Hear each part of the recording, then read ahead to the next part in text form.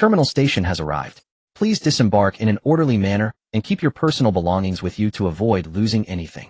In Chuanxing at the Eastern Coach Terminal, a long-distance bus drove into the station and stopped at the passenger drop-off area.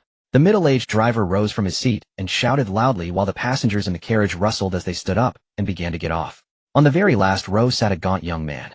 The bus had already emptied of passengers, yet his head still rested against the window as he slept on. The driver, a cigarette dangling from his lips, walked over impatiently and pushed the young man's shoulder a few times. "Hey, wake up, we've arrived." The slender young man's entire body jolted, his eyes snapped open, and he shouted from his mouth, "Zhao, mean damn your ancestors." The driver was startled by the sudden outburst, his cigarette, but dropped onto his arm, scorching his skin and making him bare his teeth in pain as he cursed. "What's wrong with you? Hurry up and get off my bus." The angry roar made the thin young man freeze. He looked around in confusion at his surroundings. He murmured, "Wasn't I already dead? How? Dead my ass, get off right now." The driver frowned, muttering curses under his breath. The slender young man finally came back to his senses. Supporting himself on the back of the front seat, he rose and walked toward the exit. "Take your bag with you. Don't come back later looking for it." The driver glanced at the black backpack on the seat and spoke gruffly. This kid was really troublesome. The young man turned his head toward the seat. On the backrest lay a black backpack that looked strangely familiar. He froze for a moment as a tempest surged through his mind. "Hurry up, stop dawdling." The driver grabbed the backpack and, along with a book from another seat, picked them up in passing. He stuffed the book and backpack forcefully into the young man's arms and pushed him toward the outside.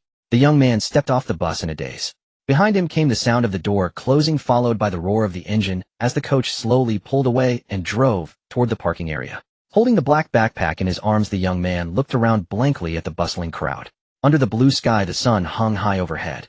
This lively scene slowly overlapped with the distant memories in his mind. Have I been reborn? The young man's name was Wang Mingyang, a university graduate who had finished school only a year ago. After graduation, he worked as a sales representative for a fast-moving consumer goods supplier, and at this moment, he had just returned from a business trip to a regional city. Wang Mingyang walked out of the station woodenly. Immediately, a plump auntie rushed up to him with a broad smile on her face and called out, "Handsome guy, need a room for the night? Our guest house is very cheap, only 80 yuan for a night. I'm not staying." Wang Mingyang's eyes were still somewhat vacant as he refused casually. "Come on, handsome, we provide hot water around the clock." The auntie still refused to give up, glancing around to either side. She moved closer and whispered, "We also have lots of single young girls. If you like, you can relax a little while you stay." Wang Mingyang looked around at everything in sight and finally confirmed that he had truly been reborn. A glimmer of light burst forth in his eyes and the corners of his mouth began to curl upward. Seeing the glow in the young man's gaze and the faintly, somewhat lewd smile on his face, the auntie thought to herself that business had arrived. Come, I'll take you there, it's just up ahead." The auntie's plump face blossomed into a chrysanthemum-like grin. She immediately reached out, grabbed Wang Mingyang, and hurriedly dragged him toward a spot not far away. "Hey, let go, I'm not staying at your place. Let go of me now." His smile, which had just begun to form, was smothered before it could fully bloom as his body lurched under the auntie's pull. Realizing what was happening, he shouted in alarm. Wrenching his wrist free from her fat hand with effort, Wang Mingyang strode away quickly from the plump woman and headed toward the station exit. Hey, don't go. The price is still negotiable." The plump auntie waved frantically after him, her face full of urgency. But Wang Mingyang did not even turn his head, walking straight away and completely ignoring her pleading attempt to lower the price. The smiles piled on the auntie's face instantly darkened. She glanced toward the security guard at the gate with a red armband, but did not dare to approach and cause trouble. Stamping her foot and cursing a few times, she spat on the ground, then turned and spotted other single male passengers coming out. Her round face immediately blossomed again as she hurried over to greet them. Moving quickly toward the station exit, Wang Mingyang finally sorted out his thoughts. He pulled his phone from his trouser pocket and checked the time. May 25th, 2035, 1525. This is 5 years ago. I've actually been reborn. Clenching his phone tightly, Wang Mingyang muttered in a voice only he could hear. But there is less than a single day before the apocalypse descends. He remembered clearly that in his previous life, it was at this exact moment that he returned to Chuncheon from a business trip, hurrying back to the company to report in. The next day was the weekend. He had originally planned to get off work early and go home to rest. Yet, just before closing time, the department manager insisted on dragging them into a meeting that lasted deep into the night before he finally returned home.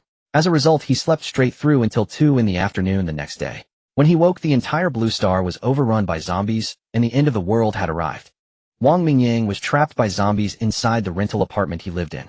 Within a single day, electrical power and communications across Blue Star were completely cut off.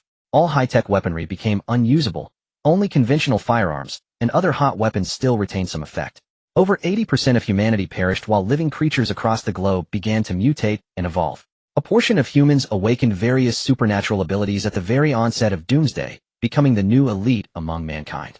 Ordinary humans could only evolve by killing zombies or mutated creatures and absorbing the crystal cores they obtained. Wang Mingyang was fortunate enough to become one of those who evolved on their own, but unfortunately his ability was rather bizarre. Because of this, even after struggling through 5 years of the apocalypse, he remained stuck in the lower tiers of society.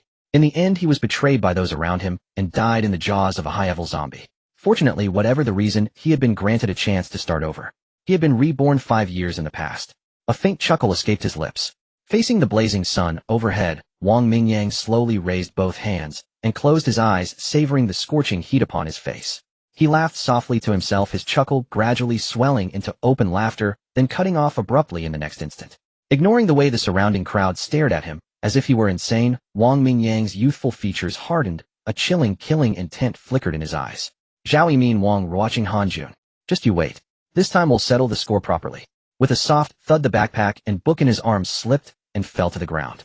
Wang Mingyang froze for a moment, then lowered his hands and bent down to pick them up. As he grabbed the black backpack, the book pressed beneath it finally revealed itself. 300 children's songs. The 5 large characters glared almost painfully bright under the sunlight. Wang Mingyang's body went rigid where he stood, his fingers hovering just above the cover. On the front was a little goldfish blowing out a huge bubble that wrapped around the 5 cartoon characters of the title. The little goldfish stared at him with a pair of foolishly adorable eyes, as if it were curiously studying him. Damn that 300 children's songs. Wang Mingyang's lips twitched slightly as a tide of painful memories surfaced in his mind. In his previous life, when the apocalypse descended, he shrank into his tiny rental apartment, surviving a full week on nothing but a few packets of instant noodles and several sausages. The internet and electricity were completely cut off. Bored to the point of madness, he leafed through a children's book someone had left behind on a long-distance bus, and on the 7th day, he unexpectedly awakened an ability. The power he awakened was just like the little goldfish on the cover, allowing him to release a water-type bubble with a certain level of defensive strength. Relying on this water bubble, he finally dared to step out of his home, killing a few zombies and gathering enough food to scrape by. He reached out and picked up the 300 children's songs, gently opening the pages as familiar illustrations came into view. Little goldfish, blow your bubbles. No crying, no fussing, such a good child. Swimming here and there with no worries at all. Able to blow bubbles. How truly marvelous. A bitter chuckle escaped his lips. So it really is you, old partner. Over 5 years of apocalypse, all manner of creatures on the planet underwent frenzied evolution, and based on strength, they were divided into 9 tiers. Each time Wang Mingyang advanced a tier by reading this 300 children's songs, he would obtain a new elementary ability. By the time he died, he had acquired a total of 5 abilities. By all logic, with 5 abilities, he should have swept across the heavens and ruled the world. Yet absurdly, 4 of those 5 powers were merely basic support skills: defensive bubbles, illumination, underwater breathing, and message transmission. The most practical, the defensive bubble, could at most block 1 to 5 ordinary attacks from an enemy of the same tier as his strength increased. Illumination created a glowing sphere that lit up an area within 10 meters. Yet in the apocalypse, zombies and mutated creatures were extremely sensitive to light. Unless under very specific conditions, illumination was nothing but an aggro magnet, practically guaranteeing a 100% chance of being swarmed. Underwater breathing could be cast on someone, forming an air sac around their head, allowing them to breathe for half an hour. The problem was that in the post-apocalyptic world, the most fearsome mutations appeared in the water. Once humans entered rivers, lakes, or seas, their combat strength was drastically reduced. Casually diving into open water was nothing short of courting death. Message transmission created an illusory carrier pigeon that could deliver a message, but its range was only 1 to 5 kilometers, and each time, it could carry no more than 10 characters. Even though its effectiveness improved together with his cultivation tier, it remained limited. His only ability that could barely be called offensive was a freezing spell that could at most immobilize 1st or 2nd tier zombies, and even then he had to rush forward to finish them off himself. In the apocalypse, humans classified awakened powers into 6 ranks: S, A, B, C, D, and E. Yet the 5 abilities Wang Mingyang possessed were mockingly labeled frank by everyone. After all, even the worst rank abilities could gradually evolve and strengthen as their wielder advanced in tier. But the evolution of Wang Mingyang's 5 abilities was pitifully weak, their power almost negligible. Thus, despite possessing 5 so-called great abilities, he was constantly ridiculed as the 3-star 5 wastes. 3 stars for genuine heartbreak and 5 wastes for being truly useless. As he recalled all of this, a wry smile tugged at his heart. In 5 years of apocalypse, he had searched for other books to read, yet for some unknown reason, he simply could not obtain any new abilities from them. It was as though every shred of his power originated from this single volume of 300 children's songs. A crisp chime sounded in his mind. Ding. Book detected. Finding host. Multiversal reading system initializing countdown. 5, 4, 3. His entire body jolted, confusion flickering through his eyes. Ding. System binding complete. Host's thorough familiarity with 300 children's songs detected. Extracted a rank ability bubble art. Would you like to absorb it? A system. Bubble art. Wang Mingyang's mind went blank. He had been reborn, and on top of that he actually possessed a system. Could it be that in this lifetime he was destined as the child of heaven? But what on earth was this so-called bubble art? Ding. Would the host like to absorb bubble art? He shook his head to clear it, excitement surging through him, yet he knew he absolutely could not afford to absorb such a useless skill. Damn that bubble art. At the very beginning of the apocalypse it had some use, but later on it was practically worthless. Now that he had a system in this life, he absolutely categorically refused to ever again be branded the 3-star 5 wastes. System, what happens if I choose not to absorb it? He tentatively asked. Ding. If you choose not to absorb it, bubble art will be stored on the system's bookshelf and can be fused at a later stage. What is fusion? Wang Mingyang pressed on. Ding.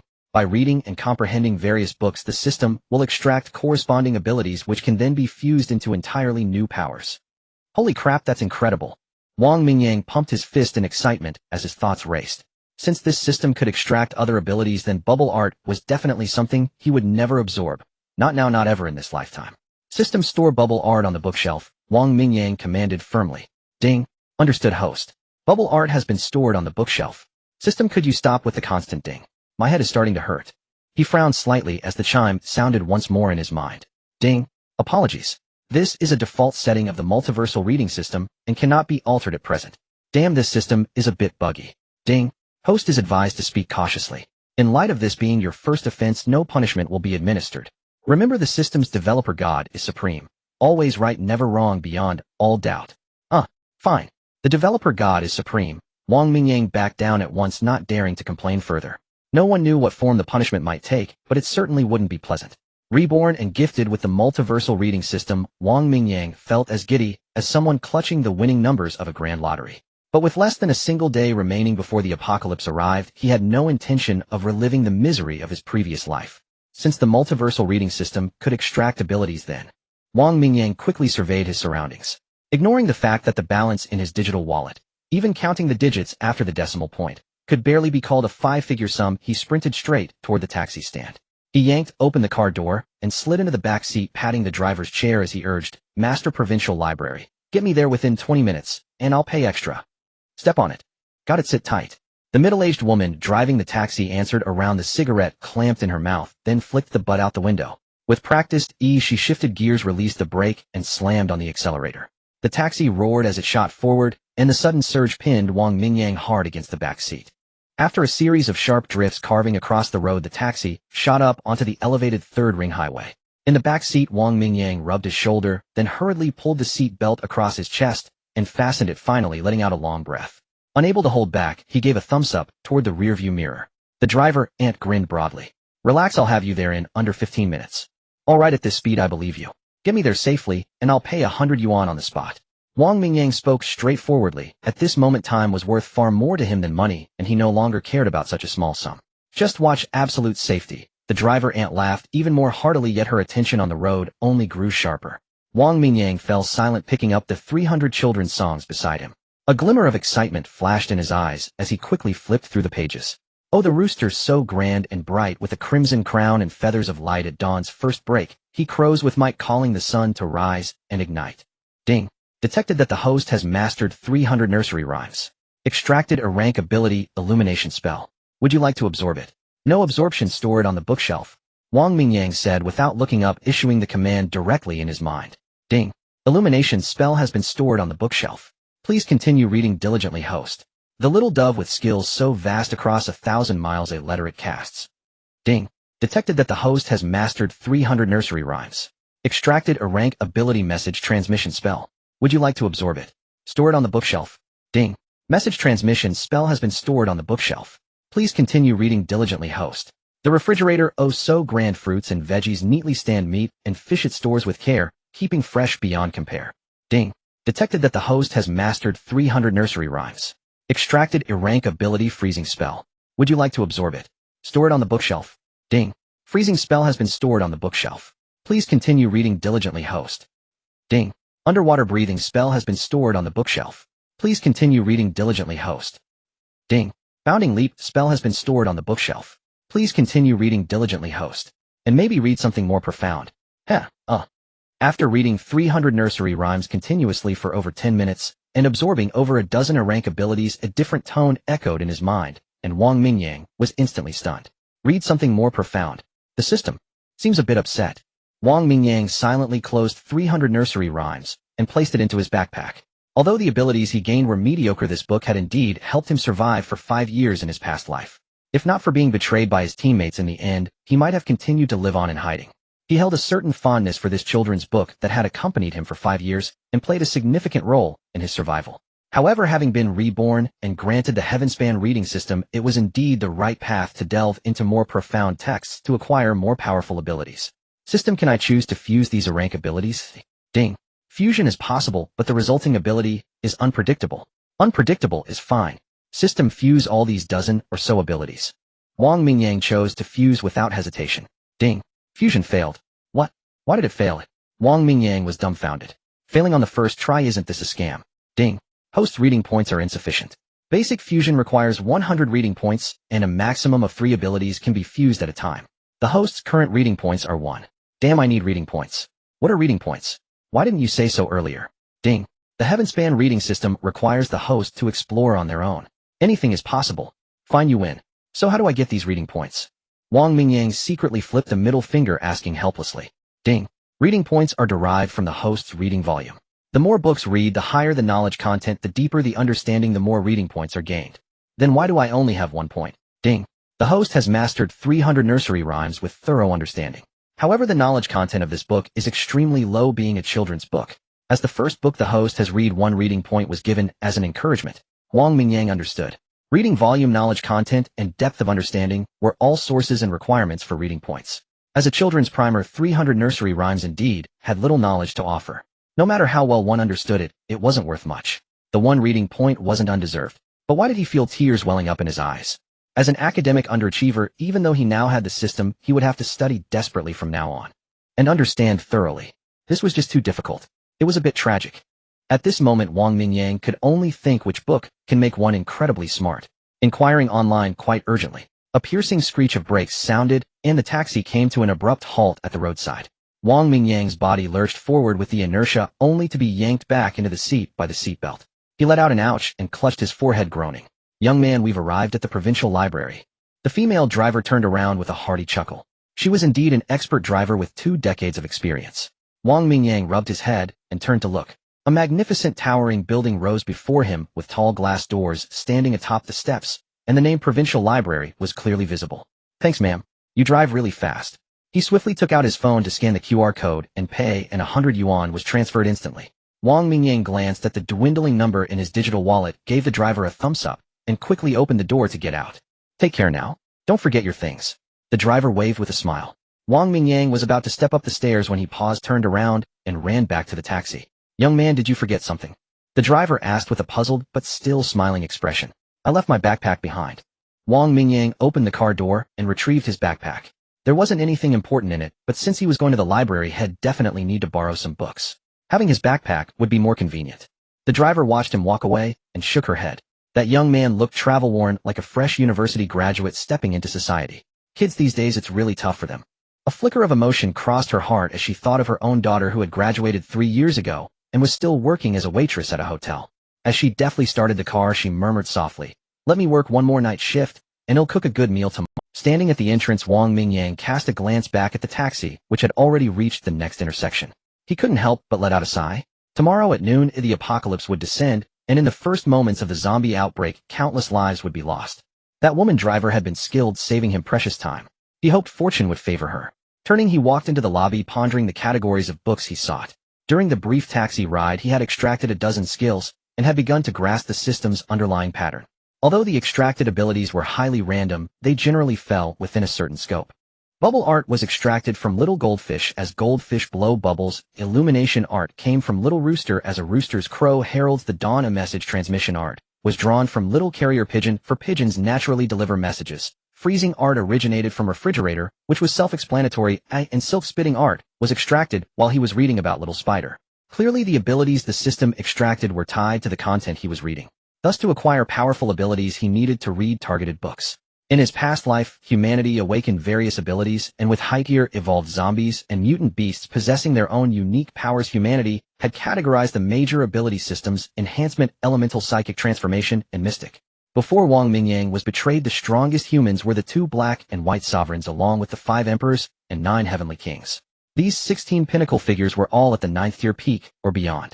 The mightiest black sovereign was China's Black Emperor, who had awakened this great darkness ability within the elemental system, shrouding himself in black mist and unleashing a barrage of devastating techniques. The other was the White Sovereign of the Western Federation. Once a fervent follower of the Church of Light, he had awakened this great light ability. Wreathed in holy radiance, he appeared as mighty as an angel from scripture. The 5 emperors hailed from different nations. China boasted only the Blade Emperor, whose abilities were unclear, but his single ring pommel sword could unleash a storm of blade light, overwhelming all in both duels and group combat. Of the remaining 4 emperors, 2 were of the mystic system, 1 of transformation and 1 of light. Each had honed their abilities to the extreme, making them formidable beyond measure. Among the 9 heavenly kings, China held 3, 1 of lightning, 1 of space, and 1 of enhancement. The other 6 comprised 2 psychic, 1 fire, 1 enhancement, 1 transformation, and 1 mystic.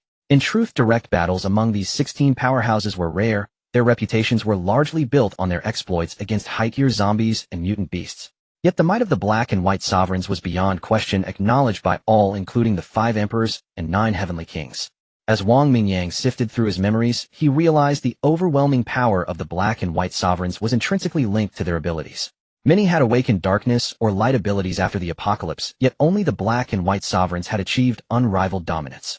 A powerful ability was merely the foundation, one needed to continuously develop and evolve it, often by absorbing the cores of mutant beasts of the same affinity. As the saying goes, space reigns supreme, time is sovereign, fate remains hidden, causality claims the throne.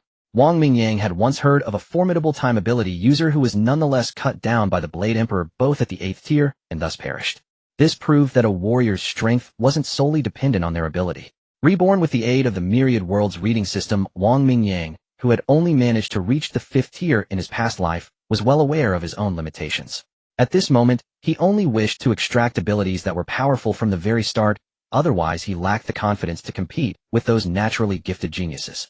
Space-time, darkness, and light. These abilities, formidable in the early stages, were his top priority. Fire, lightning, gravity, metal manipulation, and beast transformation were also exceptionally strong early on. He yearned for the most mysterious abilities like imagination manifestation or word as law, but had no clue which books might grant them. The library had many tables and chairs for reading. With the internet still functional, Wang Mingyang found a seat, casually placed 300 children's songs on the table, and began searching for books on his phone. A Brief History of Time, The Origin of Space, Dimensional Space, Flatland. He stared at the list of these time and space-related titles, a headache forming. He had heard of A Brief History of Time, knowing it was written by the renowned Mr. Hawking, but he had never actually read it. However, he had no choice now. If he wanted to extract space or time abilities, these books seemed to be his only starting point. There were many science books on fire, lightning, gravity, and metal which would likely be easier to understand than those on time and space. But Wang Mingyang felt that having been given a second chance at life, he should harbor some ambition. He glanced around the hall and spotted a counter with a few librarians standing behind it. Wang Mingyang picked up his bag, put 300 children's songs inside, and walked over to the counter. "Hello, how can I help you?" A girl in a work uniform with a ponytail looked up, a flicker of surprise on her face as she regarded him. Her speech was slightly hesitant at first, but she quickly recovered, a hint of delight concealed in her eyes. She had bright eyes, white teeth, and fair skin. Her figure was so striking that even her work uniform couldn't hide it. Her youthful, vibrant face was a welcome sight to Wang Mingyang, who was accustomed to the disheveled appearance of women in the post-apocalyptic world. Strangely, she felt vaguely familiar, but he couldn't quite place her. "Hello, I need to find a few books." Wang Mingyang quickly listed the titles. Though the girl was beautiful, time was of the essence, and he had no mind for admiration. "All right, please wait a moment." The girl nodded with a polite smile, and swiftly began typing on the computer. After a short while, she looked up with a hint of apology in her voice. "I'm sorry for the wait. We currently don't have The Origin of Space. You can find A Brief History of Time on the 3rd floor under Natural Sciences, Dimensional Space under Mathematics, Physics, and Chemistry, and Flatland on the 4th floor under Literature and Arts." "Okay, thank you very much." Wang Mingyang nodded. Although one book was missing, he figured these 3 would suffice. After all, only 20 hours remained until the apocalypse. Reading the books and more importantly understanding them enough to extract abilities was a daunting task for someone who was never a stellar student. Of course he could first try reading books that might enhance reading speed or comprehension. Perhaps he could extract a supportive ability from those. That would make his subsequent reading far more efficient. Unfortunately, with so little time left, Wang Mingyang deliberated and decided to first secure 1 or 2 combat-ready abilities. As long as he survived, there would be ample time to improve his reading speed and comprehension later. You're welcome. Happy reading. The girl responded with a smile and a slight bow. As Wang Mingyang turned to leave, she straightened up, and a brilliant smile gradually spread across her face.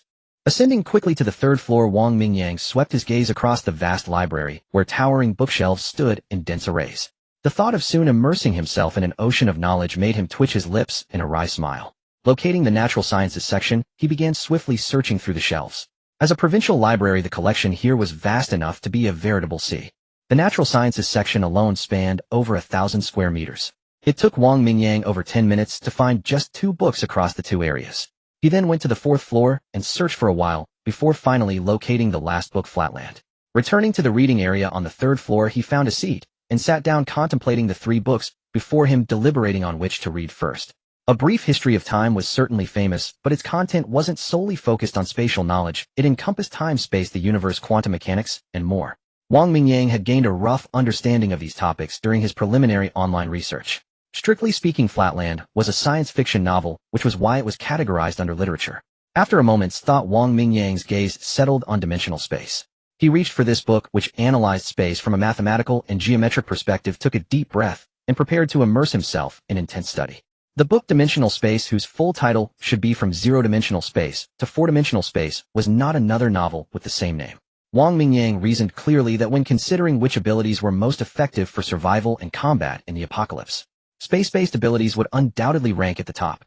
Whether it was creating storage spaces or manipulating space for teleportation, cutting, or distortion, these powers were all exceptionally formidable. Mastering even one of these would provide immeasurable lifelong benefits. If he could get a storage space, even better. He would definitely max out online loans and head straight to a large supermarket at dawn for a massive shopping spree. He wouldn't even need to buy anything. He could simply find a large supermarket camp out there, and when the apocalypse struck, take the entire store.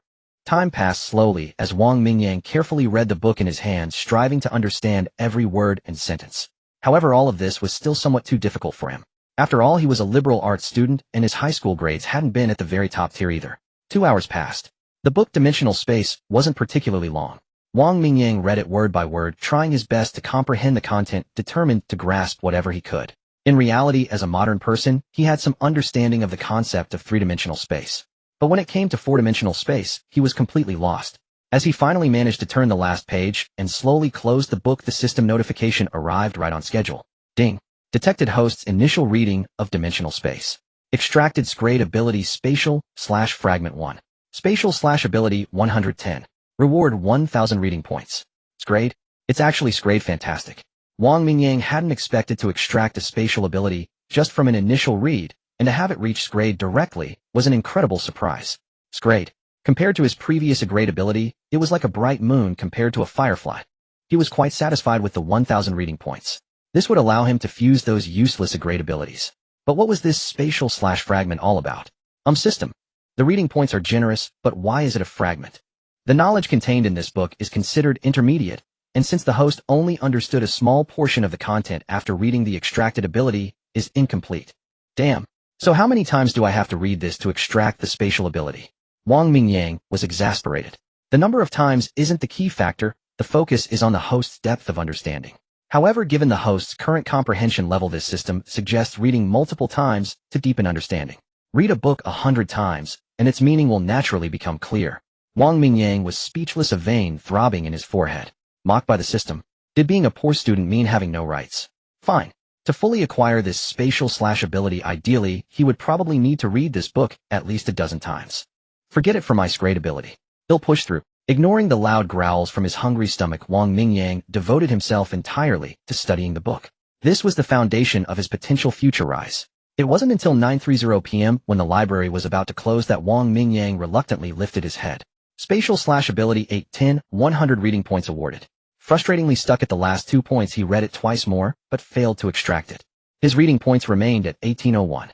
It seemed that only the first read of a book yielded a substantial number of points, subsequent reads granted far fewer.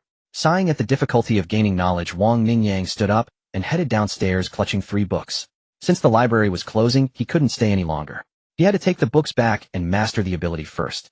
Passing by a section, he looked up and saw it was the natural sciences area. After a moment's thought, he selected 3 more books on fire, lightning, and metal, just in case. While walking down the stairs, a thought struck Wang Mingyang.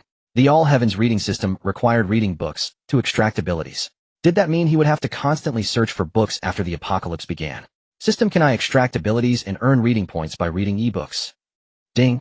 This system values tradition. Please read physical books. Damn, can it keep up with the times? Wang Mingyang complained inwardly. Since ebooks are out, is there any way to collect the books here, system? Ding. The system currently lacks the ability to store physical objects. However, you can upgrade the system using reading points. The next level will allow scanning and storing various books for the host to read. Wang Mingyang's eyes lit up. How many reading points do I need to upgrade? Ding. The required reading points for the first level upgrade are 10000. Your current reading points, 1801. Wow, 10000 points. That meant reading at least 10 books of similar difficulty to dimensional space for the first time. And that one book had taken 3 hours, at 10 would take at least 30. His head was spinning. Scanning the library, he realized that only the major city libraries and large university libraries held such vast collections. Places like Xinhua Bookstore mainly sold exam papers and novels, nothing compared to real libraries. If Wang Mingyang wanted to quickly strengthen himself early on, he needed to read as much as possible. But university libraries would be swarming with students tomorrow, making them extremely dangerous during a zombie outbreak. It looked like he'd have to return tomorrow, upgrade the system, and skin all the books to take them away. Looking at the vast array of books, Wang Mingyang thought these aren't just books, they're a super ability repository. Wiping the drool from his lips, he turned and walked towards the lobby determined. I'm not sleeping tonight. I must collect all the spatial/fragments. At the front desk, the same pretty girl was standing behind the counter. Wang Mingyang set down his books, and after she finished the checkout, he thanked her. He didn't notice her hesitant expression, simply stuffing the books into his bag and heading for the door. Humph, this jerk. He really doesn't remember me. Wait until I tell my mom to raise your rent. The pretty girl stomped her foot in annoyance, deeply displeased with his behavior. Unaware of her reaction, Wang Mingyang's mind was entirely consumed with thoughts of space lines, dimensions, and the like. The strength spatial slash was undoubtedly an incredibly powerful offensive ability. If he could fully extract it before the apocalypse, it would be a perfect start. He had once seen this ability used by a 7th rank expert. A mere wave of the hand sent a crescent-shaped spatial rift forward. Anything in its path was severed and devoured, and no steel or blade could withstand it. It was immensely powerful. In the early apocalypse, this offensive ability could easily kill zombies as long as he was careful not to damage the crystal cores. His powerlessness in his past life made him covet this ability even more. Looking around, he spotted the subway entrance and dashed in. After a short wait, he boarded the train and found a quiet corner, leaning against the wall and continuing to read. The carriage was crowded with almost everyone staring at their phones, making him stand out as the only one reading a physical book, drawing curious glances from those around him. Over 20 minutes later, the train arrived at his station. Wang Mingyang let out a long breath, closed his book, and walked out. Spatial/ability 910, a 100 reading points awarded. After pondering the mysteries of dimensional space, he had finally extracted another fragment. He was just one step away from extracting the spatial/ability. But Wang Mingyang had a nagging feeling that this last step wouldn't be easy to cross tonight.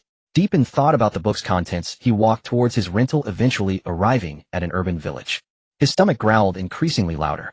Wang Mingyang went to a night market stall, ordered a plate of fried rice and some skewers. Taking advantage of the bright lights, he immediately opened a book, but this time it was A Brief History of Time. This book by Mr.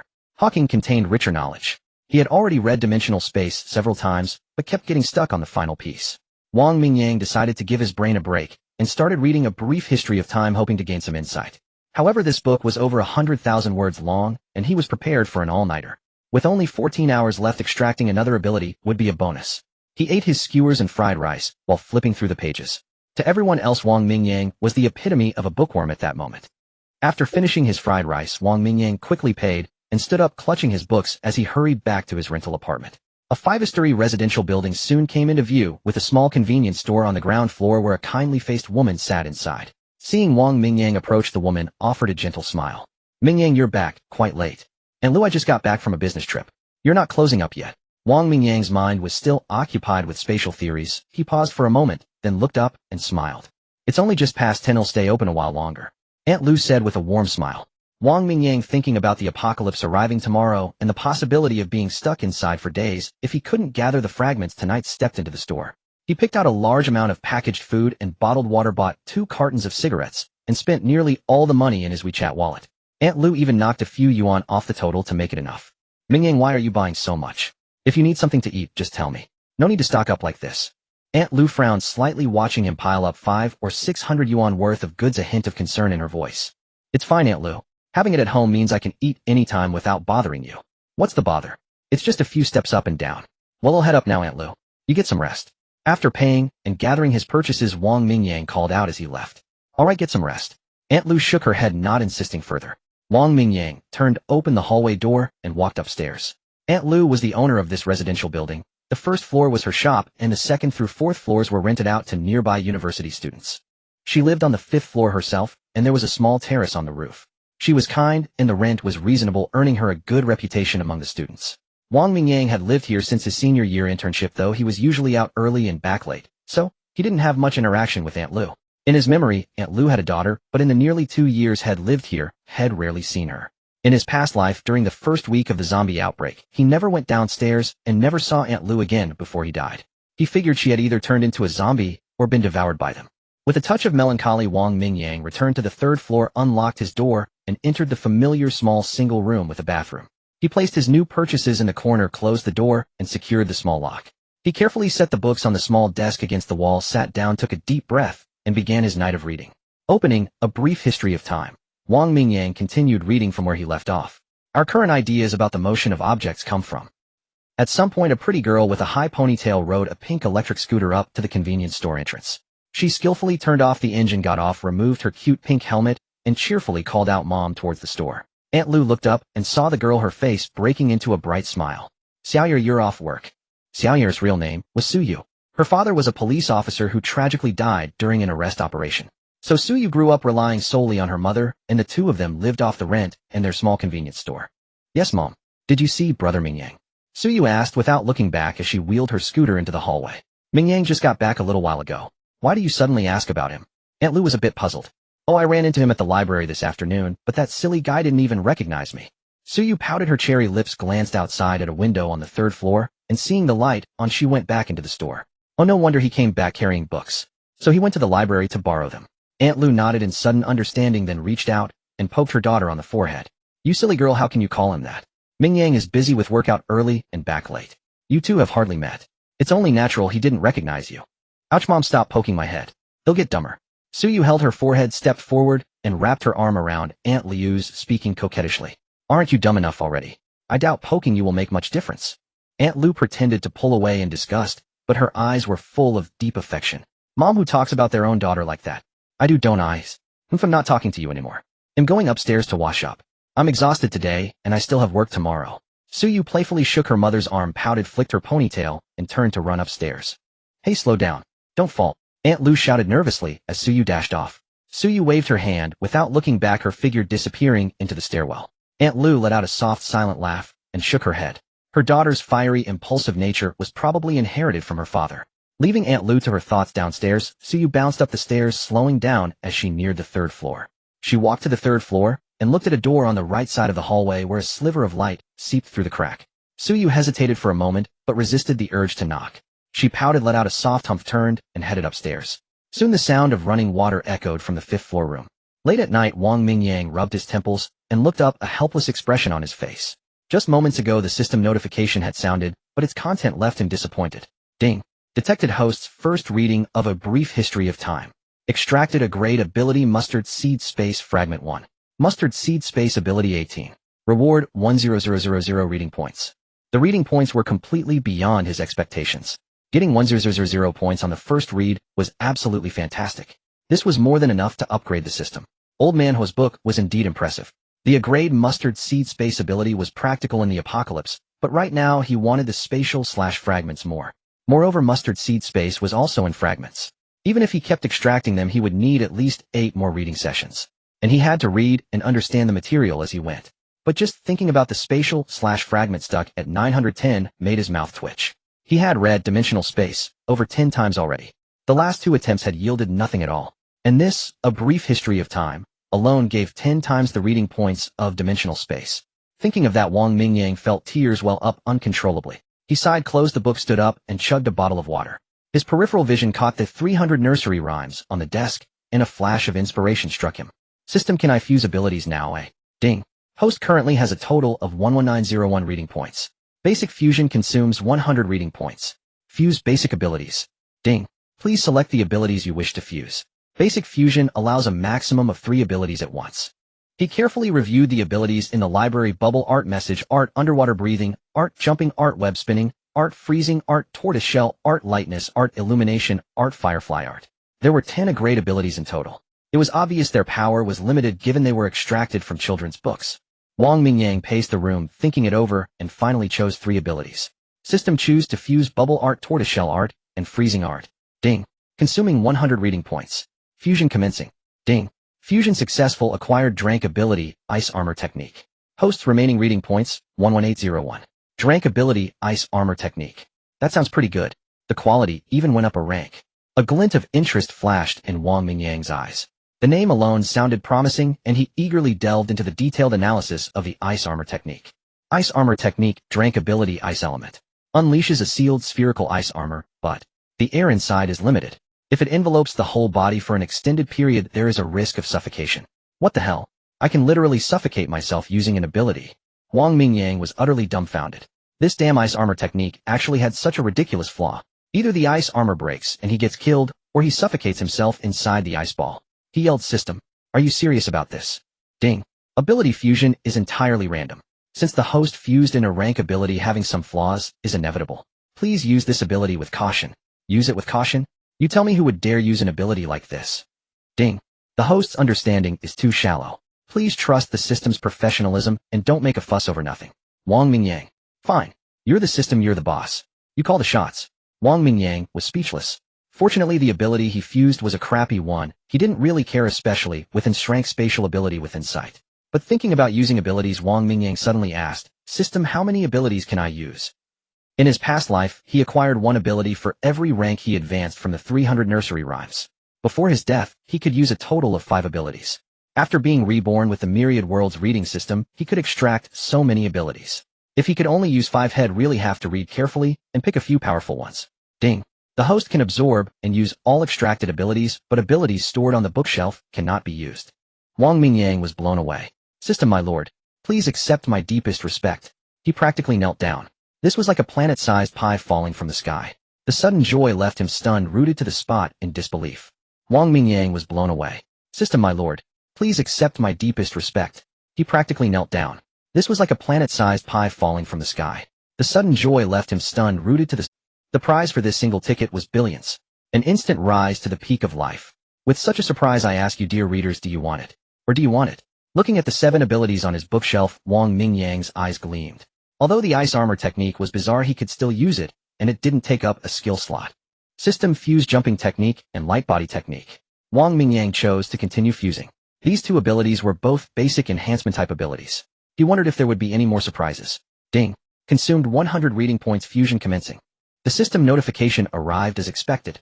Wang Mingyang rubbed his hands and paced back and forth, feeling the anticipation of a lottery draw. Ding. Fusion successful. Acquired a rank ability, Leaping Art. Hosts remaining reading points, 11701. Leaping Art, a rank ability enhancement type. Enhances the host's jumping ability, allowing leaps of up to 5 meters, but cannot stop or change direction midair. If there are obstacles in the path, the host might be killed on impact. Might be killed on impact, my ass. Wang Mingyang looked at the ability analysis. The moment he saw the word, but a bad feeling crept into his heart. Sure enough, only you, system. Damn it. Despite his complaints, Wang Mingyang still wanted to fuse the remaining abilities. Rubbing his aching head, he chose to continue. System, Fuse Illumination Technique and Firefly Technique. Ding. Fusion successful. Acquired a rank ability, Fluorescence Technique. Hosts remaining reading points, 11601. Fluorescence Technique, a rank ability, Light Element. Unleashes a firefly-like orb of light illuminating a 10-meter radius, but objects illuminated by this technique will emit a faint glow for a day, which might attract the attention of something. Damn it. Wang Mingyang was disgusted. A perfectly good illumination technique, even if it had no offensive power, could at least be used as a lamp. But after that one, it became a skill that was practically a death sentence. Use fluorescence technique at night, and bam. Zombies and mutants couldn't find you before, but now you're walking around with your own spotlight, just begging to be killed. This fusion function of the system instantly made Wang Mingyang question his life choices. These rank abilities were pretty useless, but at least they were harmless. However, after fusing them like this, what the hell were these suicide abilities? System, I suspect you're trying to kill me. Wang Mingyang couldn't help but complain in his mind. Ding. Please don't doubt the system's professionalism.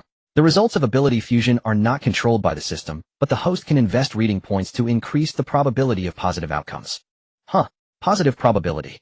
Explain to me what the hell does positive probability mean? Ding. Ability fusion has a chance of producing negative functions. Investing reading points can increase the probability of positive functions and decrease the probability of negative ones. Why didn't you say so before? Ding. System functions require self-exploration by the host. Fine. I've heard that before. So tell me now, how many reading points do I need to invest to completely eliminate the negative probability? Wang Mingyang was exasperated, but he had no choice but to continue asking. Ding. 4 rank ability fusion, 1000 reading points are required. 4 rank ability fusion, 1000 reading points are required.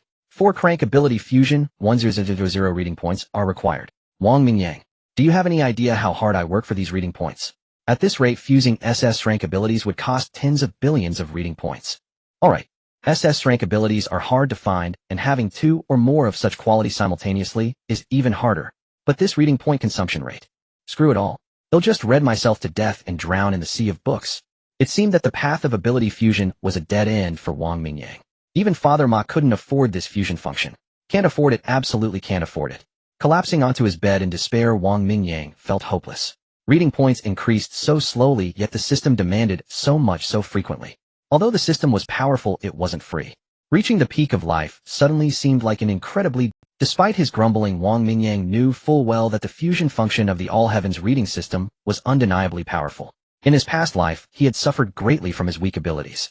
He had barely managed to elevate his own powers to the 5th rank, but those 5 rank abilities were so feeble in themselves that even at the 5th rank, they could not match the combat prowess expected of that level. But with this fusion function, things were different. Even the most useless ability had a chance to turn things around. All it took was investing a large amount of reading points, and the rest was left to luck. The ice armor technique seemed somewhat peculiar at first glance, but its defensive power was certainly far superior to that of the bubble technique or the turtle shell technique. Judging from its literal meaning, this ability was a combination of the 3. Setting aside its negative effects, it was quite impressive overall. All he had left now were the silk spitting technique, the underwater breathing technique, and the message transmission technique. Wang Mingyang had no intention of fusing any more for the time being, nor was there any need to. These 3 abilities were not offensive or defensive in nature, merely auxiliary, and held little significance for him at this point. System, if I were to upgrade you now, how long would it take? Ding. The host's reading points are sufficient for the first stage upgrade, but the entire process requires 1 hour. During this hour, the host will not gain any reading points or abilities from reading books. Well, Wang Mingyang thought it over and decided against upgrading the system for now. He urgently needed to acquire the space/ability, or at the very least spend time extracting other abilities from the remaining books. Otherwise, once the apocalypse descended tomorrow, his combat strength would be somewhat lacking. System, no upgrade for now. We'll do it tomorrow afternoon. After a brief rest, Wang Mingyang returned to his desk and diligently delved into a brief history of time. Ding. Detected the host's first reading of a brief history of time. Extracted a rank ability, mustard seed space fragment 1, shrank ability time, freeze fragment 1. Mustard seed space ability 28. Time freeze ability 120. Reward 1000 reading points. It was only upon finishing his second read-through that Wang Mingyang suddenly discovered the system had extracted a time freeze ability fragment. He was overjoyed. This was the second shrank ability he had read out. Although this ability required 20 fragments to complete. This was a time-based ability. Space reigns supreme, time is the sovereign. He hadn't expected a single book to yield both space and time abilities. Even though they were just fragments, the future was promising. Wang Mingyang could already imagine himself waving a hand and freezing the entire world in place while he alone walked among the stillness like a deity. He cackled gleefully. A smile blossomed on his face, and he couldn't suppress the laughter. After a moment, however, Wang Mingyang calmed down. The time ability was immensely powerful, but completing it now would require an enormous investment of time and effort. There was no way he could accomplish such a feat before the apocalypse struck. Moreover, through those 2 reads of a brief history of time, his understanding of space had deepened. He decided to revisit dimensional space later, hoping to gain further insights. Over an hour later, the long-awaited notification chimed in Wang Mingyang's mind. Ding. Detected the host's thorough reading of dimensional space. Extracted shrank ability space/fragment 1. Space/ability 1010. Reward 100 reading points. Finally, he had gathered all 10 fragments. What a struggle. Ding. Detected sufficient fragments for the Shrank ability space / Synthesis is now possible. Does the host wish to synthesize? Do you even need to ask? Synthesize it. Ding. Synthesis successful. Acquired Shrank ability space / Consumed 1,000 reading points. Host's current reading points 11,701. Does the host wish to absorb this ability? Absorb. Wang Mingyang was eager to experience this renowned ability and decisively chose to absorb it. As for the 1,000 reading points spent on synthesis, it was the last thing on his mind. As the command was issued, a strange sensation surged from his mind. Within seconds, Wang Mingyang felt his entire body become clear and refreshed, as if enlightenment had washed over him. The fatigue and drowsiness from a night of reading were completely swept away. His once thin frame seemed to be replenished with energy, visibly filling out as his posture grew tall and robust. The knowledge of how to use the space / ability flooded his mind. With a thrill, Wang Mingyang raised his hand and lightly gestured towards the window. A black arc about 30 centimeters long shot out from his fingertip, slicing through the air like an invisible blade. It struck a lightbox sign on a rooftop 10 meters away and vanished into the distance. The lightbox sign split open moments later, its upper half toppling to the side, the severed edge as smooth as a mirror. Hiss! That's terrifyingly powerful, and this is only the beginning, not even the first rank. Wang Mingyang muttered to himself, looking at the sign split in two and then back at his palm. The strength of an ability depended on the quality at awakening on one hand, and on the other the crucial factor was the wielder's development of it. Abilities evolved and grew stronger as the awakener's power increased. This was also why in the apocalypse some naturally gifted awakeners ultimately fell short of those who had awakened lower quality abilities. Sensing the energy within him, he estimated that he could unleash 8 space / blades of this power. The number was somewhat limited, but the destructive force was astonishing. Even against a horde of zombies with the right angle, a single space / could cleave every zombie along a 10-meter line in half. Moreover, the ability awakening had also reinforced his body. His physical prowess was now roughly twice that of an ordinary person, whereas awakening and frank ability in his past life had granted him negligible physical enhancement.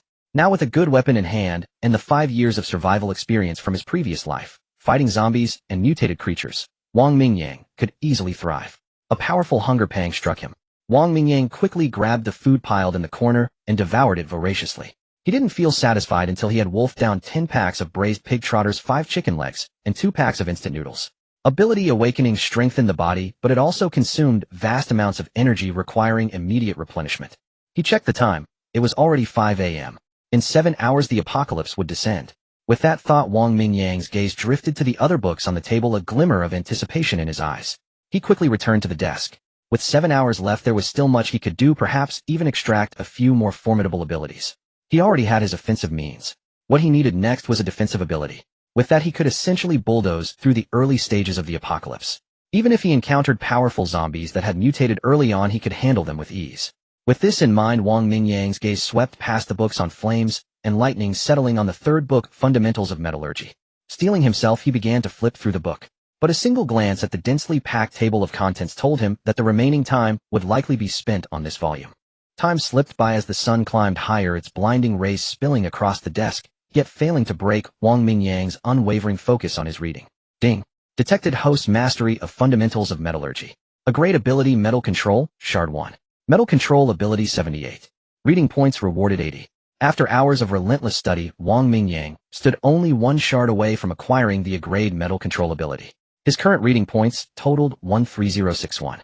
He stretched his arms high above his head with a wide yawn, then glanced out the window. It was 1015 a.m., May 26, 2035. Less than 2 hours remained before the apocalypse descended.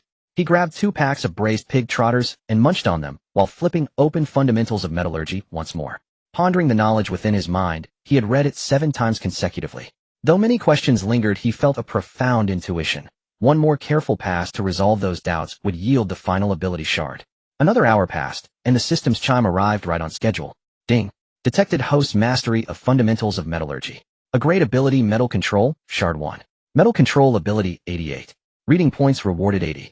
System synthesized Metal Control. Ding. Synthesis successful. Acquired a grade ability, Metal Control. 1000 reading points consumed. Host's current reading points 12141. Would you like to absorb this ability? Absorb. The command was given without hesitation, followed by a familiar sensation as his body underwent another baptism of power. The fatigue from hours of intense study vanished in an instant. Wang Mingyang extended his palm, his gaze drifting to the metal knife resting in the pen holder on the desk. With a slight lift of his hand, the knife rose slowly into the air. The metal knife wobbled as it floated toward him, then began to twist and deform at his will, ultimately liquefying into a pool of silver that coalesced in his palm, leaving the plastic handle to drop away. His mind shaped the silver liquid, morphing it into a sharp spike. His eyes flashed as he turned toward a target board hanging on the wall. Whoosh! The silver spike in his palm transformed into a streak of light, embedding itself deep into the bullseye. It pierced straight through the target and buried itself into the sturdy wall behind it. With a mere thought, the spike reverted to liquid silver oozing out from the bullseye and flowing back to gather into a small sphere in his hand. Powerful. Utterly powerful. The strike rivaled a bullet, meaning Wang Mingyang only needed a few metal pellets to wield a pistol with infinite ammunition. Yet the entire sequence drained only a negligible amount of his energy. Though metal control was merely a grade, Wang Mingyang would never underestimate it. Space Rend was formidable, but in his experience, metal control offered far greater utility in the early days of the apocalypse. He raised his other hand, and a wisp of black arc energy crackled to life, hovering alongside the silver sphere in the air. Wang Mingyang realized that both Space Rend and metal control drew from the same source of energy. Moreover, he could channel this energy to unleash different abilities simultaneously, more than doubling his combat prowess. Having absorbed 2 abilities, the energy within him now exceeded his past life awakening by tenfold. At his previous level, he probably couldn't have unleashed even a single Space Rend. Before the apocalypse even began, Wang Mingyang had already mastered 2 major abilities with inscribed time-based ability awaiting extraction and synthesis. He stood at the very forefront of Blue Star, leagues ahead of everyone else. This time, the advantage was his.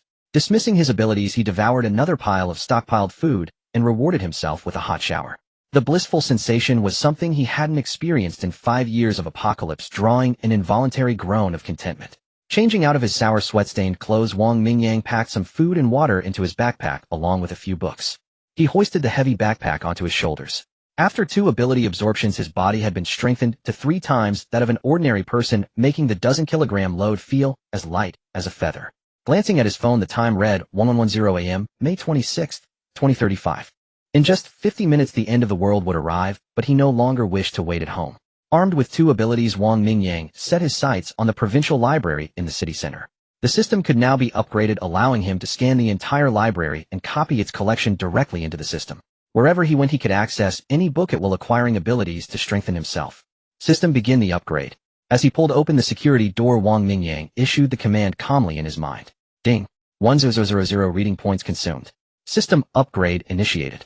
Host's current reading points 2141. He hurried down the stairs, tracing the route from memory. From his rented apartment to the provincial library by subway would take about half an hour. He still had time to spare for other matters. Mingyang heading out on a work trip, even on your day off. At the convenience store, Aunt Lu sat behind the counter, as always a look of puzzlement on her face as she greeted him, seeing him emerge from the stairwell with a backpack. Aunt Lu, am heading into the city center. Wang Mingyang replied with a smile, though her familiar face stirred a pang of melancholy within him. When the apocalypse struck, most of humanity would devolve into mindless zombies. The Aunt Lu before him. Wang Mingyang had never seen her again in his past life. All he remembered was that 7 days after the apocalypse, after awakening his bubble art ability, he came downstairs to find the store wide open, ransacked, and in chaos. Whether she had turned into a zombie or been devoured, he never knew. Oh, off you go then. Little Fish was asking about you last night. Aunt Lu said with a warm smile, a hint of knowing amusement in her eyes. Little Fish. Wang Mingyang blinked, the nickname sounding vaguely familiar. Emma, my daughter Suyu. You've met a few times. She's a senior now, and just left for an internship. A vague figure surfaced in Wang Mingyang's mind. He scratched his head and said, I don't quite remember what she looks like. Time flies. She's already interning. Indeed. Come home early tonight, and if you have time, join us for dinner. Aunt Lu nodded, unconcerned that Wang Mingyang had forgotten her daughter. All right. Wang Mingyang could only nod in agreement, knowing full well he wouldn't be able to make that meal. Aunt Lu had always been kind to him. Even when he occasionally fell behind on rent, she never once pressed him. Aunt Lu, before noon, you should close the shop for a while and rest inside. No matter what you hear outside, don't come out. Wang Mingyang said with utmost seriousness. Why should I close? Business is best around noon. Aunt Lu was perplexed. Aunt Lu, just listen to me. Close for just 1 hour. After 12 you'll understand.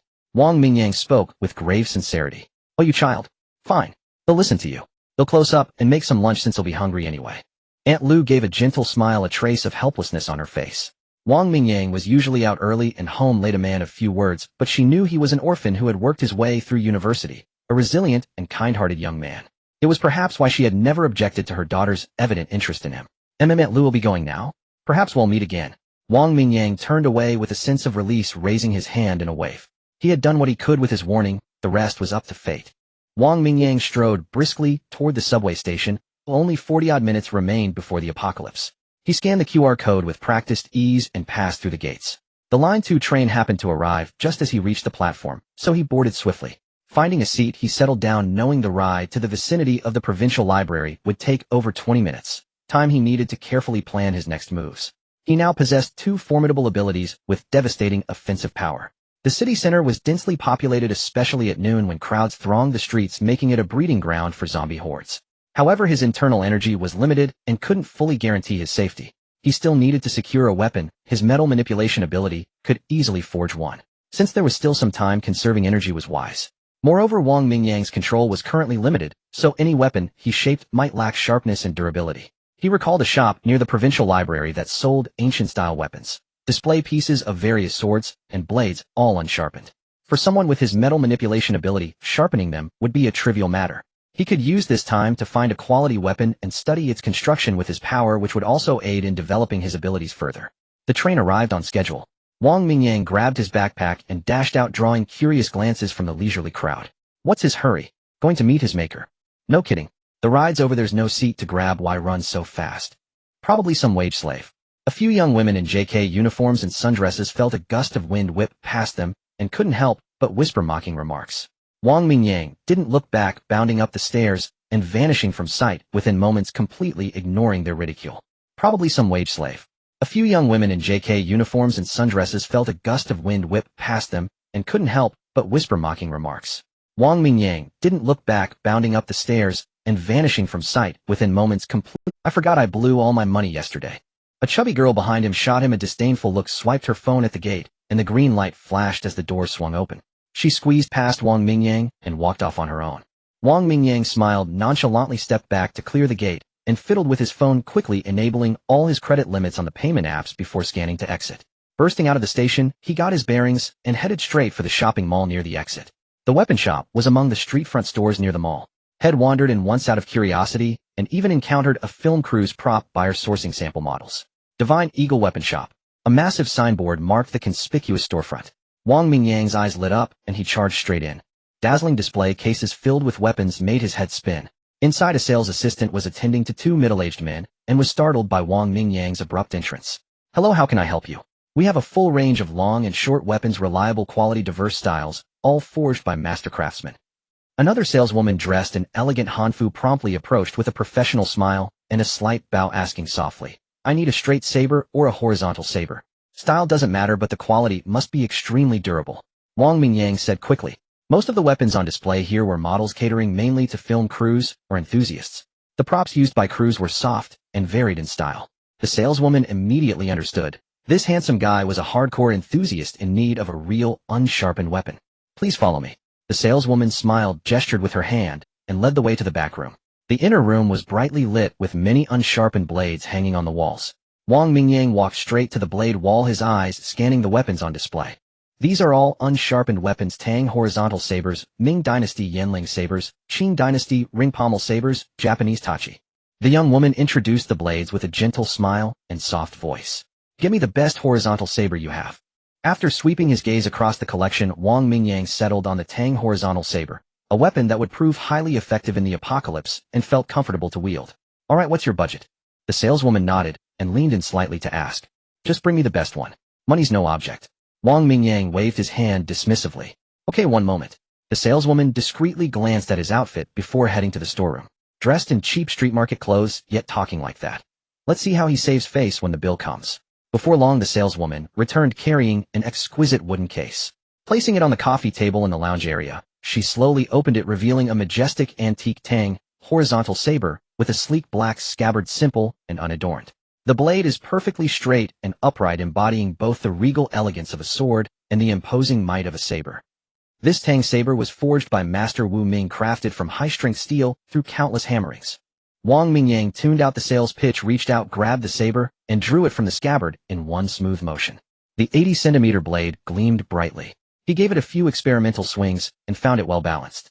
Using his metal manipulation, he sensed the blade's internal structure, dense and finely forged, indeed tough and resilient. In 5 years of the apocalypse, had used several Tang sabers, but none matched this level of quality. Nodding in satisfaction, Wang Mingyang sheathed the blade and asked calmly, "How much is this one?" The saleswoman's mouth twitched slightly, but she maintained her professional smile. "This saber is named Ink Shadow. The total price is 100,000 yuan. Fine, where do I pay?" Wang Mingyang nodded without hesitation. His credit limits totaled 2,000 yuan, more than enough. After the apocalypse, no one would come chasing him for repayment. Why not spend it all? The saleswoman seemed completely taken aback that he actually intended to buy it, and could afford it without any embarrassment on his part. Instead, her own face seemed to sting, a faint blush creeping across her cheeks. "Please, this way." Being a professional, she recovered quickly from the brief shock, cradled the wooden case, and led the way beside Wang Mingyang, her smile now carrying far more genuine warmth. Wang Mingyang followed her back to the main hall, and paid by scanning the QR code at the counter. Ding! Payment received 100,000 yuan. Welcome back anytime. Seeing the payment go through, the saleswoman's smile grew even brighter. She bowed and handed over the wooden case containing Ink Shadow, privately thinking about asking for his contact info to cultivate a potential future customer and sell more blades. "Sir, would you like to leave here?" Wang Mingyang grabbed the case, slung it over his shoulder, and turned to leave swiftly. The saleswoman froze on the spot, her professional smile beginning to twist in disbelief. May 26, 2035, 1153 a.m. Only minutes remained before the apocalypse. Who had time to chat and exchange numbers now? Once the apocalypse hit, all communication networks would be severed. What good would a contact be?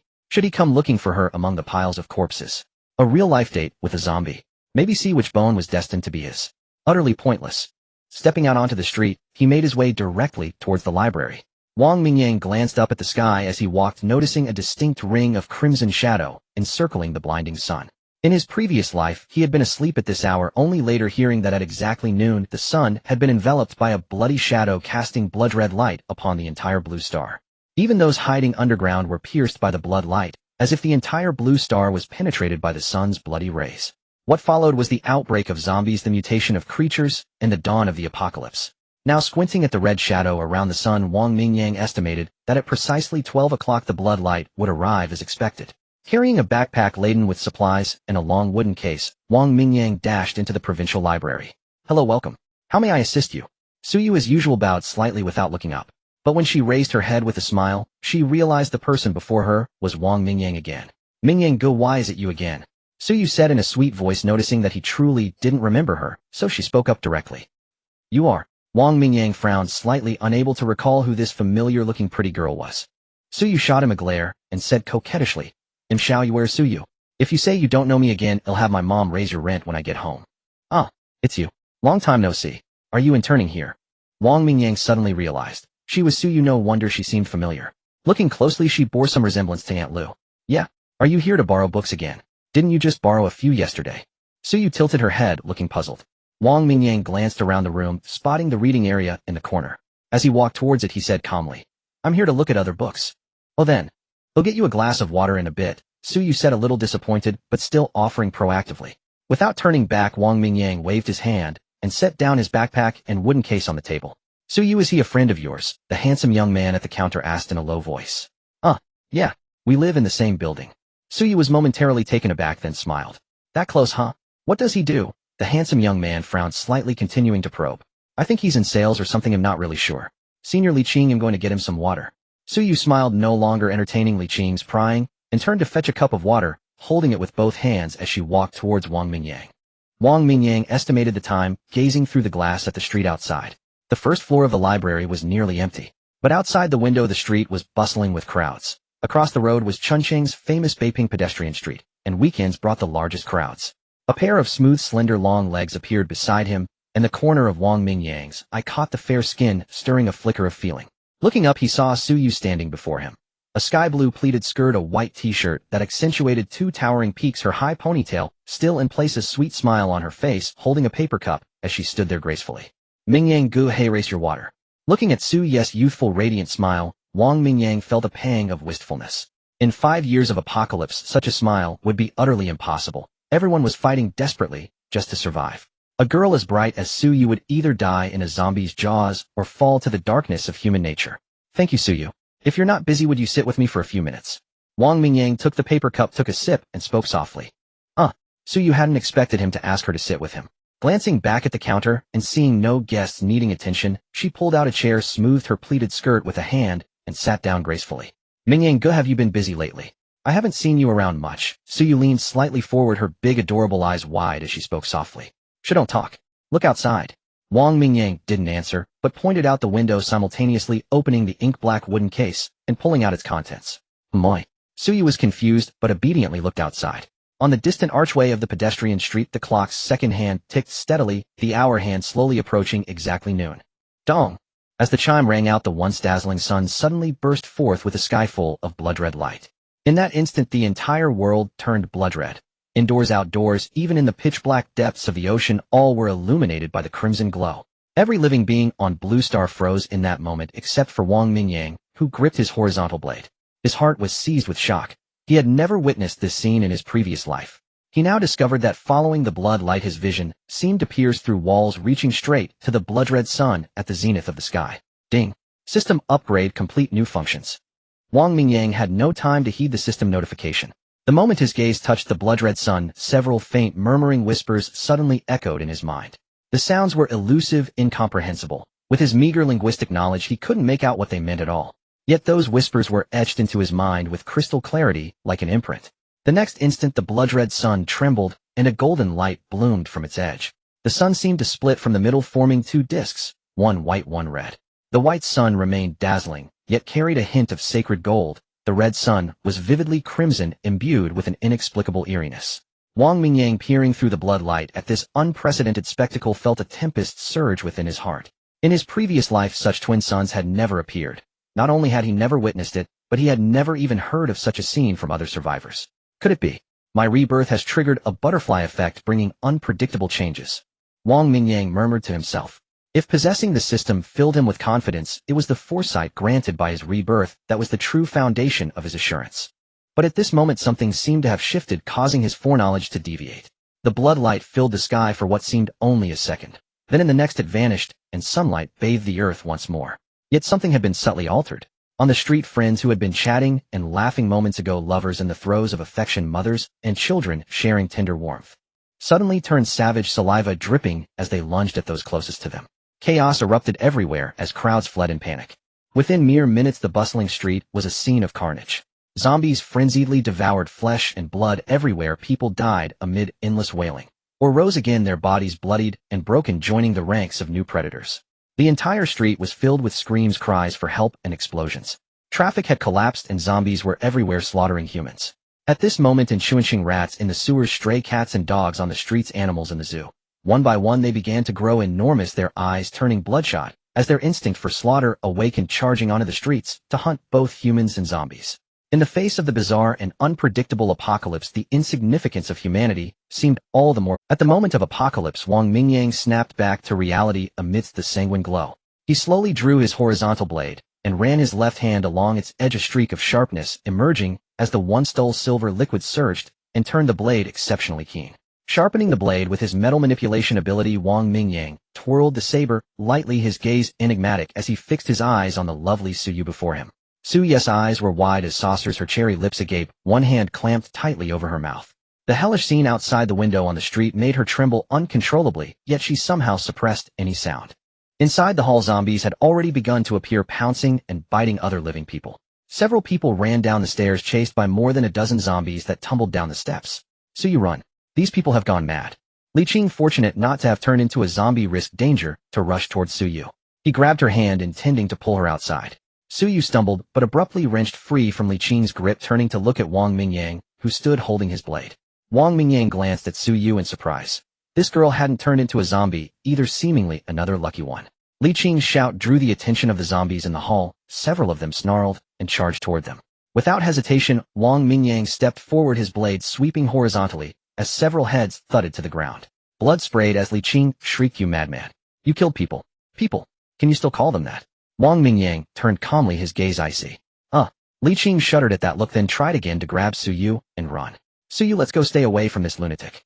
Suyu reflexively dodged back, shaking her head frantically, pale-faced, but resolute. "Damn it! Forget you!" Seeing Suyu unmoved, Li Qing abandoned her in desperation, cursed angrily, and turned to flee out of the library. The streets were packed with zombies, but the library entrance had fewer people, with the crowd concentrated in the commercial district opposite. Li Qing chose to run out of the hall, probably thinking the zombies were only nearby, and that getting farther away would be safe. Clearly he was overthinking. Why didn't you leave? Wang Mingyang flicked the blood off his blade, utterly indifferent to the zombies still tearing at people in the hall. This corner seemed to exist in a world apart. I don't know, but I feel that following Brother Mingyang is the best choice.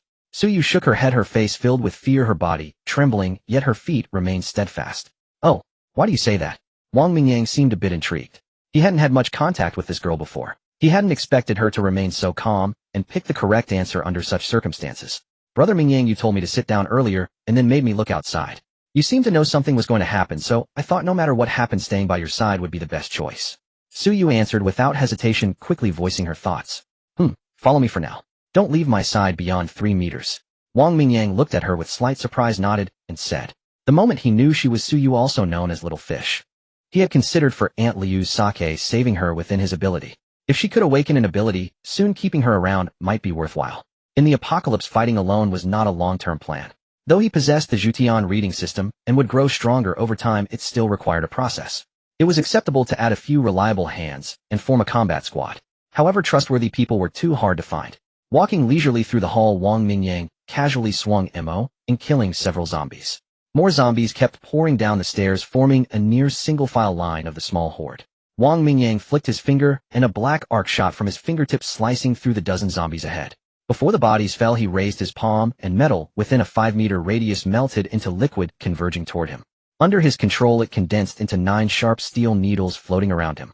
Suyu watched in stunned disbelief, unable to fathom that the handsome young man before her was like a hidden superhero possessing such miraculous powers. As the needles shot wildly, each zombie's head in the hall was pierced precisely, corpses littering the floor and stairway. Elemental abilities primarily consumed mental energy, and she not much physical stamina. At times like this, close combat was unnecessary. Better to be cautious. Zombies had started appearing at the library entrance, along with a few bloodied people running and trailed by over a dozen zombies. Once they rushed inside, Wang Mingyang waved his hand lightly toward the door. The metal handles on the glass door slammed it shut, while a nearby metal rack liquefied and floated over, wrapping around the lock and solidifying, quickly sealing the door tightly. The door blocked the dozen or so zombies lagging behind, but 4 or 5 still slipped in with the fleeing people. However, this door probably wouldn't hold for long. The zombies that had just entered the hall were frenziedly chasing a few men and women. They ran wildly, hurling tables and chairs behind them, not daring to fight hand-to-hand. Wang Mingyang frowned, casually killing the 4 or 5 zombies. Then he signaled Suyu to follow, heading toward the stairs to clear the second floor. Brother Mingyang, what about them? Suyu glanced at the hall, her eyes filled with fear and reluctance. The survivors, clawed by zombies, were covered in blood with torn wounds on their bodies. They've been bitten by zombies, there's no saving them. I have no obligation to help them. If you want to help, go ahead. Wang Mingyang didn't look back, stepping calmly over the corpses and blood.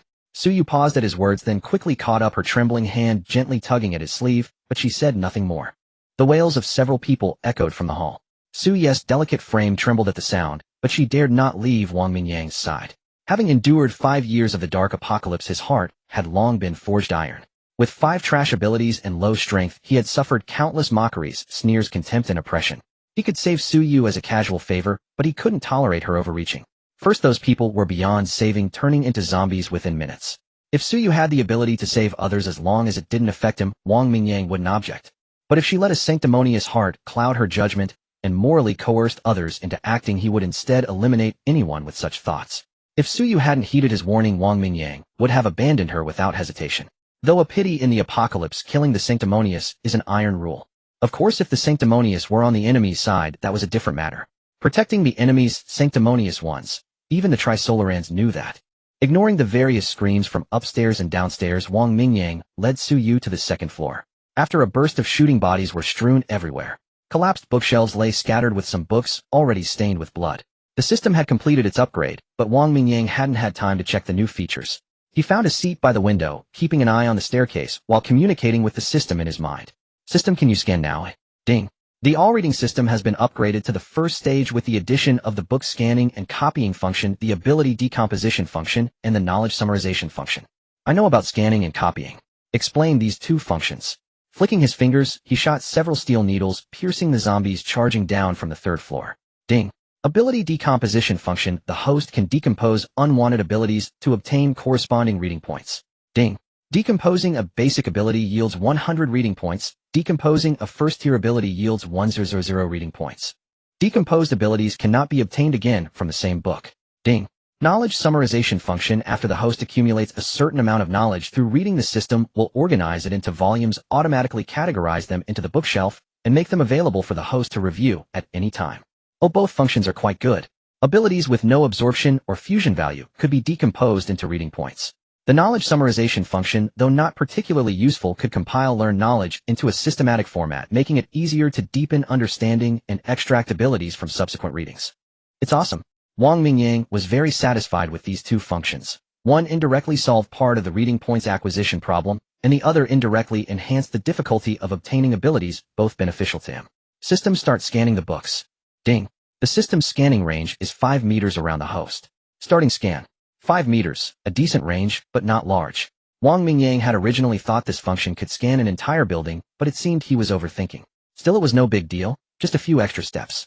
Wang Mingyang stood up and began walking slowly along the bookshelves. Suyu, following closely, was puzzled, but dared not ask, so she simply trailed him as he measured the library step by step. Ding. Scan book Principles of Linguistics, History of English Teaching. Ding. Scan book General Linguistics, International Language Learning. Ding. Scan book. Hey system, since you've upgraded this, ding is really annoying. Can't you optimize it? Ding. Following the host's request, starting default setting optimization. Ding. Cancelled voice prompt. Ding. The host can enable it again if needed. Wow. Wang Mingyang couldn't help but exclaim in surprise, drawing a sidelong glance from Suyu, who was utterly confused, wondering what the big deal was. Finally free from the torment of that ding sound, Wang Mingyang felt his mind instantly clearer. After spending over 30 minutes walking through the entire second floor scanning and copying all the books into the library, he turned and headed to the third floor. By now there were virtually no living people left in the entire library. Zombies were everywhere, crouched over bodies feasting. Wang Mingyang scanned while slaying these zombies. The library had 5 floors in total, housing nearly 4 million paper books. The second floor mainly contained language and literature, economics, culture, and education. The third floor was mostly natural sciences, mathematics, physics, chemistry, biology, nature, aerospace, astronomy, industry, transportation, military, etc. Categories more suitable for ability extraction. Scanning the 4th and 5th floors took nearly 3 hours, and by then the zombies inside the library had been cleared. Wang Mingyang successfully scanned almost the entire library's collection into the system's book repository. This way, even staying at home, he could easily read millions of books. Looking down from the window, there were no living people on the streets. Only zombies with bared fangs and ferocious expressions. The streets were rivers of blood littered with severed limbs and flesh. Wang Mingyang led Suyu back to the first floor, where the lobby was devoid of any living souls. Over 20 zombies roamed around, including the men and women who had run in earlier. He casually flicked the steel needles around him, killing all the zombies. Even Wang Mingyang felt a bit tired. Having awakened his ability less than a day ago, using it continuously for so long had drained his mental energy considerably. Seeing no danger left in the library, Wang Mingyang waved his hand, turning the 9 steel needles back into silver liquid and condensing them into 9 silver beads, which he pocketed. After scanning the various magazines and periodicals on the first floor, he took Suyu back to the reading area on the second floor, cleared a small clean spot, and sat down. At this point, Suyu could no longer suppress the intense nausea. She ran to the side, released her hand that was tightly covering her mouth, and vomited violently. After a long bout of dry heaving, Suyu straightened up, patted her heaving chest, took a few breaths, and slowly returned to Wang Mingyang's side. Have some water. It'll help you feel better. Wang Mingyang handed her a bottle of mineral water, smiling calmly. He had seen such scenes countless times and felt nothing inside. But he was somewhat impressed by Suyu's performance. Facing such a bloody scene for the first time, this little fish had managed to hold it in for so long. That was remarkable. Mingyang, good, thank you. Suyu took the water, but only took a small sip before setting it aside. You're good. Facing this bloody scene, you held it in for so long before throwing up. Impressive. Wang Mingyang drank his water, his tone full of admiration. Well, it's nothing. Mingyang, you probably don't know what my college major was, do you? Suyu's cheeks flushed slightly as she spoke softly. I really don't know. What did you study? Wang Mingyang mumbled with water in his mouth. Suyu gently brushed a strand of sweat-dampened hair behind her ear, her movements graceful and alluring. Her cheeks reddened, and with a shy smile she parted her cherry lips and whispered 2 words. Wang Mingyang spat out a mouthful of water. What did you say you studied? He exclaimed. Little fish murmured, forensic medicine. Holy crap. Wang Mingyang was stunned, looking up and down at the tall, curvaceous Suyu, a million thoughts racing through his mind. This sweet, lively, fair-skinned girl with a voluptuous figure, curves and valleys alluring and bright, was actually a forensic medicine major. Can you believe that? Would you dare to mess with her? Stick you with dozens of knives, each one avoiding vital points. Just ask yourself if you believe it. This fish is poisonous. Forensic medicine. The very mention of the profession evokes a sense of awe and trepidation. No wonder Su Yu didn't immediately vomit at the gruesome scene before her. In his past life, Wang Mingyang had been so disgusted after his first zombie kill that he had thrown up bile. But he never imagined that the delicate and gentle Su Yu would choose to study forensic medicine. How could she bear it constantly working with corpses without a shred of fear? Wang Mingyang was certain he could never do the same. Astonished, he couldn't help but feel a surge of admiration. Of course, he was unaware that not all forensic experts regularly dealt with corpses. Some focused on various types of appraisal and analysis work. They weren't required to perform autopsies. However, judging by Su Ye's demeanor, she was one of those who did. Why did you choose this major? Was it a reassignment? Wang Mingyang couldn't help but ask out of curiosity. No, I chose it myself. I just wanted to be closer to my father.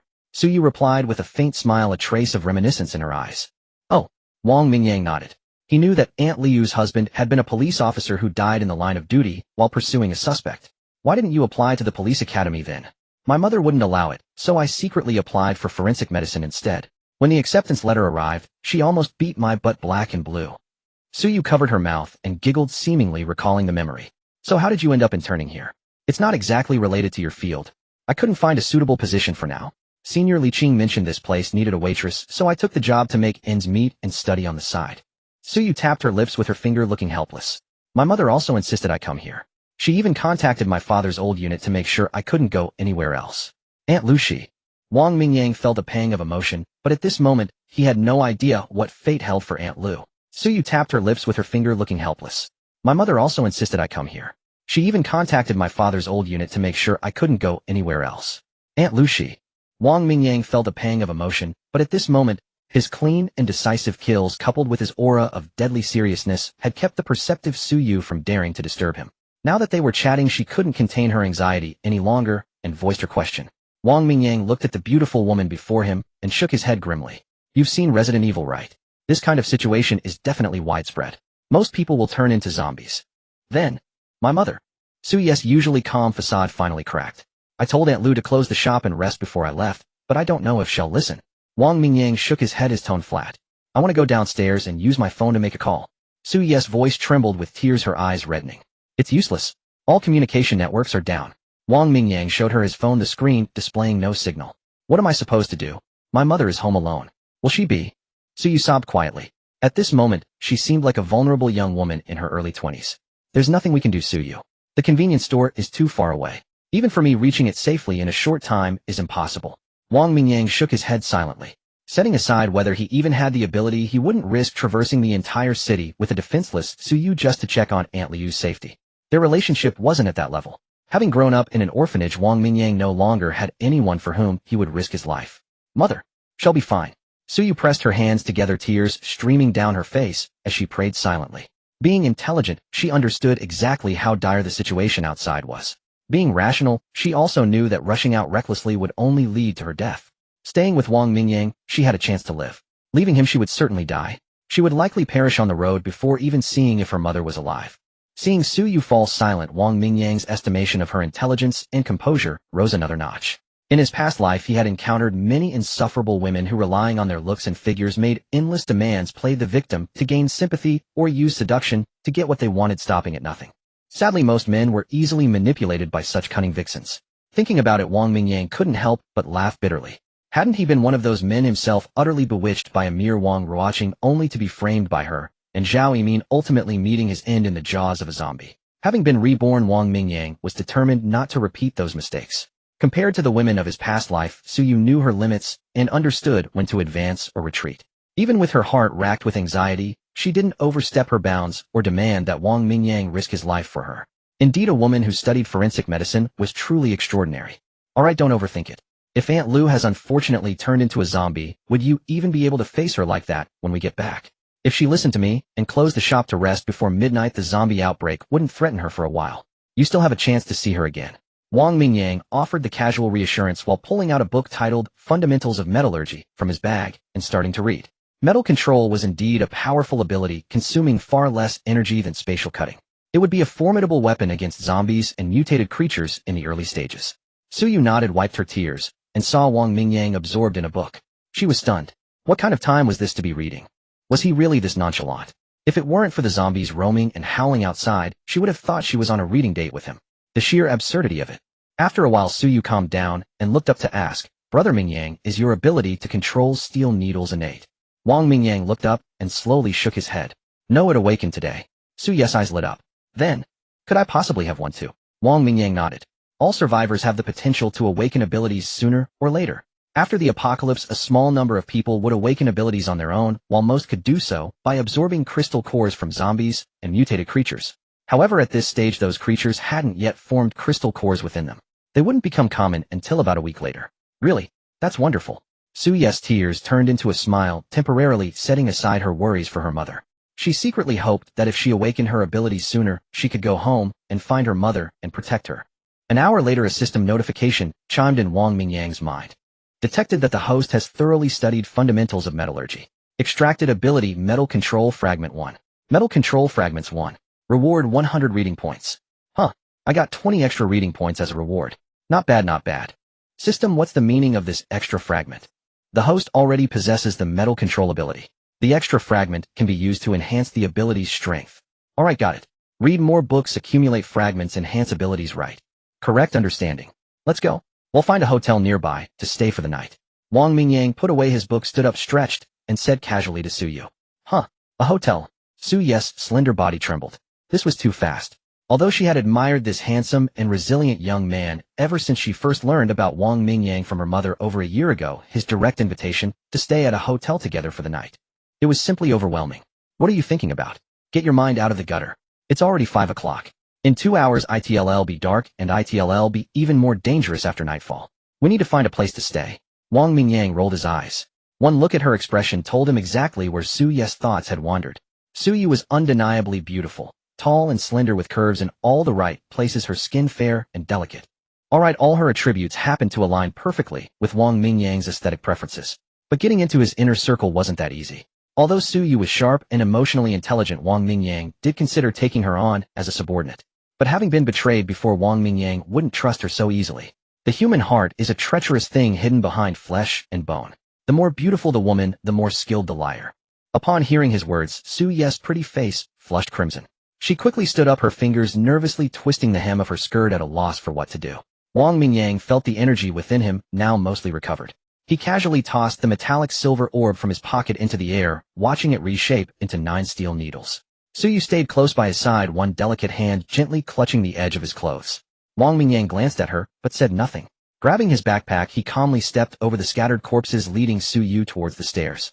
As they passed the front counter, Suyu let go of his clothes and in her sneakers hurried behind the desk to retrieve a phone. But the voice from the phone filled her with disappointment.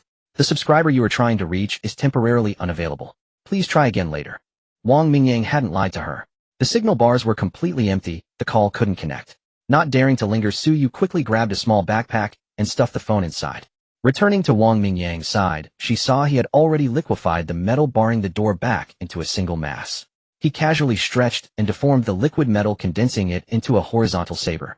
After lightly running his hand along the blade, he tore a strip of cloth from his surroundings and wrapped it around the handle. He then offered the new blade to Suyu. Take it. You need to learn to protect yourself, to kill zombies with your own hands. Otherwise you won't be able to keep up with me. His tone was calm, yet brooked no refusal. Biting her glossy jelly-like lips, Suyu took a deep breath, accepted the slightly rough, yet still sharp blade, and gripped it tightly. She knew very well that there wasn't much of a bond between her and Wang Mingyang. It was mostly her own one-sided feelings. Wang Mingyang was right. She had to learn to protect herself. Only then could she have a chance to find her mother and protect her. As for whether she could truly keep up with his pace, Suyu didn't want to think about that for now. The blade weighed about 1.5 kilograms, a bit heavy for her slender, delicate hands. Fortunately, she maintained a regular exercise routine and wasn't the type of fragile girl who needed someone else to open a bottle cap for her. Wang Mingyang stepped forward, grasped the door handle, and pulled it open. The zombies on the street outside heard the noise and immediately howled as they charged towards the steps. Several steel needles darted back and forth between the zombies' heads. The horde of zombies fell to the ground one after another before they could even reach the two of them. After getting his bearings, Wang Mingyang recalled that there was a 5-star luxury hotel near this street. He couldn't remember its exact name. Given his circumstances, he had never stayed in a 5-star hotel in either of his 2 lives. Don't ask why he hadn't enjoyed such luxury in the 5 years of the apocalypse. The answer was simple: he lacked the power back then, and it wasn't his turn. The provincial library was about 700 or 800 meters from the hotel. Pointing out the direction, Wang Mingyang took the lead, running along the side of the street. Suyu dared not lag behind. The zombie horde on the street was gradually closing in. She had to sprint with all her might to keep up with Wang Mingyang. The steel needles around them continuously shot back and forth. Wang Mingyang slowed his pace slightly. With his current physical abilities 3 times that of a normal person, there was no way Suyu could keep up otherwise.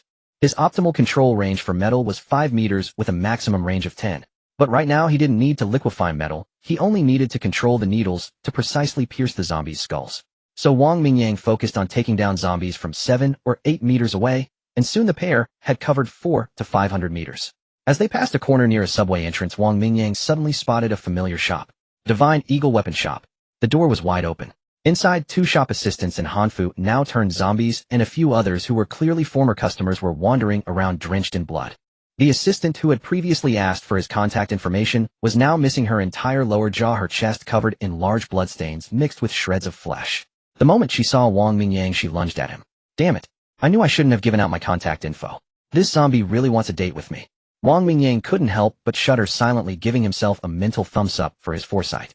With a thought, and considering their past transaction, he decided to grant this young lady a swift end. Several steel needles shot out quickly, dispatching these zombies.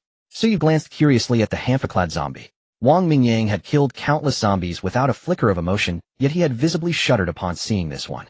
She was quite intrigued. Leading Suyu through the zombie-infested streets, they killed over 100 zombies along the way, with no fewer than several hundred more following behind them.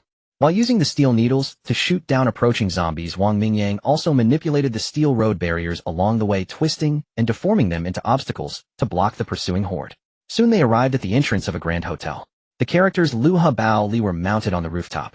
Before the apocalypse, even the most basic room here cost several thousand yuan a night. But now Wang Mingyang could stay here as he pleased without worrying about his empty wallet. Turning back, he killed the dozen or so zombies that were closest behind them. The distant horde was still desperately climbing over the obstacles he had set up, so they wouldn't be a threat anytime soon. Wang Mingyang rushed towards the hotel first. 7 or 8 zombies were stuck in the revolving door, snarling and clawing at him through the glass, leaving streaks of blood on it. Several steel needles shot through the gaps, quickly clearing them out. Wang Mingyang then led Suyu over the bodies and into the lobby. The lobby was in complete disarray. Several female zombies in work uniforms were sprawled on the front desk, howling incessantly. Wang Mingyang used his needles to kill the others, leaving only one alive. With a calm and indifferent tone, he leaned back casually on a lobby sofa and gestured with his chin towards Suyu. Suyu, this one's for you. Whether it lives or dies is up to you. Suyu gripped the sword handle tightly, took a serious look at the female zombie, and whispered, Mingyang, go, if I die, I beg you, when you have the power, go back to my home and check if my mother is still alive. A flicker of emotion passed through Wang Mingyang's eyes as he nodded calmly. Go on, I promise you. Receiving Wang Mingyang's affirmative reply, Suyu felt a weight lift from her heart and turned her gaze toward the female zombie. Gripping the horizontal blade tightly with both hands, her eyes grew increasingly resolute. As a forensic pathologist, she was no fragile woman. A steadfast mind and cool rationality were essential qualities. Facing the bloodied and mangled zombie, her fear was far less than that of 99 of the people in this world. Seeing Suyu prepared, Wang Mingyang's mind stirred, and the access card lock beside the counter rapidly melted and fell away. The female zombie, long barred by this barrier, roared and charged out. Suyu pressed her lips tightly together, raising her blade to strike down at the zombie. But the female zombie lunged directly, grabbing Suyu's shoulders with both hands and opening its mouth wide to bite at her face. The immense impact knocked Suyu backward, yet she narrowly dodged the zombie's tearing bite. Ignoring the sharp pain in her back, Suyu quickly jammed her blade between the zombie's jaws. After humans turn into zombies, their strength noticeably increases, their movements become stiff, yet their running speed remains comparable to ordinary people. Blood dripped down the blade onto Suyu's fair face, but fortunately the zombie's hands were pinned behind its back, unable to claw at her body for the time being. The zombie craned its neck, pressing down with relentless force, the blade slowly slicing through its mouth. Wang Mingyang narrowed his eyes, watching Suyu struggle with the zombie, the steel needles around him trembling slightly. Suyu fought to throw the zombie off her, rolling to her feet. The brief struggle had drained her energy and spirit, and her heart was pounding with shock. When she had been by Wang Mingyang's side, watching him slay zombies as easily as chopping vegetables, often without even drawing his blade, simply felling them from 7 or 8 meters away, Suyu had always felt these zombies were nothing special. Yet now, facing a single zombie, she was so utterly overwhelmed, narrowly escaping death. Reality had slapped her hard. Gazing at the zombie struggling to rise before her, Suyu felt certain reality would deliver another blow. Her heart was a turmoil of fear, unease, helplessness, and unwillingness. Forcing herself to calm down, she let out a fierce shout to bolster her courage. Mimicking Wang Mingyang's movements, she stepped forward, raising her blade high and swinging it in a diagonal arc, viciously aiming at the zombie as it prepared to lunge once more. A dark red light suddenly flickered at the hilt of the blade, surging from the handle to the tip in an instant. As the blade swung, it traced a dark red crescent of energy that flashed like lightning across the zombie's torso. The dark red arc passed through the zombie, carving a deep gash into the hull wall, faint wisps of dark red flame still licking around the wound. The female zombie's lunge halted abruptly. A line appeared from the left side of its head down to its right waist, and the upper half of its body slid slowly to the ground. Suyu leaned on her blade, gasping for breath. It seemed this single strike had consumed a great deal of her physical and mental strength, and a weak gnawing hunger surged within her. Gitsuga, is that you? Wang Mingyang's mouth hung open, staring dumbfounded at the gash on the wall, muttering to himself after a long pause. This was incredible, a real-life version of Getsuga Tensho.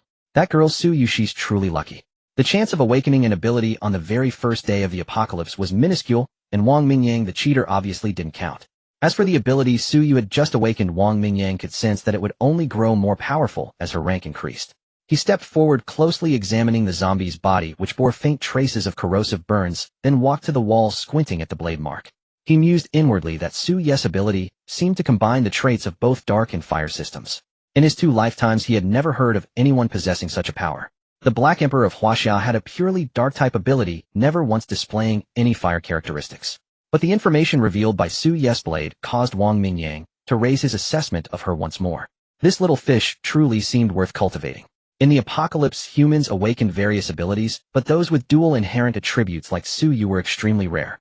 Such individuals, upon reaching the 7th rank or above, typically became overlords in their own right. As for those possessing dual or multiple abilities, they were even rarer. In his past life, Wang Mingyang had possessed 5 primary abilities, blinding countless onlookers. That's why one of the 9 kings, Han Tieshan, the immovable bright king, had held him in such high regard. He had even gone so far as to have his cousin Han Jun constantly follow Wang Mingyang, all in an attempt to uncover the secret behind his 5 abilities. Unfortunately, in the end, they never gleaned anything from that book, 300 Children's Songs. It seemed only Wang Mingyang could gain abilities from reading that children's book. But his 5 abilities were simply too useless. If not for the abundant resources Han Taizhan had provided over the years, he probably wouldn't have even reached the 5th rank. Come on, let's head upstairs and find a room. Ignoring the gash on the wall, Wang Mingyang shouldered his backpack, stepped forward to support the still exhausted Suyu, and turned toward the elevator. He had only intended to let Suyu face a zombie to get her feet wet, but unexpectedly it had forced out a dual attribute ability user. Wang Mingyang found it somewhat amusing, yet he was very satisfied with Suyu's performance. The power was still on, and the elevator was still running. With a soft ding, the door slid open. A female zombie inside, clad in a microskirt and a camisole, hadn't even lunged out before a steel needle pierced its brain. Its body crumpled slowly as the doors fully opened. Wang Mingyang kicked the micro-skirted zombie out of the elevator, pressed the button for the top floor, and the door slid shut.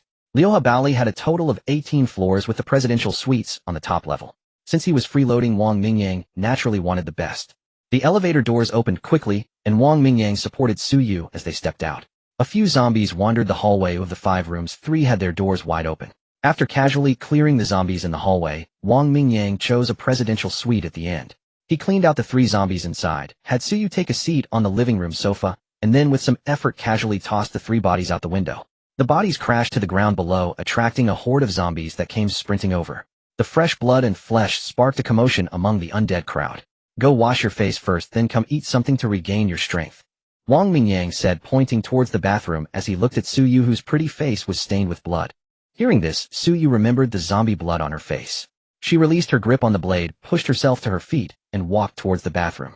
Wang Mingyang stood by the floor-to-ceiling window in the living room, silently watching the scene below amidst a haze of smoke. Suyu splashed cold water on her cheeks, washing away the last traces of blood, yet the sensation of it dripping down her face lingered. Looking up at her reflection in the mirror, she saw a face blessed with natural beauty, delicate even without makeup. Fair skin, cherry red lips, and the classic oval face of a Chinese. Suyu splashed cold water on her cheeks, washing away the last traces of blood, yet the sensation of it dripping down her face lingered. Looking up at her reflection in the mirror, she saw a face blessed with natural beauty, delicate even without makeup. Fair skin, cherry red lips, and the classic oval face of a Chinese beauty with bright eyes and white teeth. Suyu knew she was alluring. But Wang Mingyang remained utterly indifferent. The man seemed born for the apocalypse. calm, decisive, and powerful, but impotent. Suyu felt a twinge of indignation as she recalled the past few hours. The crazed zombies and the gruesome scenes of carnage had terrified her, yet she had felt inexplicably safe by Wang Mingyang's side. She looked down at her palm, where a wisp of dark crimson flame flickered into existence. Suyu recalled the moment she had slain the zombie, remembering only a blankness in her mind, an overwhelming sense of unwillingness consuming her thoughts. Then a strange cold heat surged from within her body. Yes, it was a sensation that was both icy and scorching. As this feeling flowed into her hands, a compelling urge to release it took over, and she swung with all her might. A flash of dark crimson blade light streaked through the air. Suyu knew she had awakened an ability, and judging by Wang Mingyang's expression, he was quite surprised by it. This suggested the ability was either special or powerful, otherwise in Suyu's memory, Wang Mingyang's rare expressions only betrayed a hint of surprise when he learned who she was. After a quick wash, a powerful wave of hunger hit Suyu, and she hurried back to the living room. Wang Mingyang turned his head at the right moment and gestured towards the food he had pulled from his backpack and piled on the coffee table, indicating Suyu should help herself. Without hesitation, for she was indeed famished, she grabbed a packet of braised pork trotters and started gnawing on it. You've awakened a basic ability.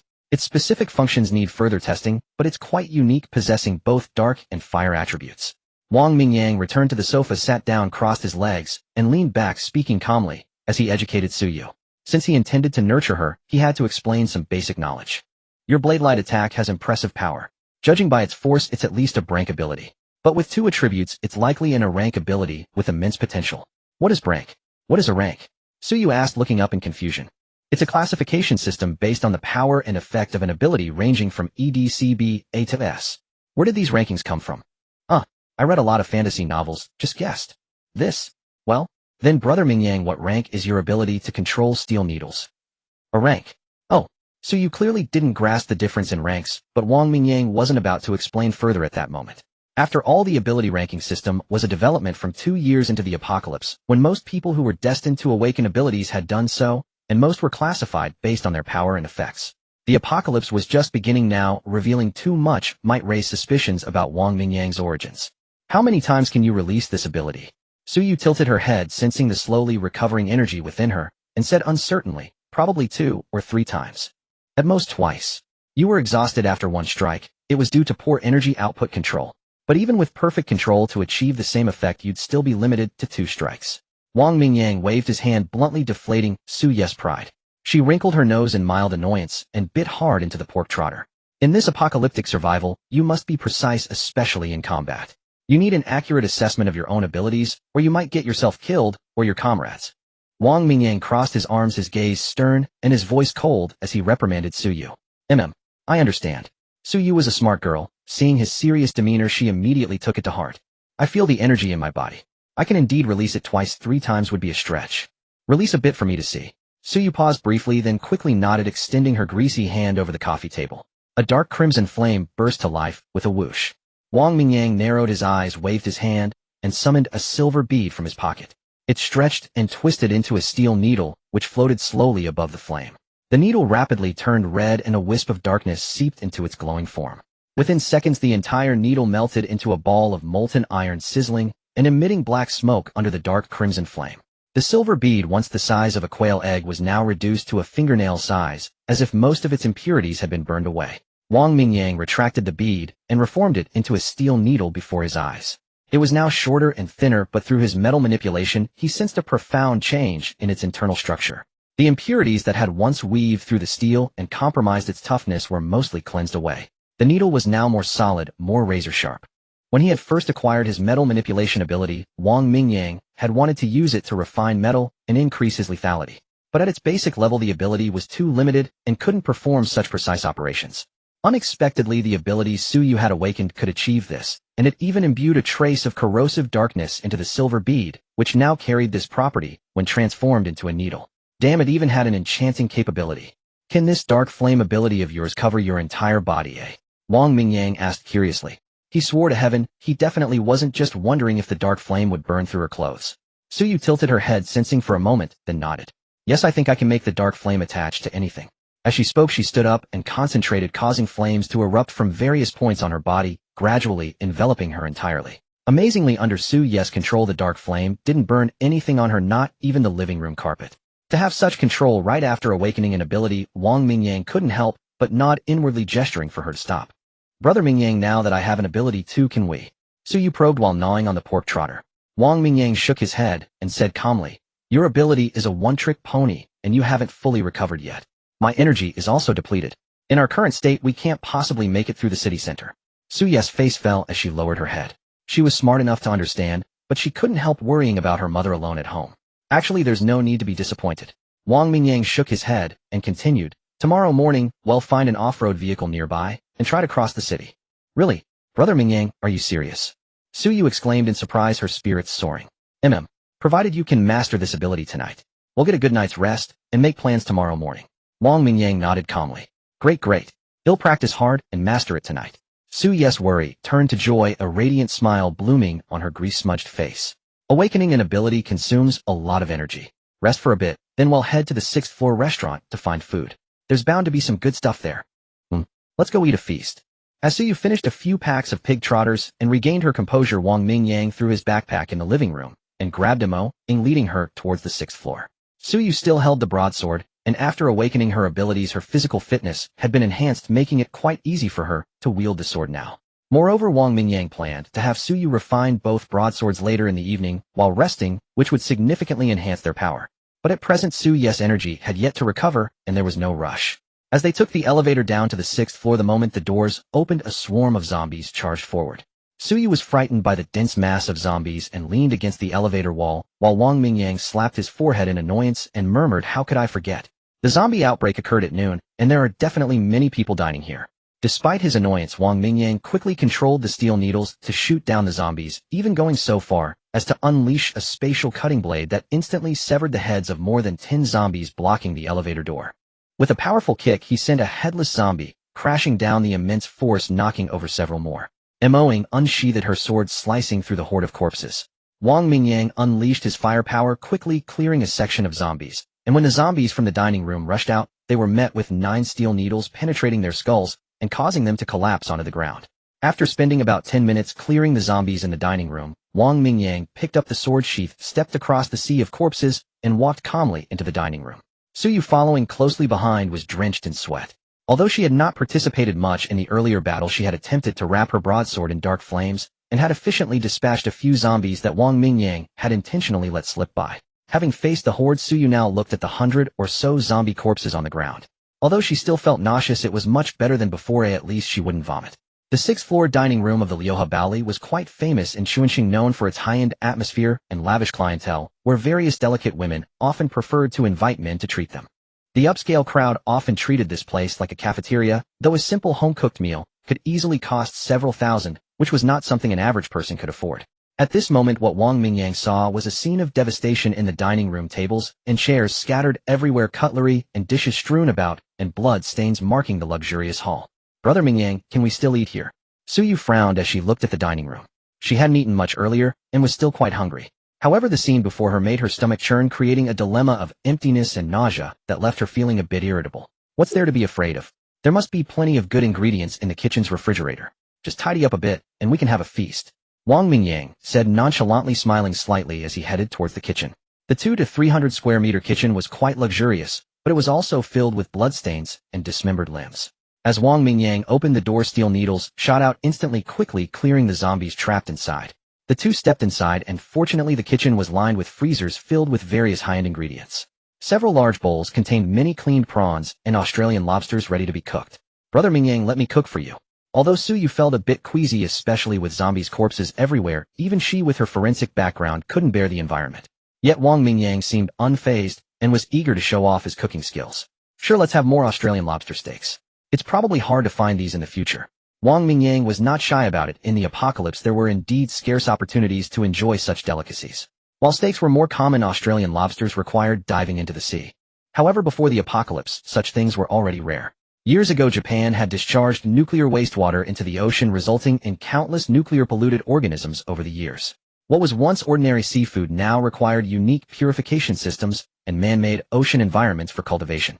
After the apocalypse, the ocean became a forbidden zone for humanity. Years of nuclear contamination and the bizarre spiritual energies of the apocalypse concentrated in the seas led to the evolution and mutation of countless marine life forms, creating innumerable powerful sea beasts and truly transforming the ocean into a human no-go zone. Suyu examined the pantry, nodding in satisfaction. This is a Western restaurant, and there are plenty of these ingredients. Alright, you handle things here, I'll go check out the dining room.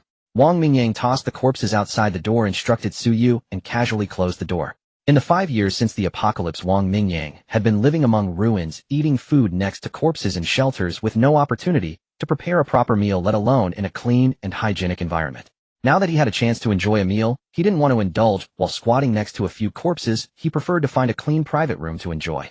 Wang Mingyang walked down the corridor towards the private room, and as he passed a corner, the door to one of the rooms opened slightly, revealing an eye peering at him. Ding! A steel needle shot out from Wang Mingyang's sleeve, piercing directly into the solid wooden door of the private room. The person inside was startled and quickly slammed the door shut, creating a loud noise. Brother Mingyang, what happened? Suyu appeared at the kitchen door holding a kitchen knife and wearing an apron, asking in confusion. It's nothing, just keep cooking. The beautiful woman's eyes flickered, showing a mix of fear and curiosity as she extended her smooth, fair hand towards Wang Mingyang, who looked like he was dressed in cheap clothes. Hello, I am Mu Ningxue. As Wang Mingyang grew somewhat impatient, the wooden door slowly opened and a man and a woman stepped out. The woman wore a black spaghetti-strap dress, tall and slender with fair skin and high heels, her graceful figure swaying as she approached, her calm expression hiding a hint of innate arrogance. The beautiful woman's eyes flickered, showing a mix of fear and curiosity as she extended her smooth, fair hand towards Wang Mingyang, who looked like he was dressed in cheap clothes. Hello, I am Mu Ningxue. Wang Mingyang's mind flashed with a figure, and his eyes brightened immediately. Looking closely at the woman before him, adorned with jewelry worth a fortune, it was clear that a woman able to enter this place either had a wealthy partner or hailed from a wealthy family. Mu Ningxue belonged to the latter. Her father founded the Mu Group, listed among the top 500 in the nation, valued at hundreds of billions. However, this was not the most important thing. What mattered most was that Wang Mingyang clearly remembered that in his previous life, Chuncheng had produced a stunning woman with powerful level ice and snow abilities who became a renowned 9th-tier powerhouse, known as the Ice and Snow Goddess, in just 4 years of the apocalypse, eventually taken under the wing of the Blade Emperor as a formidable force. Her name was Mu Ningxue. I know who you are, the young mistress of the Mu Corporation. Wang Mingyang gave Mu Ningxue's fingertips a brief light squeeze before releasing them. But I believe we have no connection between us. Mu Ningxue gently brushed a strand of hair from her temple and replied with a faint, composed smile. We may have had no connection before, but given the current circumstances, perhaps we could have a talk. Oh, and what would you like to discuss? Wang Mingyang narrowed his eyes at the future ice goddess. I'd like to make a deal with you, Mu Ningxue said in a steady tone. Not interested. Wang Mingyang refused without a second thought. You haven't even heard what the deal entails, yet you reject me so outrightly. Mu Ningxue's pretty face froze in surprise, never expecting this young man to be so blunt. It's nothing more than a deal about protecting you, and all you can offer in return is a hefty sum of money. Wang Mingyang smiled, faintly a trace of subtle mockery in his tone. Before Mu Ningxue could respond, a man who looked like her bodyguard behind her sneered coldly. Kid, don't be ungrateful. Our Mu Corporation is one of the top 500 enterprises in the nation. How dare you treat our young mistress with such disrespect? Wang Mingyang tilted his head, his gaze icy as he fixed on the bodyguard. The steel needles hovering around him slowly turned, all pointing directly at the man, unleashing a chilling aura of deadly intent. The bodyguard, now targeted by several needles, felt as if he had plunged into an ice cellar. His right hand instinctively clenched into a fist, every muscle in his body tensing. Wang Mingyang squinted, and one of the steel needles inched forward slightly. Xiao Ding, what nonsense are you speaking? Get back in line. Mu Ningxue's sharp rebuke cut through the air. The bodyguard Xiao Ding shuddered, quickly unclenched his fist, and hastily retreated behind Mu Ningxue. Subsequently, Mu Ningxue offered a slight bow with a smile, expressing her apology to Wang Mingyang. I'm truly sorry my man was rash. Please don't take offense. Wang Mingyang remained impassive, his tone calm, yet laced with a hint of killing intent. Oh, and what if I do take offense? Mu Ningxue was taken aback once more. Perhaps having been pampered all her life, she had never encountered such an unyielding man, one who showed none of the gentlemanly grace that high society so admired. Since you, a man of such power, take offense, then we have no choice but to accept it, don't we? Mu Ningxue quickly composed herself, maintaining her smile as she spoke generously. Heh. Wang Mingyang let out a light laugh, said no more, and turned to walk towards another private room. Want you reconsider? You can name your terms. Mu Ningxue pursued relentlessly. Miss, you probably don't understand. The zombie outbreak and biological mutations are a catastrophe for all humanity. This isn't just a local issue. The apocalypse has already begun.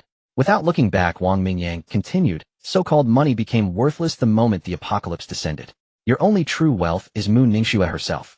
Although he coveted the future ice goddess potential, Wang Mingyang knew well that this woman wouldn't be easily won over. Being cordial with her now would be utterly pointless. In his past life, the Purple Thunder King, one of China's 3 heavenly kings, spent a whole year trying to conquer this woman with sincerity, yet failed. Eventually, Mu Ningxu's formidable talent attracted the Blade Emperor, and she slipped from the Purple Thunder King's grasp. Wang Mingyang's words echoed through the corridor, striking Mu Ningxu's heart. She had yet to fully process the reality of a global apocalypse. Meanwhile, Zhao Ding, the bodyguard behind her, heard these words, and a sudden gleam flickered in his eyes. "Miss, what do we do next?" Zhao Ding stepped forward and asked in a low voice. "Let's wait and see. The network signal is down and I can't reach my father," Mu Ningxue said, furrowing her brow in thought. "With that man here, this Western restaurant should be safe for now. Let's stay the night and see if anything changes by tomorrow." "All right. Miss'll clean up this private room. You'll have to make do for tonight," Zhao Ding said, bowing his head slightly with deference. "It's fine, we'll see. He might head to the top floor to rest as well." Mu Ningxue waved her hand dismissively, though her gaze drifted towards where Wang Mingyang had disappeared. This man who refused to reveal his name and his strange ability to control steel needles piqued Mu Ningxue's curiosity. She had glimpsed his strength through the crack in the door earlier, and had also seen Suyu following behind Wang Mingyang. The fact that he protected such a beautiful girl made Mu Ningxue believe he wasn't a malicious person. That was why she was so eager to seek his help. Unfortunately, Wang Mingyang was clearly not some naive youth who would rush to a pretty face on a whim. But what did he mean by his last words? "Your only true wealth is yourself." Mu Ningxue shook her head in confusion and turned back into the private room. The Western restaurant at Liuhe Pali was vast with numerous private rooms. Wang Mingyang searched for a long time, disposing of several stray zombies along the way, yet still couldn't find a single clean dining area. Bloodstains were everywhere. When the zombie outbreak struck, almost every room had zombies. It was a weekend, and the lunch crowd had been heavy, leaving no room untouched. Left with no choice, Wang Mingyang returned to his original spot, picked a room with fewer bloodstains, quickly cleared out the corpses, and headed to the kitchen to find Suyu. Encountering Mu Ningxue and her bodyguard Zhao Ding made Wang Mingyang realize that he and Suyu weren't the only ones in this hotel. Leaving Suyu alone in the kitchen had been careless of him. This was the apocalypse. When people realized the zombie outbreak was a global disaster, and with no laws to restrain them, the dark sides of human nature would inevitably surface. His final remark had been a subtle warning to Mu Ningxue. Wang Mingyang didn't want the future ice goddess to fall victim to any unfortunate events. After all, in the apocalypse, the sanctuary under the Blade Emperor's protection was one of the few relatively harmonious places left. As the ice goddess, she had been a formidable force under the Blade Emperor and had contributed greatly to protecting common folks in his past life. Her reputation among the survivors had always been sterling. It was why she was called a goddess. He pushed the door open gently, and a rich, savory aroma of meat wafted out. Having survived 5 years in the apocalypse before returning to 2 days of packaged food, Wang Mingyang felt his mouth water instantly. "Mingyang, it's almost ready to eat." Hearing the commotion, Suyu turned around and saw Wang Mingyang. Beads of sweat clung to her pretty face, yet she beamed a radiant smile. "It smells amazing. I can barely hold back." Wang Mingyang flared his nostrils, greedily inhaling the thick, meaty aroma in the air as several tomahawk steaks sizzled in the frying pan, their fat bubbling. "Of course. I actually took a course in Western cuisine for a while." Suyu lifted her chin slightly, a look of smug pride on her face. Why did you learn Western cuisine?" Wang Mingyang was taken aback before asking. "There was this guy who kept chasing me, always bragging about how fancy Western restaurants were and how delicious the food was. I got so annoyed that I took the time to learn it myself. In the end, I found it was just so-so. It's way simpler than Chinese food. The range of flavors just can't compare." "Mingyang, do you want a knife and fork?" Suyu asked, glancing at the pile of cutlery in the cabinet before turning to Wang Mingyang. "No need. Wash your hands and just dig in with your bare hands. Why bother with a knife and fork when chopsticks are way more convenient?" Wang Mingyang waved dismissively. As a lowly wage earner, he had never experienced the luxury of Western steak dinners, let alone had the chance to learn proper knife and fork etiquette. He walked over to the sink, scrubbed his hands clean, and then joined Suyu in carrying several plates of tomahawk steaks, 2 large basins of king crab, 2 more basins of Australian lobster, and a bowl of vegetable salad into the private dining room. The two sat down and immediately began to feast. Before cooking, Wang Mingyang had reminded Suyu to prepare an abundant amount. Fortunately, these dishes were relatively simple to prepare, and Suyu alone managed to whip up all this food in no time. For a while, the sound of their chewing filled the room. Suyu's entire face was smeared with grease. After awakening her ability, she had become a low-level evolver. Her body, having undergone one enhancement, burned through massive amounts of energy that needed replenishing through food. Thus, evolved individuals tended to have voracious appetites.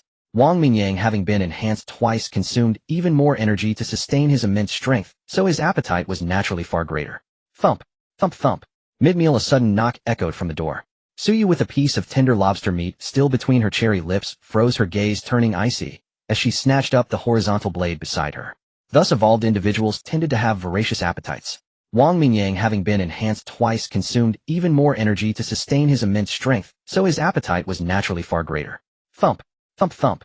Mid-meal, a sudden knock echoed from the door. Suyu, with a piece of tender lobster meat. Sorry to interrupt your meal, Mu Ningxue said, bowing slightly with an apologetic tone. It's fine. You've already interrupted, so just spit it out. What's the matter? Wang Mingyang said flatly. Though she might be the future ice goddess, that was the future. Right now he could take on 10 of her without breaking a sweat. Hearing this, Mu Ningxue gritted her teeth in frustration. This man had only met her twice, yet he had already snapped at her several times. Was she not beautiful enough? Was she not attractive enough? Why was this man so unyielding? Always needling her. He must be impotent. How else could he so completely ignore her? Mu Ningxue seethed inwardly. In the past, she had despised men swarming around her like flies. Now this man in front of her utterly disregarded her and kept provoking her. It was driving her mad. Taking a deep breath to suppress the rising anger, she maintained her smile and continued. May I ask if you two plan to stay here tonight? Suyu took a bite of lobster meat, glanced at Wang Mingyang, and only after receiving his nod did she reply. We're staying on the 18th floor. We cleared out the zombies on that level this afternoon. Mu Ningxue's eyes lit up. She gracefully took a seat across from them at the round table and continued. Then could I possibly return to the 18th floor with you all? I stayed there before too. Sure.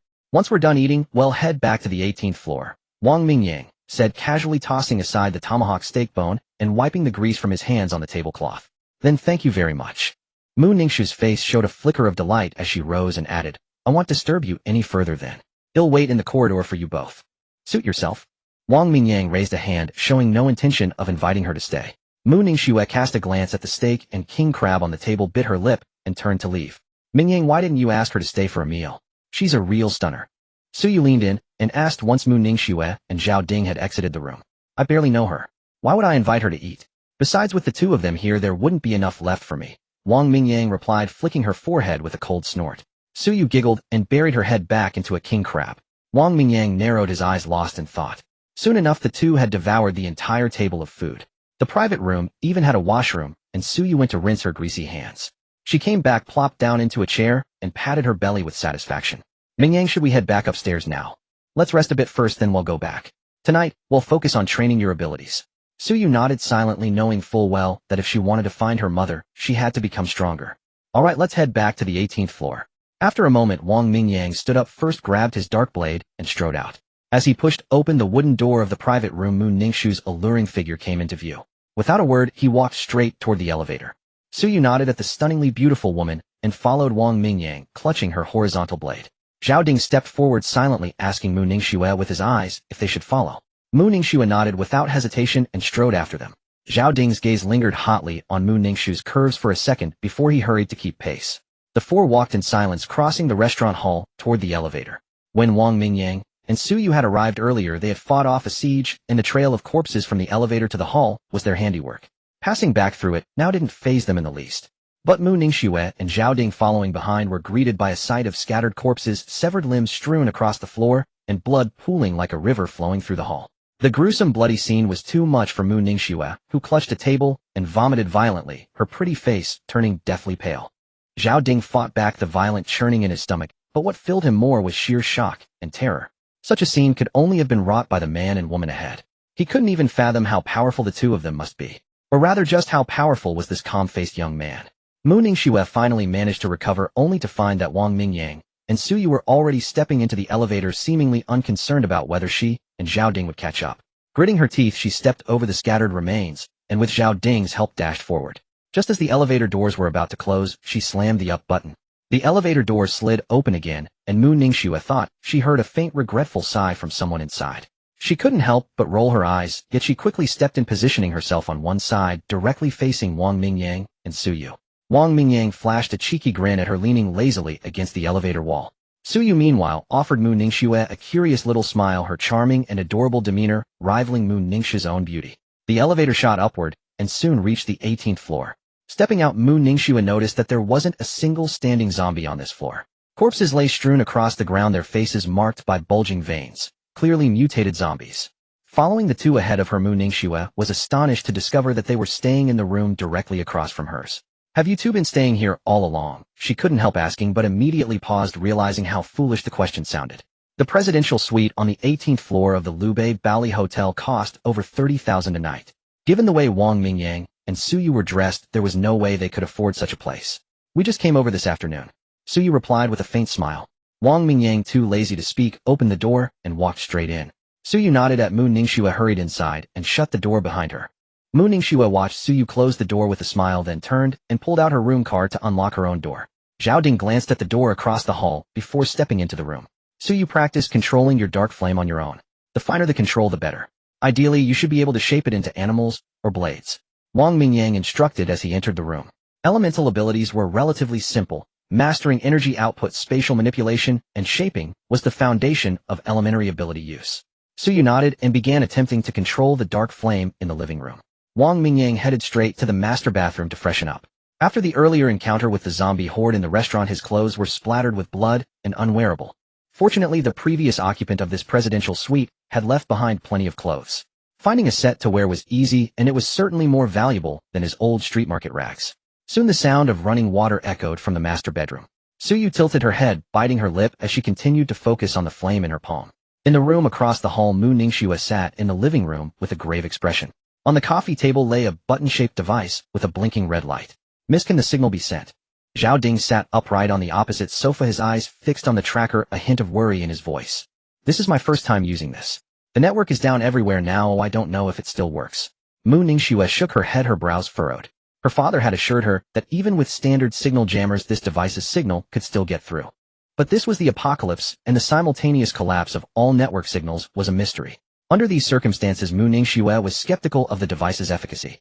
If the signal gets through under normal circumstances, a helicopter should arrive here within an hour. Zhao Ding nodded. He was well acquainted with the tracker, having been trained on it as her personal bodyguard. Yet he shared her concerns. With the apocalypse upon them, he wasn't sure if the Mu family's security base had survived. Would anyone be there to notice the signal and dispatch a helicopter for rescue in time? It was all uncertain.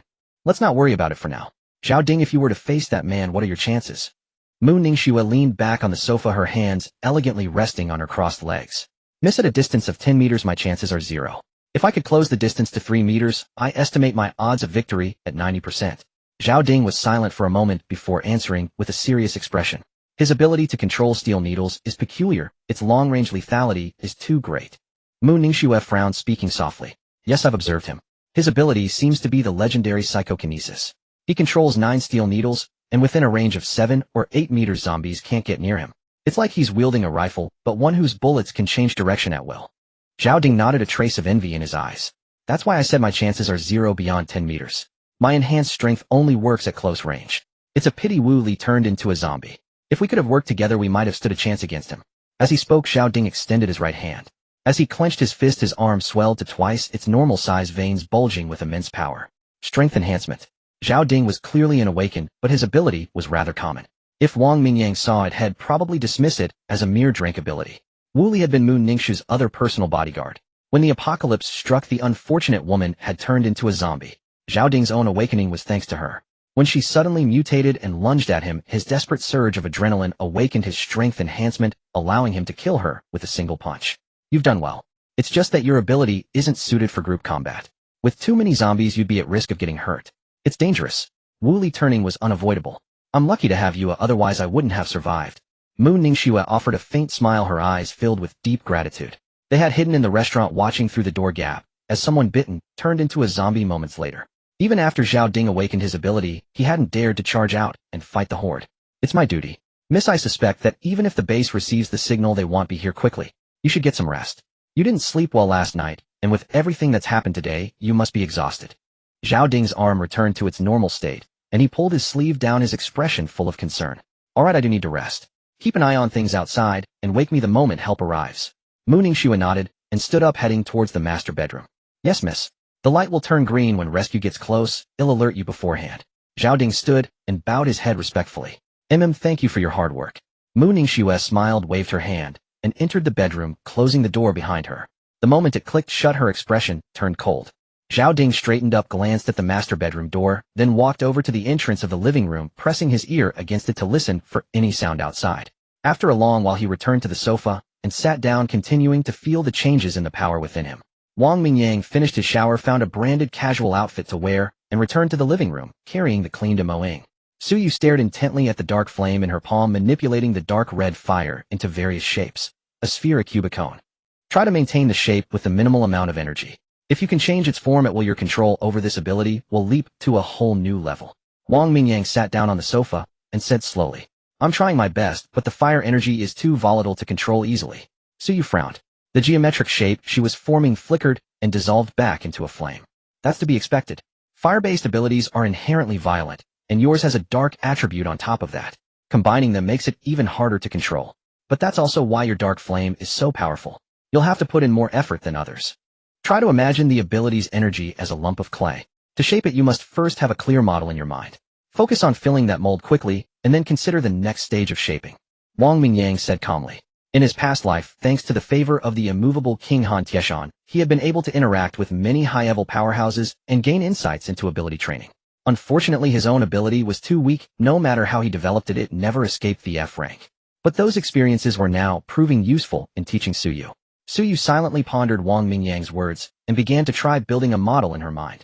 Seeing Suyu lost in thought, Wang Mingyang picked up Fundamentals of Metallurgy from his bag and began to read. Metal control was incredibly useful in the early apocalypse. He planned to study this book thoroughly, hoping to gain some extra inspiration. Anyone else would have to wait 7 days for crystal cores to appear in zombies and mutated beasts before they could rapidly improve their abilities. But Wang Mingyang was different. He had another way to enhance his abilities. By reading books, he could obtain fragments of corresponding abilities. Accumulating these fragments would directly increase the power of that specific ability. So as long as he read enough books, he could stay several steps ahead of everyone else. As night fell, the curtain's excellent blackout properties ensured that the bright indoor lights never leaked outside. Detected Host has thoroughly studied Fundamentals of Metallurgy. Extracted Ability Fragment, Metal Manipulation 1. Metal Manipulation Fragments 3. Reward 100 reading points. Current reading points 2541. The familiar system chime echoed as Wang Mingyang closed the book and rubbed his slightly throbbing temples. Brother Mingyang, why are you still reading when the apocalypse is already here? In Suyu's palm, 3 geometric forms of dark flame danced, a sphere, a cube, and a triangular pyramid. After over an hour of practice, the girl could already manipulate dark flames to this degree. Though the shapes still trembled faintly at the edges, on the whole, they were remarkably complete. Moreover, for the past 10 or so minutes, Suyu had been maintaining the 3 forms without letting them collapse. Wang Mingyang's lips twitched slightly. Was this girl's talent really this terrifying? In his previous life, when Wang Mingyang was at the second stage, he had obtained the freezing spell from 300 children's songs. Back then, shaping the energy of the freezing spell took him an entire day just to control it into a single cube. And ice-type abilities were supposed to be the easiest of all abilities for shaping. Even so, it had taken him a full day to achieve that. Though his own talent and abilities was rather poor, and the energy he had awakened back then could not compare with his current level, among all the people he knew, Suyu's talent was still exceptionally strong. Learning knows no bounds. Abilities may be supernatural, but they can still resonate with existing knowledge. Reading more might help one better understand the characteristics of one's own abilities. Wang Mingyang spouted nonsense with a straight face. If it weren't for the fact that reading gave him reading points and allowed him to extract ability fragments. Given his nature as a slacker, he would never have willingly picked up a book. That would be sheer torture. But now Wang Mingyang had no choice but to endure this self-inflicted discipline, for it was the very foundation of his continuous growth in the apocalypse. Oh, I see. Then I'll read more too. Suyu tilted her head thoughtfully, then nodded with a serious expression. Wang Mingyang's lips twitched again. Girl, I only read because of the benefits, and you actually take it seriously. Still, he thought it was a good thing. Using his reading as a cover, at least no one would know about his golden finger.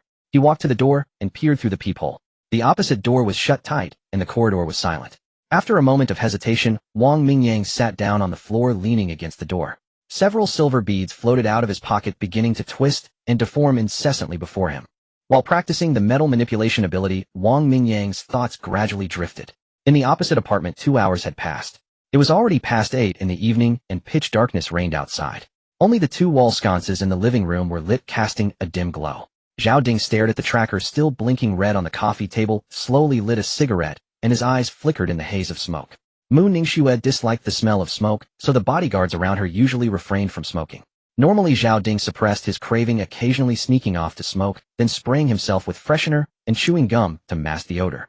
But for the generous salary that arrived on time every month, he didn't mind. At this moment, however, Zhao Ding couldn't care less about those trivialities. A torrent of emotions churned inside him, leaving him restless and irritable. Rescue had yet to arrive. Zhao Ding had no idea if it would ever come. 2 hours had passed. It was highly likely that it wouldn't. Just a few hours ago he had thoroughly enjoyed his job accompanying a beautiful young lady, who was like a celestial being with other female bodyguards whose looks were equally striking. For Zhao Ding those days were pure paradise. But Wang Mingyang's words suddenly made him realize that such a paradise would never return. Feeling the immense power surging in his arm, Zhao Ding murmured to himself, maybe. This is another kind of paradise after all.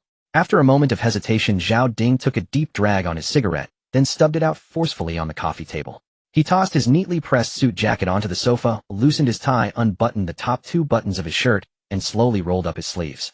He rubbed his palm against his thigh for a while, then slowly rose and picked up the tracker from the table. The red dot on the tracker flickered in his eyes. After a moment, Zhao Ding walked slowly to the master bedroom door, grasped the handle, and pressed it down gently. The door opened silently. Zhao Ding pushed the door open and stood at the threshold, calling softly, "Miss. Miss?"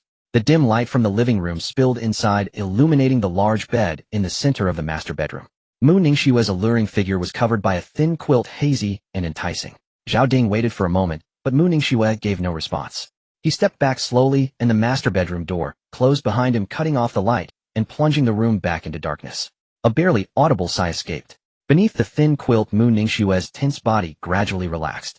Her bright eyes opened in the dark, filled with unease, fear, trepidation, and uncertainty. Her fair, delicate hand clutched a dinner knife tightly, her fingers turning white from the pressure.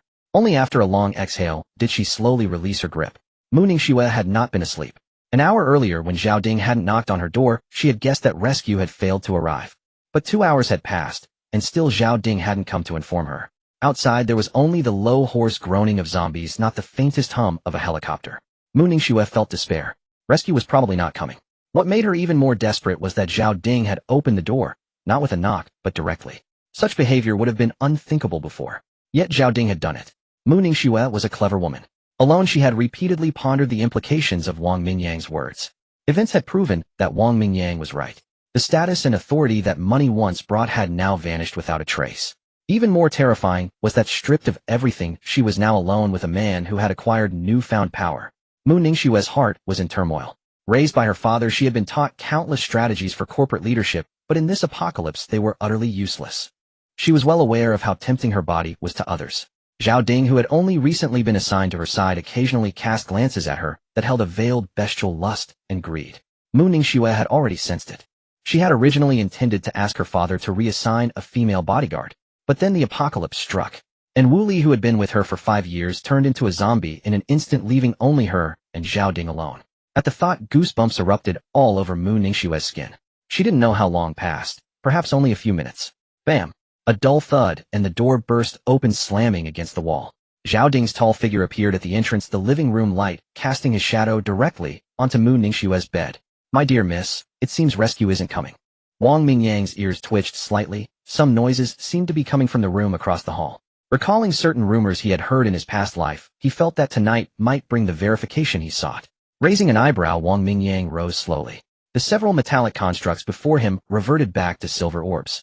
Turning around, he opened the door, and without looking back instructed Su Yu, "Keep your internal energy above half.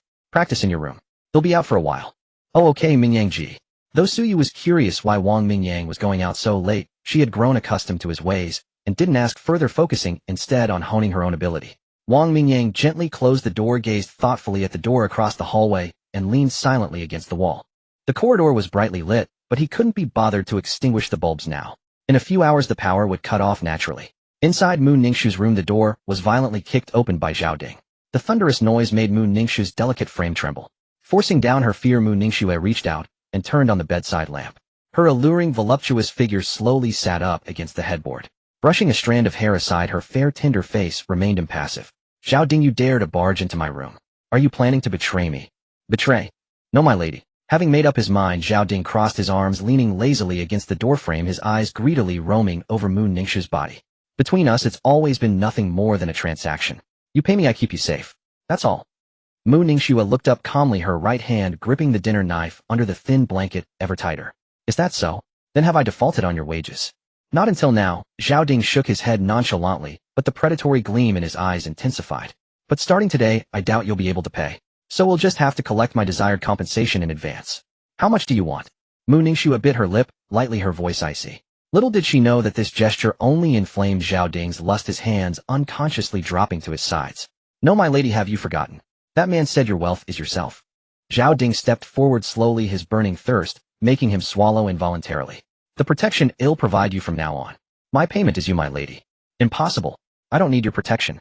Get out. Mu Ningxue finally lost her composure, rolling over and hiding the knife-wielding hand behind her back, shouting at Zhao Ding from across the bed. My lady, it's no longer up to you. I'm the one in charge here. Zhao Ding's muscles bulged, his strength enhancement ability tearing his shirt apart, revealing his robust upper body. Don't come any closer. One more step, and it'll take us both down. Panic surged in Mu Ningxue's heart as she aimed the knife at Zhao Ding. She was utterly helpless against his force. Zhao Ding was already formidable, and with his newly awakened strength enhancement, he was even more powerful. Stop struggling. That knife can't hurt me. Just lie down obediently, and it'll make you feel very, very good. Zhao Ding let out a sinister laugh, casually tore off his ruined shirt, and advanced toward Mu Ningxue bare-chested. Even though Mu Ningxue had learned some combat techniques, she was no match for Zhao Ding. Knowing she couldn't defeat Zhao Ding, Mu Ningxue steeled herself and pressed the knife against her own neck. A trace of crimson appeared on her swan-like neck as she glared at him with fierce eyes. Don't push me. Even if I can't kill you, I can kill myself. Zhao Ding halted mid-step, then chuckled. Hey, don't worry. Even if you slit your throat, your body will still be warm. I don't mind if you're unresponsive. Once I'm done, I'll toss you into a zombie horde, and no one will ever know what happened. You pervert. You devil. Beast. I'd rather be shattered to pieces than let you have your way. Mu Ningxue screamed, utterly despairing at his words. This man had always been respectful, even obsequious toward her. But she never imagined that on the first night of the apocalypse, Zhao Ding would attempt to assault her. Her gaze darted to the floor-to-ceiling window. Gritting her teeth, she hurled the dinner knife at Zhao Ding and dashed toward the window. Zhao Ding's eyes narrowed. Her intention was too obvious. He casually swatted the knife aside, pushed off the ground, and leaped over the bed, grabbing Mu Ningxue's jade-like foot. A muffled cry escaped her as her body, lunging toward the window, crashed heavily onto the carpet, mere centimeters from the glass. She had almost shattered the window and plunged down. And now where do you think you're going? Zhao Ding gripped her ankle tightly, slowly pulling her toward him. Mu Ningxue kicked and struggled frantically, but the scattered combat techniques she had learned were completely forgotten in this moment. Zhao Ding swallowed, grinning lecherously. Her long, shapely legs were exposed to his eyes, fueling his excitement. Even though he had fantasized about this countless times in his mind, now that it seemed truly within reach, his mind went blank, with only one voice screaming repeatedly, "Take her! Take her! Take her!" Zhao Ding pulled her close. Struggling in vain, Mu Ningxue sank her teeth into his shoulder. He grunted in pain, then flung her onto the bed with a violent toss. The soft mattress bounced several times. She grabbed a bedside lamp and smashed it at his face. His right fist shot out, shattering the lamp with immense force. Zhao Ding lunged toward the bed with a sinister grin. Mu Ningxue screamed, rolled off the bed to evade his charge, and scrambled toward the door. Zhao Ding followed closely, lunging again and pinning her to the living room carpet. So my lady likes it here, does she? Let's try something new. Let me go, you beast. Let me go. Mu Ningxue screamed hysterically, tears streaming down her face. Her hands were pinned firmly by Zhao Ding, and despite her wild thrashing, she was helpless, her entire body crushed beneath his weight. At this moment, she was truly in despair. If she were to be defiled by Zhao Ding, she would rather die. But now she couldn't even do that. Why hadn't help arrived? Why was no one coming to save her? Mu Ningxue's face was a mask of despair, pale as death. She turned her head away, her gaze growing hollow. Zhao Ding freed a hand to caress her fair cheek, his eyes blazing with lust, unable to resist the urge to explore further. The next moment, a voice suddenly rang out above them. Oh, if it isn't our Miss Mu. Getting this intimate in the living room. In such a hurry are we? Zhao Ding's hand reaching for her chest froze instantly. He jerked his head up. There, sitting cross-legged on the sofa, was the man from the opposite room, watching them with a languid, amused expression. How did you get in? Who the hell are you? Zhao Ding shot to his feet, muscles tensed, abandoning Mu Ningxue on the floor to stare warily at Wang Mingyang. I walked in through the door. As for who I am, Wang Mingyang's eyes were deep and indifferent. That's not important. What matters is whether you live or die next. Ignoring the murderous intent radiating from Zhao Ding, Wang Mingyang turned his gaze to Mu Ningxue, who was pulling her dress to cover herself and scrambling backward to escape. Tell me, Miss Mu, do you still want to make that deal with me now? His voice was seductive as a demon's whisper. Mu Ningxue looked up sharply, spitting out a single sentence dripping with hatred. Kill him, then I'm yours. The words were simple and clear. Wang Mingyang smiled and snapped his fingers. Deal? Then the deal is sealed. Zhao Ding knew there was no peaceful way out the moment Wang Mingyang asked that question. With a roar, his body swelled slightly, and he swung a massive right fist at Wang Mingyang. Wang Mingyang surged forward, throwing a punch without hesitation. He wanted to test the difference between his body strengthened twice over and Zhao Ding's, which was clearly a power-type awakened ability. Their fists collided, one large and one small, and a dull thud echoed through the living room. Wang Mingyang staggered back several steps, while Zhao Ding only retreated 3. In a contest of pure strength, Zhao Ding's power-enhancing ability indeed held the advantage. Now I thought you were something special. Turns out you're nothing much. Zhao Ding sneered, seeing Wang Mingyang stumble back. Wang Mingyang shook his numb right hand, gave a wry smile, and casually pulled 4 silver beads from his pocket, tossing them out. You seem to have forgotten. I'm an awakener too. The 4 beads rapidly stretched into slender steel needles, shooting towards Zhao Ding. Cold sweat broke out on Zhao Ding's forehead. Relying on his enhanced reflexes, he slapped one needle away, but the other 3 buried themselves deep into his shoulder and chest. The sharp needles, slick with blood, punched through the other side. Only by twisting his body did he avoid a fatal strike to his vitals. Stop. We can talk about this. Zhao Ding scrambled behind the sofa, crouching low, with only his eyes visible, yelling hoarsely. The moment Wang Mingyang's ability appeared, Zhao Ding knew he was outmatched. One blow had left him severely wounded, his mind raced, and he could only beg for mercy. Sorry, but you have to die today. Wang Mingyang paid him no heed. With a flick of his finger, the 4 needles shot towards Zhao Ding again. He had already agreed to the deal with Mu Ningxue, and besides, a scumbag like this brought him no hesitation in delivering justice. This reminded him of the agony of being betrayed by his beloved and his comrades in his past life. That despair and resentment surged back into his heart. Mu Ningxue, pressed against the TV cabinet, clutched the dress at her chest, her beautiful eyes burning with immense hatred as she stared at Zhao Ding. When Zhao Ding begged for mercy, she had thought Wang Mingyang might hesitate. But to her surprise, he refused without a second thought, and his controlled needles became even more vicious. Zhao Ding rolled desperately towards the master bedroom, ignoring the needle embedded in his back. With a grunt, he dove into the room and slammed the door shut behind him. A loud bang followed by 3 dull thuds as 3 needles embedded themselves deep into the solid wooden door. Sensing the position of the needle inside the room, Wang Mingyang kicked the door open. Zhao Ding grabbed a chair and hurled it at him. The 5 silver beads from Wang Mingyang's pocket flew up, instantly forming a thin shield in front of him. The wooden chair shattered against the shield, sending splinters flying. Despite its thin appearance, the shield was exceptionally strong. Wang Mingyang stepped forward, his right foot lashing out at Zhao Ding's chest. Zhao Ding reacted quickly, crossing his arms in front of him to block the powerful kick. Using Zhao Ding's arms as a springboard, Wang Mingyang leaped a meter into the air. The shield that had blocked the chair rapidly split and elongated, flying towards his raised right hand. It solidified into a gleaming horizontal blade, forming perfectly as his hands closed around the grip. Huh. Wang Mingyang gripped the blade with both hands and swung it down fiercely at Zhao Ding. Peeking through the gaps in his fingers, Zhao Ding saw the dazzling sight. Terror seized him. He pushed off the floor, retreating desperately, not caring whether it was a window or a wall behind him. The blade drew a line of blood as it slammed into the ground. Zhao Ding screamed as a gash opened across his chest, and half of his left arm flew off, spraying blood. In a flash, Wang Mingyang had gravely wounded him and severed a chunk of his limb. What the hell is this ability of yours? Who are you? Why are you helping her? Why? Zhao Ding screamed madly, clutching the stump of his arm. The pain from his chest wound and severed hand twisted his face. All he felt was boundless hatred for Wang Mingyang, mixed with confusion and unwillingness. This was no mere telekinesis. Since when could telekinesis make metal beads liquefy and morph, turning into a shield one moment and a blade the next? Zhao Ding was dumbfounded. He had thought Wang Mingyang was just a telekinetic from the movies, controlling objects to attack. He never imagined a single transformation of metal would leave him crippled. I told you it's a transaction. Wang Mingyang flicked the blood off his blade, his expression one of helplessness. A transaction. I can make a deal with you too. Just tell me what you want. Zhao Ding gritted his teeth, enduring the agony. No can do. Miss Mu has already sold herself to me. What could you possibly offer that would make me give up such a beauty for you? Wang Mingyang tilted his head, a look of curiosity on his face. FCK, I'm the chosen one. You and I are the only ones who've awakened abilities. Isn't that enough? Zhao Ding roared, his face full of indignation. The chosen one. Stop it, buddy. That joke's not even funny. It's time for you to hit the road. Wang Mingyang was stunned for a moment, then burst out laughing. This guy actually thought he was the chosen one. At best, he was a drank power-type awakener, and he wanted to be the chosen one. Little did he know that Mu Ningxue, whom he nearly defiled, would awaken and strength ice-type ability in the future. And even that wasn't necessarily enough to be the chosen one. A drank awakener. Dream on. With a flick of his fingers, Wang Mingyang sent 4 steel needles whistling into the joints of Zhao Ding's limbs. Zhao Ding let out a muffled groan as the strength seemed to drain from his body, and he staggered backward. Wang Mingyang stepped forward with his blade, driving the horizontal saber straight through Zhao Ding's heart, the razor-sharp tip piercing through the floor-to-ceiling window behind him. With a cascade of shattering glass, Zhao Ding clutched the blade embedded in his chest, his eyes burning, with venomous hatred fixed on Wang Mingyang, who stood mere inches away. In this world, many will awaken supernatural abilities. Yours is merely a low-tier strength enhancement. And you thought yourself some chosen one. Wang Mingyang sneered at Zhao Ding, his words meant for only the two of them to hear. Blood bubbled from Zhao Ding's mouth, a gurgling sound escaping his throat as he struggled to form words.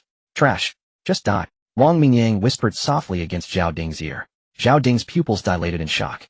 In the next instant, Wang Mingyang yanked the saber free and kicked the barely alive Zhao Ding out the window. A dull thud echoed from below, and the wandering zombies nearby, drawn by the sound, swiftly converged on the spot.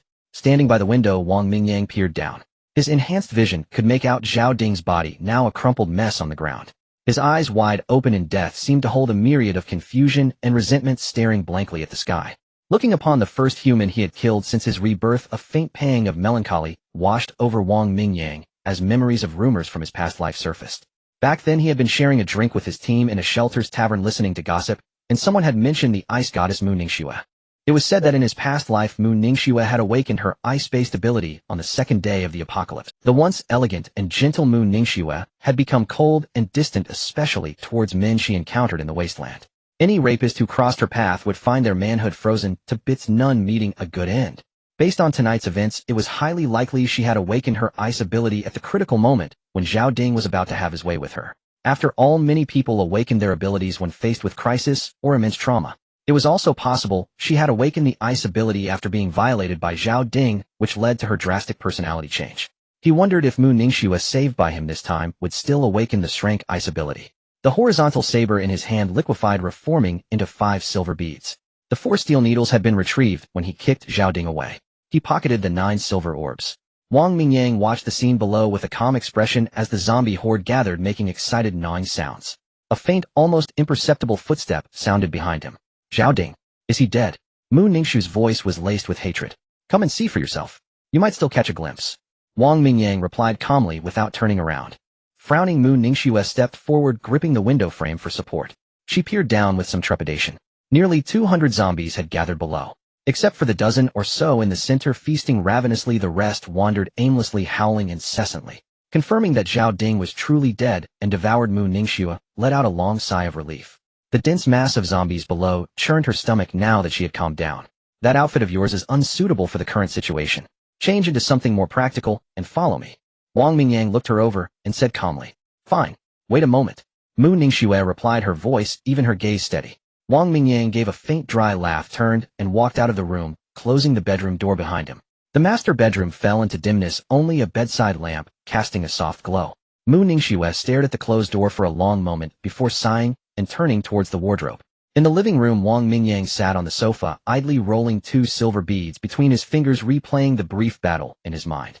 Though his body had been enhanced twice, his raw strength was clearly inferior to Zhao Ding, who had only been enhanced once, but had awakened a strength-amplifying ability. However, his speed was far superior. His metal manipulation ability, after a period of familiarization, allowed him to change forms with greater ease and speed, opening up more tactical possibilities in combat. He hadn't used spatial cutting in the recent fight. Dealing with someone like Zhao Ding certainly didn't require in-strength ability, but more importantly, Wang Mingyang preferred to keep his cards hidden. Aside from Suyu, no one else had seen him use spatial cutting. Mu Ningxue and Zhao Ding had only witnessed his metal manipulation, even suspecting it was a telekinetic ability. With this in mind, Wang Mingyang decided to focus on developing his metal manipulation for now, keeping his spatial cutting a secret for a potential future advantage. I'm ready. Mu Ningxue's voice came as she opened the master bedroom door and stepped out, interrupting his thoughts. Wang Mingyang looked up. She wore a black tracksuit and purple sneakers. Her long hair was tied up in a high ponytail topped with an apricot-colored cap. Her lithe figure was unmistakable even under the loose athletic wear. Let's go. To the apartment across the hall. We can't stay here. The window is shattered and mutated creatures might come in soon. Wang Mingyang rose to his feet, bracing his knees, and led the way out. Mu Ningxue bit her lower lip, then picked up the tracker from the table. She realized it had been broken by Zhao Ding at some point and was completely useless now. She tossed the broken tracker aside and quickly followed Wang Mingyang. He opened the door and crossed the hallway. Grasping the handle of the opposite door, a surge of energy flowed from him, enveloping the lock. With a gentle twist, the locked door swung open. Wang Mingyang entered and sat down on the living room sofa. Suyu, who had been practicing controlling her dark flame, was startled to see Mu Ningxue walk in wearing a tracksuit. The geometric shape of dark flame in her hand immediately dissipated. Mingyang Ji she is. Su Yu asked, nervously looking at Wang Mingyang. Something happened just now. She's part of our little team now, Wang Mingyang said with a slight nod, offering a brief explanation. Su Yu was stunned. Had only been gone for a short while, and had already brought back this beautiful woman. So he wasn't impotent after all. It's just that he wasn't interested in her. Unaware of Su Ye's internal monologue, Wang Mingyang gestured towards her and said to Mu Ningxue, who had just closed the door, "My name is Wang Mingyang. My ability, as you've seen, is metal control. She's Su Yu, she has the dark flame ability. In terms of combat power, Zhao Ding wouldn't have lasted a single blow against her." Mu Ningxue was taken aback by this. When she had entered, she had seen Su Yu controlling a dark red flame, but she hadn't expected Wang Mingyang to hold her in such high regard. Unaware that Zhao Ding's strength was actually mediocre, Mu Ningxue, who hadn't awakened any ability and felt utterly powerless, couldn't help but feel a surge of envy towards Su Yu, who was supposedly strong enough to defeat Zhao Ding in one strike. "Hello, my name is Mu Ningxue." Mu Ningxue stepped forward gracefully, extending her delicate hand to Su Yu, who seemed somewhat aggrieved. "Hi, I'm Su Yu." Su Yu pouted but still reached out to shake Mu Ningxue's hand, then walked aside to continue honing her ability control. Sensing the faint hostility from Su Yu, Mu Ningxue was puzzled for a moment, but upon spotting Wang Mingyang, realization dawned, and a bitter smile crept onto her lips. Wang Mingyang gestured for Mu Ningxue to sit on the nearby sofa. After a long while watching Su Yu shape dark flames into various forms, Mu Ningxue turned to Wang Mingyang with a questioning look. "Why can you all awaken abilities while I cannot?" "Most people can awaken abilities, it depends on talent sooner or later," Wang Mingyang said nonchalantly. "How do you know this?" Mu Ningxue frowned in confusion. "I guessed," Wang Mingyang said with a completely straight face, spouting nonsense. Mu Ningxue, "Actually, as long as you dare to summon the courage to fight zombies, chances are you'll awaken your ability sooner," Wang Mingyang continued, glancing at a speechless Mu Ningxue. "But I don't have a weapon." Mu Ningxue's eyes lit up when she saw the ink-black blade casually thrown on the sofa, only to dim again. "I can give you a saber, but you must kill zombies yourself." "Fine." Mu Ningxue nodded without hesitation. "Remember your promise to me." Wang Mingyang's gaze locked onto Mu Ningxue. "I remember." Mu Ningxue's body trembled slightly, her face paling, yet she stubbornly acknowledged it. "Don't worry, I'm not interested in your body, and I won't ask you to share my bed." Wang Mingyang rose and headed toward the sweets kitchen. A flicker of surprise crossed Mu Ningxue's eyes.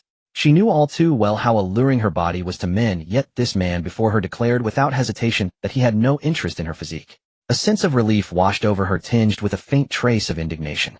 "I'll forge a blade for you, and teach you how to fight. Once you awaken your ability, I'll guide you in honing it to grow stronger swiftly." Wang Mingyang waved a hand toward the array of kitchen utensils, and the knives, forks, pots, and spatulas on the rack all levitated into the air. "But none of this comes for free. I need your absolute obedience." Numerous metallic objects floated in the air, even the blade he had crafted for Su Yu earlier, all swirling around Wang Mingyang. As his words fell, Mu Ningxue watched in astonishment as the metal items rapidly melted into pools of liquid. With a light wave of Wang Mingyang's hand, the dozen or so globs of molten metal converged, forming an iron sphere 20 centimeters in diameter. Su Yu looked up to see an iron sphere drifting slowly toward her under Wang Mingyang's control, and she reacted instantly. The three geometric flames in her hand dispersed and merged, and she guided the dark crimson flame in her palm beneath the sphere, beginning to sear it. The iron sphere quickly turned red and melted, wisps of black smoke rising as streaks of dark crimson veins seeped into the molten metal. After a few minutes, Wang Mingyang manipulated the nodar crimson liquid metal, rapidly stretching and reshaping it into a blade form. With a single swipe of his finger through the center, the rough outlines of two sabers took shape. Meticulously refining the two blades, Wang Mingyang pushed his metal manipulation ability to its limits, rearranging the internal structure of the sabers to forge blades tougher and sharper than any alloy. Finally, he slowly ran his hand across the cooled edges, completing the razor-sharp honing that could split a hair blown against it. He grabbed the two sabers and swung them a few times before chopping down on the coffee table. A corner of the solid wood table slid off the cut surface as smooth as a mirror. "Fine blades." Wang Mingyang couldn't help but praise them. The dark crimson patterns on the blades seemed to carry the scorching and corrosive power of Su Ye's dark flame ability, marking them as truly extraordinary. Tossing the two sabers to Su Yu and Mu Ningxue, Wang Mingyang activated his ability, once more controlling 9 silver orbs and the ink-black saber. After being forged through Su Ye's dark flames, they condensed into steel needles and a saber. Though the needles and blade were somewhat smaller, they were even tougher and sharper. Wang Mingyang pondered for a moment. The steel needles were indeed handy, then controlled a metal ornament in the room. Under Su Ye's dark flame, searing it rapidly broke down and condensed into dozens of pea-sized metal pellets. These pellets could instantly transform into sharp steel needles whenever needed, bringing the total number of needles he could wield to nearly 50. Brother Mingyang, why don't you make some small flying swords? Slaying foes with a sword in flight. How cool. Suyu tilted her head, smiling with a hint of longing. Wang Mingyang rolled his eyes, pocketed the pellets, and said with irritation, steel needles are enough. Why would I need flying swords? Do you think shaping metal doesn't consume energy? Wasting that energy on a fancy look is just superficial. What's the use? The barrage of words left Suyu dumbfounded, but after a moment's thought, she realized Wang Mingyang had a point. She merely stuck out her tongue and sat aside to recover her ability energy. Wang Mingyang sheathed the ink-black blade, plopped down on the sofa, and picked up Fundamentals of Metallurgy to continue reading. Do you have any plans? Are we just going to stay here? Mu Ningxue, astonished by the wonder and power of their abilities, still curbed her curiosity and asked about future intentions. If we make it through tonight safely, we'll find a car tomorrow morning and head to the West City District to check on Suye's home. After that, we'll decide our next move, Wang Mingyang said without looking up, still engrossed in his book. What do you mean make it through tonight? With the two of you here, why fear those zombies? Mu Ningxue was puzzled. The danger isn't the zombies, it's the mutated creatures. What? Mutated creatures?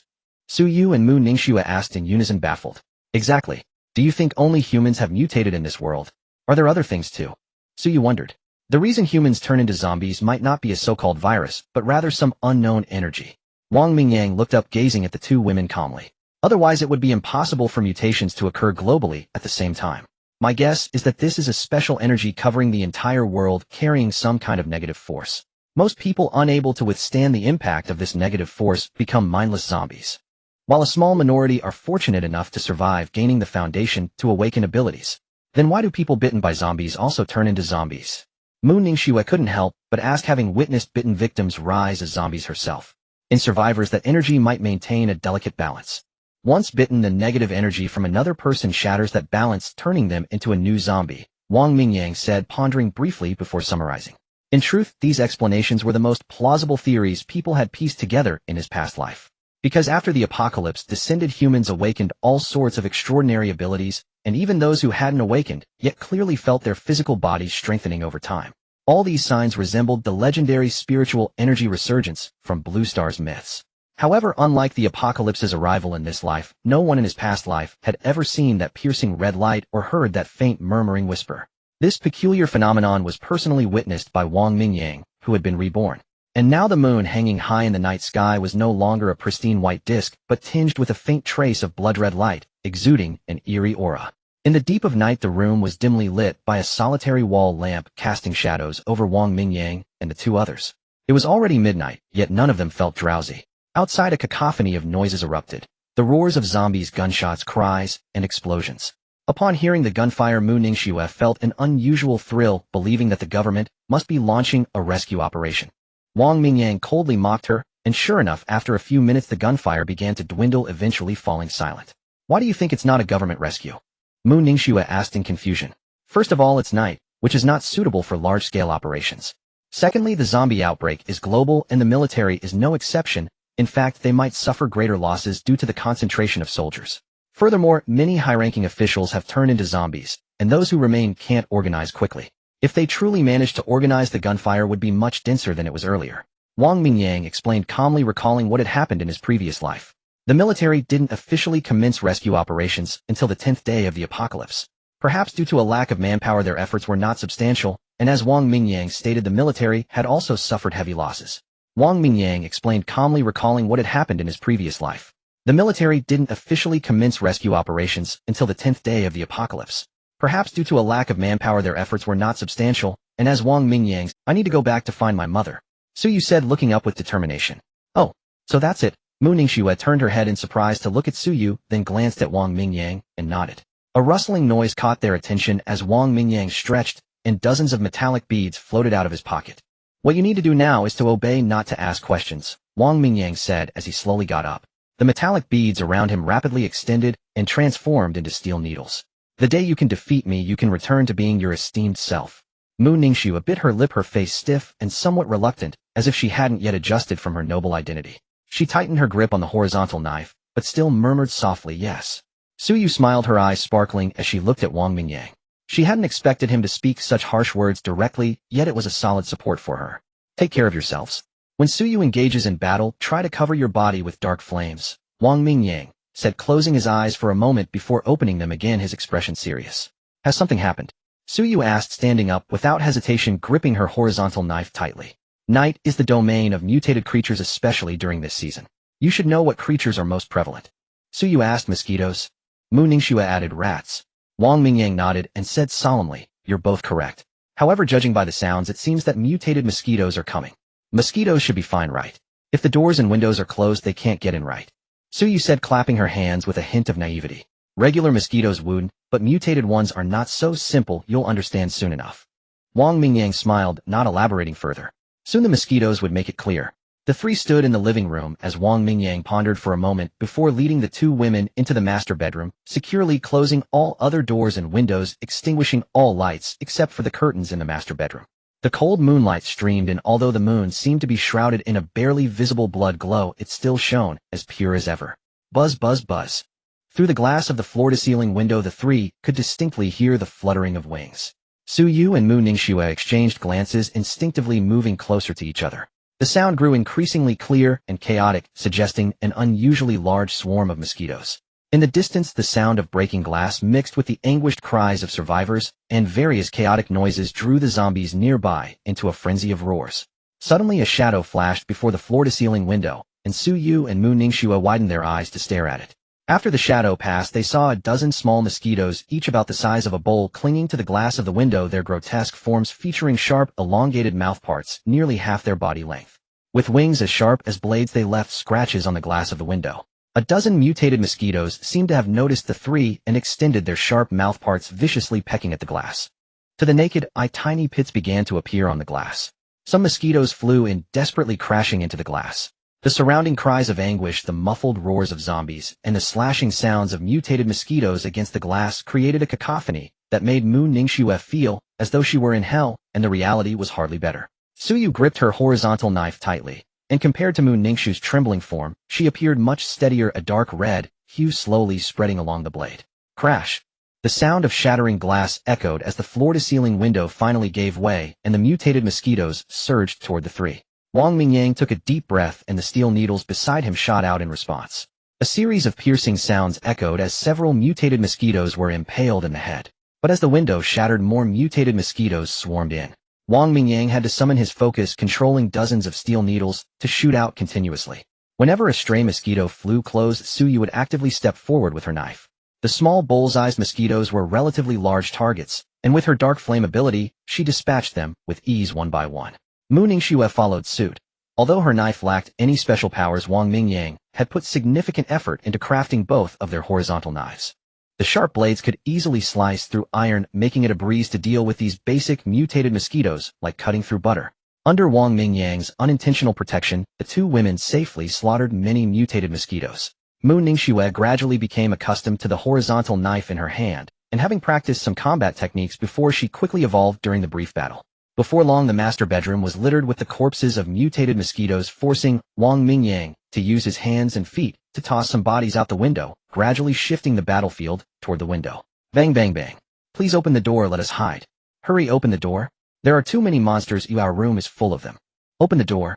If you don't, I'll break it down, and well, all die together. Oh, get away. Don't bite me. Just as the three were continuously killing the mutated mosquitoes, a fierce banging sound came from the living room door, accompanied by a series of urgent cries from outside.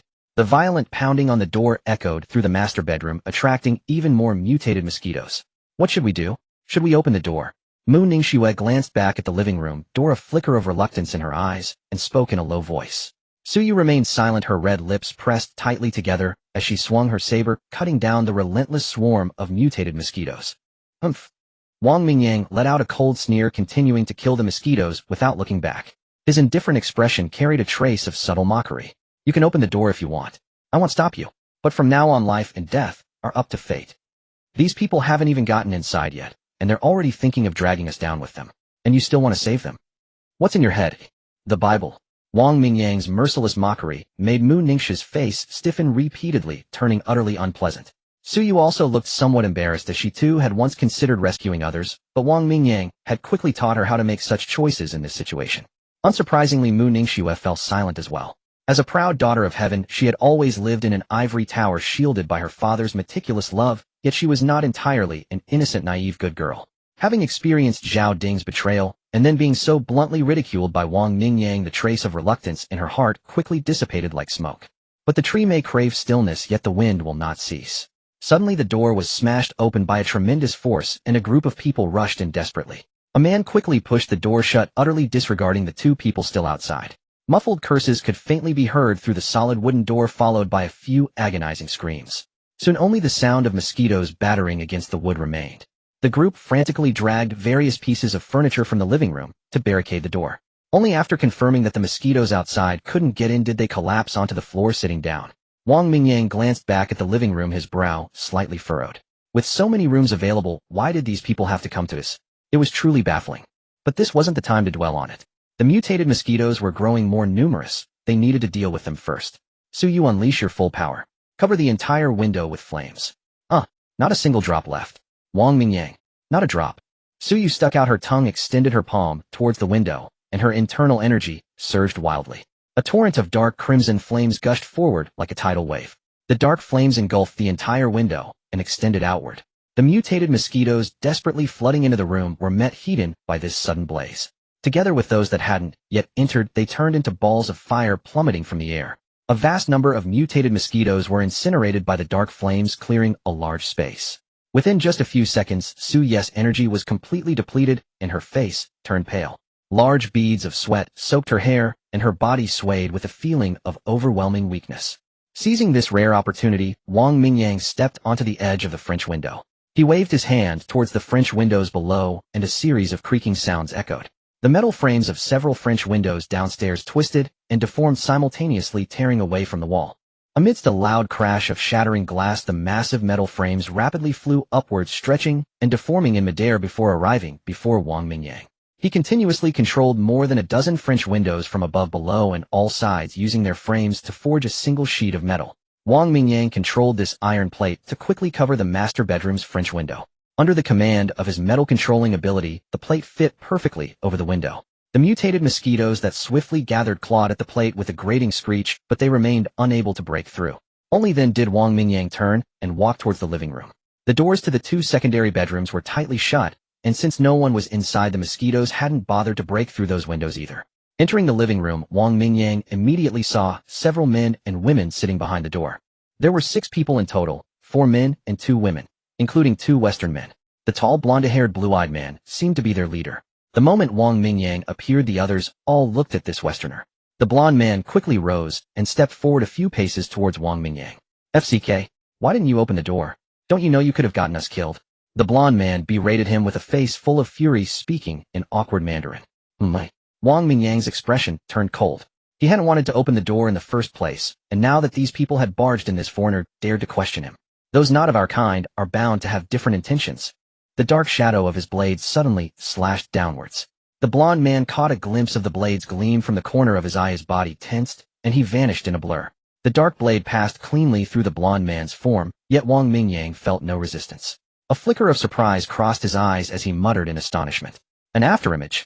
The blonde man reappeared by the doorway, leaning against the wall and panting slightly, cursing angrily. FCK, you actually tried to kill me. Meanwhile, another Westerner with brown hair suddenly raised his hand, and a recurve bow materialized in his grip. He loosed an arrow at Wang Mingyang. At such a close distance, the sharp arrowhead reached Wang Mingyang's eyes the instant it was released. The next moment, the arrow abruptly halted in midair, a mere centimeter from his eye. The brown-haired man's jaw dropped. The faintly mocking smile on his face froze solid, his eyes filled with disbelief, his right hand still frozen in the position of releasing the bowstring. Wang Mingyang let out a cold snort. The arrow spun around in an instant and shot through the air towards the brown-haired man's forehead. Tom, watch out. The blonde man's figure flickered, appearing before Tom in a flash. This blonde man seemed to possess an ability for super-speed movement. In the nick of time, he grabbed the arrow firmly with his bare hand. Oof. Wang Mingyang snorted again, waving his hand. 9 steel needles floated up around him, all shooting towards the 2 Westerners. Careful. He can control metal. The blonde man roared in a low voice in Federation language. His figure flickered as he grabbed a solid wooden chair and hurled it at Wang Mingyang. Tom rolled on the ground, dodging 2 of the needles. He drew an arrow, quickly snapped off its metal tip, and knocked it, firing another shot at Wang Mingyang.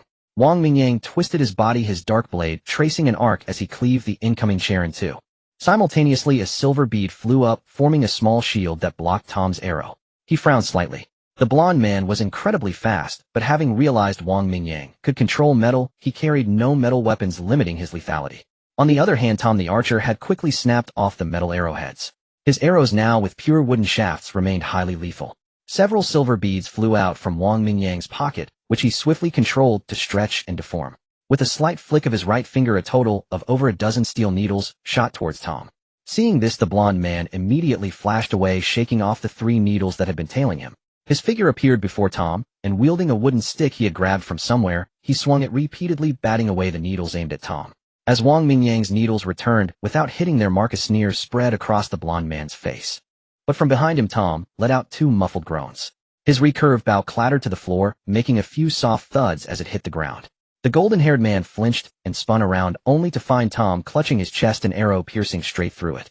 Tom. A blur of motion, and the golden-haired man immediately dragged the faltering Tom behind a sofa for cover.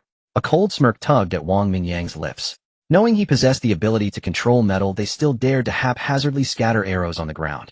It was like carrying a lantern to search for shit in a latrine. At this moment, he couldn't be bothered to discern who these people were. With a casual wave of his hand, over a dozen steel needles arced through the air, darting toward the 2 Westerners behind the sofa. Stop! They are important foreign guests, a portly, slick-backed-haired man in a suit suddenly shouted. From the moment the golden-haired man rose to speak to Tom's being impaled by his own arrow, barely 10 seconds had elapsed. No one else had even processed what was happening. It was only when they noticed the brown-haired Tom was gravely wounded and hidden behind the sofa by the golden-haired man that the suited man cried out in alarm. The streaking steel needles halted momentarily, then resumed their deadly flight. Wang Mingyang glanced at the slick-backed man and said coldly, "What the hell do these so-called foreign guests have to do with me?" The golden-haired man cursed, and with no other choice, he swiftly dodged with Tom, evading the incoming needles. "Stop! They are high-ranking executives from West Pharmaceutical Corporation in the Federation, vital foreign guests for the city's key project. How could you harm them? This is a crime." "Exactly. You'll cause an international incident." The slick-backed man immediately roared in reprimand, and another bespectacled man, catching on, quickly slapped the label of criminal onto Wang Mingyang. "Noisy." Wang Mingyang snorted coldly. 2 steel needles broke formation and shot directly at the slick-backed man and the bespectacled man. Their shouts were abruptly cut short as the 10-centimeter-long needles embedded themselves deep into their foreheads, 1 on each side. The golden-haired man's movements were hampered as he carried Tom. Before long, Tom let out a muffled grunt as another needle pierced his body. Shoving the golden-haired man aside, Tom abruptly stood in front of him, and the remaining dozen or so needles embedded themselves into his flesh. "Jerry, kill him!" Tom roared, his muscles clenching tightly to hold the needles within his body. Wang Mingyang's brow furrowed slightly. He reasserted his metal control, and the needles exploded within Tom's body. The golden-haired man Jerry let out a furious shout and flashed out from behind Tom, leaving a trail of afterimages. Raising his wooden club, he appeared directly beside Wang Mingyang in the next instant. In the nick of time, Wang Mingyang gave a soft snort, flicking his finger covertly. A thin black line materialized at his side. In the blink of an eye, the black line, less than half a meter long, sliced through Jerry's descending club, then vertically through his head and vanished into thin air. Jerry's club fell, its momentum carrying it heavily onto Wang Mingyang's shoulder, only to be stopped by a thin layer of metal. But the golden-haired man Jerry could no longer move. A trace of anger and a hint of triumphant glee remained frozen on his face. A thin line of blood slowly appeared from the middle of his head, the light in his azure eyes fading. He stood there rigid and still. "Jerry!" Tom collapsed on the ground, stared in horror at the motionless Jerry. It wasn't until Wang Mingyang shoved Jerry's head with his palm, pushing him to the floor, that Tom realized Jerry's head was bleeding profusely. He was dead beyond any doubt. With a gurgling sound, Tom could no longer suppress the blood surging from his throat. He spat out a mouthful of blood, his eyes wide open in despair, and fell to the ground right after Jerry, dying with his eyes unclosed. 2 scantily clad women, trembling in fear, cowered in a corner, not daring to make a sound. A stench of urine emanated from the 2 trembling women, causing Wang Mingyang to wrinkle his nose in disgust. He walked over to the abandoned sofa and sat down, speaking calmly. "Talk. What's the story with these 2 dead foreigners?" The 2 women covered their mouths, looking at each other, neither daring to speak, first terrified that a single word would result in a steel needle through them. "You talk." Wang Mingyang pointed impatiently at one of the women with wavy hair. Yes. The wavy-haired woman shrank back, lowering her hands and nodding rapidly. "Cut the crap, just talk." Okay, you'll talk. The wavy-haired woman, startled, spoke quickly. "Jerry and Tom were our clients. They said they were high-ranking members of a multinational pharmaceutical corporation in the Federation. They came to Spring City this time, wanting to acquire the Kanghui Chinese medicine factory in the West District. But the negotiation this morning didn't go well. The head of Kanghui outright rejected the acquisition. So why were these two foreigners here with you, eh? That fat man and the bespectacled man are officials from the city's investment promotion bureau. This acquisition is a key city project, so they were assigned to accompany the two foreign guests throughout their stay. What does that have to do with you two? Are you their colleagues? Wang Mingyang pointed to the two men with needles through their heads. The wavy-haired woman and the other short-haired woman exchanged a glance and shook their heads. Seeing Wang Mingyang's puzzled expression, the wavy-haired woman said sheepishly, "The fat man asked me to find some girls to entertain the two foreigners. Including me, there were 4 of us. 2 died when the zombie outbreak started. Oh, out here in broad daylight scaling mountains and exploring the wilds, aren't you afraid of exhausting yourselves? You really know how to have fun." Wang Mingyang suddenly understood. They were called girls. He was speechless. Su Yu and Mu Ningxue standing by the master bedroom door were initially confused, then simultaneously rolled their eyes. This Wang Mingyang was full of nonsense. It's not our fault. The fat man said the higher-ups ordered us to satisfy every demand of these two. Otherwise we wouldn't want to do business with foreigners either. The wavy-haired woman nodded repeatedly, as if afraid the young man before her would blame her. Business with foreigners was the worst. If she hadn't often dealt with the fat man and feared offending him, she wouldn't have taken this job at all. After one session, she could barely walk and needed at least 3 days in bed. Not only did it waste time, she could be earning money, but that damn fat man didn't even pay. Using his authority to get everything for free. Forget it, they're dead anyway. Why didn't you go to another floor? Why did you have to knock on my door? Wang Mingyang waved his hand dismissively. This afternoon Jerry seemed to awaken some special ability, and Tom's strength increased too. Those two wanted to wait for rescue, so we just stayed in the room. Later we saw you and that other girl come over killing zombies with such clean, efficient moves. So, when those mosquitoes attacked us earlier, Jerry and Tom immediately said we should come and join you. The wavy-haired woman spoke while wiping sweat from her brow. I see. So who was it that said we should all die together? Wang Mingyang's gaze turned icy as he looked at the two women. Oh, that was someone who rushed out from another room. Jerry locked him outside. He seemed to have been killed by those mutant mosquitoes. The wavy-haired woman shuddered, quickly recalling the event. Understanding the full sequence of events, Wang Mingyang couldn't help but grimace. However, he felt no psychological burden whatsoever for killing the two foreigners, the fat man and the bespectacled man. No matter how formidable your status was before, it meant nothing after the apocalypse began. Judging by the terrified look of these two women, it was clear they couldn't have been the ones behind this. You two stay put and behave yourselves here. Don't try anything, or I won't hesitate to kill a few more people. Wang Mingyang's tone was calm, but the subtle killing intent was undeniable. They were just two working girls. He couldn't be bothered to kill them. Yes. We'll stay right here. We won't go anywhere. Understood. We absolutely won't move. The two women nodded vigorously in agreement, their attitudes as sincere as possible, their expressions as subservient as could be. After warning the two call girls, Wang Mingyang glanced at the floor with disdain, shook his head, and stood up, beckoning to Su Yu and Mu Ningxue, who had been leaning against the doorframe, watching the show. Opening the door to another bedroom, Wang Mingyang grabbed his backpack and led the two women inside. Without turning on the lights, he pulled open the curtains, and moonlight streamed directly in. Perhaps due to the intense fire Su Yu had unleashed earlier, the mutant mosquitoes outside had vanished. The three found spots to rest under the moonlight. Rest well for a while. As soon as dawn breaks, we'll head out to find a vehicle.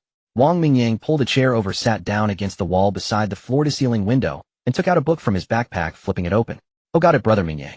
Su Yu stretched lazily, placed her saber on the bedside table, and collapsed onto the large bed. Soon the sound of gentle breathing filled the room. Having endured a long battle and expended all her energy, Su Yu was utterly exhausted. The moment her nerves relaxed, she fell fast asleep. Mu Ningxue, however, walked over to a sofa and sat down, watching the sleeping Su Yu on the bed, then shifting her gaze to Wang Mingyang, who was reading by the moonlight near the window. For a moment she felt lost. A day ago she was a proud daughter of privilege, and now she had been reduced to this, needing the protection of this man just to survive. The saber in her hand was still stained with green mosquito blood, emitting a pungent, acrid odor. Suppressing her nausea, Mu Ningxue walked into the in-soot bathroom, turned on the tap, and began cleaning the sharp saber. The power was still on, and bright lights illuminated the room. Looking at herself in the mirror, Mu Ningxue saw confusion and fear of the unknown in her eyes, along with a faint trace of unwillingness. She splashed cold water on her face, washing away her makeup. Yet blessed with natural beauty, even without cosmetics, Mu Ningxue remained a rare beauty with a bare face. Taking a deep breath, she carried the clean saber and walked out of the bathroom, directly approaching Wang Mingyang. She sat cross-legged on the floor before him, lifting her head to stare at him blankly. What's wrong? Never seen a handsome guy like me before. Wang Mingyang closed his book, tilting his head with a faint smile. I've seen plenty of handsome guys, but none as narcissistic as you. Mu Ningxue pursed her lips and retorted coldly. Confidence comes from strength, and I have the strength to be confident. Wang Mingyang was unfazed, crossing his legs and resting his chin on his hand, speaking nonsense with a serious face. Fine, you do have strength. Mu Ningxue had to admit that Wang Mingyang was indeed handsome, fitting the standard of a sunny boy, but his temperament was far from it. Sometimes he was cold, other times he had a roguish, unruly air. She felt a certain slyness about him that clashed with his sunny appearance. Raising an eyebrow smugly, Wang Mingyang suddenly extended a finger and with a very flirtatious gesture lifted Mu Ningxue's chin. Come on, what do you want to know? I doubt the proud Lady Mu would so easily resign herself to a subordinate role. A flicker of panic crossed Mu Ningxue's eyes, a feeling of being completely seen through washing over her. But she quickly steadied herself and looked at Wang Mingyang with a serious gaze. I want to know when I can awaken my ability. Why do you think I can answer that? It's a feeling. You didn't seem surprised by anyone else's abilities. Wang Mingyang casually withdrew his finger, rubbing his thumb against his index finger, as if savoring the delicate smoothness of Mu Ningxue's skin. Seeing his subtle gesture, Mu Ningxue silently cursed him, but couldn't help a blush creeping up her cheeks. Nothing to be surprised about. I awakened an ability, so you awakened one, why can't others? Since everyone can, there's nothing to be surprised about. Wang Mingyang's tone was calm, but Mu Ningxue couldn't shake the feeling that he wasn't telling the whole truth. Raising an eyebrow, Wang Mingyang saw the lingering confusion in Mu Ningxue's eyes and found it amusing. He couldn't very well tell her that he had seen all sorts of incredible abilities in his past life. The Zhao Ding they met today had a Drank strength enhancement ability, and the blonde Jerry seemed to have a Crank speed movement ability. Neither of them was worth mentioning. Of course, speaking of which, in his past life, Wang Mingyang's own 5 franc abilities were even less impressive. But in this life, he now possessed 2 major abilities, the Shrank Spatial Slash and the Rank Metal Mastery. It was only natural that he looked down on Crank and Drank abilities. Though it was a bit arrogant. Can anyone really awaken an ability? Mu Ningxue yearned for it. She felt an urgent need to gain power quickly, hoping to control her own destiny in this apocalypse. Before, she never had to worry about such things. As the heir to the Mu group, Mu Ningxue was born into incomparable wealth, able to control her fate without any effort. But now, with the apocalypse descending upon Earth, all rules and order had shattered, and her former wealth and status had vanished into thin air. Even her bodyguard, Zhao Ding, could do as he pleased with her. If Wang Mingyang hadn't intervened in time, she who was once so high and mighty would now be reduced to a plaything for Zhao Ding. This feeling of having her fate controlled by others was utterly unacceptable to Mu Ningxue, who had been raised with elite education. She desperately wanted to change this situation, and the only way out for now might lie in the hands of the man before her. Theoretically, everyone can. But in reality, I suspect many will find it difficult. Why? Take Suyu for example. She awakened her ability when she was alone, facing a zombie. There is great terror between life and death, and that pressure stimulated her potential, triggering the awakening. Wang Mingyang stated calmly. From this we can see that facing fear head-on and fighting hard is a major path to awakening. Most people, when confronted with zombies or mutant creatures, think of running first, not picking up a weapon to fight. From that perspective, the probability of awakening drops significantly.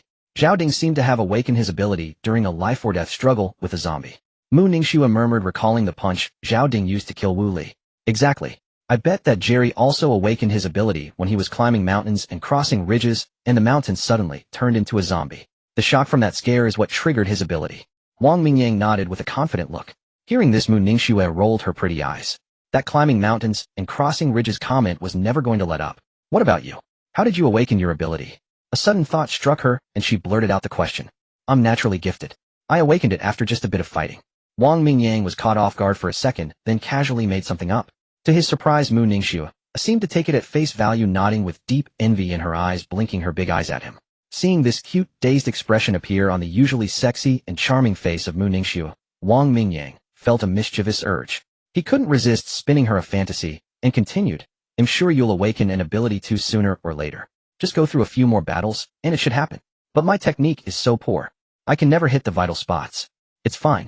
Try a few more times, and you'll figure out how to thrust the blade for it to be more effective. Really? I guess I need to work even harder. Keep at it, girl. A few more tries and you'll reach the peak. Then you'll know how satisfying it feels. Why do I feel like you're messing with me? Impossible. I never get caught when I lie. Mu Ningxue let out a cold snort, rolled her eyes, and returned to sit on the sofa. Wang Mingyang rubbed his nose, gave an awkward chuckle to himself, and continued flipping through the book in his hands. The night that followed was far from peaceful. Through the floor-to-ceiling window, Wang Mingyang could see many blurry figures scurrying about the streets in the distance. Under the occasional glow of fires erupting in the city, massive mutated rats, cats, and dogs surged past. The night had become a paradise for mutated creatures and zombies, with numerous battles breaking out among them. It seemed that each other's bodies held some kind of promoting effect. With the experience of his past life, Wang Mingyang understood clearly that with the apocalypse, some kind of energy had revived on Blue Star, making mutual devouring among creatures the norm. In a few more days, the flesh of those mutated beasts would become a great tonic for humans. Consuming the flesh of mutated beasts of the same attribute could even slowly enhance the power of one's abilities.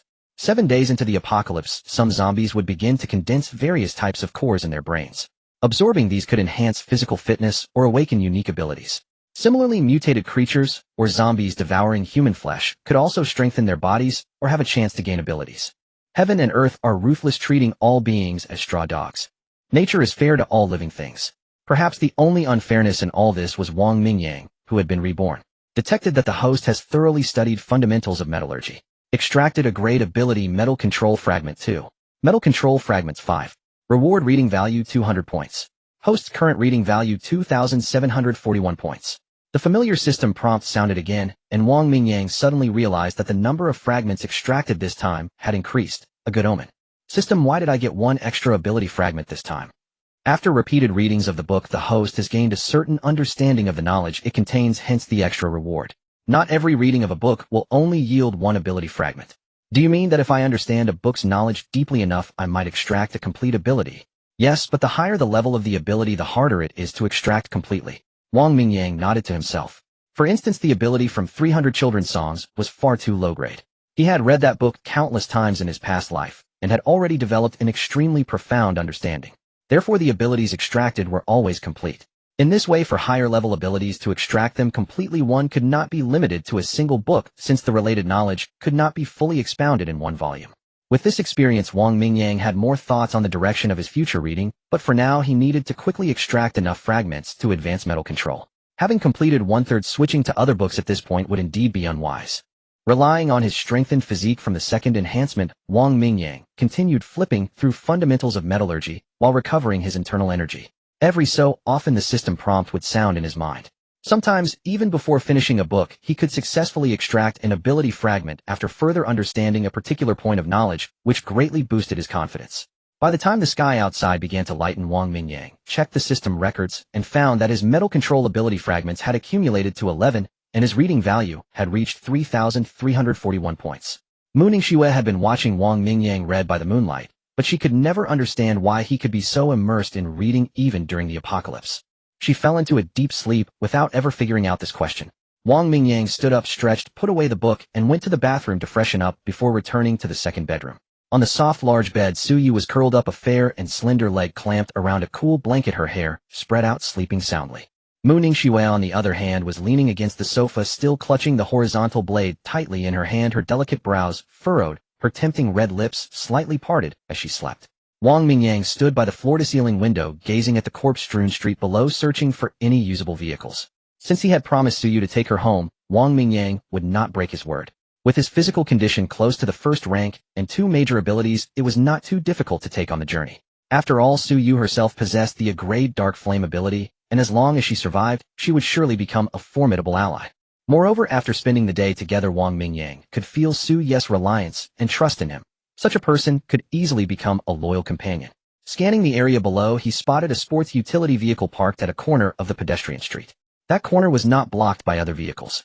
After some thought, Wang Mingyang deemed the car usable. Checking the time, it was already 6 in the morning. He walked to the large bed and gently shook Suyu's shoulder. Suyu, wake up? Third tone. Mom, let me sleep a little longer. Still half asleep, Suyu frowned, let out a sweet whimper, and mumbled indistinct words before burying her head deeper into the pillow. Wang Mingyang shook his head helplessly, rubbed his hands, and slapped her backside. Suyu's sweet dream was shattered, and she sat up reflexively. Staring at Wang Mingyang standing by the bed, a bewildered Suyu took a moment to come to her senses, and her cheeks flushed crimson. Go wash up quickly, a well set off soon. Without waiting for Suyu to speak, Wang Mingyang urged her, effectively cutting off her words. Oh, I'm going. Suyu's eyes lit up, and she immediately jumped out of bed, running barefoot toward the bathroom. Watching Suyu sprint away, the smile on Wang Mingyang's face gradually faded. In his past life, he had worked part-time throughout his 4 years of university, never having the mind to fall in love. Struggling to support himself while completing his studies had consumed his entire college career. Moreover, being penniless in a money-driven society, he was not favored by girls. After the apocalypse, with his multiple abilities, he happened to encounter his university goddess Wang Ruoqing. To uncover the secret of his possessing multiple abilities, Wang Ruoqing fully played the role of a manipulative woman leading him around by the nose. After learning that the abilities came from the book 300 Children's Songs, she conducted multiple experiments, but failed to obtain multiple abilities. Eventually she conspired with Zhao Yimin and Han Jun to set him up and cause his death. Little did he expect that after his rebirth he would discover that a little fish had always been quietly watching him. After learning that the abilities came from the book 300 Children's Songs, she conducted multiple experiments, but failed to obtain multiple abilities. Eventually she conspired with Zhao Yimin and Han Jun to set him up and cause his death. The two women quickly washed up in the bathroom. At a time like this there was no room for skincare or makeup, and soon they were clean and ready. Suyu even fetched a set of sportswear from the room, changing out of her white t-shirt and pleated skirt stained with blood. After a simple packing of backpacks and weapons, Wang Mingyang opened the door and stepped into the living room. The two call girls, having been warned, obediently stayed in the living room, still sleeping curled up against the wall. Wang Mingyang nudged the wavy-haired woman with his foot, startling her awake. After a clumsy scramble, she roused the short-haired girl as well. The two women felt their scalps crawl at the sight of Wang Mingyang before them. Don't kill us. Please don't kill us. Their shrill voices pierced the air as they huddled in a corner, trembling, clutching their heads. Wang Mingyang, with an impatient jerk of his chin, commanded, "I'm not going to kill you, but hurry up and move that clutter blocking the door." The wavy-haired and short-haired women exchanged glances, then scrambled to the door, straining to shove aside the furniture blocking the entrance. In no time the doorway was clear, and they stood meekly to the side. "Once we're gone you're free to do as you please. My advice, stay on the 6th floor. There's food there," Wang Mingyang said, opening the door with a casual remark despite his disdain for the pair. At this hour they weren't hardened criminals, so he figured a bit of guidance wouldn't hurt. Whether these two women would turn this place into some cozy little haven together was beyond his guess. Understood. The wavy-haired and short-haired women nodded repeatedly, flashing sycophantic smiles. Wang Mingyang ignored them and strode out. The corridor was a mess, yet there were no fresh bloodstains, only a few desiccated corpses lying haphazardly on the floor. Clearly last night's mutant mosquitoes had drained the blood and brains from these bodies. Su Yu and Mu Ningxue followed closely behind, and the trio quickly made their way toward the elevator bank. Upon arriving, Su Yu reached out to press the button, but Wang Mingyang shook his head. He vaguely recalled that in his past life the city had experienced a massive power outage on the morning of the second day of the apocalypse. If they took the elevator now and the power cut while they were stuck midair, it would be quite awkward. Let's take the stairs. If the power goes out midway, it'll be a real hassle. Wang Mingyang led the way toward the fire escape. Even if the power failed, he wasn't too worried. His metal manipulation ability meant the elevator wouldn't likely plummet. But it would still be a nuisance, so the stairs were the safer bet. 18 floors wasn't too high, but the trio moved cautiously and slowly. They encountered several zombies along the way and dispatched them one by one. The stairwell was littered with dead mosquitoes and zombie remains, showing clear signs of a fierce struggle. Zombies and mutant creatures preyed on each other to absorb energy and strengthen themselves. They reached the first-floor lobby without incident. Wang Mingyang led the two women to the door and pointed toward a corner of the pedestrian street, where an off-road vehicle sat. "There's an SUV over there. It should be able to start. What if it doesn't start? Do we have a backup plan?" Mu Ningxue assessed the situation and asked in a low voice. "Plan A is after that swarm of mutant mosquitoes last night, there aren't many zombies on the street now. We three fight our way out and drive off. And Plan B? Plan B is if it won't start we move on foot and find another vehicle. Drive if we can, walk if we must." Mu Ningxue, Suyu, what a brilliantly laid out plan. You really outdid yourself. The two women gave him a speechless thumbs up, and Wang Mingyang responded with an awkward grin. In his past life, he was no gifted leader and battle tactics were hardly his forte. Still, with his current strength, he wouldn't be in danger unless surrounded by a horde of zombies. Alright, let's take it one step at a time. We'll cross that bridge when we come to it. Wang Mingyang waved his hand, drew the MO Shadow Blade, and tucked the sheath into his backpack. I guess we have no choice. At least there aren't many zombies on the streets. Suyu let out a resigned sigh. She never imagined that Wang Mingyang, who had seemed so confident and composed, was just a reckless daredevil. Steel needles flew from his pocket as he pushed through the revolving door, leading the charge. Mu Ningxue watched the spectacle, her eyes brimming with envy. Suyu was envious too, but with her own ability, she wasn't as drooling as Mu Ningxue. The steel needles shot forth, felling zombies along the way. Wang Mingyang's absurdly powerful metal manipulation kept any zombie within 10 meters at bay. The trio quickly reached the SUV. Who can drive? Check if it starts. Wang Mingyang urged, holding off the encroaching zombies. Mu Ningxue rushed forward and yanked open the door. Up! She screamed as a zombie thrashed in the driver's seat, held back only by the sturdy seatbelt. The sudden sight startled her, and she stumbled backward. Suyu, blade in hand, drove it straight into the zombie's mouth, without hesitation, the tip piercing out through the back of its skull. Only when it went limp did she unbuckle the belt and drag the corpse aside. Your turn, I can't drive. She shot Mu Ningxue a smug chin-up, then pulled out her blade to assist Wang Mingyang. Mu Ningxue bit her lip and hurried over to check. Luckily luck seemed to be on their side. She tried the ignition and the engine roared to life. It works. Get in quick, she called out. So you get in first. Wang Mingyang ordered without looking back. Suyu understood and swiftly jumped into the back seat. Wang Mingyang intensified his output, unleashing dozens of steel needles like a storm of petals, wiping out most of the converging zombies before leaping into the passenger seat. Head to the West District. Take Minhang Road and get on the elevated highway. Wang Mingyang quickly directed. Mu Ningxue, familiar with the area, spun the wheel and floored the gas pedal. The SUV roared, plowing through a few zombies and shooting forward. The black SUV rounded a corner, revealing a wide street ahead. But now that street was jam-packed with cars. Wang Mingyang stared ahead, raising his right hand swiftly as his metal manipulation ability surged at full power. Vehicles within 10 meters ahead of the SUV, as if hit by an immense repulsive force, veered aside of their own accord.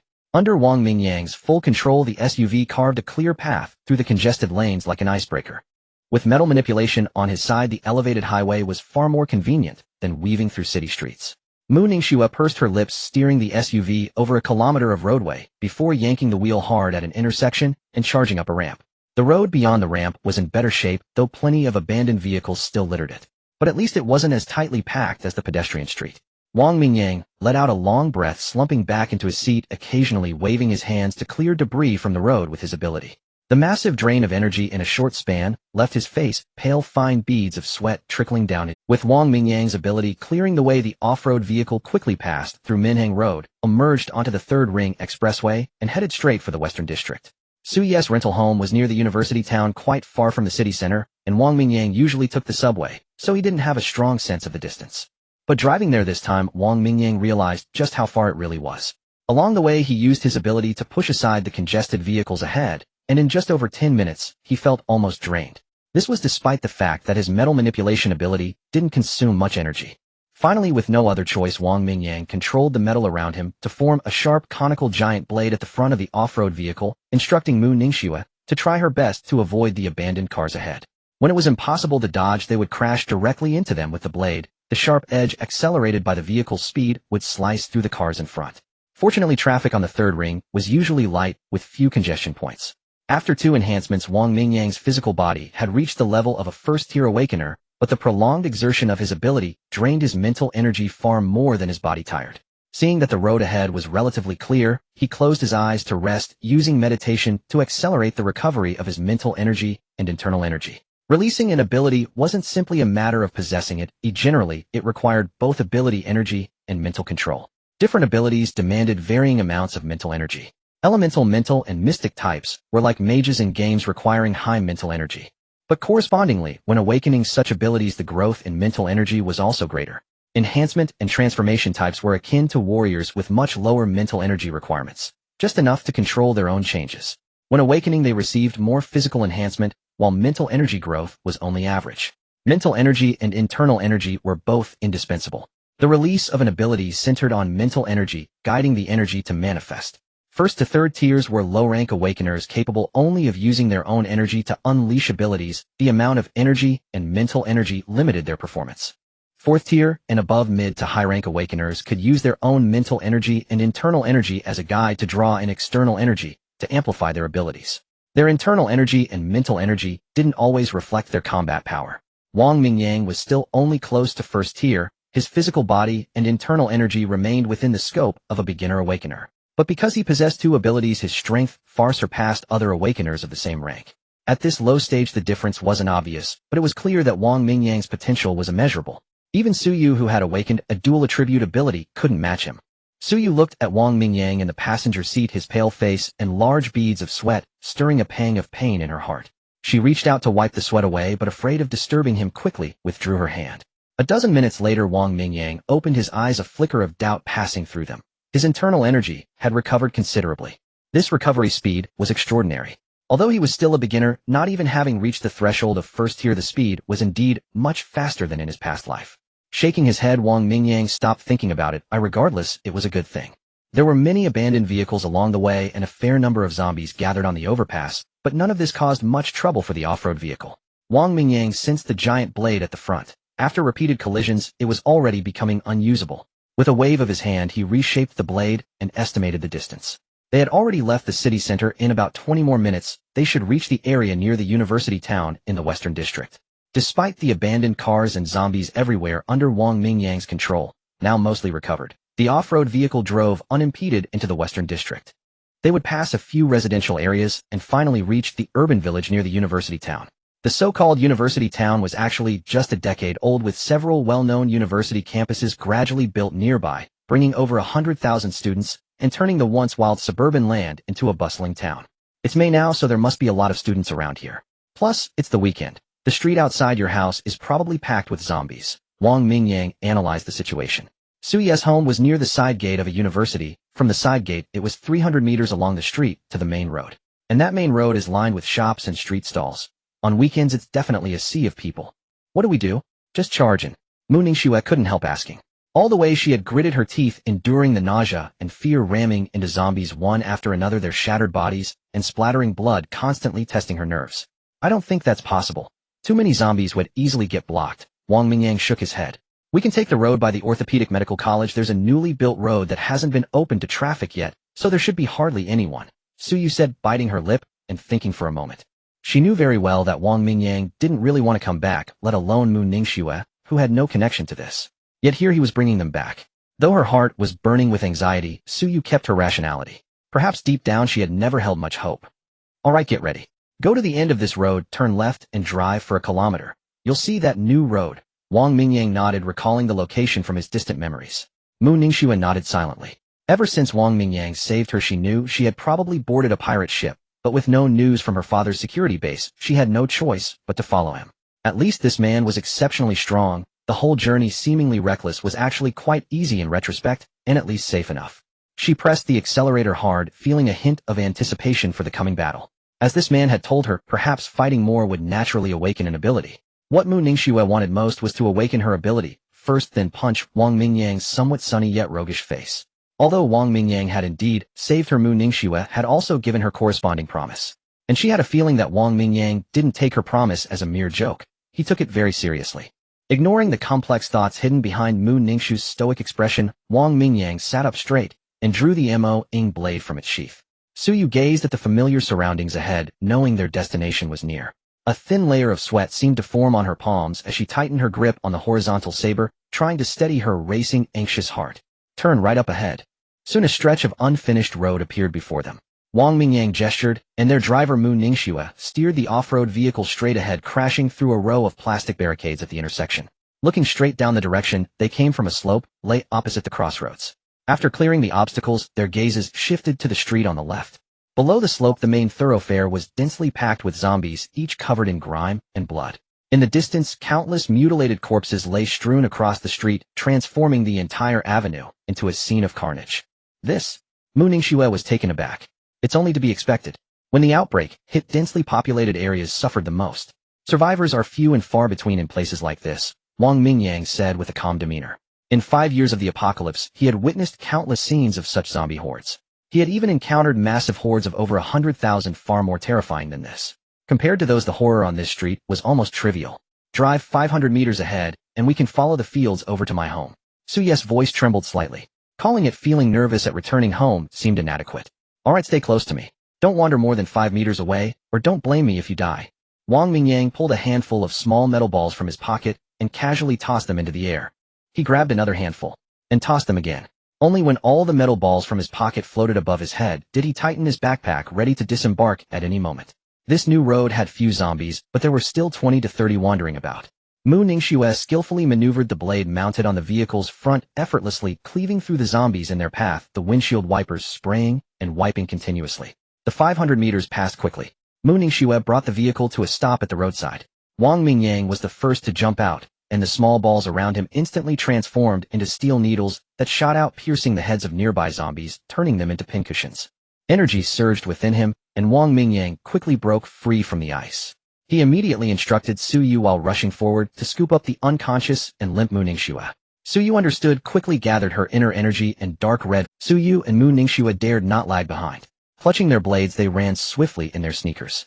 Fortunately, both were accustomed to regular exercise and were in good physical shape.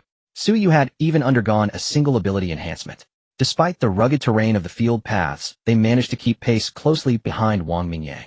Numerous zombies still roamed the fields, attracted by the commotion of the trio stumbling towards them. Wang Mingyang controlled his steel needles within a 10-meter radius, but it seemed that after a day of combat his metal manipulation abilities had grown stronger. He now felt he could perfectly control the needles out to a maximum range of 15 meters, while his strongest area of control for metal manipulation had expanded to a 7 to 8 meter radius. Within that 7 to 8 meter range, he could rapidly liquefy, deform, and reshape metallic objects. Within the 15-meter range, he could control the needle's flight direction and acceleration, but the speed of liquefaction and deformation was much slower, relying more on momentum for lethal effect. The trio ran nearly a kilometer along the field paths, killing close to 100 zombies along the way, until they finally reached a row of residential houses. Over here, through these 2 rows of houses, you can see my home. Su Yu pointed excitedly towards a small path on the left, speaking breathlessly. Hurry, don't stop. There will be more zombies ahead. Wang Mingyang flicked his wrist, and a steel needle pierced the zombie's skull before swiftly returning. He ran in the direction Su Yu indicated. Although he also lived in this area, he wasn't very familiar with these surroundings. Having to work part-time to support his studies, he rarely had time to wander around. As the trio fought their way through windows and nearby houses quietly creaked open, their actions incited a chorus of continuous roars from the zombies, distinctly different from the sporadic growls heard earlier. Wei Shui, come look. There are 3 people actually killing zombies. A girl with delicate, pretty features pulled back a corner of the curtain, carefully pressing her eye to the gap. As she took in the scene outside, she whispered urgently to the young man inside the room. Really? Rong, are they just some reckless fools trying to escape? The young man timidly approached, leaning over the girl to peer through the curtain crack. Not by the looks of it. They're moving fast, especially that guy. Zombies just drop dead inexplicably before they even get close. Holy crap. No kidding. That guy seems to have some kind of special ability. The house they were in was quite far away. Wang Mingyang's steel needles, refined by Su Yu's dark flames, were even finer, now making them impossible to see clearly from such a distance. Holy crap, holy crap. That girl's blade is actually catching fire. That defies all logic. The young man Wei Shui couldn't help but exclaim in a low voice. He suddenly saw a flash of dark red flame erupt from the girl's blade, cleaving a zombie's head diagonally in 2. With the zombies closing in, Su Yu resorted to using her dark flame ability, swiftly cutting down 2 more zombies. Even though her saber was already razor-sharp, the enhancement of the dark flame ability allowed her to slice through zombie skulls with even greater ease. This astonishing sight triggered gasps of amazement from the nearby houses. Many survivors were astonished to discover that humans could wield such incredible power. A glimmer of light returned to many dull eyes. Since yesterday, everyone had been plunged into despair. But Su Yu's unexpected strikes, that mystical flame, seemed to ignite a spark within people's hearts. Incredible. They can kill zombies so effortlessly. If only I had an ability like that. Rong watched Su Yu's heroic bearing, murmuring to herself. I'm more curious about how that guy does it. With so many zombies, they can't even get close to him. Wei Shui's eyes sparkled with envy as he stared at Wang Mingyang's retreating figure. Thoughts like these began to spread through the nearby houses. These survivors watched Wang Mingyang and his companions with intense longing. Some envious, some jealous. A torrent of emotions churned within them. Those closer by, who had caught a glimpse of the steel needles around Wang Mingyang, were even more astounded. All the survivors held their breath, silently watching the trio fight. But then a beautiful, delicate girl suddenly shouted from the rooftop of a 5-story building. Handsome, look here, come save me. I'll let you have your way with me. This shout shattered the silence, triggering a chain reaction. Many survivors couldn't help but cry out. A portly uncle yelled, young man, I've got money. Come save me. I'll give you everything I have. It's hundreds of thousands. A stout auntie cried, little brother, save me first. I'll introduce you to my daughter. A seductive older woman purred, handsome, come save me. I'll give you a free massage. A lala-voiced girl whimpered, boo-hoo-hoo. I'm so scared. Big brother, please come save me. My balls are really big. They'll only let you play with them. Su Yu, Mu Ningxue, N. Wang Mingyang was speechless, a vein throbbing in his forehead. What the hell were these people? He had never encountered such a scene in his past life. He was utterly dumbfounded. A cacophony of shouts converged, transforming the once silent street, disturbed only by the occasional zombie's snarl, into a sudden clamor. The relentless roars of nearby zombies echoed and layered quickly, alerting the shambling horde within a kilometer's radius, all of whom turned and surged toward Wang Mingyang and his group. Wang Mingyang's heart jolted with alarm. The scene was terrifying. He never imagined the survivors' reckless taunts would draw the surrounding undead. Now hundreds of meters away, he could already see a dense mass of zombies. Run! The horde is surrounding us. Wang Mingyang bellowed, waving his hand as his ability tore 2 large doors from a nearby house. Su Yu and Mu Ningxue turned pale with anxiety. Their previous battles with Wang Mingyang had never involved such a vast swarm converging from all sides. The tsunami-like tide of corpses sent shivers down their spines. Wang Mingyang used the two doors to shield their flanks, focusing solely on charging forward, ignoring the sides and rear. He had many ways to escape safely, but Su Yu and Mu Ningxue wouldn't survive such a situation. Both women were promising prospects he had his eye on. One with an A-rank ability, the other's rank, they could become powerful allies in the future. At this moment, Su Ye's small building was still nearly 100 meters away, yet that short distance had become densely packed with zombies. Su Yu, get ready to use your crescent moon rush. Huh? Su Yu was baffled. What was that? Aw damn. I mean that move of yours, the dark flame blade slash. Chop twice forward. 5-second intervals. Wang Mingyang slapped his lips and quickly explained. Oh, got it. You say when and he'll chop. Su Yu decapitated a zombie lunging from the left and nodded in acknowledgement. Wang Mingyang continuously fired steel needles, and when the zombies ahead clustered, he shouted, chop now. Hearing the command, Su Yu immediately gripped her saber with both hands and raised it overhead. A streak of dark flame rapidly spread along the blade's edge. The next moment, with a sharp cry, she swung the blade diagonally downward, unleashing a crescent-shaped dark red arc of energy. The blade arc sliced through the zombie crowd like lightning, leaving a trail of burning dark flames as bodies split in two. It tore through the horde and finally detonated amidst the zombies over a dozen meters away. Flesh and blood splattered, dark crimson flames scattered, and the acrid stench of burning flesh permeated the air. Whoa. Holy shit. That's awesome. My god, that woman is fierce. I want to marry her. Dream on. She's that strong, killing hordes in one stroke, while you're still trembling in your house. Yeah. I'd be her boy toy. I've got 180 units. Shut up, you idiots. The zombies are all coming this way. Keep yelling, and not only will they die, but will be surrounded too. Quiet. If those experts survive, maybe we'll have a chance to be rescued. Su Ye's overwhelmingly powerful strike drew countless exclamations from nearby survivors. Even she hadn't expected that experimenting with the technique in her mind would cause the blade arc to actually explode. The use of abilities wasn't like fixed skills in a game bound to a rigid template. Now's our chance, charge. Wang Mingyang hadn't expected Su Yu to improvise and enhance the blade arc's effect, carving a dozen-meter-wide path ahead. Overjoyed, he took the lead and dashed forward. Su Yu and Mu Ningxue followed closely, not daring to stray more than a few meters from Wang Mingyang. The two door panels blocked many zombie attacks, and Wang Mingyang's steel needles were working at full capacity, but the surrounding zombies were simply too numerous. Another one. After advancing 10 meters with the women, the horde quickly closed in again, and Wang Mingyang instructed Su Yu to repeat the move. Another blade arc shot out, clearing a straight line of zombies for over a dozen meters, but Su Ye's internal energy was nearly depleted. Perhaps with some squeezing she could manage one more. But after that one, Su Yu would be too weak to fight or run, and with the horde closing in, she'd be doomed. This was all within Wang Mingyang's calculations. He wouldn't let Su Yu die here. After surging forward another 10 meters, Wang Mingyang paused, his right index finger slashing through the air before him, and a half-meter-long black line suddenly materialized. The black line, the instant it appeared, swept forward rapidly, elongating from half a meter to 2 meters as it crossed a distance of 4 to 5 meters. Wherever the black line passed, zombie heads were cleanly severed, the top halves of skulls sliding off with the momentum. Thud after thud echoed endlessly as zombies in the 20 meters ahead crumpled to the ground, their brains and blood splattering everywhere. Su Yu and Mu Ningxue, witnessing the gruesome scene, couldn't help but cover their mouths and gag. This spatial slash consumed a significant amount of Wang Mingyang's mental energy and power, but its effect was immediate. Moved.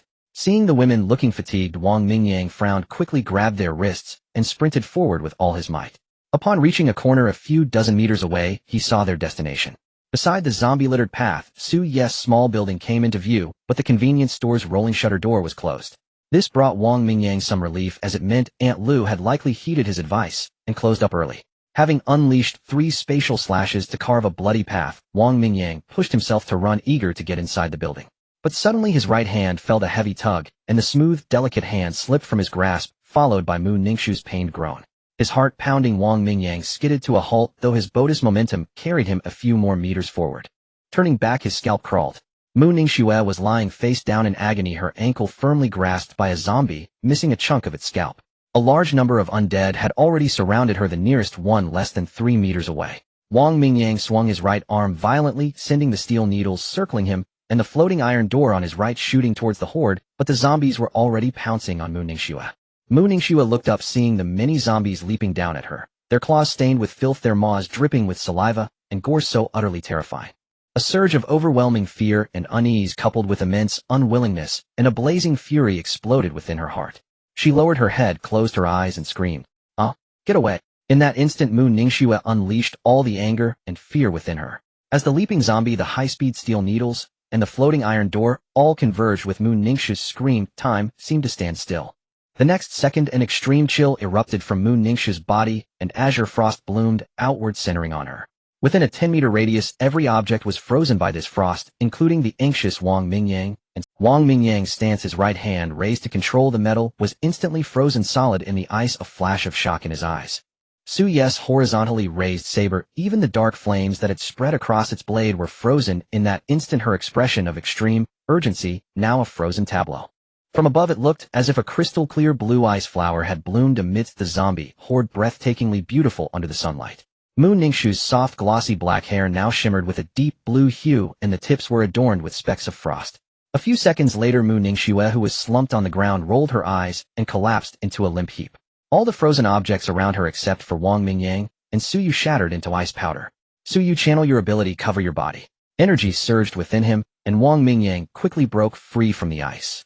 He immediately instructed Su Yu while rushing forward to scoop up the unconscious and limp Mu Ningxue. Su Yu understood, quickly gathered her inner energy, and dark red flames emerged beneath the azure frost, melting it in just a second and regaining control of her body.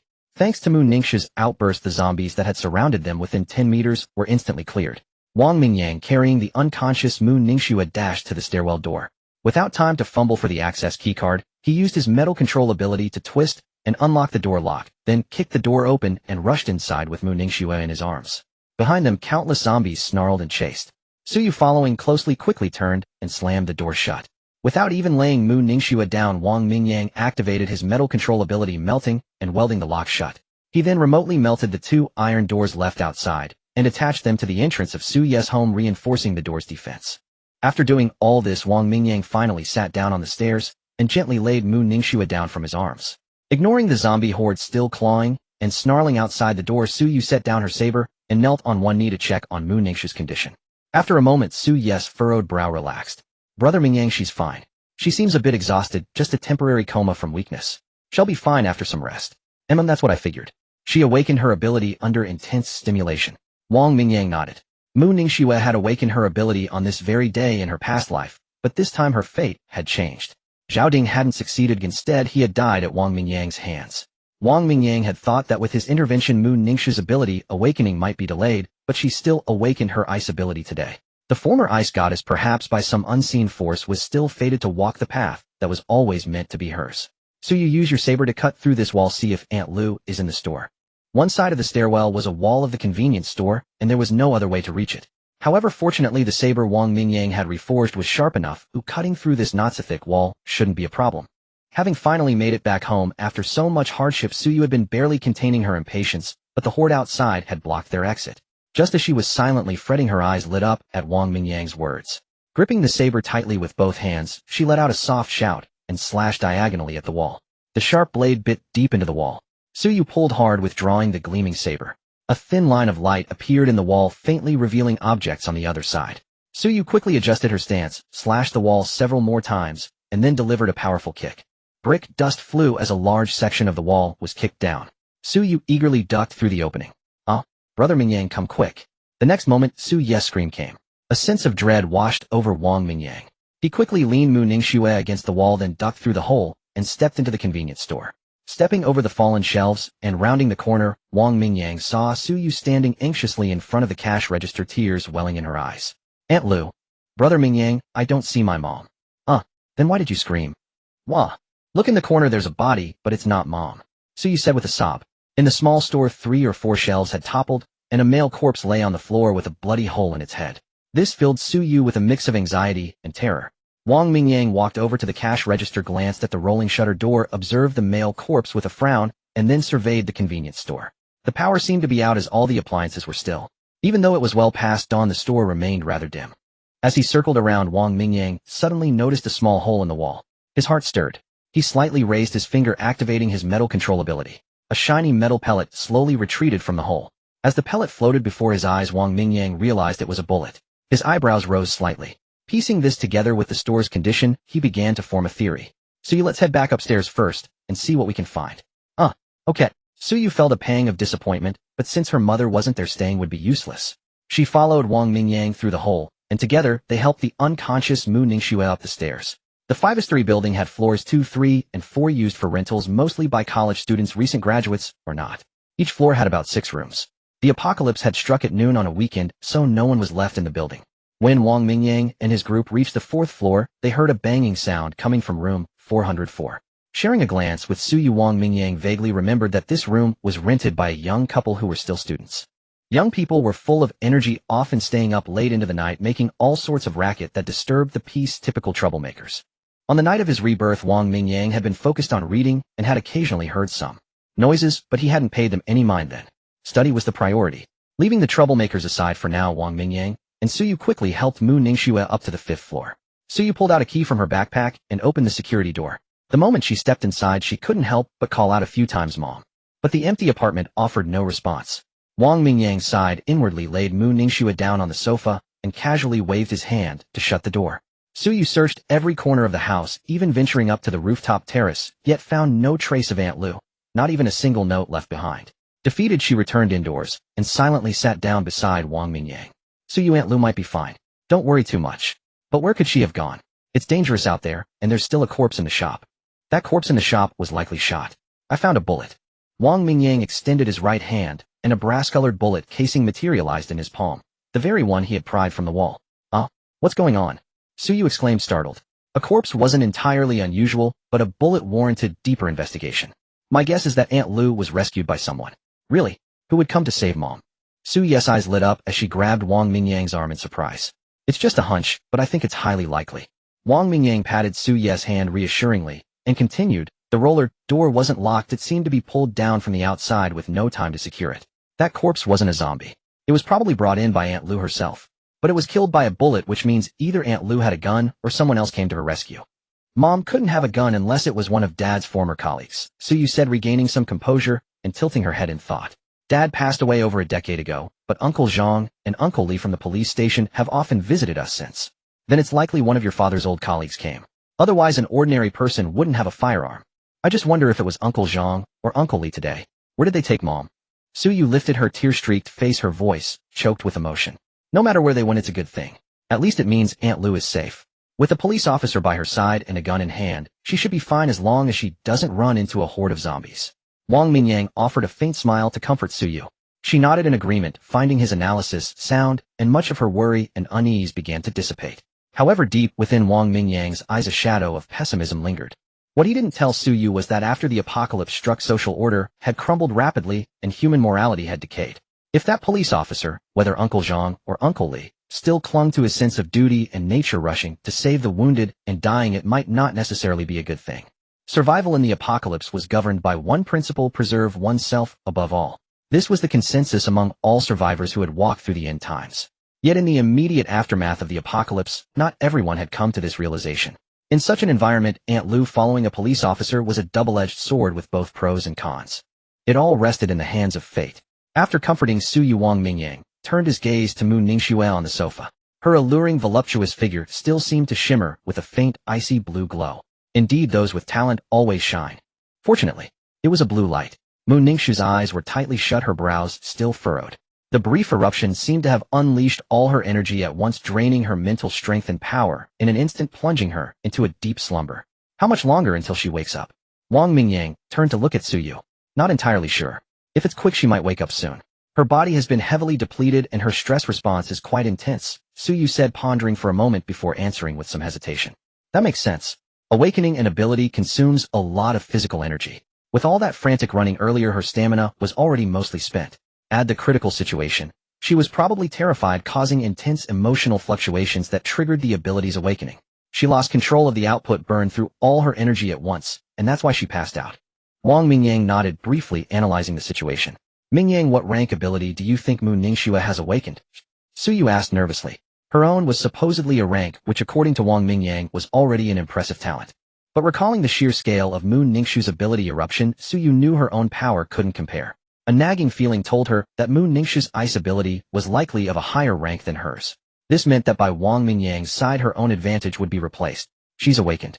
And rank ice ability. Sure enough, Wang Mingyang confirmed Suyu's suspicion with a definitive tone, stirring a faint, inexplicable sense of resentment within her. Rank. That's even higher than your ability, Mingyang. Su Ye's voice carried a hint of sourness, yet she failed to notice how Wang Mingyang could possibly know such details. That's not necessarily true. You must have seen the other ability I used earlier, Wang Mingyang said, looking at Su Yu with an enigmatic smile. Su Yu let out an awkward chuckle, looking a bit sheepish. She was indeed curious. The black line Wang Mingyang had unleashed earlier had sent a chill down her spine. The result was plain to see. That black line cut through the group of zombies like a razor-sharp blade, utterly unstoppable. But the situation had been too urgent to ask about it then. Now with a calm mind, Su Yu began to notice this peculiarity.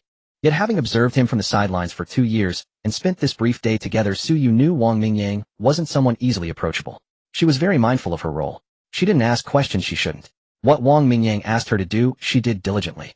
But now that Wang Mingyang had brought it up himself, Su Yu decided not to play dumb any longer. She was genuinely curious. I am curious, but if you want to tell me, you will. If you don't, I wouldn't dare ask. Silly girl. Wang Mingyang gently patted her head, stretched, and leaned back against the sofa. Everyone has the potential to awaken an ability. For 99 of people, awakening one is already something to be grateful for. But there are always exceptions. A rare few like you awaken multifaceted abilities, or even multiple abilities. Like you, Mingyang. Wang Mingyang paused. In truth, he wasn't sure if the term awaken even applied to his own powers. Even the system notification called it ability absorption.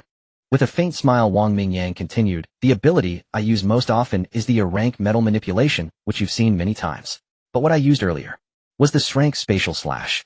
It's a trump card. A hidden ace ID, rather, not reveal. Shrank. Incredible. Su Yu covered her mouth with her hand, her eyes wide with astonishment. But using it like that today, so many people saw it. What do we do? It's fine. This ability is rather subtle. Unless someone is watching from up close, it's hard to make out that black line. As long as you two keep quiet, no one can confirm I have multiple abilities. I swear I won't tell a soul. Su Yu raised her fair hand solemnly. I trust you. Wang Mingyang gently pressed her hand down with a faint smile. You see, ability awakenings have ranks, but the higher the rank, the more it comes down to how the awakener develops their own power. One day you might see a crank or brank awakener easily crush and shrank one. Huh, that can happen. It's rare, but not impossible. As he spoke, a distant, yet vivid memory surfaced in Wang Mingyang's mind.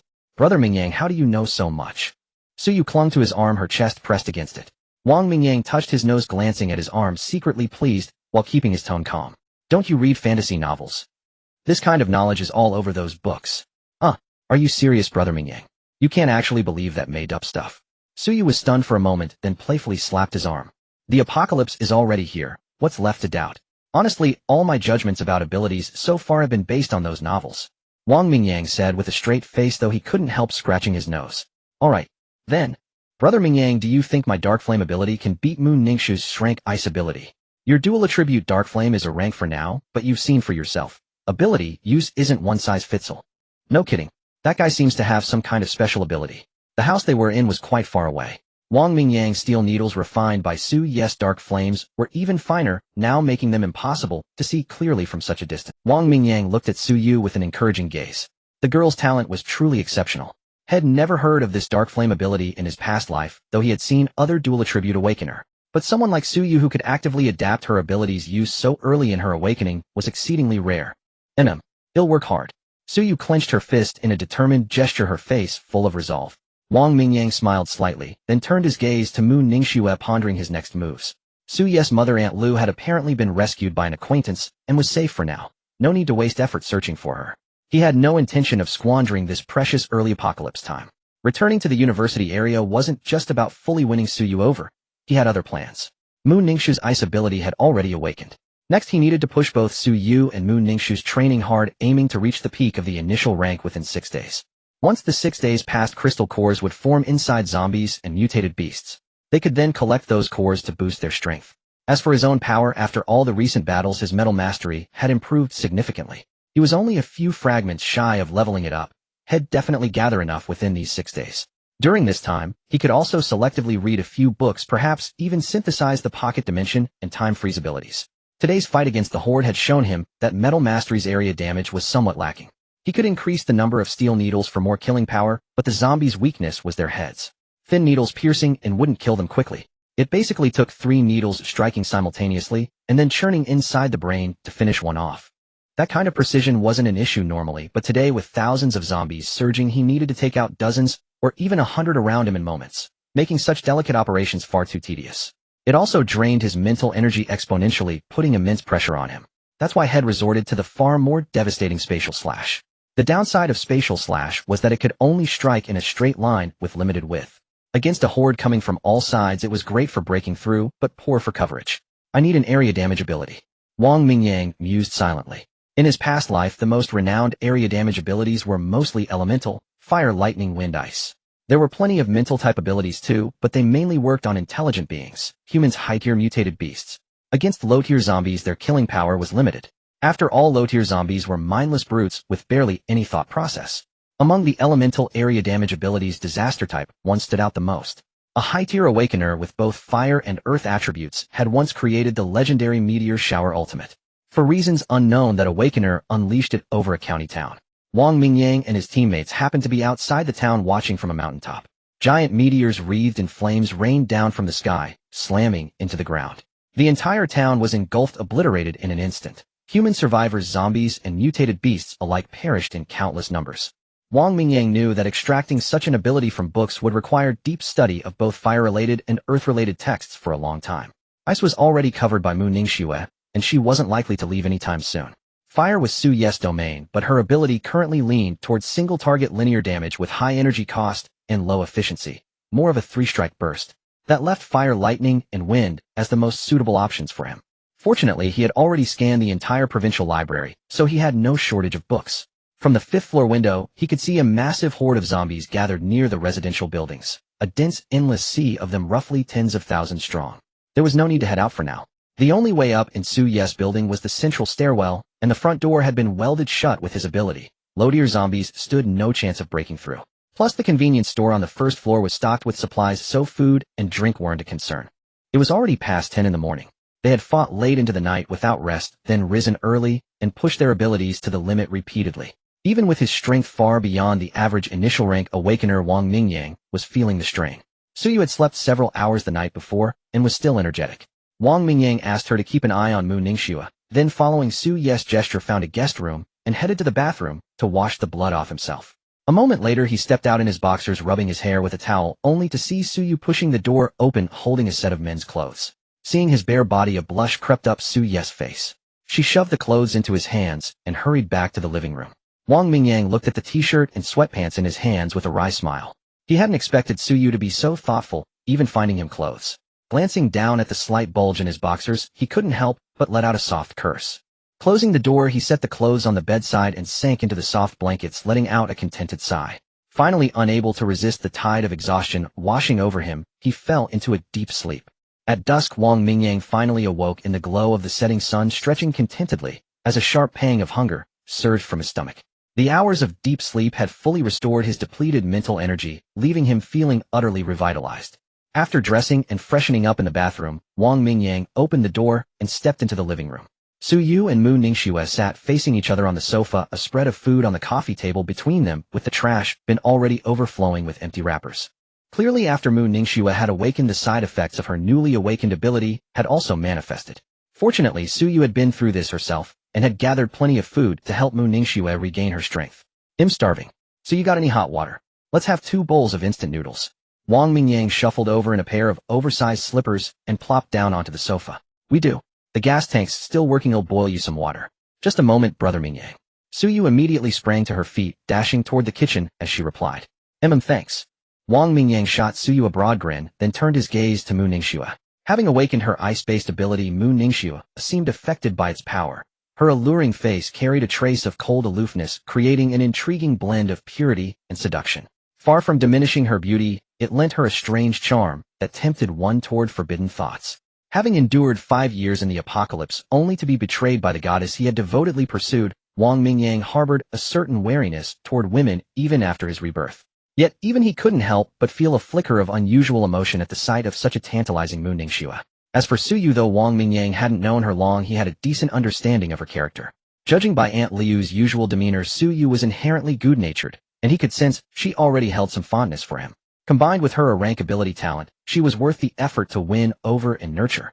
As for Mu Ningxue, Wang Mingyang's original intention was simply to recruit her for her formidable strength ice ability. During the 5 years of the apocalypse before his rebirth, publicly known strength abilities were rare, only a handful among the so-called Twin Emperors, 5 sovereigns, and 9 heavenly kings. The remaining Shrank ability users either perished along the way or kept their power levels strictly confidential. Among the few Shrank users who reached the 9th tier, one of the most renowned was Mu Ningxiu, known as the Ice Goddess. Based on various rumors from before his rebirth, Wang Mingyang had a fair understanding of Mu Ningxiu's personality and character. In short, had it not been for the seemingly sincere yet deceptive recruitment by the Purple Thunder King, Mu Ningxiu would never have fallen under the Blade Emperor's command. Having been rescued before her ordeal, Mu Ningxiu naturally placed her trust in Wang Mingyang. In her desperation, she had even cried out a promise, "Kill him, then I'm yours." However, Wang Mingyang had no intention of exploiting her gratitude. What he coveted was not her body. Though undeniably tempting, old Wang did feel a twinge of longing. And whether it was slaying Zhao Ding, killing Jerry and Tom, or leading the two women through the siege of the zombie horde, every feat showcased Wang Mingyang's formidable power to Mu Ningxiu, leaving an indelible impression on her mind before her awakening. In the apocalypse, being able to follow a man of such strength, one who posed no threat to her, was the safest choice imaginable for a beauty like Mu Ningxiu. So how does it feel now that you've awakened your ability? Wang Mingyang's lips curved into a playful smirk as he regarded Mu Ningxiu. He hadn't forgotten his promise. If she could defeat him, she'd be released from her commitment. It feels incredible. There's a surge of energy flowing through me. So you taught me how to control and release it. Mu Ningxiu raised her delicate hand, and a wave of frigid air burst from her palm as a fist-sized ice flower slowly materialized above it. I'm not bad. So you mentioned you believe I've awakened in Shrank ability. Mu Ningxiu dispelled the ability, the ice flower gradually dissolving while a lingering chill hung in the air. Yes, she should have explained the ability ranking system to you. These are my theories based on descriptions from various novels. And the intensity of your ability clearly matches what I envisioned as Shrank. You should possess two abilities, right? Mu Ningxiu's beautiful eyes fixed intently on Wang Mingyang, meticulously scrutinizing his expression. Wang Mingyang met her gaze with calm composure, in a rank ability called Metal Manipulation, and in Shrank ability called Spatial Slash. These are the two abilities I possess. Mu Ningxiu gasped in astonishment. Truly two. Yes, two. I'm a multi-ability wielder. Facing a future core member of his team, Wang Mingyang saw no reason to conceal the truth. With the myriad worlds reading system at his disposal, he would only acquire more abilities over time. Rather than have them discovered later, it was wiser to offer partial honesty now to build trust. Mu Ningxiu was utterly speechless. She had nearly been violated by her bodyguard Zhao Ding without any ability awakening. After enduring countless hardships, only when she was on the verge of being torn apart by zombies did she finally awaken her ability. Yet this guy before her, who barely seemed to face any danger, had somehow acquired two abilities. It was utterly unjust. She felt the urge to curse Wang Mingyang's entire lineage. But her refined upbringing held her back. After much deliberation, she could only maintain a cold facade and silently raise a single finger. The universal gesture. Those who knew. Ahem, I must say Miss Mu, you're well versed in such gestures too. Wang Mingyang couldn't help but quip at the elegant and aloof bowtie's sudden indecent motion. When pushed to the limit, what choice do I have? Mu Ningxiu rolled her eyes, the facade of the icy beauty beginning to crumble. Alright, awakening your ability is a good thing. At least you don't have to worry about turning into a zombie anymore. Wang Mingyang shook his head and said calmly. Mu Ningxiu looked surprised. Is there such a notion? Hearing this from the kitchen, Su Yu poked her head out, looking over with curiosity. I examined the bodies of those two foreigners. The fast one, Jerry, had a bite mark on his arm, likely from a zombie. He awakened his ability but didn't turn into a zombie. So my earlier theory about positive and negative energy might hold true. Awakening an ability means positive energy gains the upper hand. Turning into a zombie means negative energy prevails. Before awakening, if a human is bitten by a zombie, it could cause negative energy to overflow, leading to transformation. But after awakening, a person's positive energy overflows, so even if bitten again, they likely won't mutate. Wang Mingyang analyzed calmly. Though in truth these theories had already been validated before his rebirth. He was merely sharing them now under a fabricated pretext. When the apocalypse descended and the zombie outbreak erupted, the cause wasn't the virus everyone initially suspected. No matter how formidable a virus, it couldn't trigger simultaneous mutations across the majority of humanity. Different regions, different individuals. There should always be a temporal discrepancy. Yet this discrepancy never manifested, neither before nor after his rebirth. Instead, in this life, Wang Mingyang had personally witnessed that eerie crimson light and heard the faint, strange whispers. None of these phenomena had ever been mentioned in his previous life. This could only mean that because of Wang Mingyang's rebirth, the apocalypse's arrival revealed itself to him with subtle differences. Or perhaps it wasn't different at all, simply that no one in the past life had been able to perceive it. Having been reborn, Wang Mingyang, empowered by the myriad worlds reading system, had awakened two abilities ahead of time, a significant variable in the grand scheme of things. Mu Ningxue and Su Yu pondered Wang Mingyang's words, finding them quite reasonable, yet a nagging doubt lingered in their minds. Soon Su Yu turned to continue cooking instant noodles, while Mu Ningxue bowed her head in contemplation. After a moment she looked up and asked, "According to you, if someone is bitten by multiple zombies at once, or by a zombie imbued with a massive amount of negative energy, it's highly likely they'd still turn into a zombie, isn't it?" Wang Mingyang looked at the woman with slight surprise. He had to admit not all rich kids from elite education were fools or idle hedonists. Your concern should be valid. Humans can awaken abilities to strengthen themselves. I believe zombies and mutated creatures certainly can too. You saw those mutated mosquitoes. Their bodies enlarged, their proboscises sharpened, evolving purely towards slaughter. So zombies will definitely evolve as well. Perhaps after evolving to a certain degree, they might even gain intelligence. After all, they still retain the brain structure of humans. A powerful zombie would harbor an immense amount of negative energy. If bitten by such a creature, my judgment is that the limit would likely be exceeded and one would turn into a zombie. Wang Mingyang used the most plausible reasoning he could, recounting the hard-earned lessons survivors had summarized in his past life. In his past life, several corpse emperors were born, terrifying beings at the peak of the 9th rank. There was even an incident where a high-tier ability user was transformed into a zombie by one of these emperors, becoming its loyal guard. This event caused a massive uproar at the time, only subsiding when the Black Emperor intervened and slew the corpse emperor. However, people's fear of high-rank corpse emperors only deepened. How can one increase the positive energy within themselves, eh? Mu Ningxue continued to ask. How would I know that? Wang Mingyang spread his hands, looking utterly speechless. Mu Ningxue was momentarily stunned, nearly treating Wang Mingyang like a search engine. But she didn't know that Wang Mingyang actually did know. He just couldn't say it openly. Otherwise, with her intelligence, she would certainly suspect his uncanny foresight. However, I've read many web novels. For abilities, without exception, it's about using them more, training them more, and creating with them more. That way you grow stronger, and your internal energy and spiritual power increase correspondingly. By this logic, the so-called positive energy would also grow. Wang Mingyang's gaze was deep and distant. In his past life, he worked harder than others. His 5 abilities were used and trained repeatedly. His energy and spiritual power grew considerably, but unfortunately, the sheer power of his abilities remained disappointingly weak. Forced into a corner, he had to focus on honing his physical body and combat skills. After painstakingly reaching the 5th rank, he still couldn't match peers of the same level. Even some ability users at the 3rd or 4th rank could easily defeat him. The 3-star 5 waste, a title truly earned. In this world, no matter the ability, practice makes perfect is definitely the most effective method. Mu Ningxue nodded, recalling the days she was forced to practice piano and calligraphy. Every day was truly packed full. Fortunately, she was talented and improved quickly, otherwise she would have been worn down by the relentless training. You awaken the ice ability, which should be the easiest to mold. Practicing microshaping should be helpful. I understand. I will practice diligently. Wang Mingyang reached out to take the large bowl Su Yu handed him. The rich aroma of instant noodles hit his nose. Su Yu, wearing an apron with a Pikachu pattern, stood gracefully beside him, watching him devour the noodles with great mouthfuls, a sense of satisfaction welling up in her heart. Mingyang, what should we do next?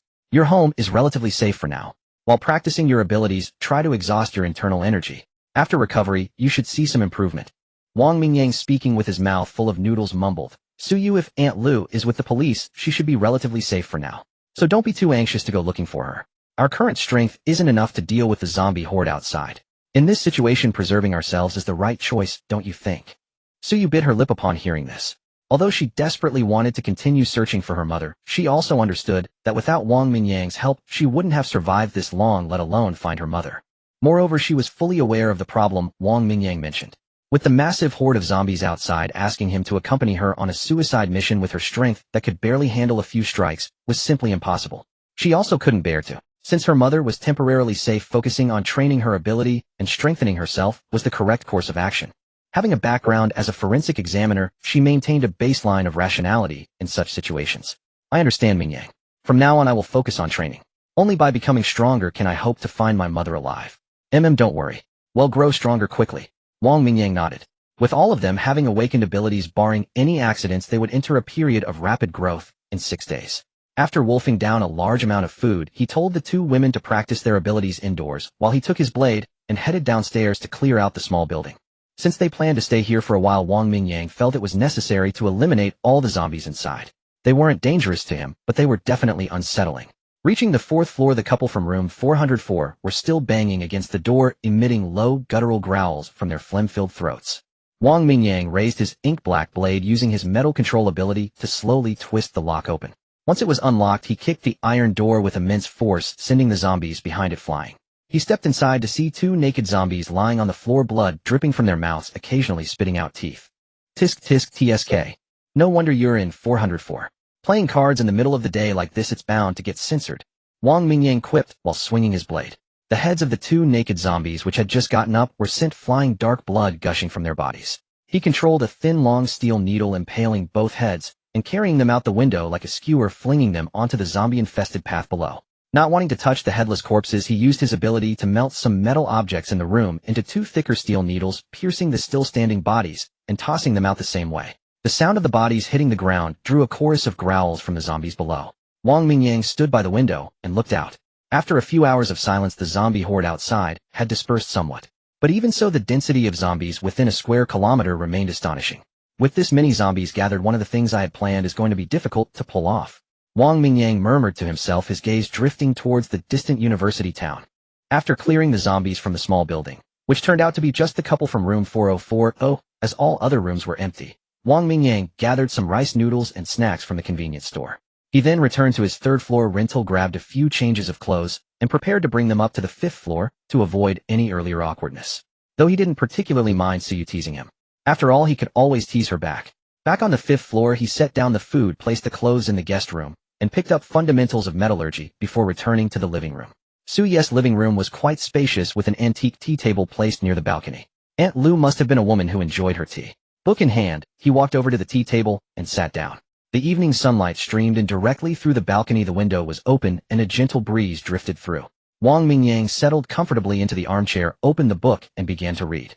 Mu Ningxue and Suyu each sat cross-legged in opposite corners of the living room, practicing control over their respective abilities. Yet their gazes unconsciously drifted to follow Wang Mingyang's movements. Only after he had executed his fluid series of actions and become absorbed in his reading did the two women finally look away. They exchanged a glance, reading the confusion in each other's eyes. Suyu shrugged and Mu Ningxue mirrored the gesture. They understood instantly. Sharing a knowing smile, they found his peculiar habit of reading even in such circumstances unsurprising by now. Though they didn't quite understand it, they said nothing. In their view, it was probably his way of relieving stress. Before the apocalypse, people from all walks of life faced all kinds of pressures. Someone like Wang Mingyang, who picked up a book whenever he had free time, was already considered quite well adjusted. In the real world, there were always some oddballs who dealt with stress in bizarre ways. Young women stealing men's underwear, plump housewives shoplifting from supermarkets, handsome young men transforming into beauties to sell themselves, bald middle-aged men stabbing tires with knives in the dead of night. And those were the milder cases. Some even resorted to torturing small animals or consuming gold juice and drinking cow urine. Truly deranged acts bordering on psychological depravity. Thinking about all that, the two women no longer found Wang Mingyang strange at all. Aside from one particular flaw, being rather soft, he was otherwise quite normal. Suyu thought to herself. Mu Ningxue, following Suyu's method, manipulated the ice ability in her palm, constantly reshaping it. After an afternoon of practice, she could now effortlessly control the ice in her palm, restructuring and reshaping it just like Suyu. The ice ability truly lived up to its reputation as the easiest to shape, and Mu Ningxue's strength talent was equally formidable. An ice spike shot from her palm, embedding itself deep into a cutting board several meters away. The sharp spike pierced deep into the board, though it shattered into a cloud of ice shards upon impact. Inspired by Wang Mingyang's unstoppable steel needles, Mu Ningxue kept attempting to shape ice spikes with her ability. Clearly they were sharp enough, but lacked sturdiness. Frustrated and unable to figure out how to improve their resilience, she tried repeatedly, without success, which left her feeling somewhat disheartened. Your ability should be about controlling ice and snow. You can create and manipulate them to fight. Newly awakened abilities are usually limited in power. The rank system I mentioned is more about potential. To increase the sturdiness of your ice spikes, you need to understand the structural composition of ice. When forming the spikes with your ability, if you continuously compress the structure, it should increase their resilience. As he spoke, Wang Mingyang walked toward the guest room, his mind rapidly searching through the system library for books related to ice and snow. Eventually, he found 2 books in the system library that detailed the structure of ice and natural glaciers, frozen water ice, and introduction to glaciology. Closing the door of the guest room behind him, Wang Mingyang stared at his hands. The forms of these 2 books in the system library gradually grew ethereal, while in his hands 2 identical physical copies quickly materialized. Holding the 2 books, Wang Mingyang was astonished. The tactile sensation told him these books felt exactly like real ones. They could be touched, flipped through, and he even tried tearing a page, managing to rip a small gash in it. System, are there any restrictions or requirements for manifesting books from this library? Wang Mingyang asked, curiosity getting the better of him. All books in the system library can be manifested for the host to read, but each book can only be manifested once. Manifested books persist for 7 days, after which they are automatically recalled. However, the host can issue a mental command to recall a manifested book ahead of time.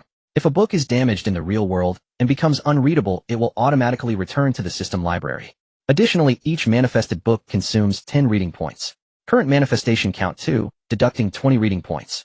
Host's remaining reading points 3,321.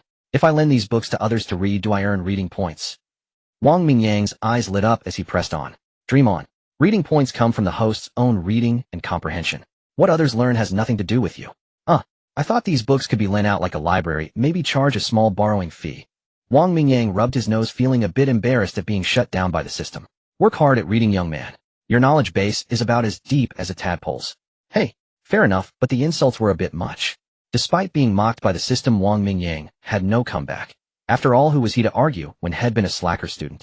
Carrying the 2 books back to the living room, he reasoned that since they would last 7 days, lending them to Mu Ningxue for a few days wouldn't hurt. He could always recall them later. I've got 2 books here. You might want to give them a read, they could be helpful for you. Wang Mingyang handed the books to Mu Ningxue, who was sitting on the floor, and then casually returned to the tea table to sit down. Reading. Mu Ningxue looked at the books in her lap, surprised, and looked up. The purer the ice, the bluer it appears. Though that's partly due to sunlight. But I think that with ice created by an ice ability, the bluer it is, the higher the energy purity, and the stronger the ability's power should be. Wang Mingyang inspected the tea table. There was water and tea, but no electricity. Looking up, he spotted Suyu in the corner of the living room studying a 3-dimensional geometry problem, and his eyes lit up.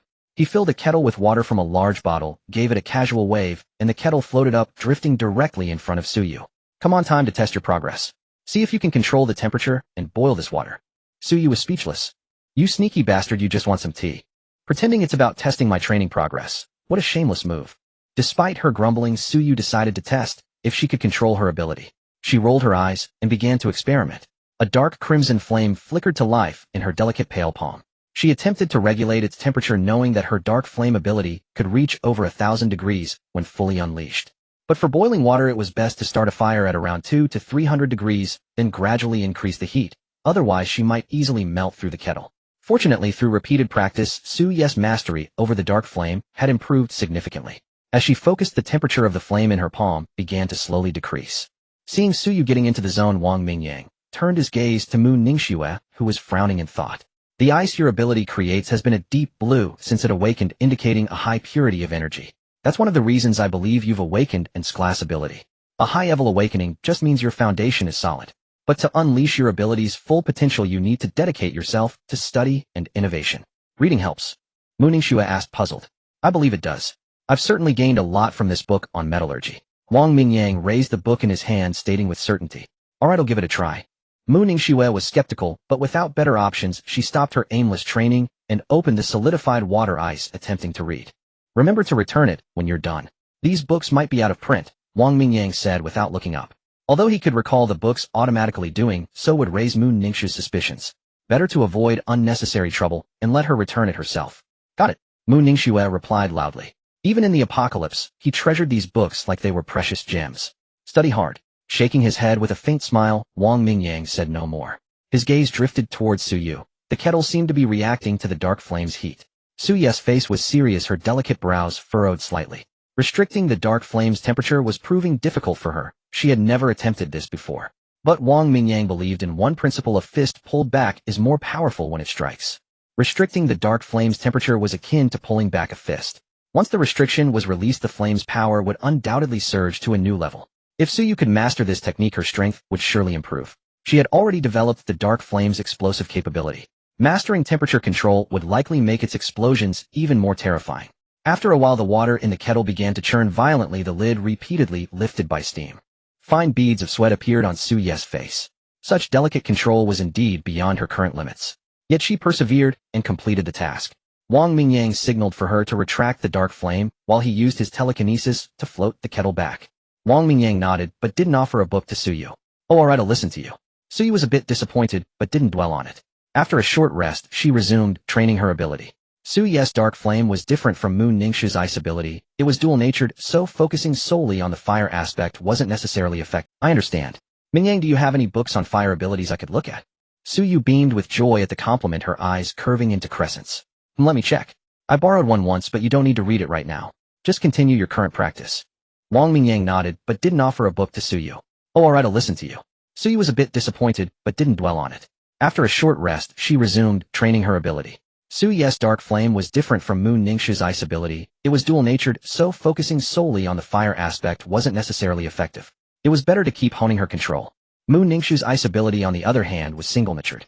Understanding its structure could help enhance the toughness of her ice spikes, potentially even lowering their temperature and boosting the ability's power. In the past life, there were formidable ice ability users who could unleash attacks at absolute zero with devastating world-shattering power. Wang Mingyang also possessed an ice spell, but his glass ability made its power a joke. The past was nothing but painful memories. He washed the cup, warmed the pot, placed the raw tea leaves inside, poured water, rinsed the tea, and brewed it again. After a moment, he decanted the tea into a fairness cup, then lifted it to pour the golden liquid into a purple clay teacup.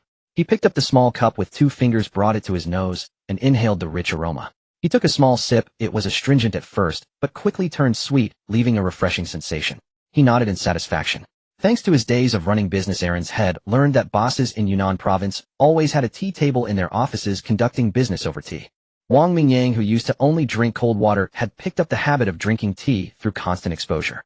Unfortunately, as a poor kid, he never understood the true art of tea appreciation and couldn't even tell good tea from bad. However, he had mastered the ostentatious ritual of tea drinking quite well. Drinking tea while studying seemed to elevate one's status. Time passed, and night fell. Su-Yu lit a few candles in the living room.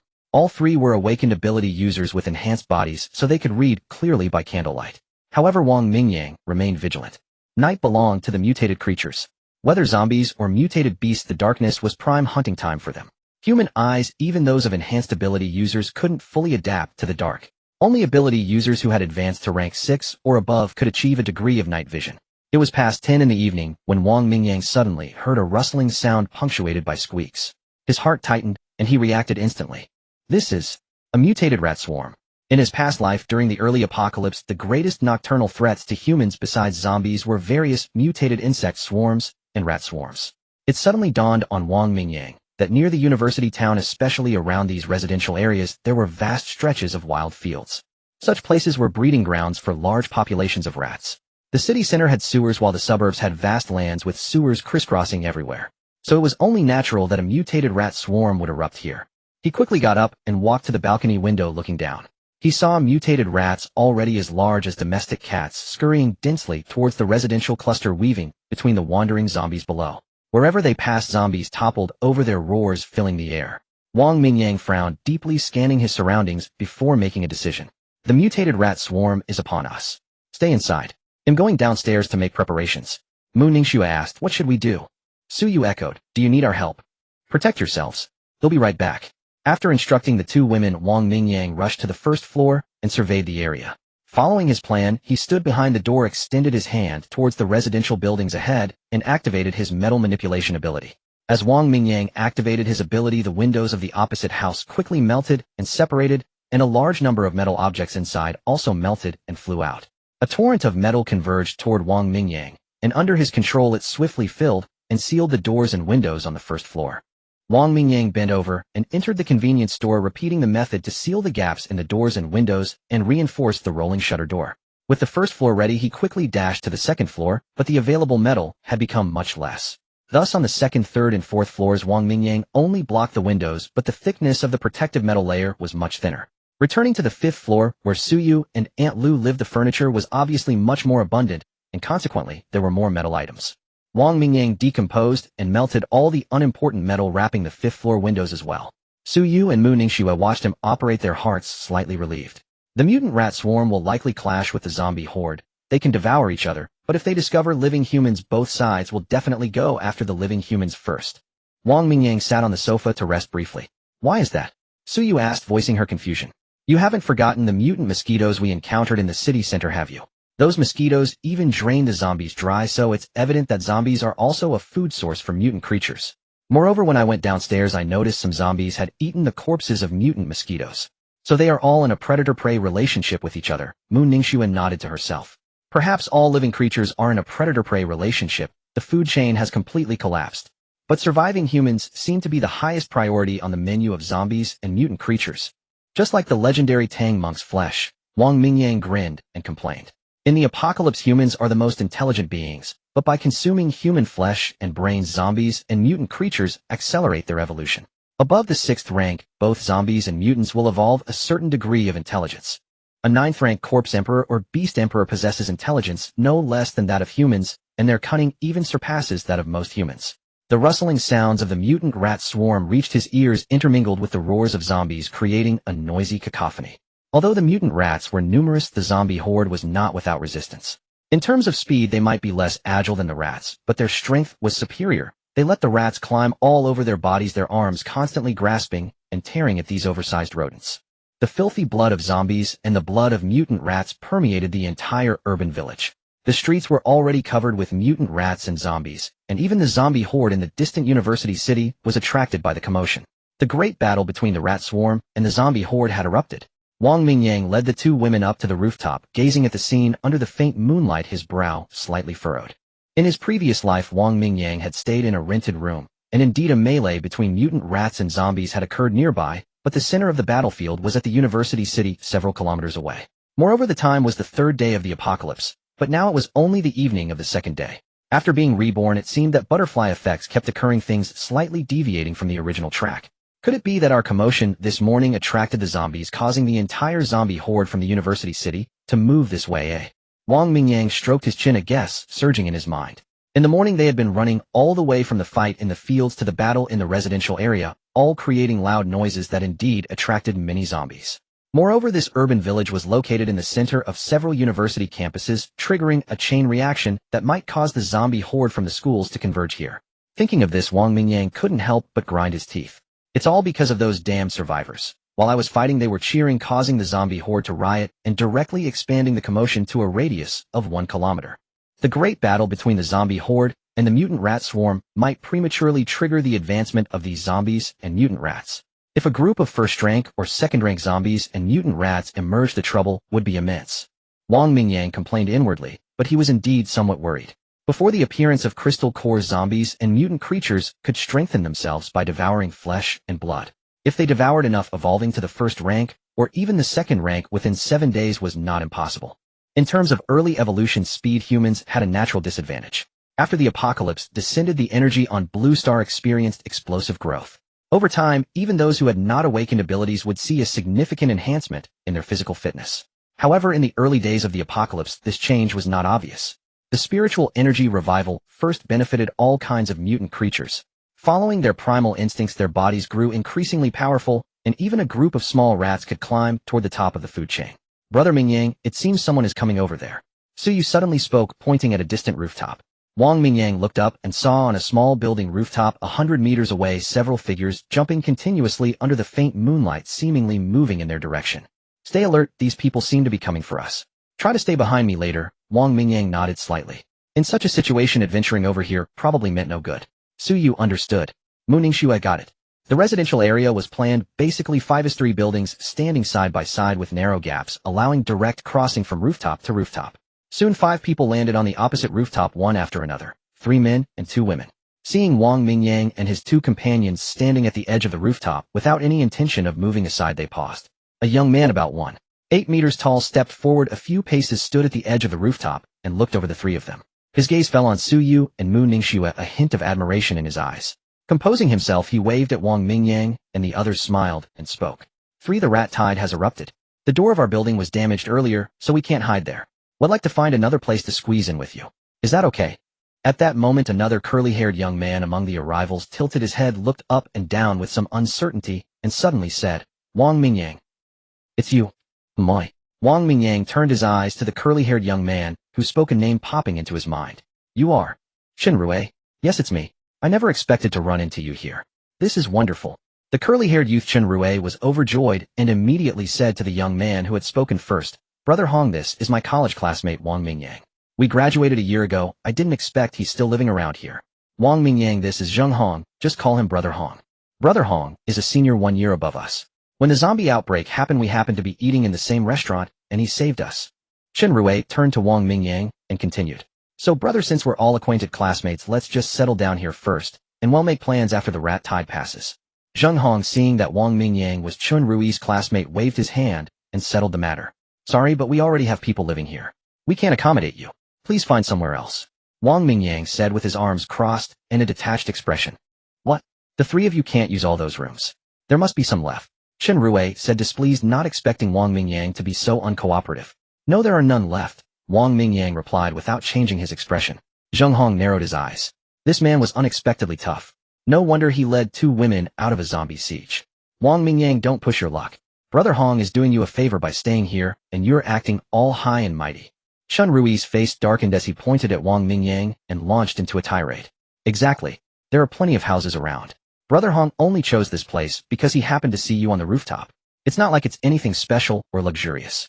A short-haired beauty in a crop top beside Zheng Hong leaned into him, scrutinizing Su Ye's small building from 5 meters away with a look of disdain. We didn't invite you here. Go wherever you like. Su Ye's face darkened as she couldn't help but retort. Oh, is that so? Well, now we simply must try it out. Right, Brother Hong? The short-haired beauty, seeing Su Yu talk back, let out a coy whine. She glanced at Zheng Hong's expression, then quickly plastered a smile on her face and sidled up to him. A woman of the world, she could clearly see the burning desire in the man beside her. Those 2 stunning beauties across from them were in a completely different league from her own worldly charm. Especially this man beside her, who possessed formidable power and an overflowing sense of confidence and possessiveness. Enough, Su Yu. Don't bother with these small fry. Wang Mingyang raised a hand to stop Su Yu from continuing the quarrel, his expression calm as he looked at Chen Rui. Respect is earned, not given. Are we even close? I said I don't want to live with you all. Now get lost. I don't have the patience for your nonsense. Wang Mingyang scoffed at Chen Rui's words. Chen Rui was his college classmate, true, but their relationship was far from amicable. Before graduation, Wang Mingyang had inadvertently learned that Chen Rui, in his pursuit of Lu Lily, had badmouthed him extensively in front of her. Wang Mingyang had to work part-time to support himself, so skipping classes was sometimes unavoidable. Chen Rui had often tattled on him in class. As far as Wang Mingyang knew, out of the 10 times he was called out in a semester, at least 8 were due to Chen Rui's meddling. Wang Mingyang, you. Chen Rui, his face flushed red, pointed at him, ready to spout more filth. His gaze turning cold, Wang Mingyang's fingers resting on his crossed arms flicked slightly. A silver bead shot out from his pocket, transforming into a steel needle that flew straight at him. The steel needle sliced through the air a mere moment from piercing Chen Rui's thigh when a rock suddenly materialized in front of him. The needle embedded itself with a soft thud, unable to harm him further. Friend, let's talk this over. No need for violence. Zheng Hong's right hand glowed with a faint earthy yellow light, the rock extending from his palm to shield Chen Rui. Class ability. Earth rock body. Wang Mingyang's eyes narrowed slightly. The steel needle zipped back, hovering beside him. He could tell at a glance that the man's ability was the class Earth-type Earth rock body. It allowed him to generate a rock armor covering his entire body and manipulate the surrounding earth and stone for offensive and defensive purposes. Although only class, its defensive capabilities were quite formidable. In his previous life, Wang Mingyang had witnessed this ability under the command of Han Tieshan, the immovable Vajra. Seeing it again now, he recognized it instantly. Just teaching him a lesson. His mouth is filthy and needs cleaning. Wang Mingyang said calmly, not even glancing at Chen Rui. 9 more steel needles materialized and floated around him. You're not welcome here. Find somewhere else. Zheng Hong retracted his ability, his gaze turning serious as he regarded Wang Mingyang. After a moment's thought, he offered a slight smile. Fine. It's not in my nature to force others. We'll find another place. Chen Rui and the short-haired beauty wanted to object, but Zheng Hong raised a hand to silence them. He shot Wang Mingyang an unreadable look, then turned and walked towards another building. The other man and woman who had remained silent watched the exchange impassively before turning to follow quietly behind Zheng Hong. Seeing their leader leave, Chen Rui and the short-haired beauty had no choice but to follow suit, knowing they were no match for Wang Mingyang without abilities of their own. After witnessing the brief clash between Zheng Hong and Wang Mingyang, Chen Rui dared not utter another word of complaint. If he angered Wang Mingyang again, and a needle ended up in his head, he was done for. This guy is completely different from his university days. He used to be so timid, never offending anyone. Now he's this fierce. Chen Rui thought to himself, envious of Wang Mingyang's awakened ability. He glanced sideways at the short-haired beauty, taking in her pretty face and voluptuous figure, which exuded an alluring aura. If he had an ability, that woman would definitely be in his bed in a heartbeat. Who cares if she seemed a bit worldly? That just meant she knew how to have fun and was a good time. What a great girl. Brother Hong, why didn't you attack just now? The man beside Zheng Hong suddenly asked in a low voice. Chao Jing, that man is not simple. Zheng Hong smiled faintly and shook his head continuing. And you saw this morning that girl who argued with you and I. Her blade aura was incredibly powerful. She's no pushover either. They have 2 ability users, and we have 2 as well. We even outnumber them. What's there to fear? Chao Jing scoffed disdainfully. In a place hidden from Wang Mingyang's group, a stream of water suddenly emerged from his fingertips, swirling and coiling around his finger. That's where you're wrong. The other girl, though I didn't see her use any power this afternoon, didn't give me the impression of being harmless. If a real fight broke out, I'm not sure we would win. Zheng Hong shook his head. Due to their viewing angle, they had only seen the abilities displayed by Wang Mingyang and Su Yu in the afternoon. Wang Mingyang's group wasn't just 2 ability users, they were 3. Brother Hong is right. Chao Jing, you're getting too arrogant. Many ability users have already appeared. It's likely that more survivors will awaken abilities as time goes on. When that Wang Mingyang's group wasn't just 2 ability users, they were 3. Brother Hong is right. Chao Jing, you're getting too arrogant. Many ability users have already appeared. It's likely that more survivors will awaken abilities as time goes on. When that happens, our advantage will be gone. Another girl with long hair draped over her shoulders, wearing a casual outfit and possessing a delicate face and average figure, spoke up. Awakening an ability isn't that easy, Gusiu. You're just jealous. Chao Jing said with a look of contempt, staring at the woman with an arrogant gaze. Chao Jing, Siu's analysis is correct. You have indeed gotten a bit arrogant. The apocalypse has arrived, and everything is changing. You need to maintain a cautious mindset to survive. Zheng Hong frowned, his tone turning serious as he spoke earnestly. Chao Jing straightened his expression, slightly bowing his head and suppressing his arrogance. I understand, Brother Hong. He'll be careful. Zheng Hong sighed helplessly. Chao Jing was his childhood friend, always following behind him since they were young. He had even changed his college application to follow him to this spring city. Chao Jing came from a wealthy family and was used to being pampered, displaying arrogance towards others. But in front of Zheng Hong, he was always obedient and submissive. As they talked, they found an empty building. Descending from the rooftop, they cleared out the 1 or 2 zombies remaining inside. Zheng Hong used his ability to block the staircase with rubble, and the 5 of them settled on the 5th floor. In truth, Zheng Hong could have just as easily sealed off the stairs in their previous building. But ever since he saw Wang Mingyang's group of 3, he had felt unsettled. After the rat tide erupted, he had urged the others to move here. Wang Mingyang saw the group of 5 stop at a building a few dozen meters away and understood they had found their target. Though a bit displeased, he decided to ignore them. The battle between the rat tide and the zombie horde below was intensifying, with countless casualties on both sides. Oh, don't bite me. Get off. Get off. Damn rats, get lost. Ouch. A rat bit me. Is there anyone who can save me? You're telling me this is a rat? Have you ever seen a rat as big as an orange cat? Damn it, I'm not going to make it. He'll burn you bastards to death. Boom. Boom boom. A horde of mutated rats surged through door cracks and staircases into residential buildings, and a chorus of screams pierced the night sky. A violent explosion followed and a house erupted in flames. Apparently a survivor, unable to bear the gnawing pain, had ignited a gas tank. As if inspired by this act, 4 or 5 more explosions erupted across the residential area, within a kilometer, setting the sky ablaze with firelight. Life is so fragile. Mu Ningxue murmured softly, her body trembling with each explosion as she watched the rising flames. In this apocalypse, life is as cheap as grass. If you don't want to die so insignificantly, you have to struggle with everything you've got. Wang Mingyang said calmly, his voice steady. Having barely survived 5 years in this wasteland, he had long grown accustomed to death. Does humanity even have a future? Will this apocalypse ever end? Mu Ningxue's eyes were filled with confusion. I don't know either. But humans are the most adaptable creatures. Who knows, maybe one day you'll see people chopping down zombies while discussing where to go for a hot spring at night. Wang Mingyang chuckled. The scenario he described had already become the norm at the sanctuary established by Han Tieshan, known as the immovable Wisdom King, by the 3rd year of the apocalypse. He recalled that Han Taizhan had risen to prominence in Sichuan province. With a body strengthened by a unique enhancement type ability akin to the legendary indestructible Vajra body from fiction, he could ignore the attacks of zombies and mutated creatures alike. Like an iron war chariot, he would charge into hordes of the undead, causing chaos. He gathered a large number of ability users and seized a famous hot spring resort, establishing a sanctuary there. In China, there were 1 emperor, 1 sovereign, 3 heavenly kings. The immovable Wisdom King Han Tieshan controlled Sichuan. At his peak, he commanded 3 9-year ability users, 10 8-tier users, and over 27-year users, with countless others of lower tiers. His sanctuary boasted a population of hundreds of thousands. He was practically a local tyrant. However, being in the inland region, Sichuan didn't have to deal with overly terrifying mutated beasts. The sanctuaries along the coast, on the other hand, constantly faced raids from mutated sea creatures. Both the Black Emperor and the Blade Sovereign of China had established their sanctuaries in these coastal areas. It was thanks to the protection of these 2 top-tier powerhouses that before Wang Mingyang's rebirth, the sea beasts had never managed to break through the defense line and reach the inland. Compared to Han Taizhan's Mountain King approach, Wang Mingyang admired the Black Emperor and Blade Sovereign who shielded the entire Chinese coastline. But if he were asked to do such a thing himself, he would refuse from the bottom of his heart. When will we be able to relax and soak in a hot spring again? Su Ye's eyes held a trace of nostalgia, her voice tinged with melancholy. We will. There are many hot springs in Spring City. Once we're strong enough, we can go to whichever one we want. Wang Mingyang said with a smile ruffling Su Ye's hair. He'll work hard. Su Ye's eyes lit up and a bright smile bloomed on her face.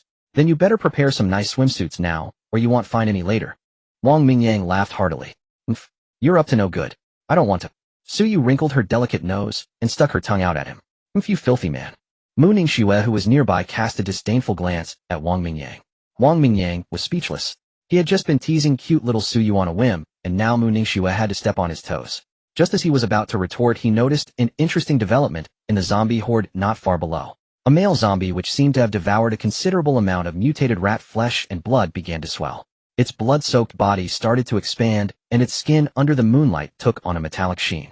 The surrounding mutated rats were still climbing over it, biting and tearing, but the zombie remained completely unresponsive. After a moment, a muffled roar came from the pile of rats. The zombie's body shuddered, flinging off most of the rats clinging to it, revealing a bronze-colored hardened torso. A Tier 1 enhanced zombie. Wang Mingyang murmured to himself, recalling information about this type of zombie. Skin-enhanced zombie, commonly known as bronze skin corpse. Its skin is tough, its defense strong, and its strength surpasses that of ordinary zombies. In the early stages, it's a troublesome evolved zombie. Low-level abilities have limited effectiveness against it, and standard rifle bullets can no longer penetrate its defenses. Wang Mingyang couldn't believe it. This was only the second day of the apocalypse, and right before his eyes a Tier 1 evolved zombie had appeared. In his previous life, he hadn't encountered a Tier 1 zombie until the third day. What is that? Su Yu and Mu Ningxue followed his gaze and saw the strange zombie, as well, their mouths slightly agape in surprise. That's an evolved zombie, a Tier 1 enhanced type. I think it should be called a bronze-armored corpse. Bronze-armored corpse. That's a fitting name. Su Yu nodded, tapping her lips with her finger. Does it have any special abilities? Mu Ningxue asked, her expression serious. How would I know? But it looks like it has strong defenses. Let's just watch. Wang Mingyang shook his head, signaling the two women to keep watching. The mutated rat swarm wouldn't let such a large chunk of meat get away. Sure enough, the surrounding mutated rats frenziedly threw themselves at the bronze-armored corpse. However, their once sharp teeth and claws could only spark against its skin, failing to break through. The mutated rats squeaked in frustration, a never-ending wave of them charging forward, yet they remained unable to pierce its defense. Its defense is this strong? Mu Ningxue exclaimed in surprise, her red lips slightly parted. It is indeed beyond expectations. I'm afraid even my steel needles would have limited effect on it. Wang Mingyang nodded, but his heart was calm. No matter how strong this bronze-armored corpse's defense was, it would only take one spatial slash from him to deal with it. What he was thinking about now was whether a Tier 1 bronze-armored corpse like this would have a crystal core inside its head. In his previous life, Wang Mingyang didn't go downstairs until a week later. By then, even ordinary zombies had a chance of producing a crystal core in their heads, and the probability was higher for Tier 1 zombies. If it was a leader-class zombie or mutated creature, a crystal core was basically guaranteed. But he had never considered whether a zombie that had evolved to Tier 1 within the first 7 days would have a crystal core. In his 5 years in the apocalypse, no one had ever discussed this with him. Back then, everyone was mostly hiding at home, and few people even knew about crystal cores in zombie heads. But now Wang Mingyang was eager to verify this question. The mutated rats couldn't break its defense at all. The bronze-armored corpse began to dominate the fight, grabbing the large mutated rats and crushing them in its hands before stuffing them into its mouth, tearing and chewing. Soon a circle of dead mutated rats surrounded it, their warm blood pooling on the ground, attracting other zombies in the vicinity to slowly converge on the spot. With a sharp squeak, a black rat as large as a full-grown husky burst out from the darkness and lunged straight at the bronze-armored corpse. A Tier 1 mutated rat. Seeing this, Wang Mingyang's eyes lit up. He had suspected something was off about this sudden rat horde. Now with the appearance of this Tier 1 mutated rat, it suddenly hit him. There must be a Tier 1, or even Tier 2, rat king behind this horde. The eruption of the rat horde was to acquire mass amounts of flesh and blood energy, allowing the rat swarm to evolve prematurely. The pursuit of greater power is an innate desire of all living beings. However, the first-order mutated rat did not gain much advantage either, as its ability to breach the corpse's defense was limited. It could only rely on its agile form to dodge and weave, continuously harassing and attacking the bronze-armored corpse. If the battle continued in this manner, the corpse would inevitably be worn down. However, the first-order mutated rat did not gain much advantage either, as its ability to breach the corpse's defense was limited. It could only rely on its agile form to dodge and weave, continuously harassing and attacking the bronze-armored corpse. If the battle continued in this manner, the corpse would inevitably be worn down and killed by the rat. But events rarely unfold so smoothly. Across the battlefield spanning several hundred meters, roars echoed incessantly. Several zombies, by continuously devouring the flesh and blood of mutated rats, triggered their own evolution, advancing to the First Order.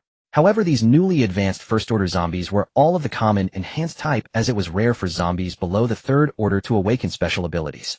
It was only after the Third Order that special zombies with elemental or psychic abilities would gradually emerge. Common enhanced zombies included those like the bronze-armored corpse with hardened skin, hunters with enhanced speed, and giant zombies with augmented size and strength. At this moment, the newly appeared First Order zombies on the battlefield consisted of 2 bronze-armored corpses, 1 hunter, and a giant zombie, standing 3 meters tall. The mutated rat swarm, having devoured much zombie flesh and brains, also spawned several new First Order mutated rats. Seeing this, Wang Mingyang's brow furrowed as a new question surfaced in his mind. Could it be? The Rat King hasn't appeared yet. According to the characteristics of biological groups, a leader would not allow a member to become stronger than itself, as that would challenge its authority.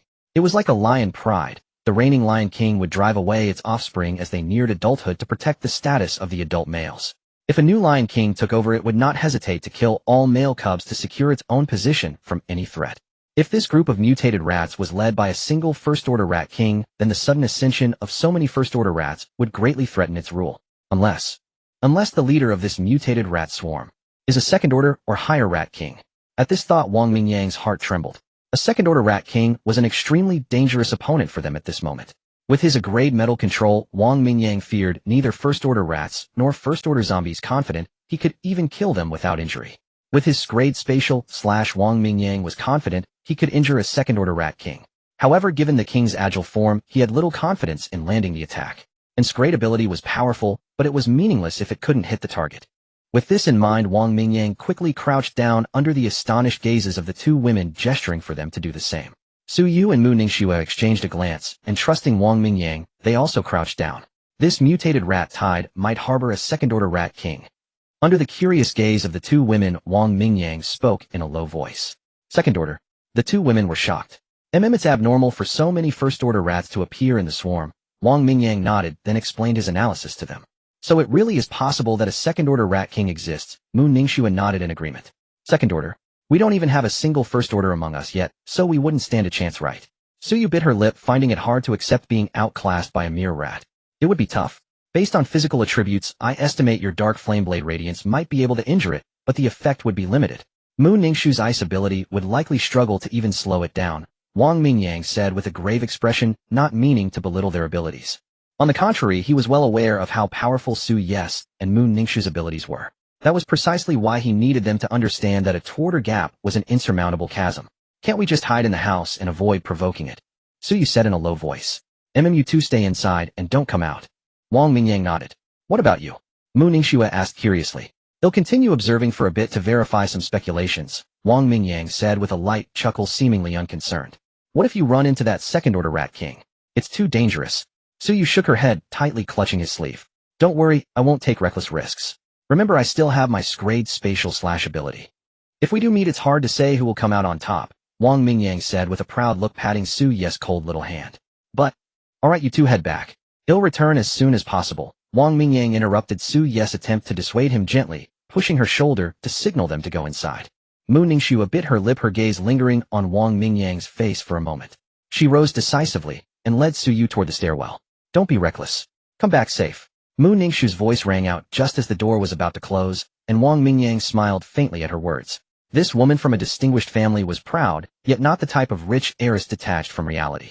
She understood clearly what the most appropriate choice was.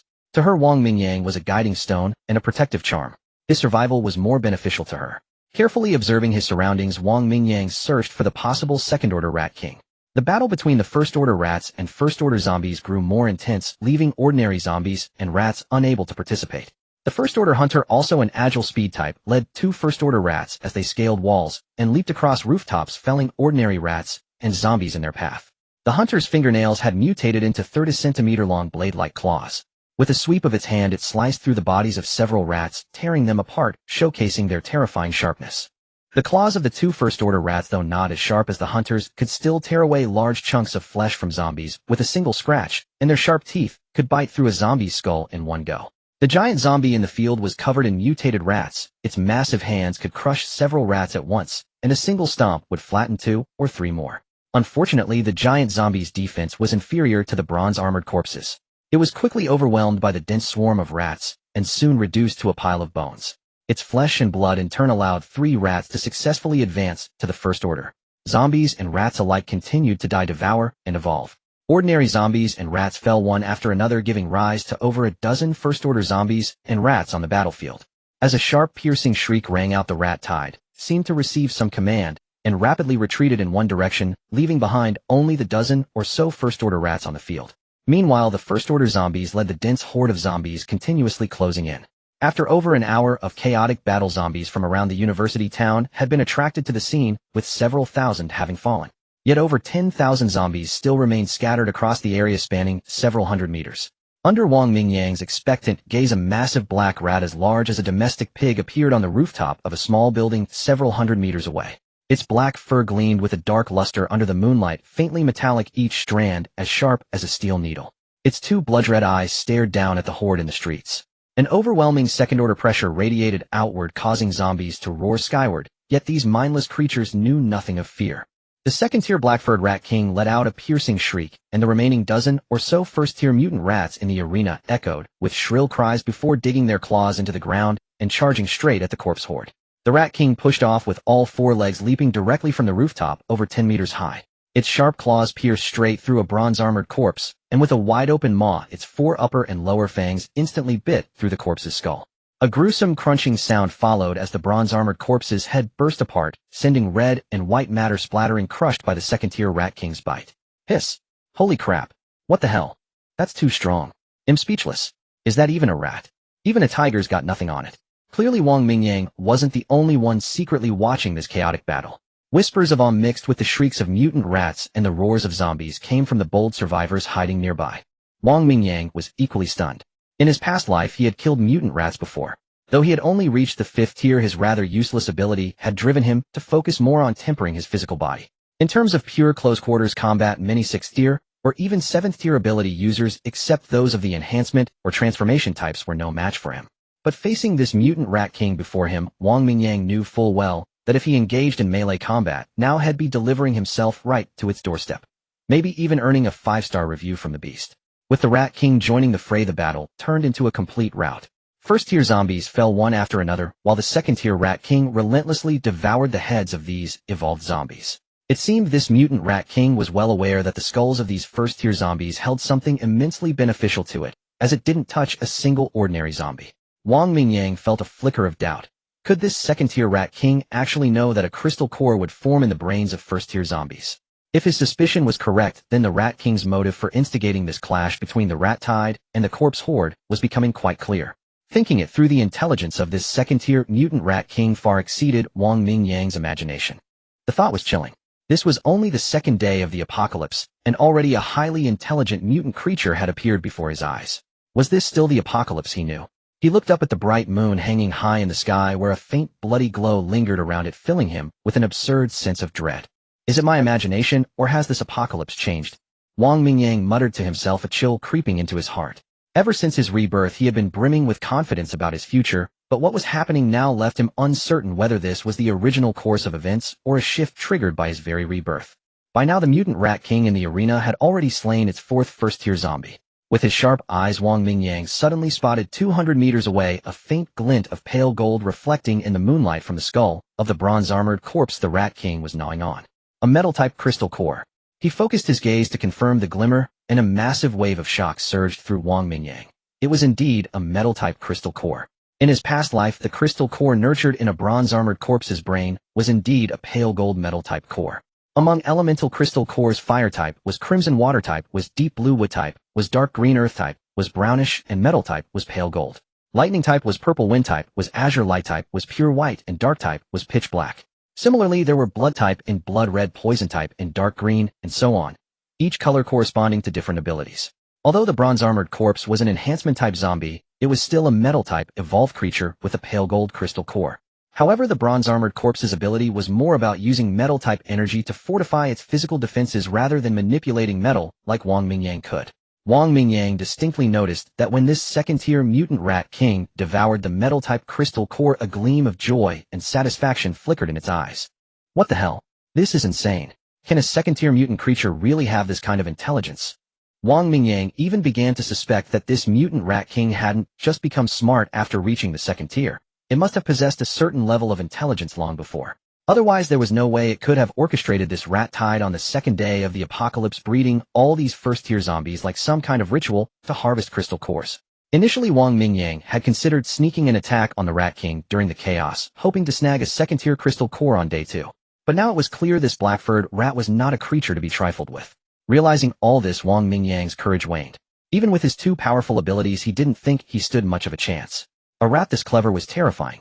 Not worth provoking. Absolutely not worth it. The wiser path was to lay low and steadily grow stronger. After his rebirth, Wang Mingyang possessed the Myriad Heavens reading system. All he needed was time to extract a few more formidable abilities, and he was confident he could handle even this terrifyingly smart black-furred rat. Wang Mingyang decided to play it safe. Cowering wasn't a mistake, it was just prudence. The dozen or so first-tier mutant rats left from earlier charged at the ordinary corpse horde, but were quickly surrounded and killed by the dense mass of common zombies, which in turn spawned 2 or 3 more first-tier zombies. In the arena, the mutant rat king was crushing the corpse horde, leaving only 4 first-tier zombies, 2 bronze-armored corpses, a slayer, and a giant corpse, still putting up a desperate fight. But the rat king had sustained some injuries. The slayer's razor-sharp claws were so keen that even the rat king's tough hide couldn't fully block them. The giant corpse was slow, but when it occasionally landed a blow on the rat king, the sheer force was enough to damage its internal organs. The mutant rat king sprinted at full speed, sinking its jaws into the slayer's head. As it halted, the approaching giant corpse kicked it, sending it flying over 10 meters, crashing directly into a civilian house, less than 50 meters from Su Ye's small building. A shriek came from inside the house as the mutant rat king shook its head, still chewing on the slayer's skull, and nonchalantly crawled back out. Chao Jing. Now, restrain it. A roar echoed from above as Zheng Hong's towering figure clad in rock armor leaped off the rooftop and slammed straight down toward the momentarily dazed rat king.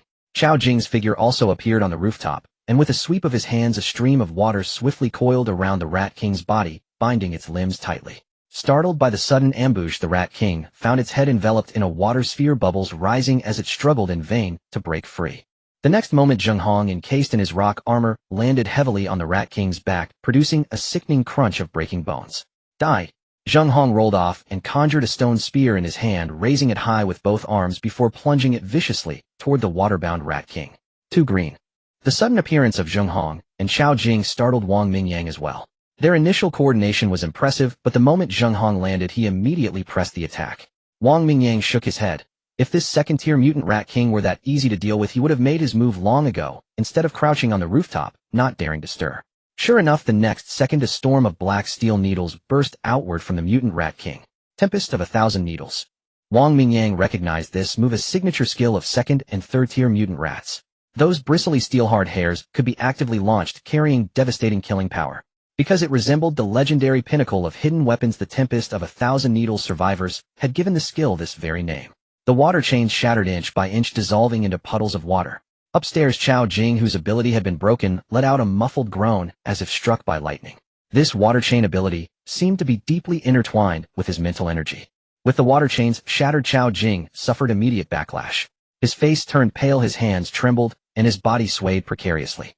Zheng Hong's stone spear had yet to strike when countless black steel bristles flew toward him. Startled, he executed a hasty roll on the ground, sending stone shards flying from his rock armor. Several dull thuds rang out. Despite his timely evasion, several steel bristles still pierced Zheng Hong's body, and blood immediately seeped from beneath his rock armor. The mutant rat king let out a furious, piercing shriek. Free from the water chain's restraint, it shook its body violently, sending droplets of water scattering in all directions. Planting its forelegs firmly, the mutant rat king lunged forward with explosive speed, charging straight at Zheng Hong, who had rolled several meters away. Brother Hong, watch out. From the building, Chao Jing watched helplessly as the mutant rat king bore down on Zheng Hong, a cry of alarm escaping his lips. Hearing the warning, Zheng Hong rolled again, and a whoosh passed by his shoulder. The mutant rat king's razor-sharp teeth tore away a chunk of his stone armor, and the impact sent his body flying, crashing directly into a house on the first floor. The mutant rat king skidded to a halt, swiftly turning to pounce on Zheng Hong again, only to be met by a massive fist. It was the giant zombie, having arrived in great strides. The remaining 2 bronze-armored zombies also closed in. Zombies possessed no intelligence, but the leaping mutant rat king before them completely drew the horde's aggression, becoming the sole target of these first-tier undead. Trapped by the 3 first-tier zombies, the mutant rat king shrieked in fury, but no longer paid Zheng Hong any mind. It did possess intelligence, but its animal instincts still drove it, and it focused solely on tearing into the first-tier zombies before it. Zheng Hong crawled out from a pile of broken bricks, his rock armor shattered. He clutched his chest and coughed repeatedly. Yet he dared not waste a single moment. He scrambled to his feet and hurried toward the building. Tisk tsk. That kid's got 9 lives, saved by a zombie of all things. Wang Mingyang, who had been watching from the sidelines, couldn't help but rub his chin and click his tongue. He marveled at Zheng Hong's luck while observing the chaotic melee between the mutant rat king and the first-tier zombies. As the battle intensified, the mutant rat king seemed hindered by the injury from Zheng Hong's earlier strike, its evasive movements growing somewhat uncoordinated. The giant zombie's massive frame, aided by the 2 bronze-armored zombies, proved a formidable challenge that even the mutant rat king couldn't quickly overcome. Seeing the zombie horde closing in and the few remaining first-tier mutant rats battered and wounded, the mutant rat king's crimson eyes swiveled, and it let out a sharp scream. The few first-tier mutant rats still fighting within the horde immediately turned and scurried toward the fields. The rat king wants to flee. Wang Mingyang's spirits lifted, and he stood up. This mutant rat king was clearly trying to escape. It had already devoured over a dozen first-tier zombies, but it also sustained some injuries. Coupled with the heavy blow Zheng Hong had delivered from above, its spine seemed damaged. Now with the 3 first-tier zombies working together, the giant zombie's strength and size posed a real threat. With its intelligence, this wave of rat horde cannibalism had already yielded significant gains. Continuing further held little value. But Wang Mingyang had his sights set on its second-tier crystal core. 7 days after the apocalypse, creatures above the 3rd tier would have crystal cores within them, and second-tier creatures had a high chance of possessing one as well. Given this mutant rat king's performance, Wang Mingyang believed it must possess a second-tier crystal core. Scanning the rooftop, Wang Mingyang backed up a few meters, then broke into a sprint and leaped across to the opposite rooftop. After clearing 2 rooftops in quick succession, he swiftly approached the battleground between the mutant rat king and the first-tier zombies. Peering down from the ledge, the mutant rat king's body, looking like a plucked chicken, was clearly visible below. Sparse hairs clung to its body. That tempest of 1,000 needles technique was a one-time move. It couldn't be used again until its fur regrew. This mutant rat king's battle experience was actually quite limited. Otherwise, it wouldn't have impulsively unleashed all its fur in a moment of panic. Chao Jing's water chains, while seemingly formidable, had limited binding power. With strength below the first tier, attempting to restrain a second-tier mutant rat king would hold it for barely a second at most. Suddenly, the mutant rat king swiped its claws, sending the 2 bronze-armored zombies staggering back, then used its agile body to kick off the giant zombie's chest, intending to use the momentum to escape onto the rooftop. Wang Mingyang's eyes lit up. Without a second thought, he launched the dozens of steel needles he had prepared around him. The sharp needles whistled downward, piercing toward the mutant rat king as it leaped midair. Caught off guard, the mutant rat king let out a violent shriek and curled its body into a ball. The needles thudded into its back, covering it in a prickly mess. The mutant rat king probably never imagined that just minutes ago it had shot someone in the face. Minutes later, it got shot in the back. This sudden assault knocked the rat king straight to the ground. Any plans of escaping via the rooftop were now essentially impossible. Enduring the searing pain, the mutant rat king looked up and let out a furious shriek at Wang Mingyang. Bracing its legs, it turned and barreled through several zombies, charging straight for the exit. It's actually running. Wang Mingyang was momentarily stunned. This mutant rat king, completely disregarding everything, turned and fled, leaving him dumbfounded. Snapping back to his senses, Wang Mingyang flicked his finger, and a thin black line appeared at his fingertip. In the moonlight, it shot instantly toward the fleeing mutant rat king. Sensing the immense threat from behind, the mutant rat king veered sharply to the left. The black line grazed its shoulder, and a chunk of flesh hung, suspended in midair. The next second, the flesh fell to the ground. A gaping wound appeared on the mutant rat king's shoulder, blood spraying forth. Squeak! The mutant rat king let out a pained cry, but continued running without looking back, a dense horde of zombies trailing behind it. Wang Mingyang inwardly cursed his luck. The range of his spatial slash was limited. If he hadn't crossed the rooftops to get closer, he wouldn't have been able to attack the mutant rat king at all. Looking down at the 3 first-tier zombies below, Wang Mingyang's eyes flickered. He thought to control his steel needles to strike them, but then realized he had none left. Damn it! That rat took my needles. Wang Mingyang was utterly dumbfounded. What was this disarming a man with bare hands? You damned rat. You run off, and you steal my livelihood too. That's just too much. Despite his complaints, he still had his spatial slash. Flicking his fingers repeatedly, 3 black lines shot out, slicing across the necks of the 3 zombies. Even the formidable defenses of the bronze-armored zombies couldn't withstand the space-cutting black lines, and their heads tumbled to the ground. The snipe and the clam fight, and the fisherman profits. Head gained a little, but honestly not much. More like half a fisherman. In the end, he got 3 first-tier zombies, but whether they yielded anything worthwhile was purely a matter of luck. With a casual wave of his hand, Wang Mingyang melted and reshaped a steel pipe into a sharp spear, which pierced through 3 heads in midair like a candied hawthorn stick before flying back. He pulled the spear out, drew Moing, and split the 3 zombie skulls with 3 consecutive strikes, then rummaged through the insides with the spear. If those 2 silly girls saw this, they'd probably be throwing up for half a day. Wang Mingyang flashed a mischievous grin. After 5 years in the apocalypse, he had long grown accustomed to such scenes. But now it was only the 2nd day of the apocalypse. Even Suyu, a forensic expert, would likely find this unbearable, let alone the pampered Mu Ningxue. Just as he was lost in his thoughts, a retching sound suddenly came from the adjacent rooftop. Wang Mingyang looked up in surprise and followed the sound, only to be dumbfounded. There were Suyu and Mu Ningxue leaning over the edge of the rooftop, retching uncontrollably, their faces twisted in agony. What if I said I was looking for something? Would you believe me? Wang Mingyang looked exasperated. The act of digging through brains was indeed hard to explain, leaving him a bit embarrassed. Ugh, brother Mingyang, you're a pervert. So you said between retches. I said, with all this danger outside, why did you 2 come out? Rolling his eyes, Wang Mingyang pocketed the hard-earned crystal core, casually tossed the spear aside, and spoke impatiently. Ugh, we were just worried about you. So you said between gasps, still retching. Beside her, Mu Ningxue, it couldn't utter a single word, clutching her chest and retching repeatedly, tears streaming down her face. I'm fine, don't worry. Let's head back first.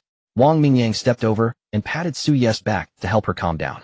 As he walked over to Mu Ningxue and raised his hand before he could even touch her, she covered her mouth and stumbled backward, holding her hand straight out to stop him.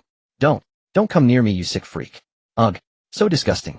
Mu Ningxue refused between retches. Listen to my excuse. Listen to my explanation. No, I don't want to hear you talk right now, ugh.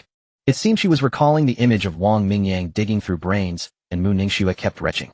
Unable to hold it together, she turned and ran downstairs. Is it really that big a reaction? Wang Mingyang muttered, watching her retreating figure. Elder sister Xue has never seen anything like this. Even I, a forensic major, found it unbearable at first glance. Suyu rolled her eyes, breathing heavily and patting her chest to calm herself. Is it really that disgusting? Wang Mingyang frowned. It really is. If I didn't know you were brother Mingyang, I'd think you were a pervert. Why were you digging through zombie brains? Suyu wrinkled her delicate nose in confusion. What's so perverted about that? You'll both be doing it later. Let's head back first, or I've got something to show you. Wang Mingyang waved his hand and led Suyu back. They crossed the rooftop and returned to Suyu's building. As soon as Wang Mingyang entered the living room, he saw Mu Ningxue slumped on the sofa, looking at him with disgust. Wang Mingyang smiled faintly, went to the bathroom, and cleaned the items he had retrieved from the 3 first-order zombies' brains. Then he leisurely walked over and sat down beside Mu Ningxue, prompting the beauty to scoot away repeatedly. Alright, I'm not a pervert. I don't just fondle corpses for no reason. Wang Mingyang tossed the object onto the coffee table. Take a look at this first. A gem-like prismatic object bounced on the table, emitting a crisp sound. Suyu and Mu Ningxue stared wide-eyed at the gem. Pale gold in color, it exuded a crystalline, translucent elegance, its naturally formed polygonal shape, as if cut by a master. Where did you get this gem? Suyu asked in surprise, reaching out to examine it. Mu Ningxue suddenly grabbed her hand, looking at Wang Mingyang with suspicion and a hint of disdain. This thing. You didn't dig it out of a zombie's brain, did you? Oh, quick on the uptake. Wang Mingyang said with a playful smirk. No way. You pulled this out of that bloody mess. Suyu quickly withdrew her hand, eyeing the crystal core with disgust. Even the mutant rat king set up a scheme to create this. Do you think it's something good or not? Wang Mingyang chuckled, his eyes unreadable. What's it for? Suyu leaned forward to examine the pale gold crystal core. Wait, did you just say? The mutant rat king set up a scheme. Mu Ningxue's eyes flickered. She caught a strange phrase in Wang Mingyang's words. That's right, the rat king set it up. Wang Mingyang twitched his mouth and gave a bitter smile. Mutant rats. Are they that smart? Mu Ningxue was astonished. It should be an isolated case. I haven't seen any other rats that smart. Wang Mingyang shook his head and continued. This chaotic battle between the rat horde and the zombie swarm produced 20 or 30 first-order creatures, and then the mutant rat king showed up, specifically hunting first-order zombies. I suspect this second-order rat king sparked the rat horde just to create this crystal core. But what exactly is it for to make the rat king go through so much trouble? Suyu returned to her earlier question. This crystal core only appears in the brains of first-order creatures, and not even all of them have it. Out of those 3 first-order zombies, I only found this one. This suggests it only appears with a certain probability. It might be able to enhance the Rat King's strength, or even allow it to advance to the third order. Wang Mingyang tried to explain the significance of the crystal core in simple terms. In his past life, most survivors didn't gain a further understanding of the crystal core's function until 7 days into the apocalypse, when ordinary zombies began to form cores. Before that, only the government forces and early awakened ability users might have had any contact with these items. The true function of the crystal core was only discovered by a very few. A month into the apocalypse, the news that crystal cores could promote human awakening and enhance the abilities of ability users and other mutated creatures became widespread. So is this crystal core useful to us? Mu Ningxu's eyes lit up as she asked. I'm not a prophet, how would I know if it's useful? Wang Mingyang rolled his eyes and started to put on airs. You read so much, why is your knowledge so lacking? Mu Ningxue looked disgusted, but a blush crept onto her face. She had indeed been presumptuous. How could Wang Mingyang possibly know everything? Little did she know the man in front of her was a sly old fox who actually did know. Like your books have this kind of knowledge. Seriously. Wang Mingyang was speechless. This girl was getting bold, daring to talk back to him. Mu Ningxue turned her head away and saw Su Yu covering her mouth with a suppressed giggle. Irritated, she reached out to tickle Su Ye's waist. This crystal core is pale gold, and I found it in the bronze-armored zombie's head. I've seen the mutant Rat King eat crystal cores of other colors before, so I suspect the color relates to the zombie's evolutionary power. Wang Mingyang fabricated a plausible explanation. He had never actually seen the Rat King eat other colored cores, but he needed a convincing story. Though Mu Ningxue still felt a bit repulsed, Wang Mingyang had cleaned the crystal core, and it was crystal clear and quite beautiful. She extended her jade-like hand and pinched the core between her thumb and forefinger. It was about the size of a button, shimmering with a faint golden light in the candlelight. The bronze-armored zombie. That's the one covered in a metallic sheen with super strong defense, right? Exactly. I think its evolutionary direction is metal attribute. I can sense the metal energy contained in this crystal core. Wang Mingyang nodded. This wasn't entirely made up. With his metal manipulation ability, he could indeed sense a similar power from the core, and his past life experience confirmed this claim. Mu Ningxue carefully examined the crystal core between her fingers, then glanced at Wang Mingyang's handsome face, repeating this several times until he grew visibly impatient. Finally she spoke. Don't you have the metal manipulation ability? This is the metal element, right? Why not try absorbing it? How? Eat it. Wang Mingyang was taken aback, his expression perfectly conveying his disbelief. Ugh. No way. This thing was dug out of a brain. Can you just eat it? Mu Ningxue gagged at the thought. Even if it were Wang Mingyang eating it, she was utterly repulsed, the mere image making her feel sick. Fine, I won't eat it. Let me try another method. Wang Mingyang reached out and took the crystal core from Mu Ningxue's hand. Calming his mind, he held the core tightly in his palm, channeling the energy within his body just as he would when using his metal manipulation ability. He slowly extended his spiritual sense into the core's interior. Through his spiritual sense, he perceived a faint golden energy flowing gently, transmitting through his palm into his body. The energy stream within him merged with the core's energy, rapidly growing stronger. After about 10 minutes, Wang Mingyang finally finished absorbing the crystal core. The energy within him had expanded by a full measure. Under his perception, his physical condition, spiritual sense, and internal energy had all truly stepped into the first-order tier. He opened his palm to reveal the crystal core reduced to powder. As he tilted his hand, the fine dust drifted down into the trash bin. That's it. Su Yu studied Wang Mingyang, somewhat astonished. I think so. When I sensed the core's energy was completely depleted, it turned into this. Wang Mingyang nodded. Any changes? Did your power increase? Mu Ningxue was more concerned about his strength growth and asked eagerly. I feel much stronger. My overall power has risen a full step. I've entered the first-order ability user tier. Wang Mingyang clenched his fist and punched the air, producing a dull thud. Great. So can we specifically hunt these crystal cores to boost our strength? Su Yu clapped her hands with a smile. It's not that easy. The drop rate for these cores is low, and first-order mutant creatures aren't that common right now. What happened tonight was a rare occurrence. Wang Mingyang shook his head. It was indeed difficult at the moment, though things would change in a few days. I don't see it that way. Since a second-order mutant Rat King has already appeared, there must be plenty of first-order mutants too. We just haven't encountered them yet, Mu Ningxue said calmly after pondering for a moment. True. That mutant Rat King had an overwhelming sense of pressure. Su Yu nodded in agreement. When did you two see it? Wang Mingyang was surprised. Weren't these two supposed to have gone down to the rooftop earlier? What, you sensed it through the floor? We were worried about you, so we secretly watched from the stairwell for a while, Su Yu said with an awkward chuckle. We were afraid you'd get yourself killed, and wanted to see if we could save you, Mu Ningxue added coldly, her face full of disdain, showing no awareness of her so-called servitude. Wang Mingyang felt a warmth in his heart upon hearing this. In both his past and present life, he had rarely experienced genuine care from others. During the 5 years of the apocalypse, it was mostly deception and profit-driven scheming. Even Wang, watching the goddess he once adored, had subtly approached him only to uncover the secret of possessing 5 abilities simultaneously. I truly have to thank you both. Unfortunately, I'm quite cautious by nature and don't easily rush into death. Wang Mingyang chuckled, not bothered by Mu Ningxi's sharp words. He didn't truly regard her as a slave. This woman couldn't be easily subdued. If he treated her as one, she might just end him one day. First-order creatures aren't easy to find, and our strength isn't sufficient yet. If we encounter another zombie horde, luck might not be on our side. So, I think we should focus on training our abilities in the coming days and wait for the right opportunity. Wang Mingyang pondered for a moment, deciding that playing it safe was the better approach. Su Yu and Mu Ningxue nodded in agreement. Everything they had witnessed tonight had broadened their horizons immensely, and the confidence that had swelled from awakening high-tier abilities quickly cooled down. In the apocalypse, there were many gifted individuals, but only a dozen or so ever reached the pinnacle. It wasn't because they had the best talents. On the contrary, among the 5 sovereigns and 9 heavenly kings, only 1 or 2 had strength talents. The legendary Blade Sovereign of China was merely a rank ability user relying mostly on his extraordinary swordsmanship with abilities as a supplement to stand at the summit.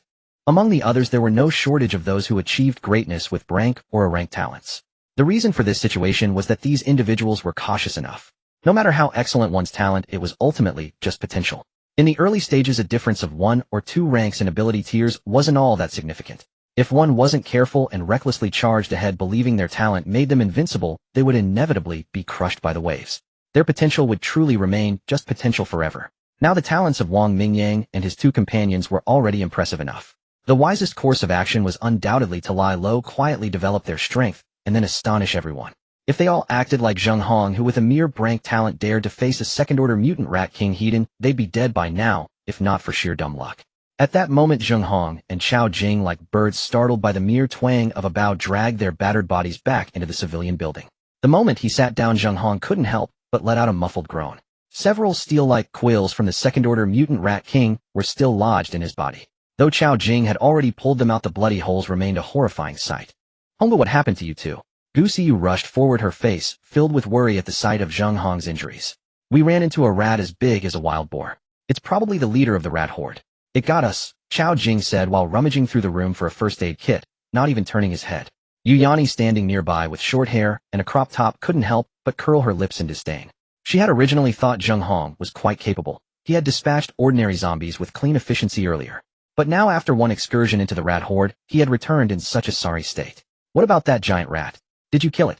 Gu Xiyu took the first aid kit from Chao Jing, pulled out cotton swabs and alcohol, and began to clean Zheng Hong's wounds under the dim moonlight. No, that rat was too powerful. Fortunately, some strong zombies held it off, allowing us to escape safely. Chao Jing shook his head, still trembling at the memory. What a pity. We were so close. If my water chain had held on for just one more second, we might have slain it. As the alcohol stung his wounds, Zheng Hong winced in pain, but still spoke with regret. That rat could shed its fur. That move of its was too powerful. My water chain snapped almost instantly. Chao Jing said, feeling somewhat embarrassed. In truth, even if his water chain had held for another second, Zheng Hong couldn't have killed the second-order mutant rat king. The Brankstone spear had limited hardness. At best, it could wound the rat king. To land a killing blow, Zheng Hong would need to reach at least the second-order tier himself. But Zheng Hong and his group were unaware of all this. The information gap in the early apocalypse was enormous. Even now, neither of them realized just how vast the gap between them and the second-order mutant rat king truly was. Their brief clash and fortunate escape had created an illusion that perhaps with just a little more strength, they could have brought down that mutant rat. Why did you two have to go and fight that rat? Gu Xiyu asked, perplexed. She had been against the two of them going out to watch the battle earlier, and now they had even gone and joined the fight directly. You didn't see it. That rat specifically targeted the zombies that had suddenly grown powerful. I even saw it devour the heads of those special zombies. It wouldn't touch ordinary zombies at all. That means those special zombies are of great use to it. Chao Jing said, a hint of excitement in his rebuttal. Even so, you should have been killing zombies. Why did you end up fighting the rat? Gu Xiyu turned to look at Chao Jing, her face full of confusion. Well, Chao Jing was at a loss for words, turning to look at Zheng Hong. Let me explain. Zheng Hong shifted his body to get more comfortable. I discovered that there seems to be something inside those zombies' heads. The Rat King doesn't eat the whole head whole. I vaguely saw it pick out a crystal and swallow it. See, you by now you should have an idea what that might be, right? You mean? The legendary crystal core. Gu Xiyu exclaimed in surprise after hearing this. That should be it. We've all seen plenty of movies and novels. I reckon that thing is indeed the legendary crystal core. Otherwise, why would the Rat King go out of its way to hunt those special zombies? Zheng Hong nodded, his tone full of certainty. In truth, his analysis was almost spot on. Earlier, when they had been killing ordinary zombies, they hadn't noticed anything out of the ordinary. Only after seeing that scene, and with the Rat King seemingly gravely wounded, did they seize the rare opportunity and strike. Unfortunately, they had misjudged the strength of the second-tier mutant Rat King and were routed within moments. If ordinary zombies are the baseline, then those special zombies should be first-tier. The Rat King, being even stronger than them, is likely second-tier. Gu Xiyu said seriously after a moment of contemplation. I estimate I can only handle one of those special zombies in a fight. If we hadn't seen the Rat King was injured, we wouldn't have even considered taking such a risk, Zheng Hong said, his expression souring. Looking back now, it had indeed been far too reckless. My water chains could restrain a first-tier zombie, but the second-tier Rat King broke free in just a second. Chao Jing said, his face full of dejection. Then I estimate your strength is around the first-tier level. You're certainly no match for a second-tier mutant Rat King. Next time, absolutely. Absolutely do not be so rash. Gu Xiyu's expression was stern, but she felt immense relief that Zheng Hong and Chao Jing had returned safely. If her calculations were correct, given their current combat abilities, they owed their survival to the selfless sacrifice of those first-tier zombies. Without the protection of these two, she and the others who were as weak as chickens truly didn't know if they would have survived. If Wang Mingyang were here to hear Gu Xiyu's analysis, he would definitely give her a thumbs up. This woman was sharp and her deductions were flawless. Chun Rue, who had been standing silently in the corner, suddenly had a thought and spoke up. Brother Hong, did you two happen to run into Wang Mingyang? Wang Mingyang. Zheng Hong was taken aback, exchanging a glance with Chao Jing before shaking his head. No, when we got to that rooftop, we didn't see him anywhere. Although the moonlight provided decent visibility, the rooftop was cluttered with debris. Wang Mingyang was crouched in a corner, completely hidden from Zheng Hong and the others' view. And Wang Mingyang, for his part, hadn't noticed their arrival either. That's a shame. He awakened an ability. If he could have teamed up with you, Brother Hong, maybe you could have killed that second-tier rat. Chen Rue said with a look of regret, though a strange light flickered in his eyes. Forget it. That kid's got an attitude. I can't be bothered with him right now, Zheng Hong said with a dismissive curl of his lip, clearly holding no fondness for Wang Mingyang. However, the two girls beside Wang Mingyang were indeed quite alluring. Zheng Hong licked his lips as these thoughts crossed his mind. Chen Rue, who had been closely observing Zheng Hong's expression, caught this, and a meaningful smile touched the corner of his mouth, but he said nothing more. In the dim candlelight, Wang Mingyang continued reading. The zombies outside were gradually dispersing, and sporadic low growls drifted in from time to time. The tide of rats had receded, so there was no immediate danger. However, Wang Mingyang hadn't forgotten the mutated mosquito swarm from the night before. Since Suyu had candles at home, Wang Mingyang kept the iron sheets covering the windows. Though ventilation was poor, it was still better than spending another night fighting off those mosquitoes. It wasn't certain that another mosquito swarm would come, but it was always better to be safe than sorry. With some free time on his hands, Wang Mingyang decided to train his ability. An Awakener's rank advancement relied on absorbing crystal cores to enhance their energy and physique. Crystal cores of the same affinity yielded higher efficiency.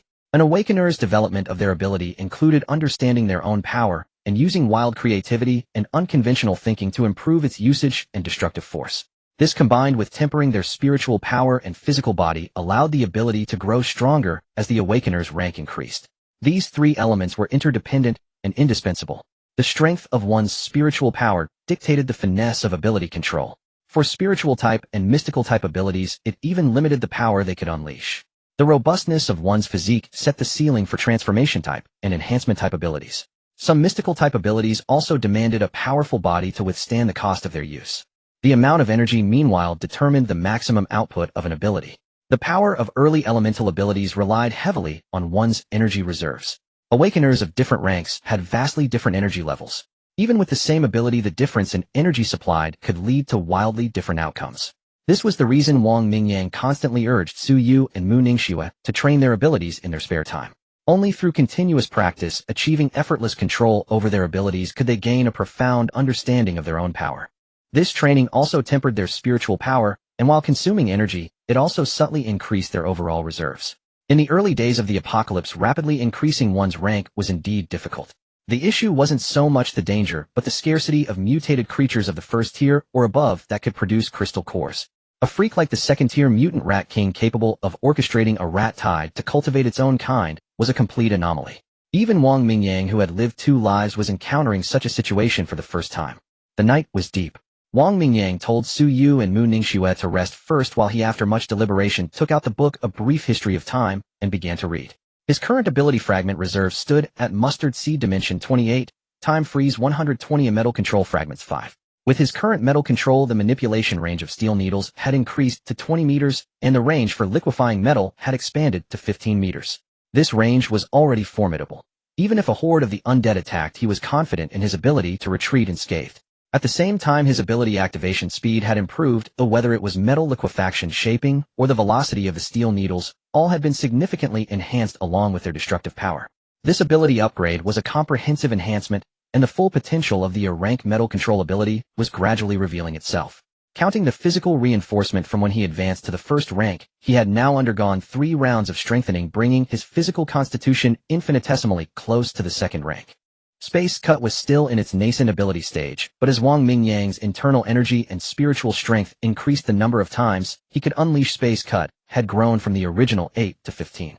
This wasn't to say that the strength Space Cut was inferior to the rank metal control. It was simply that Wang Mingyang's current level was still too low. Only when his rank increased would the true prowess of the space system ability manifest.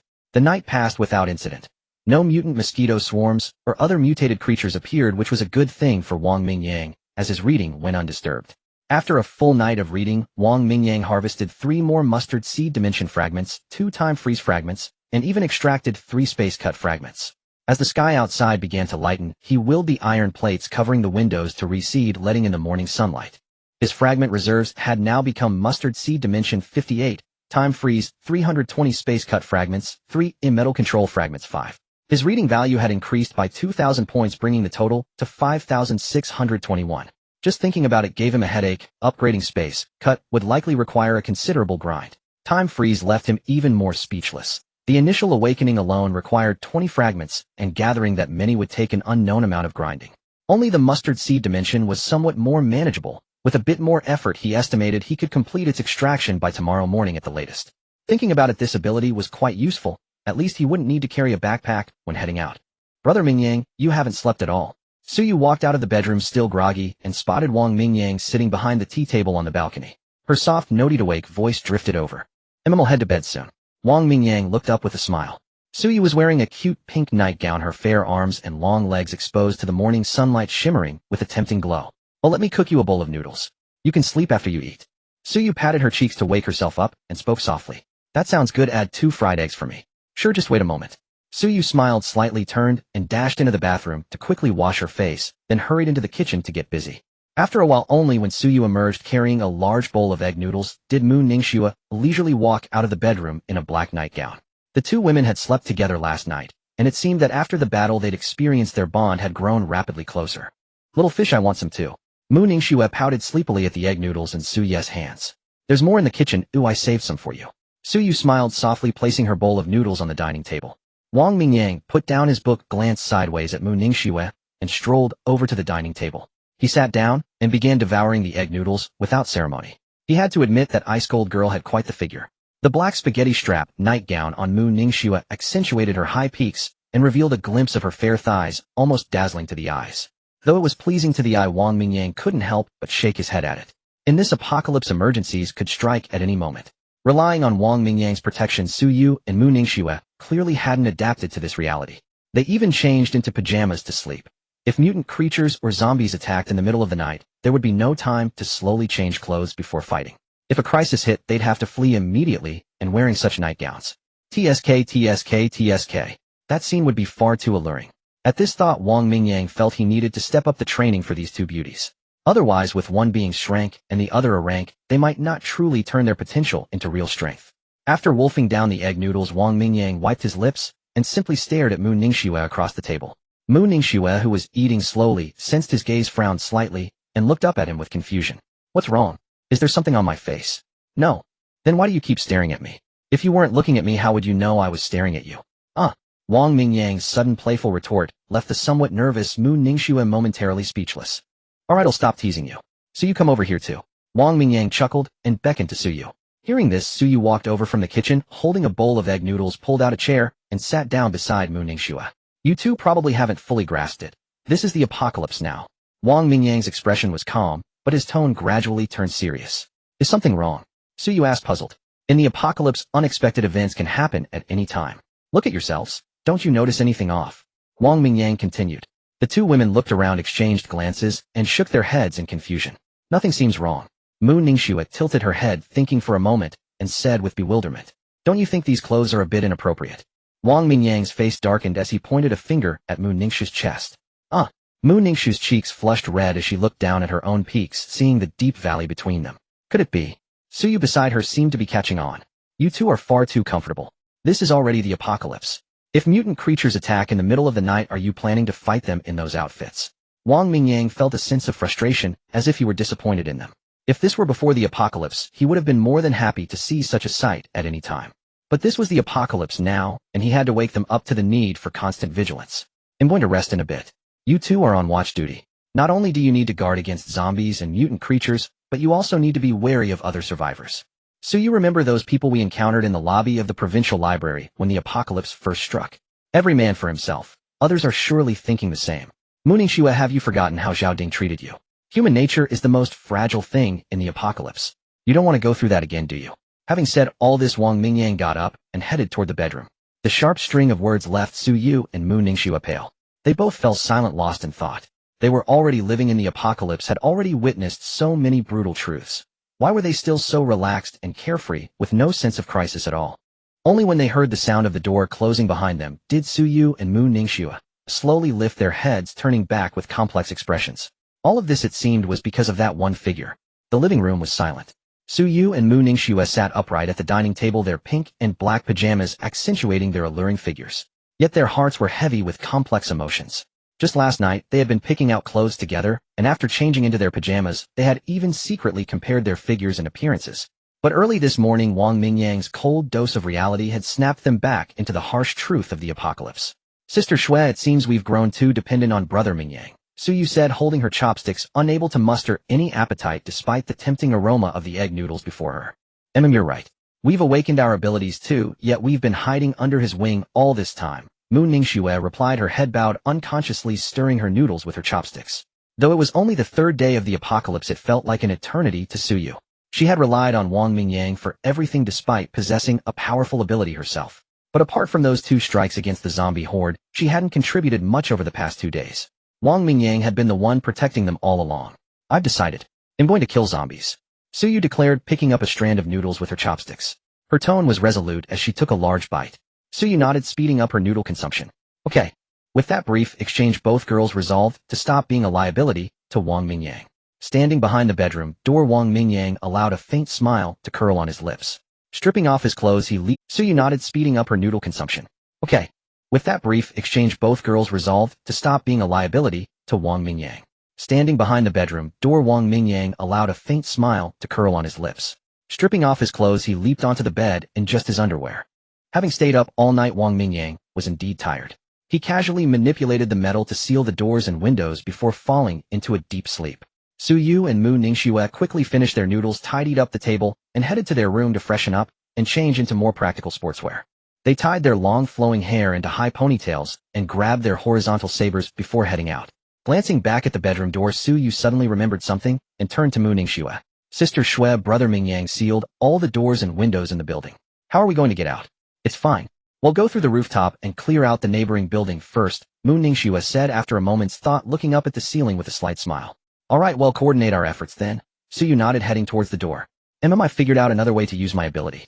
I can form an ice shield for protection. Really? That's a relief. My ability isn't much for defense, but it's good for attacking. Then you take the lead in attacking, and I'll focus on defense. No problem. The 2 women whispered about their plans as they quietly slipped out and headed straight for the rooftop. Although Wang Mingyang was a bit worried about them going out alone, he didn't stop them. He had anticipated they would do exactly this when he made his earlier remarks. Besides, both had been through many battles with him and had awakened abilities with great potential. As long as they didn't recklessly draw in a horde, small-scale skirmishes wouldn't pose a significant threat to them. In the early apocalypse, after awakening an ability, even a zombie bite wouldn't turn you into one of them. Unless it was a wound from a high-tier zombie, but where would you even find one now? Does anyone know where to find zombies above tier 3? Asking for a friend, it's urgent. High-tier zombies meant high-tier cores. With his dual abilities, if Wang Mingyang caught one off guard, even a tier 3 zombie would likely fall to his spatial slash. His spatial slash ability, though currently with only one application, possessed such terrifying cutting power that even a tier 3 bronze-armored corpse probably couldn't withstand it. Su Yu and Mu Ningxue observed the stairwell for a moment, confirmed it was safe, and then stepped onto the rooftop. They scanned the area, chose a neighboring small building, and with a running start leaped across to its rooftop. As they descended the stairs, Suyu lightly tapped the railing with her saber, producing a few clinks. This drew low growls from some zombies. Judging their location, Suyu gave Mu Ningxue a knowing look. Then with a powerful kick, she sent the door flying open, and a zombie behind it was knocked back by the force. Suyu's physical strength had doubled after her ability enhancement. That kick had nearly 200 kilograms of force. Having fought alongside Wang Mingyang before, she was already aware of her Buddhist transformation. She wasn't surprised by this display of power. "Little fish, you're so strong," Mu Ningxue exclaimed, a bit astonished. Previously, they had always followed Wang Mingyang. Even when she used her saber on zombies, the blade's sharpness hadn't made Suyu seem particularly special. After her awakening, Mu Ningxue hadn't tested her physical strength, her focus entirely on her ice ability. She was unaware of her own surge in power. As the door burst open, Mu Ningxue waved her hand towards Suyu, and a sapphire blue ice shield rapidly formed, floating in front of her. "Beautiful," Suyu praised. The shield was diamond-shaped, crystalline, and clear like a giant blue gemstone. Without hesitation, she locked her gaze on the fallen zombie flames swirling around her saber.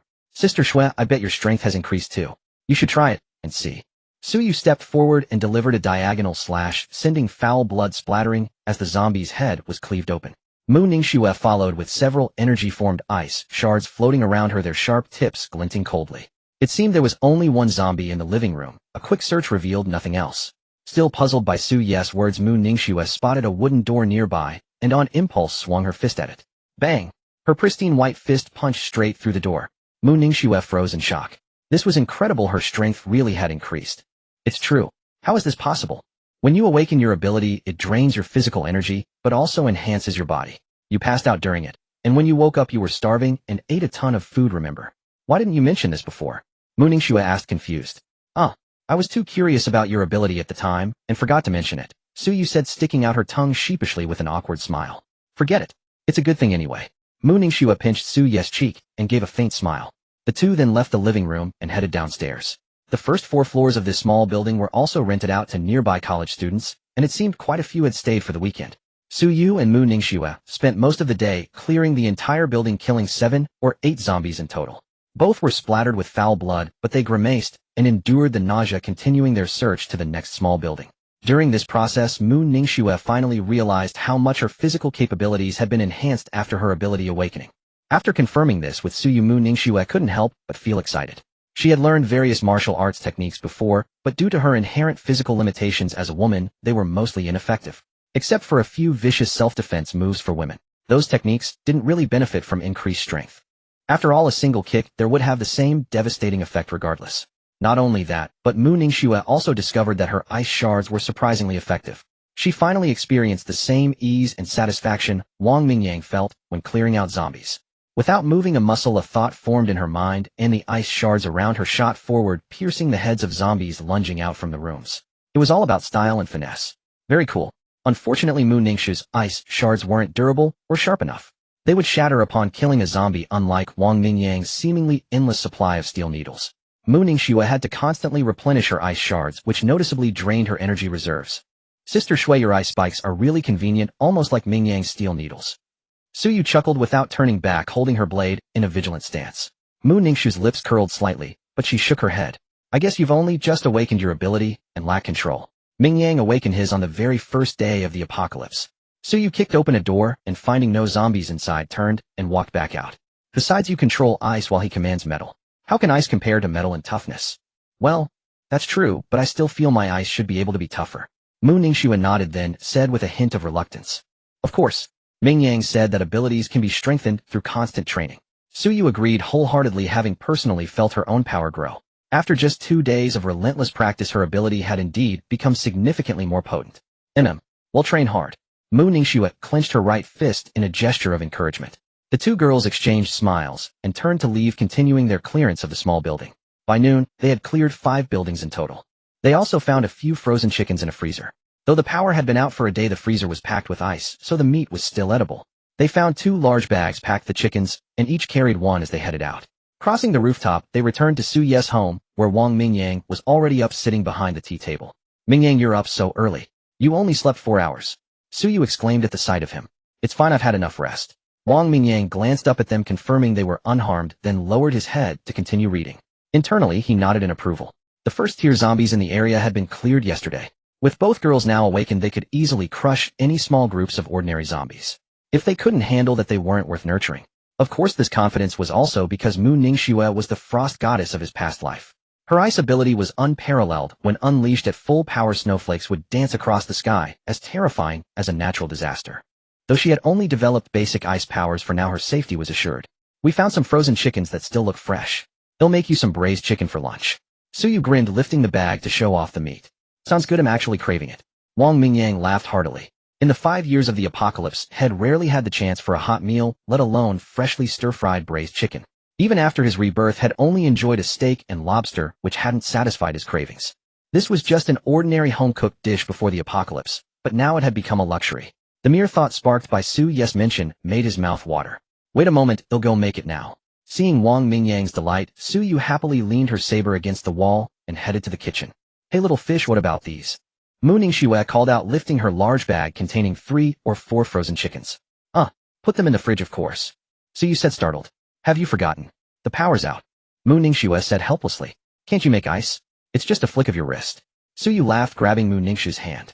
Hey you little rascal, you're treating me like an ice maker. I'm just making the best use of you, giving you a chance to train your ability. Mu Ningxue, Wang Mingyang. Overhearing their conversation, Wang Mingyang was reminded of his own freeze spell, which had been extracted from a children's song about a little fridge. That spell, however, had already been fused with the tortoise shell and bubble spells into a suicidal ice armor spell. At that thought, Wang Mingyang checked the abilities in his system's bookshelf.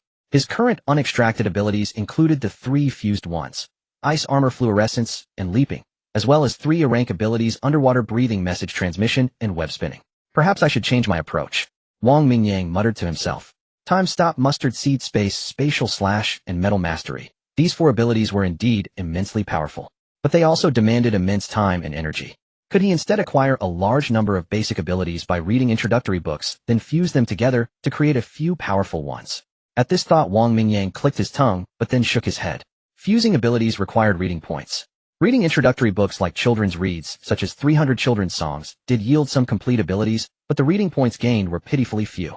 While he could decompose those basic abilities to reclaim some points, spending massive amounts of time fusing unknown abilities was a gamble.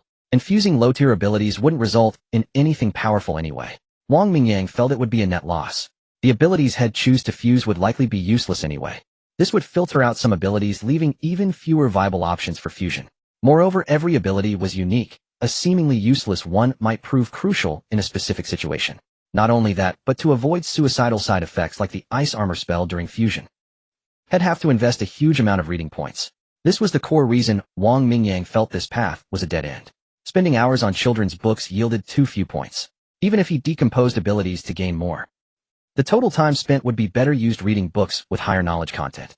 He could even find high-tier ability fragments. The lunch on the 3rd day of the apocalypse was sumptuous.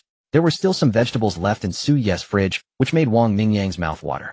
Thanks to Su Yes' cooking, she quickly whipped up braised chicken, cola chicken wings, vinegar cabbage cucumber salad, and white bean and ham stew. The 5 generously portioned dishes were devoured by the 3 of them, a testament to Su Yes' culinary skills. Wang Mingyang and Mu Ningxue leaned back on the sofa, patting their full stomachs, while Su Yu cleaned up the dishes in the kitchen. For the next 2 days, keep training. The day after tomorrow, we'll go out together. I want to check out the university town, Wang Mingyang said calmly as Su Yu walked in, drying her hands. Mu Ningxue, university town. Su Yu tilted her head. Mingyang, why the sudden interest in the university town? There are tons of zombies there. Precisely because it's dense, that's why I want to go. Wang Mingyang nodded, his expression calm. Also, I want to visit the library there. To read? Su Yu asked uncertainly. Yes, I'm looking for some books, Wang Mingyang confirmed. However, his plan was not just to find a few books, but to empty the entire library. Alright, we'll go with you. Su Yu exchanged a glance with Mu Ningxue and let out a resigned sigh. They had already come to understand Wang Mingyang's obsession with reading. In the midst of the apocalypse, instead of training their abilities or hoarding supplies, he wanted to visit a library. Man, how much do you love reading? This is the apocalypse. There are terrifying zombies everywhere and mutant rats. It was only because they had awakened their abilities and could easily handle ordinary zombies that they dared to follow him on such a wild venture. After lunch and a brief rest, Wang Mingyang realized he had expended all his silver pellets the previous night, shooting them into the back of the mutant rat king. Surveying the room, he noted that most of the metal items in Su Ye's home had already been used to seal the windows. Finding nothing useful at home, Wang Mingyang led the 2 recovered women out. Instead of heading downstairs, they went straight up to the rooftop. From there, the university town was visible in the distance. The nearest university, Spring City Normal University, is about 3 kilometers away. Which school do you want to go to, Brother Mingyang? Suyu asked softly, gazing into the distance. Dian University, Wang Mingyang stated with clear purpose. Suyu nodded in agreement, thinking it was the best university in the province, making it a suitable place to find a library. I need to prepare my weapons first, Wang Mingyang declared, leading the way towards Dian University, with Suyu and Mu Ningxue following closely. You two cleared several small buildings this morning. Do you know which one has the most metal items? I remember the third building ahead. The kitchen is very large with many pots and pans, mostly stainless steel, Suyu said after thinking. The first floor of that place seemed to sell cookware. There were quite a few iron woks and knives, Mu Ningxue added. Alright, let's check that place out. I need to replenish my steel needles, Wang Mingyang said, his eyes lighting up as he made the decision. What about your old ones? Those were specially tempered by me, Suyu asked, puzzled. Wang Mingyang rubbed his nose, a bit embarrassed. Well, I shot them into the Rat King last night, and didn't have time to recover them. Suyu and Mu Ningxue were speechless. The trio quickly crossed over to the third building by the rooftops. The zombies inside had already been cleared by the two women. Entering the living room, Wang Mingyang's eyes immediately fell upon the various iron implements in the open kitchen. With a wave of his hand, steel knives melted into liquid metal and converged before him. Closing his eyes, Wang Mingyang concentrated. Activating his ability again, a silvery white liquid separated from the main mass of metal. This globule of titanium alloy floated gently down into his palm. Weighing it in his hand, Wang Mingyang nodded in satisfaction. With his metal manipulation ability, the lighter the metal, the less energy it consumed to control. He had gained considerable knowledge from reading fundamentals of metallurgy multiple times. However, his control was far from the molecular level. This prevented him from altering the metal's internal structure to create the lightest, hardest alloys. While titanium alloy wasn't the hardest metal, its lightweight nature made it ideal for crafting sharp needles and blades. For Wang Mingyang, it was the most cost-effective material to manipulate. Carrying it wouldn't burden his movements. He went downstairs, sorted through the knives and woks on the first floor, and extracted a large amount of titanium alloy. After Suyu refined it again with her dark flame ability, he packed the purified, enhanced titanium alloy into his backpack. He also stuffed 2 handfuls of separated silver pellets into his pockets. Wang Mingyang was now significantly better equipped than before. He mentally taunted the mutant Rat King. Dare to show your face near me again, and I'll riddle you with needles. Looking at the large sphere of metal floating beside him, he sighed. If he had synthesized the mustard seed space ability, he could just store all this titanium alloy inside, and avoid the hassle. He mentally taunted the mutant Rat King. Dare to show your face near me again, and I'll riddle you with needles.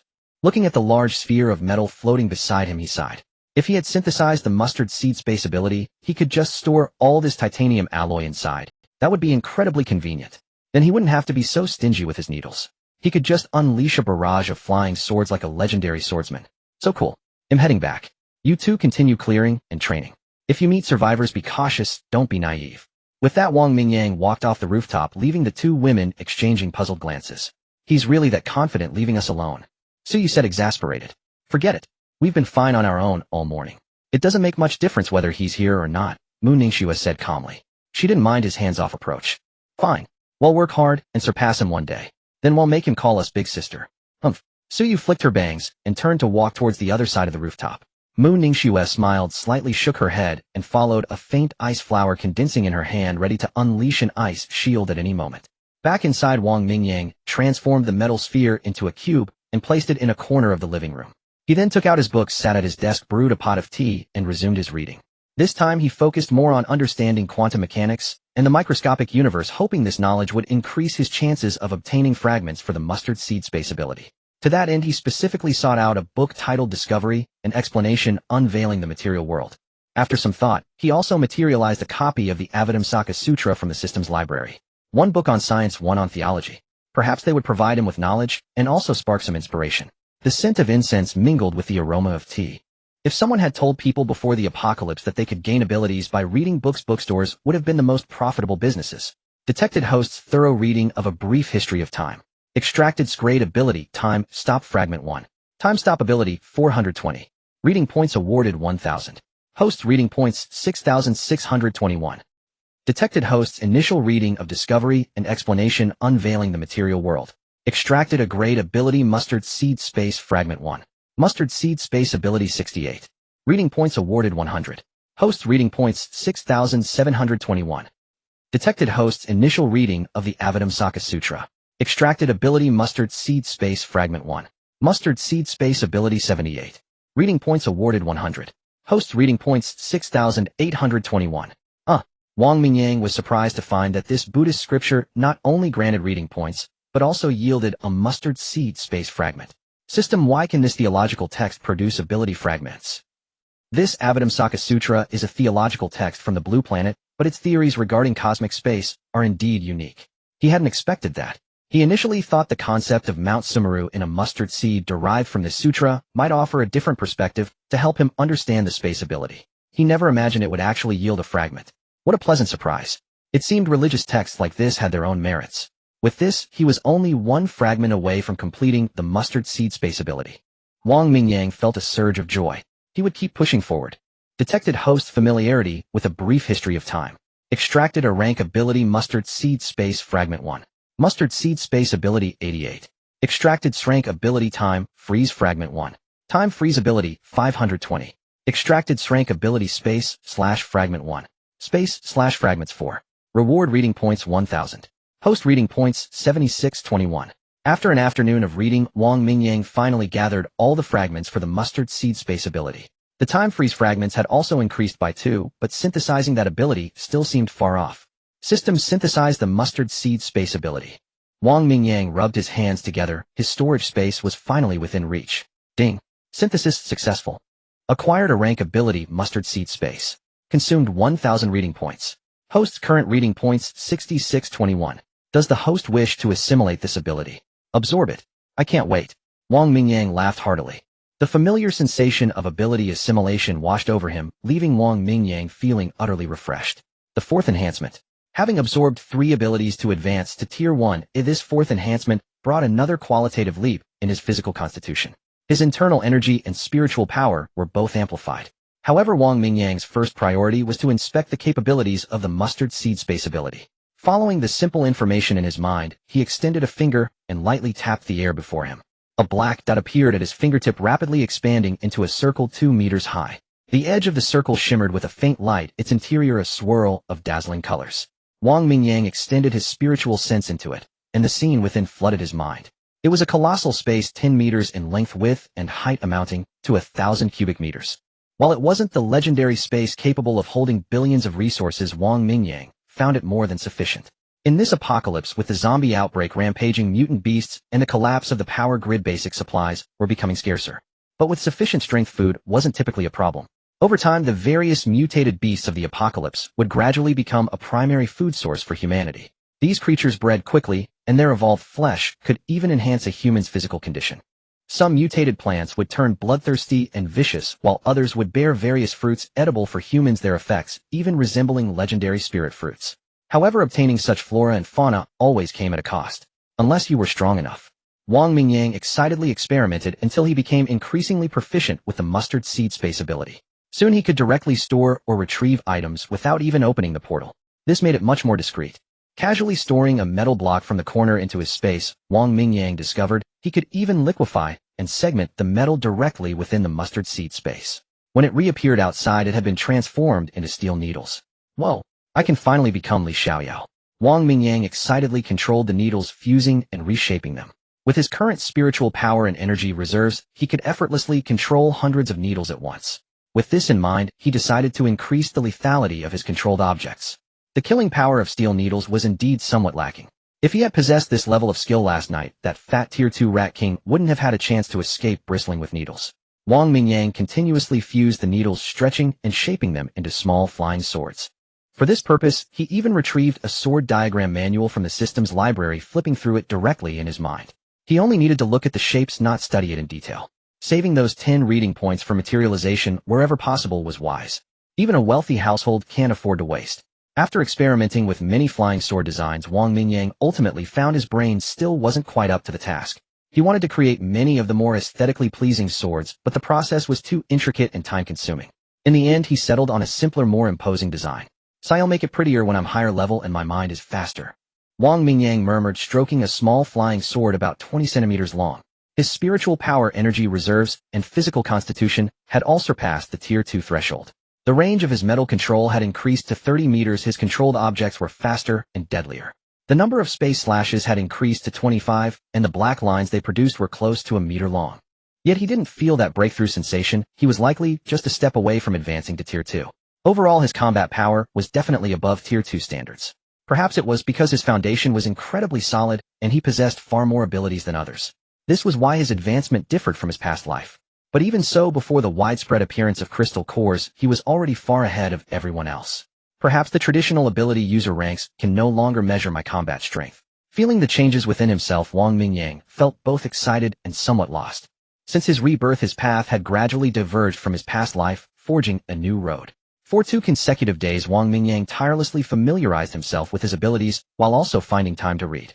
His strength had increased, but he was still unclear about his own limits. So over these 2 days, he conducted individual tests on both his spiritual power and energy, probing their maximum capacities. When his energy was depleted and his spiritual power dried up, he would test his pure physical attributes. Jumping, running, punching, force, endurance levels. He pushed his potential to the brink with each test. The Myriad Worlds reading system offered him infinite possibilities, but these gains required constant familiarization and experimentation to wield effectively. Through relentless practice, Wang Mingyang's combat power skyrocketed. He even felt that he could contend with Tier 3 zombies or mutant beasts. Of course, killing one outright in a direct confrontation was still somewhat unrealistic. In his past life, with his Tier 5 physical constitution, Wang Mingyang could at best handle a regular Tier 4 zombie or mutant beast in close combat. If he encountered one with powerful abilities, he could only turn and flee. He was just an ordinary ability user. His physical body couldn't compare to enhancement type or transformation type users. Mingyang were back. In the evening, Su Ye's crisp voice rang out along with the sound of the door opening. Wang Mingyang looked up. The 2 women appeared at the doorway covered in blood, but wearing smiles, a hint of heroic valor radiating from them. 2 consecutive days of independent combat had brought them more than just kills. It had rapidly built their confidence and forged a killing intent as sharp as a drawn blade. Although they were only killing mindless zombies, wasn't that still killing? Good work. Are you 2 injured? Wang Mingyang asked with a gentle smile, his tone concerned. No, Sister Shue's eye shields were really useful. She defused several dangerous situations. Su Yu set her saber aside and said with a smile. That's good. Go get washed up, well, eat in a bit. Wang Mingyang gestured towards the kitchen. While the 2 women had been fighting outside these past 2 days, he had taken the opportunity to prepare meals. Using his rank metal control ability for cooking was certainly a unique first. Su Yu and Mu Ningxue walked into the bedroom together, and soon the sound of rushing water came from within. On the 5th day of the apocalypse, Wang Mingyang had instructed Su Yu and Mu Ningxue to rest while the previous night, bringing their bodies to peak condition. After 2 consecutive days of relentless combat, both women stood on the cusp of an initial promotion to the 1st rank. This afternoon, he planned to commence operations at the University District. Certain distant memories from his past life were growing increasingly clear. There were indeed things he sought within the University District. After lunch, Wang Mingyang gathered a considerable amount of supplies and stored them directly into his mustard seed space. He did all this away from the women's sight. The miraculous nature of his spatial ability was something he didn't intend to reveal to them just yet. He'd keep it hidden for as long as he could. In his pockets, he now kept only the metal equivalent of 4 small flying swords. Should he need more metal for his metal manipulation ability, he could simply open a spatial rift within his pocket or sleeve. He carried just an extra pack of cigarettes and a lighter, light and unburdened. If it weren't for the wastefulness of having Su Yu light his cigarettes, he'd have tossed the lighter into his mustard seed space as well. He mused that it would be a true waste of a treasure. Perhaps one day he could extract a fire-type ability and do it himself. He bounded across the rooftops with the 2 beauties. Their ability-enhanced bodies made the 5 or 6 meter gaps between buildings trivial. Even when the gaps were too wide, Wang Mingyang would casually manipulate metal objects from the rooftops to form a bridge and cross. Soon the trio reached the edge of the residential district. Beyond lay the streets they'd have to traverse. In a small building within the residential area, the sound of footsteps on the rooftop roused Zheng Hong and his companions. Carefully climbing to the rooftop, Zheng Hong peered out from the stairwell entrance. He only caught a glimpse of Wang Mingyang and the others leaping down and disappearing from view. Where are they headed? Zheng Hong muttered in confusion. Who's going where? Xiao Jing asked, puzzled, as the other 4 hadn't seen the trio's retreating figures. It seemed to be Wang Mingyang and his group. I saw them heading towards Dian University, Zheng Hong said, stepping out of the stairwell with a bewildered expression. Wang Mingyang. Chun Rue exclaimed in a low voice while the other 3 beside him also looked shocked. Why would they choose to go out at a time like this? Gu Siyu murmured softly. Forget about where they're going. Brother Hong, we're running low on food in the room. Shouldn't we go out and gather some supplies? Yu Yani, clad in a revealing crop top and tiny shorts, stepped forward and cooed. Chen Rui's gaze flickered looking towards Dian University, then shook his head. Wang Mingyang and his group wouldn't act without reason. They must be taking risks for some benefit. I think we should follow them and see. Follow them. Brother Hong and I are fine with that, but the three of you aren't awakened once. How would you keep up? Chao Jing sneered at Chen Rui, his tone dripping with mockery. I'll sit this one out. Would only be a burden anyway, Chen Rui said with an awkward chuckle, his voice trailing off. Tisk, with just the two of us, it's only added risk. Maybe they're just running low on supplies and went out to restock. Chao Jing turned away, dismissing Chen Rui with a contemptuous look. Well, Chen Rui fell silent, lowering his head and unconsciously scuffing his right foot against the rooftop, yet a flicker of malice flashed in his eyes. All right, enough of this. Our wounds haven't fully healed, so it's not wise to invite trouble, Zheng Hong said, waving his hand to cut them off. He glanced towards Dian University, then turned and walked in the other direction. Let's gather supplies first. We'll discuss this further once Chao Jing and I have recovered. See, what do you think? He was curious about Wang Mingyang's intentions, but the pain from his injuries still throbbed. After awakening his ability, his physical condition had vastly improved, and even his wounds healed faster. Yet the experience that night had made Zheng Hong painfully aware that he wasn't some chosen one. He was still too weak to face this apocalypse. In his brief clash with Wang Mingyang, he hadn't gained any advantage.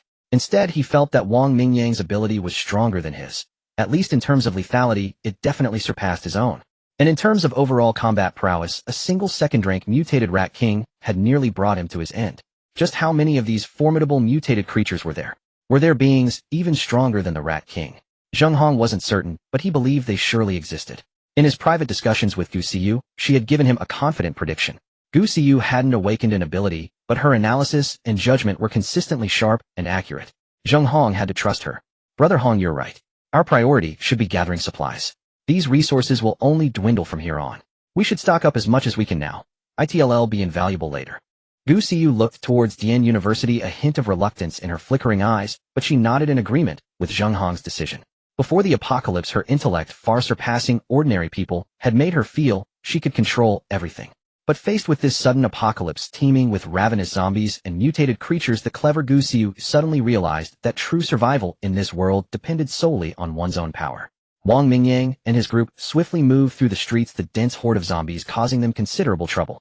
Fortunately, their coordination was seamless, and the zombie numbers had thinned after the previous battle with the Rat Tide, allowing them to quickly approach Dian University. Covering several kilometers, they traversed 3 residential complexes using rooftops and leveraging Wang Mingyang's metal manipulation ability to leap and climb like Spider-Man, avoiding numerous zombie hordes. Finally, after an hour, they reached the residential area across from the university's side gate. Wang Mingyang crouched on the rooftop, peering down. A massive number of zombies were clustered at the side gate. This gate was near the dormitory area, and when the apocalypse struck, a large number of students had been lingering there. A few hundred meters from the dorms was the cafeteria, and the street outside the side gate was lined with small eateries. At noon, these university students would come out to find food. Those who didn't were mostly in the cafeteria or their dorms. Wang Mingyang, should we try another spot? There are too many zombies here, Mu Ningxue suggested, frowning as she scanned the surroundings. No need. Going around won't make much difference. We're not using the main gate anyway. About 500 meters to the left, there's a wall with a small grove of trees behind it, Wang Mingyang said, calmly shaking his head. He knew the area while having passed through it many times. All right, let's do that then, Mu Ningxue agreed, seeing his confidence. Under his lead, the trio quickly moved to the wall around the corner. Looking up, they saw lush foliage, plane trees over 10 meters tall clustered together. Suyu Mingyang, you call this a small grove? Wang Mingyang, before they were only as tall as this wall. Mu Ningxue, how many years ago was your before? Wang Mingyang tilted his head, thinking for a moment, then said uncertainly, 3 years. Or 4. Suyu. Mu Ningxue. In that time these plane trees have grown up. Suyu said, slapping her forehead in exasperation. Whatever, it doesn't matter. This place is usually deserted and leads directly to the teaching buildings, Wang Mingyang said, rubbing his nose. He had often passed by here while working part-time, and back then the trees weren't that tall. But a few years had passed, and they had grown significantly. It truly couldn't be called a small grove anymore. Though the grove differed from his memory, it did not hinder Wang Mingyang's intention to pass through. He leaped effortlessly, landing atop the wall. A wall over 3 meters high was a trivial matter for someone who had undergone several enhancements. Scanning his surroundings, he confirmed there were indeed few zombies in the woods.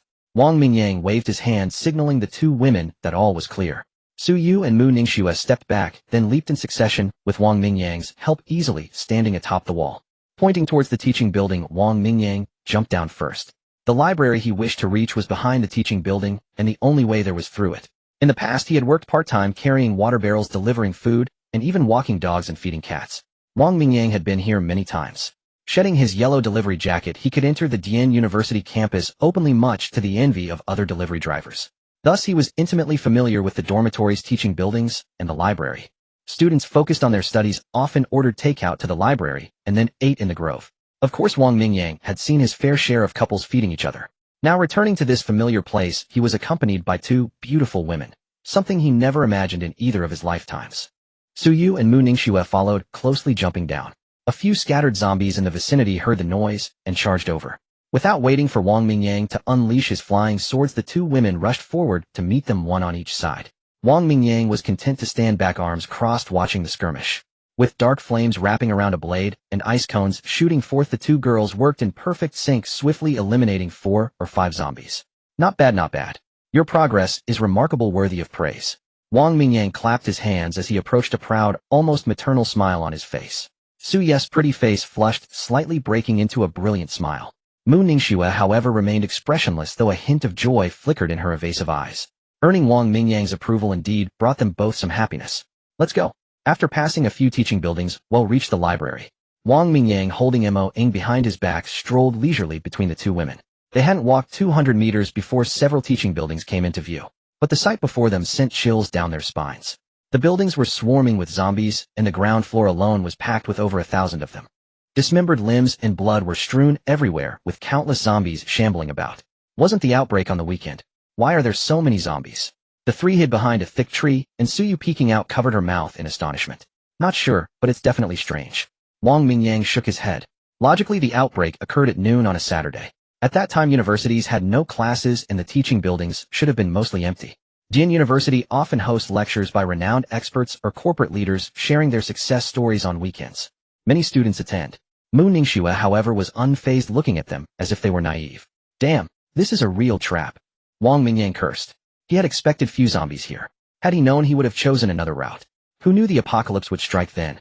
It was all fine before. Mu Ningxue rolled her eyes, speechless. How do you know so much? Wang Mingyang felt a pang of guilt and quickly changed the subject. I've come here with my father a few times. Mu Ningxue sighed, softly, wondering how her father was doing now. His strength had increased, but he was still unclear about his own limits. So over these 2 days, he conducted individual tests on both his spiritual power and energy, probing their maximum capacities.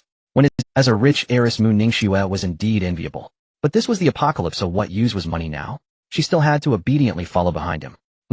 Wang Mingyang gloated inwardly, but the dense horde of zombies remained a pressing problem. After observing for a while, Wang Mingyang formulated a plan. He'll lure the zombies away. You find a chance to rush up the building, and he'll join you shortly. He pointed to the nearest teaching building, then at the parking lot not far away. How do you plan to lure them? Mu Ningxue asked, curious about his method, not doubting his ability. Will you be safe alone? Su Yu was more concerned for his well-being. Don't worry. I just need to control those cars and make a small noise. Wang Mingyang smiled slightly, briefly explaining his method. Zombies were highly sensitive to fresh blood and sound, so creating a disturbance would indeed attract a large number of them. Get ready. Once the horde at the building's base is drawn away, rush upstairs as fast as you can and head straight for the rooftop. Wang Mingyang leaned down, gave his instructions in a low voice, and prepared to approach the parking lot. Although his power had increased greatly, allowing him to control up to 50 flying swords and fight his way out, even if surrounded, it would inevitably lead to a tough battle. Who knew how many zombies were hidden inside the building? Better to avoid unnecessary trouble and take the easier path.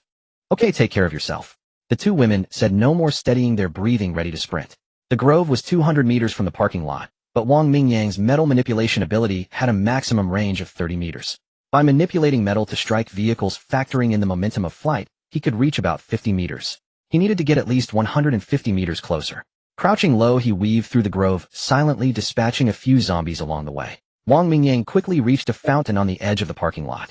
Glancing up at the metal sculpture at the fountain's center, he grinned, giving a slight wave of his hand. The massive metal sculpture rapidly melted, coalescing into 3 steel spikes in midair.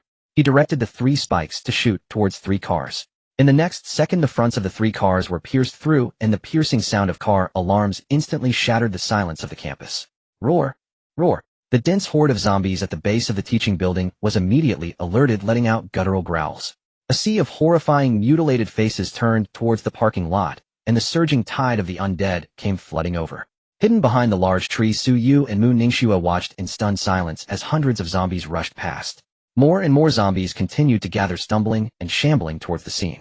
So this was the small noise he mentioned. He must have a peculiar understanding of the word small. The tide of corpses surged as zombies from the nearby teaching buildings charged in unison. Even those on the upper floors poured out of classrooms, plummeting heavily to the ground like dumplings being thrown into a pot. Su Yu and Mu Ningxue were completely unable to advance as wave after wave of zombies rapidly filled the corridors. Charging out now would be like swimming against the current. With their current abilities, the two women would surely be overwhelmed by the horde. Wang Mingyang had initially worried that the noise from a single car wouldn't be enough to attract many zombies. Unexpectedly, the simultaneous alarms of 3 cars directly triggered a full-scale frenzy. He quickly gestured for the two women to stay put, then rapidly retreated. Since the horde was already stirred, he decided to melt down nearby metal and hurl it at other vehicles before leaving. Instantly, a continuous cacophony of alarms blared, driving the zombie masses into a maddened charge. The zombie tide surged from all around the teaching buildings, with thousands of undead shambling out. In the distance, hordes from the cafeteria and dormitories were also drawn by the noise, stumbling towards the area. Wang Mingyang quickly returned to the women's side, his gaze fixed on the hundreds of meters of surging corpses ahead. After a long while, the car alarms still blared, but the zombies at the base of the teaching building had all rushed past. Only a few stragglers emerged from the stairwells, along with some whose heads hadn't been smashed, dragging broken legs and swinging severed arms as they shuffled along. "Go!" Wang Mingyang barked in a low voice, taking the lead towards the teaching building. The trio skirted around the rear of the horde, carefully timing their movements. Any stray zombies they encountered were swiftly taken down by Wang Mingyang's flying sword. These tiny disturbances were completely masked by the blaring car alarms. "Wow, Brother Mingyang, you've become a sword immortal," Su Yu exclaimed, her sharp eyes noticing that his metal manipulation had manifested as a flying sword. With a wave of his hand, the sword shot out, looking as dashing as a sword immortal from the movies. Mu Ningxue's eyes also lit up. If Wang Mingyang were dressed in ancient white robes, head look ethereal. Just basic skills. Let's get up there first. Wang Mingyang chuckled, the flying sword being far more lethal than steel needles. A single needle needed to be twisted in a zombie's brain to ensure a kill, often requiring 2 or 3. The sword was simpler. 1 strike, 1 dead zombie. He led the two women as they sprinted towards the nearest teaching building, not daring to head straight for the library. The buildings behind were still disgorging zombies. Rushing forward now would mean crashing head into the oncoming tide. They entered the building, climbed the stairs to the 6th floor, and made their way to the rooftop. They dispatched the zombies they encountered along the way, and following their plan reached the roof. As they pushed open the iron door sealing the rooftop, they were surprised to find several terrified college students there. "Who are you? Stay back." A handsome young man in casual wear, gripping a blood-stained steel pipe, pointed it shakily at them, his voice a mix of bluster and fear. 2 other young men also clutched steel pipes, their faces fierce, while 2 girls cowered behind them, sheer terror in their eyes. Wang Mingyang frowned, ignoring them completely, and walked straight to the edge of the roof to look down. "Who the hell are you?" the man in casual wear demanded again, his voice trembling. "Shut up. I don't have time for you," Wang Mingyang snapped, without turning around, scanning the zombie horde below. The man's face fell, then flushed with indignation as he started to speak again. Wang Mingyang casually waved his hand, and the 3 men's hands were suddenly empty. Their steel pipes flew up and hovered, pointed directly at their throats. The sudden change stunned the 5 students, their faces turning pale with shock. Their bodies trembled like leaves in a storm, and the 2 girls let out sharp screams, collapsing to the ground. "There are too many zombies. It seems quite a few are still in the buildings ahead," Mu Ningxue observed, calmly glancing at the 5 students before surveying the scene below. "It's fine. Now that we're here, I have a way to cross via the rooftops," Wang Mingyang said nonchalantly, his plan already set. The teaching buildings were close together, with the nearest points being only about 10 meters apart. Using his metal manipulation, he could easily construct a simple bridge to span the gap between the buildings. Mu Ningxue nodded in agreement, having thought of the same solution. With metal everywhere, reaching the opposite building wouldn't be a problem. "What about these students?" Su Yu asked, glancing at the terrified group. "Who cares? As long as they don't bother me," Wang Mingyang replied dismissively. These students looked haggard, probably having fled to the roof when the outbreak started. Surviving this long in a campus-wide outbreak made them relatively lucky. But that had nothing to do with him. Wang Mingyang wasn't about to play the hero. In the apocalypse, life was as fragile as grass. "Get out of the way and stay put." Wang Mingyang recalled the 3 steel pipes with a flick of his hand and coldly ordered them aside. "Yes, sir." The 3 young men scrambled to their feet, pulling the 2 girls along as they cowered in a corner. The 5 had been stranded on the roof for days. Without food or water, they were dizzy with hunger, their lips cracked and parched. They'd seen others during that time, but all had met their end in the zombies' jaws. They had never witnessed anyone with powers like Wang Mingyang's. His ability to control the steel pipes from afar was nothing short of miraculous, shattering their worldview. As modern college students, they were well-versed in all sorts of fantastical concepts. Even though they were terrified by Wang Mingyang's inexplicable power, a glimmer of awe shone in their eyes. Wang Mingyang paced back and forth on the rooftop, calculating the distance to the opposite building. This old teaching building only had the rooftop entrance as a viable anchor point. His initial idea was to set up a cableway between the two buildings using 3 metal pulleys to slide across. But a closer look revealed a problem. While the edges of the two rooftops were only about 10 meters apart, the distance from the rooftop entrance to the edge added another 10 meters or so. This pushed the total distance beyond the effective range of his ability. He would have to create a simple bridge of steel plates between the two edges. Soon a variety of metal objects were floating around Wang Mingyang. He piled a bunch of them in a corner of the roof and told the two women to stay put while he went back downstairs to gather more materials. The metal on the rooftop simply wasn't enough to construct a bridge.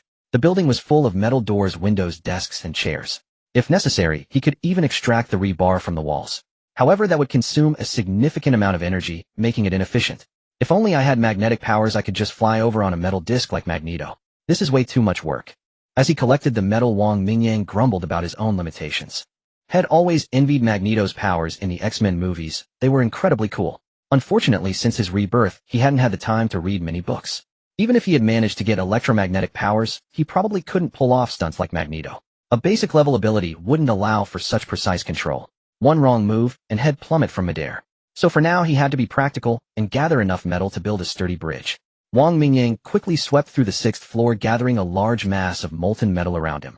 A few survivors hiding in a classroom corner had barricaded themselves with desks and chairs. But they were no match for Wang Mingyang. The metal parts of their makeshift barrier simply melted and peeled away. The barricade collapsed with a clatter, revealing a few stunned, haggard faces. Wang Mingyang ignored them, turning to leave with the large blob of metal trailing behind him. As he headed back towards the stairs, he heard gasps of astonishment from behind. The college students scrambled to their feet and followed him, stumbling along in his wake. As Wang Mingyang returned with a large mass of metal, Mu Ningxue and Su Ye's gazes shifted towards him. However, the 4 college students scrambling behind him gave the 2 women pause. Could it be that Wang Mingyang had changed his ways? Gathering all the metal together, Wang Mingyang glanced at the few who had followed him onto the rooftop and curled his lip. This metal should be enough to build a simple makeshift bridge. You all cross first, I'll cover the rear. Ignoring the college students, Wang Mingyang began melting the metal to construct the bridge. The students, spotting the 5 people in the corner, showed surprise and delight on their faces before quickly rushing over. Ding Cheng, I can't believe you're still alive. That's great. A bespectacled male student exclaimed excitedly upon seeing the handsome young man. Lu Ming, you're alive too. I thought I saw you being chased into the classroom by zombies. How? Ding Cheng was astonished, having assumed Lu Ming was doomed, yet here he was. Zhang Yin and the others helped me barricade the door, that's how I survived. The rest. Lu Ming turned to look at the other 2 men and 1 woman, his expression bitter. At least 10 people had fled with him towards the classroom, but in the short distance of a few dozen meters, most of them had perished. Zhang Yin, Song Jing, Li Haoyan, I never thought I'd see you all again. It's good to see you. Ding Cheng sighed, recalling the hundreds who once filled the lecture hall. These were the only ones had encountered. And who might these classmates be? Zhang Yin, a girl with a neat bob haircut, asked, looking at the other 4 with curiosity. She didn't recognize any of them. They probably weren't from her class. Oh, this is Zhang Biao Lun Yin, and these are Su Dan and Lu Mei. Ding Cheng introduced them. They're from the finance department. They happened to be in this building when the zombie outbreak began. Do you have any food or water? Zhang Hu asked, his voice hoarse. No. We've been stuck in the classroom starving for 3 days now. Ding Cheng was taken aback, then shook his head gloomily. On the first day of the outbreak, after the initial terror subsided and things quieted down outside, Ding Cheng and the others had cautiously searched the classroom. They had only found a few packs of leftover biscuits and 2 half-empty bottles of water. But in the days that followed, they found nothing else, with zombies roaming the hallway outside. The 4 of them had been starving ever since. As the 2 groups converged, their haggard faces were etched with fear and unease, their bodies weakened by hunger and thirst. Ding Cheng, what's the deal with those 3? Does that guy have some kind of legendary superpower? Lu Ming sidled up to Ding Cheng and whispered. The others also stared at Wang Mingyang in amazement, watching as a large mass of metal floated before him, twisting and deforming.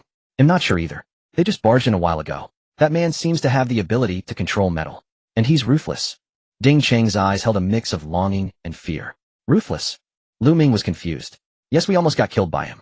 Ding Cheng recalled the steel pipe flying through the air moments before, aimed straight for their throats, and shuddered slightly. What? No way. How could he kill people? Lu Ming exclaimed, a hint of indignation in his voice. Chill. Keep your voice down. Seeing the 2 girls beside the man glance their way from over a dozen meters away, Ding Cheng quickly tugged at Lu Ming and whispered in reprimand. What's the matter? He might have some ability, but there are more of us. Are we really afraid of him causing trouble? Lu Ming scoffed disdainfully. Ding Cheng rolled his eyes speechlessly. This guy must have shit for brains. There were 3 of us, and we were holding steel pipes. But in an instant he made them fly up and press against our throats. Shit. You've got to be joking. Look at that huge lump of metal he's manipulating with ease. You still want to go against him? If you want to die, don't drag me into it. The hushed conversation between Ding Cheng and Lu Ming was clearly audible to those nearby. After receiving confirmation from Zhang Biao's group, Lu Ming and the other 3 collectively gasped in shock. 9 pairs of eyes stared blankly at Wang Mingyang as he worked the metal like dough. After a moment, Wang Mingyang stood at the edge of the rooftop with a large mass of metal. The metal sphere floated out slowly, extending thin strands that shot straight towards the opposite rooftop. Under Wang Mingyang's control, the entire metal sphere quickly connected the 2 buildings.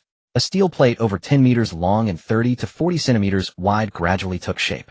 The remaining small lump of molten metal was stretched into several steel cables, which he hung over the edge of the rooftop to anchor the bridge. There's not enough metal, so this will have to do for now. You all go first. I'll use my ability to reinforce it. Wang Mingyang sensed the state of the makeshift bridge and frowned. All right. Suyu nodded, then grabbed the edge of the rooftop and leaped onto the bridge. Taking a deep breath, she sprinted towards the opposite rooftop. The steel plate bowed under her weight, but Wang Mingyang raised his hand, firmly supporting it. Suyu moved with light, quick steps, her gaze fixed straight ahead, and landed safely on the other side within seconds. My turn. Mu Ningxue, seeing Suyu reach the other side, immediately leaped onto the bridge and hurried across. The college students, seeing both girls make it over, began to stir restlessly. Zhang Biao, brother, can we come with you? It's too dangerous here. Li Haoyan, yeah. Brother, please take us with you. Lu Mei, I'll do anything for you, brother, as long as you can guarantee my safety. Sudan, me too, handsome. You'll protect us, right? The group clamored noisily as they stumbled to their feet and rushed towards Wang Mingyang. The pretty girl even let out a sweet, coquettish voice, hoping to stir his protective instincts. Unfortunately, they had misjudged Wang Mingyang's patience. Get lost. I don't have time to help you. If you want to live, go kill some zombies yourselves. Without waiting for them to get close, Wang Mingyang leaped up and quickly made his way across to the opposite rooftop. Seeing him about to leave without a second thought, the male students grew frantic. Zhang Biao gritted his teeth, climbed onto the edge of the rooftop, and ignoring the fact that they were 6 floors up, stepped shakily onto the bridge. Wang Mingyang had just reached the middle when he felt the bridge suddenly dip. He immediately increased his energy output to regain control. Turning back, he saw Zhang Biao and Song Jing, the 2 male students, already on the bridge, staggering forward.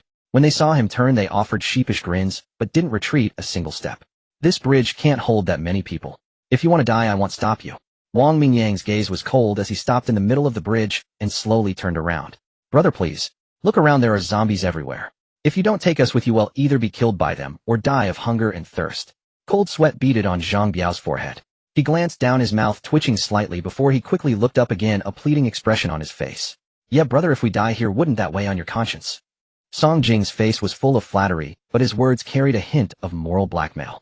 The other students were now clinging to the edge of the bridge, with Lu Ming and Li Haoyan even glancing covertly at the steel cables anchoring the bridge. Oh, conscience. Wang Mingyang's eyes held a mocking glint as he looked at the students across from him, a sneer curling at the corner of his mouth.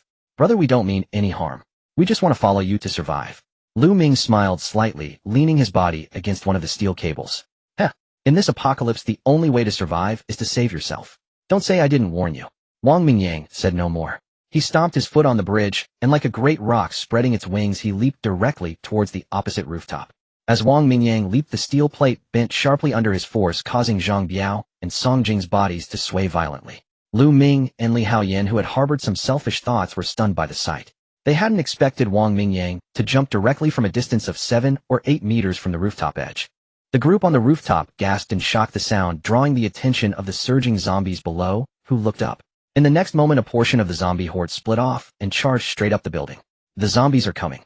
The zombies are coming. What do we do? Those zombies are terrifying. Block the door. Hurry. Several college students cried out in panic as Ding Cheng led a few others in a frantic search for something to barricade the door. Lu Ming, however, remained glued to the rooftop edge, his eyes fixed intently on the opposite side. Wang Mingyang landed steadily on the opposite rooftop and turned to frown at the 2 men swaying precariously on the steel plate. Aren't we going to help them? Mu Ningxue asked casually. I don't care about the people, but I need that steel plate for the next few buildings. Those 2 won't fall, will they? Suyu was taken aback. What does that have to do with me? Wang Mingyang said, disdainfully, crossing his arms and watching the scene across with amusement. Zhang Biao, Song Jing, come back. That steel plate can't hold you. Ding Chung set down a cement block and turned only to see the two still standing on it, and couldn't help but shout anxiously. Yeah, come back, don't fall. The others yelled in agreement. The two on the steel plate were now in a precarious position. Song Jing at the rear trembled as he glanced back and whispered, Zhang Biao, let's go back. This plate is going to fall. Alright, let's retreat slowly. Zhang Biao was equally terrified the dense horde of zombies below, filling him with dread. They shuffled their feet, slowly turning around. Lu Ming, give them a hand. Ding Chung shouted urgently as he saw them turn back, while Lu Ming stood idly by. Seeing the situation, Lu Ming sighed inwardly and stepped forward to help. But the zombies below roared incessantly, continuously surging into the building. As Song Jing looked down while shuffling his feet, he was so startled that his hands and feet trembled, causing the steel plate to jerk violently to the left. With a cry of alarm from both, Song Jing fell straight down. A scream echoed through the teaching area, followed by a dull thud as the zombie horde below swarmed over him. He fell. On the opposite rooftop, Mu Ningxue gasped as she watched the male student plummet. The other student also lost his balance and tumbled down with him. Save me. Lu Ming, save me.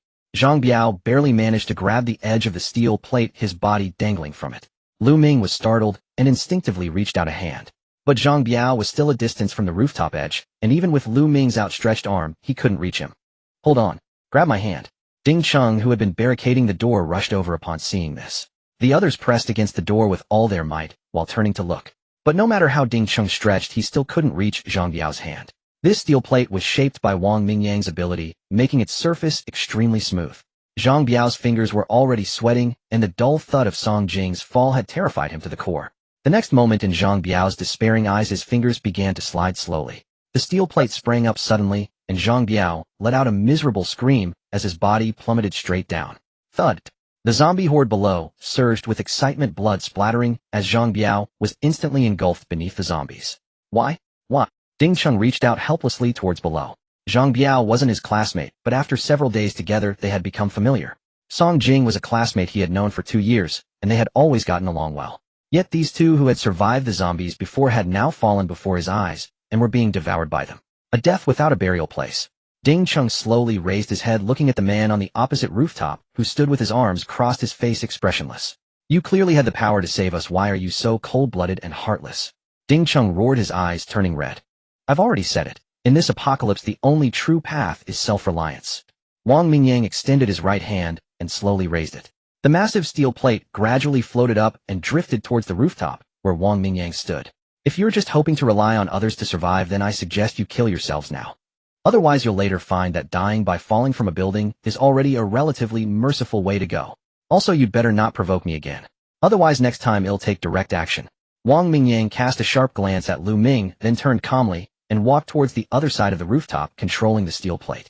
Su Yu and Mu Ningxue exchanged a complex look at the college students across the way, then turned to follow Wang Mingyang. Lu Ming's face suddenly turned pale. Wang Mingyang's gaze, full of murderous intent and warning, had truly frightened him. Clearly, his little scheme earlier had already been seen through by Wang Mingyang. If there was a next time, he would definitely die. Ding Chung watched the three figures disappear around the corner.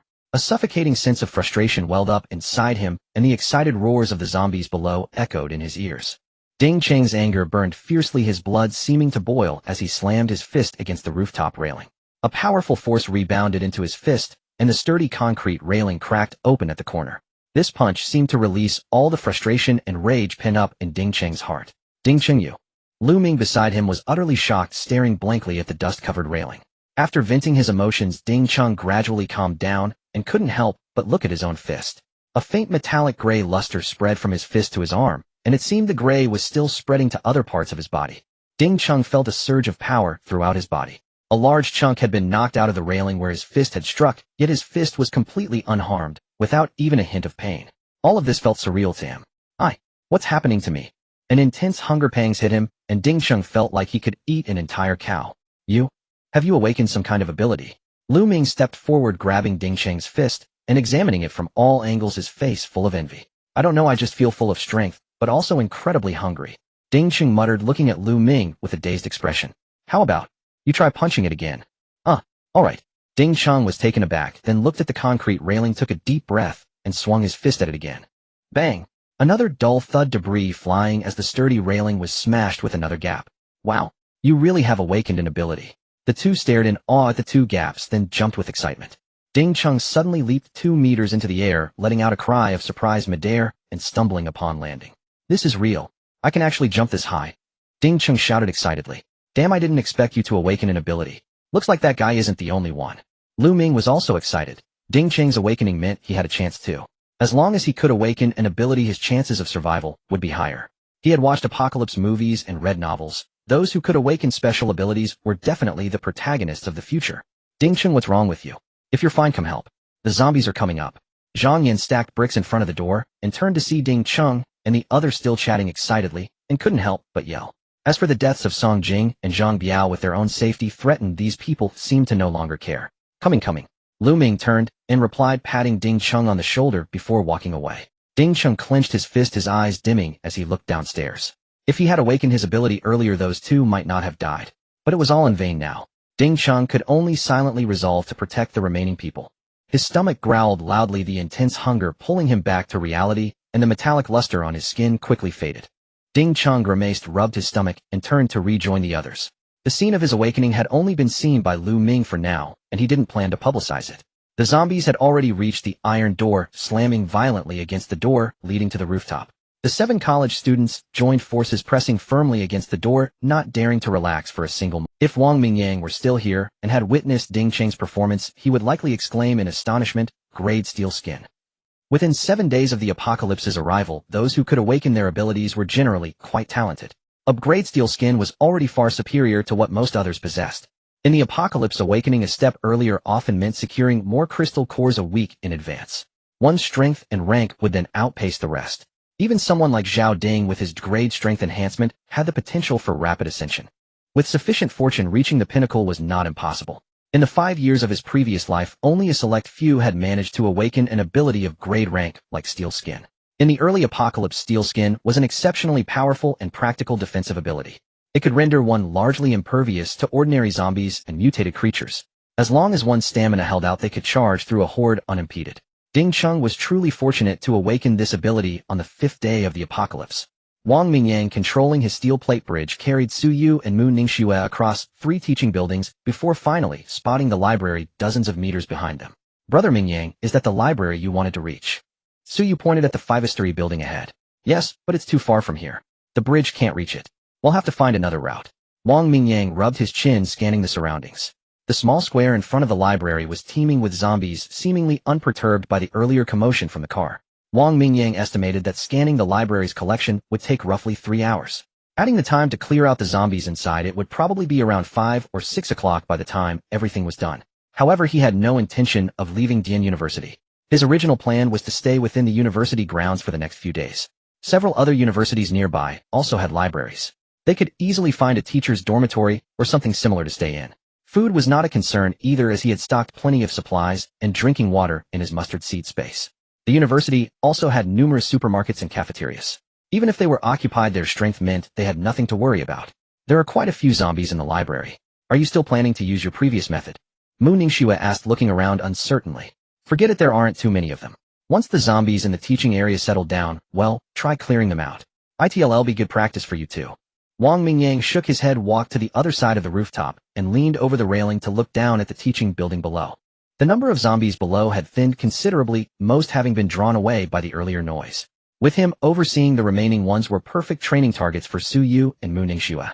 The 2 women exchanged a glance, shrugged helplessly, and stood together with their backs against the railing, watching Wang Mingyang as he peered around. "Let's rest for a bit. In about half an hour we should be able to make our move." Wang Mingyang straightened up, sat down on the railing, and pulled out a cigarette from his pocket to light it. "All right, you're the boss." Mu Ningxue nodded gently, taking Su Ye's hand and finding a corner to sit down. On the 5th floor of the library, across the way, a young man with a ponytail, wearing a cyan t-shirt and cloth shoes, was deeply engrossed in a philosophy book. Bookshelves lay toppled haphazardly, with books scattered all over the floor. There were bloodstains on the ground, but no corpses in sight. The young man stretched lazily, his peripheral vision catching a few figures on the opposite rooftop through a gap in the curtains. He let out a soft exclamation. He pulled the curtain aside slightly and peered over, making out 3 figures across the way. He could only see the backs of 2 girls. The other young man was Wang Mingyang. "Oh, not bad looking, but still a step below me." The young man chuckled, casually flicking his bangs, his gaze sweeping over the zombie horde in the small square. So many of these zombies. Such a waste of all those cute girls. Sigh. He let out a soft sigh, lazily sat back in his chair, and picked up his book to continue reading. Half an hour later, Wang Mingyang on the rooftop slapped his butt and stood up. 4 flying swords flew out from his pocket. Let's go.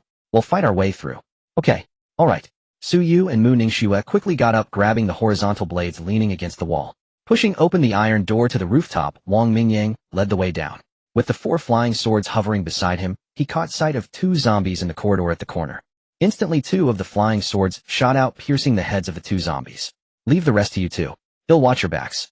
Su Yu and Mu Ningxue nodded, carrying their blades down the stairs. Mu Ningxue adeptly cast an ice shield on Su Yu, who then gripped her blade with both hands and peered around at the bottom of the stairs.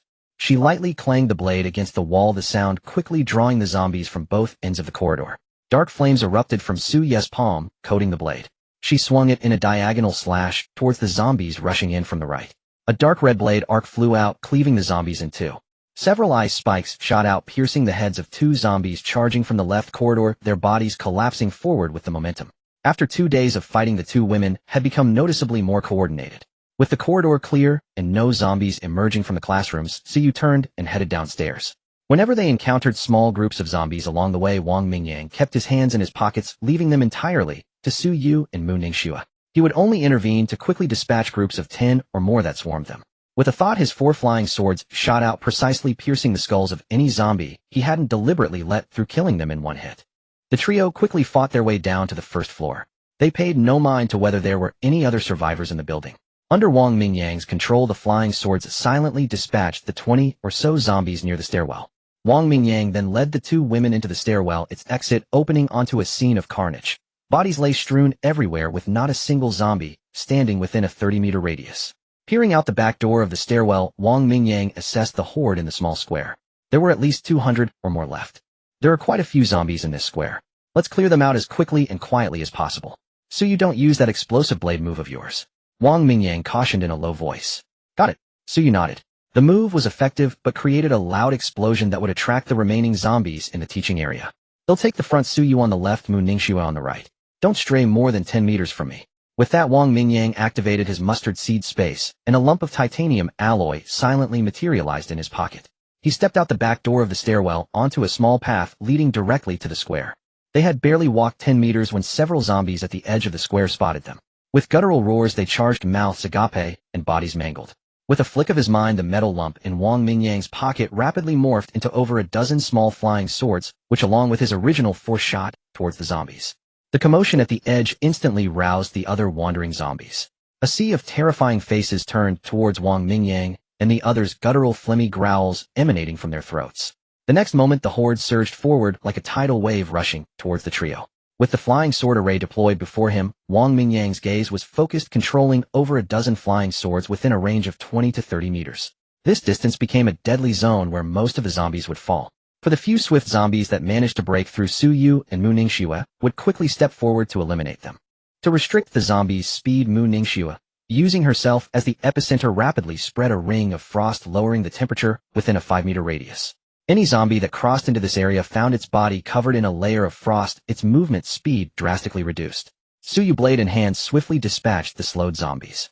This was a new skill Mu Ningxue had developed while clearing residences with Su Yu. It was somewhat draining and currently suited for group attacks. Targeting a single entity would require further refinement. However, it proved quite effective here. Wang Mingyang and Su Yu, standing near Mu Ningxue, were completely unaffected. Clearly, Mu Ningxue had good control over this skill, at least enough to distinguish friend from foe. With threats in close quarters neutralized, Wang Mingyang was able to act with full abandon. Over a dozen more flying swords shot out from his pocket, bringing the total to 27 swords weaving through the air. Yet Wang Mingyang chose not to kill this horde. Instead, he meticulously severed their limbs, leaving only torsos and heads. One by one, the zombies collapsed, their severed limbs scattered like pruned branches. Though puzzled, Su Yu and Mu Ningxue knew this wasn't the time for questions. They were accustomed to acting first and asking later. Half an hour later, the trio finally cleared the zombies in the small square. Even the few zombies lured out of the library by the commotion were now limbless forms lying on the ground. Nearly 300 zombies, and most had been reduced to this sorry state. Otherwise, with Wang Mingyang's 27 flying swords weaving back and forth, it would have taken only minutes to finish them all. Mu Ningxue grimaced at the blood-soaked ground, tiptoeing her way towards the library entrance. As she walked, she froze everything beneath her feet, both to avoid being bitten by the limbless zombies and to keep her shoes clean. Suyu silently gave a thumbs up and followed in Mu Ningxi's footsteps. Wang Mingyang rubbed his nose and reluctantly trailed behind. His mind raced trying to figure out how to explain this somewhat bizarre behavior. He couldn't exactly say that in a couple of days crystal cores would form inside these ordinary zombies' heads. That would be too obvious. Everyone would immediately know something was off about Wang Mingyang. I wonder if reading the Book of Changes could let me extract a divination art. Then I could just blame everything on my ability. Wang Mingyang mused wistfully, but it was just a fleeting thought. Reading the Book of Changes would cost him too many brain cells. It wasn't worth it. With that effort he could just develop a few strength abilities, or elevate his spatial slash to a higher level, crushing everything with raw power. Mingyang, why didn't you just kill those zombies? Sure enough, the moment they stepped into the library, Suyu asked why he had dismembered them. Wang Mingyang coughed his pre-prepared explanation, ready, showing no signs of panic. Well, I was thinking, that giant rat could start a rat tide to raise a goo. If we leave these zombies here, maybe we can breed a few first-tier mutant creatures. When we encounter them, we can just kill them and get 2 crystal cores. Suyu covered her mouth and chuckled. Aren't you afraid of creating another second-tier mutant rat king? What would you do then? Why fear a second tier? If I met one now, it wouldn't be me who's unlucky. Wang Mingyang's lips curled in a smirk. With his current strength, he truly wasn't afraid of that big rat anymore. Alright, say you're not afraid of second tier, but what if it attracts a third-tier one? Mu Ningxiu's voice carried a hint of worry. These are all ordinary zombies, no crystal cores in their heads. They wouldn't attract anything above second tier, not even second tier would be interested. Wang Mingyang shook his head, then continued, but below first tier is a different story. They'd be very useful. But even if a first-tier mutant creature does appear, how will you kill it? Are you planning to wait here forever? Mu Ningxiu's eyes flickered as she looked at Wang Mingyang. Waiting isn't a bad idea, but for now, I don't have that plan. Consider it a casual move in a game. Whether it works or not is up to luck. Wang Mingyang smiled nonchalantly, seemingly indifferent. His true goal wasn't those so-called first-tier mutant creatures. His real plan was to harvest a wave of leaks in 2 days. The library's spacious hall was in disarray with collapsed bookshelves and books scattered everywhere. The library had 5 floors divided into east and west sections. The first floor housed literature, arts, history, geography, and comprehensive books. The second floor held military culture and education. The third floor contained computer technology, automation, and sciences like mathematics, physics, and chemistry. The fourth floor was dedicated to linguistics, foreign languages, and rare ancient texts. The fifth floor housed religious scriptures, social sciences, and philosophy. Wait for me on the first floor, find a rest area, grab some coffee or something. After instructing Suyu and Mu Ningxiu, Wang Mingyang headed straight for the bookshelves. System start scanning. Books detected, range 5 meters, commencing scan. Suyu shrugged, pulling a bewildered Mu Ningxiu towards the rest area in the corner. She was already used to this. Is he really going to read here? Mu Ningxiu looked back with a puzzled glance. Probably. Last time at the provincial library, I followed him around for over 3 hours, Suyu confirmed. Is he a bit obsessed? Not really. By the way, have you read those 2 books he gave you? I read one. Was it useful? Well, actually it kind of was. Mu Ningxiu thought for a moment and nodded slowly. Really? I thought he was just messing with you, Suyu said in surprise. That freezing move I used, I created it inspired by that book. He gave me solidified water ice. Mu Ningxiu recalled the book's contents with a slight smile. So his strength really is linked to reading so much. Suyu sat down at a small round table, propping her chin on her hands as she watched Wang Mingyang's pacing figure, her voice filled with a hint of longing. Definitely related. The books he often reads, Fundamentals of Metallurgy and A Brief History of Time, are all connected to his abilities. Mu Ningxiu casually stabbed her saber into a nearby chair and spoke calmly, crossing her arms. Too bad he hasn't recommended any books to me. Suyu sounded a bit disappointed. Her ability was dual attribute, and Wang Mingyang had said she just needed to practice diligently for now. Just practice more. I think reading only enhances cognition and broadens thinking. Your ability is highly destructive. What you lack is energy reserve. If you could unleash it dozens or hundreds of times, what need would you have for techniques? Mu Ningxiu offered a faint smile. Indeed, when they fought together, Suyu's dark flame ability proved far more devastating. It was only its limited uses that made her support necessary, otherwise Suyu alone could have carved through the entire residential area. It's so hard. I can only unleash 5 slashes so far. When will I ever reach the level you mentioned? Suyu sighed and flopped directly onto the round table. We just have to persevere. If we can get more of those crystals, wouldn't we improve much faster?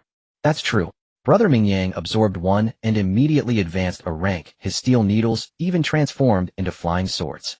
While building a solid foundation is key, he was already much stronger than us before his advancement. Mu Ningxiu narrowed her eyes, a competitive glint in her gaze, as she looked at Wang Mingyang. He awakened much earlier than us, so of course he's stronger. Suyu's eyes lit up as she recalled the time Wang Mingyang led her out of the provincial library and fought their way to the Lyoha Bali Hotel. Speaking of which, when exactly did he awaken his ability? Mu Ningxue sat up straight, looking directly at Suyu. I'm not sure of the exact time, but Brother Mingyang mentioned he awakened on the very day the apocalypse began. Suyu recalled her conversations with Wang Mingyang. He had indeed said he awakened his ability that day. So he was only a few hours earlier than you, and just a day earlier than me. Does that small time difference really matter that much? Mu Ningxue asked, puzzled. Suyu shook her head. I think the issue isn't timing, but that Brother Mingyang seems to ponder things more deeply. That's why he can teach us how to train our abilities. Indeed, abilities aren't static like skills in a game. Once you master them, you can derive different powers. Haha, that's why Brother Mingyang was right to make you read. Otherwise, you wouldn't have been able to use that area slowdown ability. I think your ability could be used like this. The two women chattered on while Wang Mingyang continuously moved between the bookshelves. The system rapidly scanned various books, and the library within his mind grew larger and larger. However, during this scan, Wang Mingyang noticed a problem. Many books were duplicates of those he had collected at the provincial library. System, how do we handle these duplicate books? After scanning all books, the system will automatically perform duplicate checks, keeping only one copy of identical texts in the library. Alright, it seems that worry was unnecessary. The system is quite smart with its built-in duplicate check function. That makes things much simpler. Otherwise, with a dazzling array of books, having extra duplicates would be pointless. He quickly finished scanning the first floor, greeted the two women, and headed upstairs. Second floor scan complete. Third floor scan complete. Fourth floor scan complete. It took 2 hours to scan all 4 floors. Wang Mingyang let out a long breath and used several flying swords to push aside the zombie corpses blocking the staircase. As he stepped out, his body suddenly stiffened. Something seemed off. Wang Mingyang frowned and looked around.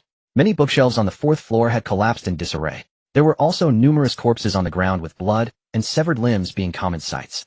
Yet on the 5th day of the apocalypse, these bodies still hadn't begun to emit a foul odor. This suggested they were formed no earlier than yesterday. Some zombies were killed by Wang Mingyang just moments ago, but the others couldn't have died before yesterday either. Zombie bodies weren't truly dead per se, their consciousness was merely eroded, turning them into walking corpses. So even in the heat, aside from wounds slowly rotting, their bodies remained relatively normal and didn't emit a rotting stench. Of course, places littered with blood and gore had long since begun to stink. In his past life, Wang Mingyang was accustomed to that smell, and since his rebirth, he hadn't paid much attention to it. But just now he suddenly realized there was a difference. Could it be that this 4th floor had been cleared by someone? Wang Mingyang observed the corpses on the stairs and scanned the surroundings. His expression grew serious. There were many impact marks on the walls. Some zombie heads seemed crushed by bookshelves, and a few iron stool legs were embedded in zombie skulls. This looked very much like the work of human hands. Wang Mingyang silently opened his mustard seed space. A large mass of metal floated out, quickly melting into a silvery white liquid. Spreading his arms, he controlled the metal liquid to cover his entire body, encasing him in a thin layer of titanium alloy, leaving only his eyes, ears, nose, and mouth exposed. Lacking Iron Man's armor schematics, Wang Mingyang could only leave the joints exposed to avoid hindering movement. With this layer of protection, he ascended the stairs with over 20 flying swords. The sound of metal scraping echoed as the 5th floor hall gradually came into view. As soon as Wang Mingyang stood in the hall, a stool flew out from a corner, heading straight for his head. He clenched his right fist and smashed it. The wooden stool shattered into pieces, sending splinters flying. Wang Mingyang turned around awkwardly.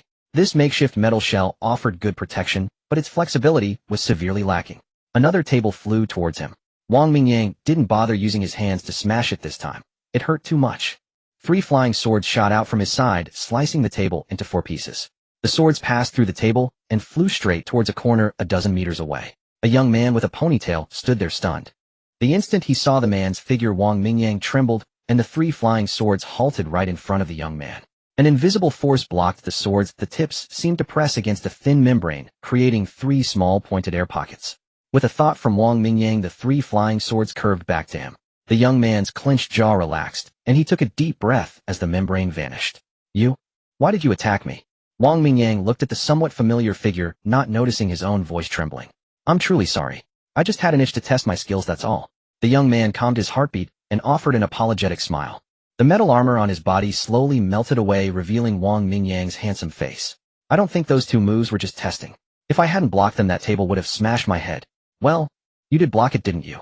I saw your battle just now, and I have confidence in your strength. The young man reached up and touched his ponytail, chuckling. What's your name and why are you here? Wang Mingyang discreetly stored away the metal ball formed from the melted armor, suppressed the turmoil in his heart, nodded, and asked calmly. May the heavenly venerable bestow boundless blessings. This humble Taoist is named Li Yuchan, a disciple of the Changchun Temple in Weishan County, Nanzhou City. The young man's expression turned solemn. He straightened his legs, formed a Taiji Mudra with his hands, and bowed slightly, using the Ziwu gesture. A flicker of reminiscence passed through Wang Mingyang's eyes, then a mischievous smile spread across his face. He clasped his fists near his right chest, and bowed slightly in return. Brother Toad, may the Taoist be merciful. Toad. Li Yuqin's face darkened at the words, his Taoist master composure completely crumbling. His neck stiffened, and veins bulged on his forehead. The hell do you mean by Toad? How do you know I'm not the Chan from Cicada's Chirp? So are you, or are you not the Chan from Toad? Wang Mingyang strolled forward with his hands clasped behind his back, taking deliberate measured steps, a barely contained smirk of triumph tugging at his lips. It is the Chan from Toad, but you can't just slap me with a nickname like that the moment we meet. Li Yuqin's face stiffened as he weakly protested. The problem is, you never told me your Taoist name. Wang Mingyang spread his hands in a helpless gesture, though his eyes were brimming with amusement. Well, I don't have one yet. Li Yuchan was at a loss for words again, feeling utterly speechless. He couldn't help but grumble, inwardly blaming that wretched old Taoist priest who insisted he finish university and obtain his diploma before granting him a Taoist name. And look at the mundane name he was given. He had been ridiculed as a toad more times than he could count. Even this guy whom had only just met had instantly deciphered his real name. If only had been named Li Yuchan with the cicada character, it might have been a bit effeminate, but at least it would have been passable. Alright Toad, since you don't have a Taoist name, this is what I'll call you. Rolls right off the tongue. Wang Mingyang said, utterly unconcerned, as he walked over and slung an arm around Li Yuqin's shoulder with the ease of an old friend. Hey, we're not that familiar yet, cut it out. Li Yuchan quickly shrugged off Wang Mingyang's arm, took several hurried steps back, and brushed off his shoulder with a look of utter disdain. What the hell is that supposed to mean? You don't want to be friends with me. Come on. Let's settle the score for you ambushing me. Wang Mingyang shouted, waving his hand dismissively. In an instant, over 20 flying swords around him soared into the air, their tips all pointing directly at Li Yuchan. No. I was wrong. Honestly, I really want to be friends with you. Cold sweat instantly beaded on Li Yuqin's forehead. He waved his hands frantically, his face a mask of conflict. Really? You're not lying to me. Really? Truer than gold. With a face that looks as weak as yours, how true can you be? Li Yuqin's face turned black, words stuck in his throat like a fishbone. He had some choice curses he was debating whether to unleash. With a flick of his mind, Wang Mingyang recalled the flying swords which silently zipped back into his pocket and into the mustard seed space. But seeing as you're being sincere enough, I forgive you. Li Yuqin's face twisted with conflicting emotions upon hearing this, but he quickly realized that this person before him wasn't genuinely trying to cause him trouble. What the hell is your name anyway? Wang Mingyang. Wang Mingyang. It's the Yang from Ocean, don't get it wrong.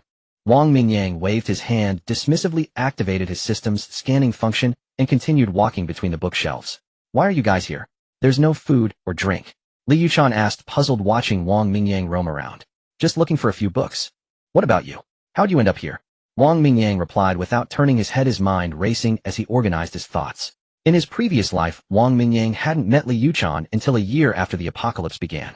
During the time they spent together, Li Yuchan never once looked down on him. Back then, Wang Mingyang was only a third-tier esper, and Li Yuchan had saved him from danger more than once. Their personalities clicked, and they became the closest of friends. By then, the Toad Taoist was already a powerful fifth-tier psychic esper, having awakened the telekinetic ability within the psychic branch. Given Li Yuqin's potential, he should have been able to become a ninth-tier powerhouse and rule over a region. Unfortunately, in the third year of the apocalypse, during a major incident, Li Yuchan fell at the hands of a corpse emperor. Wang Mingyang never expected that in this life, on the 5th day of the apocalypse, on the 5th floor of this Jian University library, he would meet his good brother from his past life ahead of schedule. This Taoist disciple, he always teasingly called Toad Taoist. Li Yuchan. When the zombie outbreak happened, I was right here reading. Li Yuchan answered matter-of-factly. When did you awaken your telekinesis? Wang Mingyang was speechless. The answer made perfect sense. How do you know it's telekinesis? Li Yuchan asked, surprised. If it's not telekinesis, what else could it be? Would manipulation? Wang Mingyang retorted with a roll of his eyes. Li Yuchan glanced at the splintered wooden desks and chairs scattered on the floor and scratched his head. Not long after the outbreak, I awakened this ability. It's pretty handy. Awakening his ability on the very first day of the apocalypse. This matched the answer Wang Mingyang had gotten in his past life. This time around, he was determined not to let Li Yuchan repeat his tragic fate. No matter what, he would keep him by his side. The current Wang Mingyang was fully capable of protecting and nurturing him.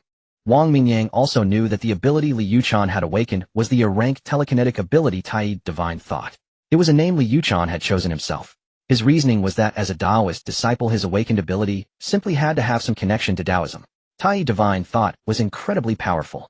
While other telekinetic abilities had an initial control range of 5 to 10 meters upon awakening, Tai Divine Thought boasted a range of 20 meters from the very start. Li Yuchan, drawing upon theories recorded in Taoist scriptures, continuously honed his spiritual power. This made his ability grow even more potent, spawning various applications with limitless utility.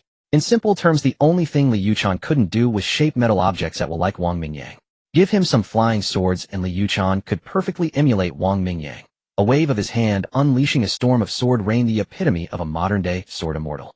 Under equal conditions, Li Yuchan's Tai Divine Thought was superior to Wang Mingyang's in terms of fine control. The speed and power of his flying swords even surpassed Wang Mingyang's metal manipulation ability. You're the one who cleared out the zombies on the 4th floor, right? How come there are no corpses on the 5th floor? Wang Mingyang asked calmly. Oh, I went to the 4th floor earlier to look for food and clean it up along the way. The ones on the 5th floor, I tossed down below. I've been holed up here for days and I can't stand being cooped up with a bunch of corpses. Li Yuchan nodded, a look of disgust on his face. You haven't been outside these past few days? Nope. The rest area has food and water, and there are too many zombies outside. I couldn't fight my way out. Wang Mingyang shook his head. Having just awakened his ability, Li Yuchan hadn't yet explored the full potential of Tai Divine Thought, otherwise there was no way he wouldn't have been able to get out. But this was also a stroke of luck. Precisely because he hadn't left the library, Wang Mingyang was able to meet Li Yuchan now. This meant Wang Mingyang had more opportunities and time to help this talented brother from his past life soar to new heights immediately. As Wang Mingyang scanned the final area, he turned his head and asked, "You'll be leaving soon. What are your plans?" "I don't know. I came here to study, and I haven't gotten my diploma yet. Given the current situation, there's no way for me to return to Changchun Temple," Li Yuchan said helplessly. "Huh, don't count on it. You'll probably never get that diploma in this lifetime." Wang Mingyang chuckled. Given the circumstances, this guy was still thinking about his diploma. He probably only cared because his unlucky master had told him he wouldn't be granted a Dao name without it. No way. Are these zombies never going to end? Definitely. The apocalypse has already arrived, my friend. Dian University is history now. Even so, the government has to launch rescue operations eventually. Li Yuchan still clung to a sliver of hope. Wang Mingyang pondered for a moment, then shook his head. In a situation like this, I think the military has suffered heavy losses too. It won't be easy for them to regroup and launch a rescue. It's already the 5th day. It should be soon, right? Even if the government does rescue us, what then? You'd just be living under someone else's thumb. If they discover your psychokinetic ability, they might even put you to work hauling bricks at a construction site. Wang Mingyang flashed a mischievous grin. In his past life, Li Yuchan had indeed ended up hauling bricks. In the early days of the apocalypse, it seemed the shelter established by the military had been besieged by zombies. When a breach appeared in the defense line, Li Yuchan, who could manipulate objects over a wide area, was conscripted to move boulders to plug the gap. His not yet powerful Tai Divine Sense was reduced to serving as a construction cart. Damn, such an awesome ability being used to haul bricks is such a waste. Li Yuchan said speechlessly. So where are you guys planning to go? If it's alright, I'll just come with you. This was clearly the result Wang Mingyang wanted, but he still needed to set some expectations first. You can come with us, but from now on you'll have to follow my orders. Can you do that? You mean you want me to acknowledge you as the boss? Li Yuchan tilted his head, scrutinizing Wang Mingyang. Pretty much. Do you think I'm not qualified? Wang Mingyang turned around, a faint smile curling at the corner of his mouth as the 4 remaining flying swords beside him trembled slightly. Yes. They'll listen to you from now on. Li Yuchan looked at the 4 flying swords, vaguely pointing at him. Although he knew Wang Mingyang was just joking, he couldn't help but twitch his mouth and nod helplessly. Haha, that's great. From now on you stick with me. They'll make sure you live the high life. Wang Mingyang laughed heartily as the 4 flying swords transformed into 4 silver beads and slipped into his pocket. Satisfied, he continued scanning the remaining books. Li Yuchan watched Wang Mingyang turn away, shook his head, and smiled helplessly. Having awakened a spiritual type ability, his perception was keen. He was well aware that Wang Mingyang had harbored no ill intent toward him at all. Still, this brief exchange revealed that Wang Mingyang's temperament suited his taste quite well.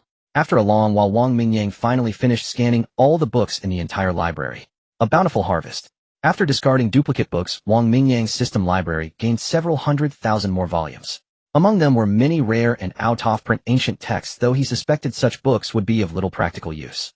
As for those literary novels, they contained little real knowledge, mostly the author's fanciful imagination. The chances of extracting abilities from such books would be extremely slim. Just like the earlier Flatland, Wang Mingyang hadn't had the chance to read it yet. However, that book was rich in spatial imagination, with many concepts built upon real spatial knowledge and extrapolated from it. Wang Mingyang judged that reading it would likely provide him with considerable inspiration. As for such novels, he didn't completely abandon them, but instead placed them at a lower priority in his reading order. They could serve as a way to unwind during his intense study sessions. Returning to the rest area, he called out to Li Yuchan. Let's go, Lage Bao. We're leaving this place. Damn it, Wang Mingyang, can you stop calling me that?